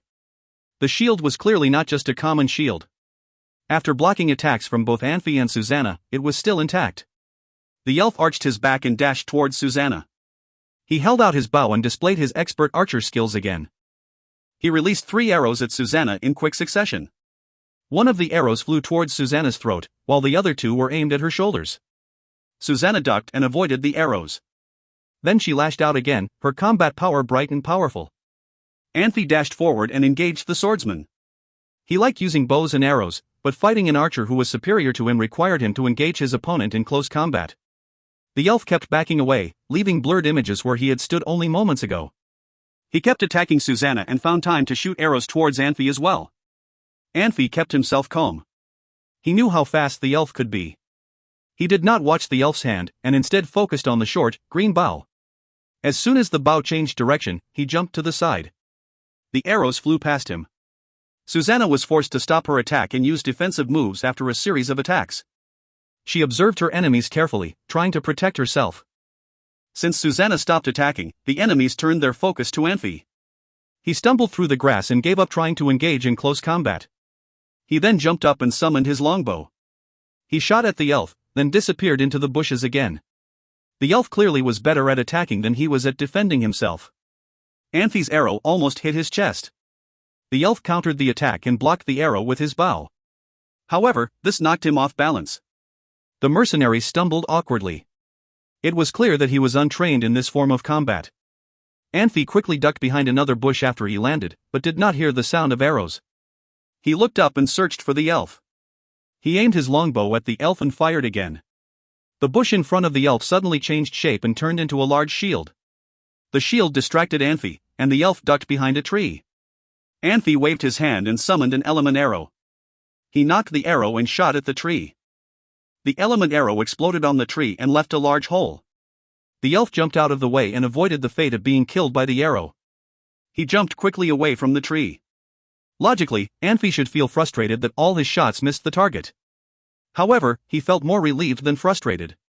He needed to force the elf away from the fight. Susanna was more powerful than the mercenary with the shield, and as long as there was no distraction, she could easily defeat him. If the mercenary died, the elf would not last long. Anfey swept his gaze through the forest and saw Rizka hiding among the trees. Most of the students that escaped the sacred city had some change in heart. Mages value tradition and glory, but these students stopped caring about those things. What was important to them was victory. The elf whispered something under his breath, and his body was enveloped by vines. As Anfey approached, the vines quickly shriveled up, and 2 men appeared. The 2 figures dashed in opposite directions. Anfey was shocked by this sudden change. He drew his bow and fired an arrow at the figure dashing to the left. The figure was hit and dispersed into green lights. The figure to the right had already drawn his bow. Anfey jumped aside to avoid the arrows. He could clearly hear the sound of arrows ripping through the air. Some arrows came dangerously close to him. Anfey didn't have the time or need to turn around. He moved around in the forest quickly, with the elf close behind him. There was hatred and anxiety in the elf's eyes. It appeared that he knew well how powerful Susanna was, and wanted to return to help his companion. Anfey was already several hundred feet away, but the elf was still close behind him. He turned to the left and kicked on a large stone. He jumped into a tree, and jumped down, disappearing from the elf's vision. The elf followed him and jumped into the tree, and suddenly felt magic surges from behind a small mound. He knew Anfey was about to summon an element arrow again. The elf was very worried about the length of the fight. He wasn't sure if the other mercenary could hold Susanna off for long. He wanted to end his fight and return to help his friend. Seeing no other options, the elf jumped off of the tree and began to shoot arrows more quickly. The arrows attacked the mound from all sides, blocking all possibilities of escape for whoever was behind it. The elf landed, and realized the ground under his feet was not solid ground, but instead soft mud. His body began sinking. If he was just normally walking or running, maybe he could have escaped the swamp. Instead, he had jumped down from a tree and had too much momentum. He was deep in the swamp before he even realized what had happened. Lightning struck the elf, and Anfey jumped out from behind the mound. He held his fire sword and slashed at the elf's neck. "Saved your skin, didn't I?" Rizka said, appearing from among the trees. Growth was inevitable, and Rizka, who would once feel nauseous at the sight of blood, no longer felt discomfort at the sight of it. Finally, Anfey said, sighing in relief. He had learned a lot from this fight. Not only did it help him perfect his skills, it also helped him find himself again. Now, however, the only thing he needed was rest. Susanna had the advantage. Every time her sword thrust out, her opponent would stumble back. Seeing that Anfey and Rizka had joined Susanna, and the elf did not reappear, the mercenary knew that he had no hope of winning. He bellowed and raised his shield, fending off Susanna's attack. Then he glanced at the sky, and buried his own sword in his chest. He stumbled back, then fell to the ground. Susanna stood there, staring at her fallen opponent, her eyes staring at the mercenary but seeing something hidden deep in her memories. Anfey walked over and took the shield from the mercenary's hand. Then he brought the large shield down on the man's head, crushing his skull. Rizka jumped back, staring at Anfey. Susanna turned and frowned, perplexed by his actions. "Come, we need to find a place to rest," Anfey said. Whenever Anfey saw someone who committed suicide, it always reminded him of a woman he had fought years ago. Someone had commissioned him to kill her. After an intense fight, the woman realized she was no match to him, and committed suicide by shooting herself in the chest. Anfey thought he had finished the job, but 6 months later she reappeared and held him at gunpoint. Anfey could not believe what he was seeing, but the woman told him that there were places on a person's chest that would allow a bullet to go through without killing the person. The woman, however, did not control her emotions too well. She wanted to tell Anfey about how she had lived, because she wanted to see his regret about not finishing her off. In the end, Anfey took her gun and killed her in a fight. In order not to make the same mistake again, Anfey made sure that he put enough bullets through her. After that, whenever someone committed suicide in front of him, Anfey felt obligated to make sure his opponent was really dead. After all, life was not a play, and it was better to make sure one's enemies did not come back from the dead. If you find any errors, ads pop up, ads redirect, broken links, non-standard content, etc., please let us know. Report chapter so we can fix it as soon as possible.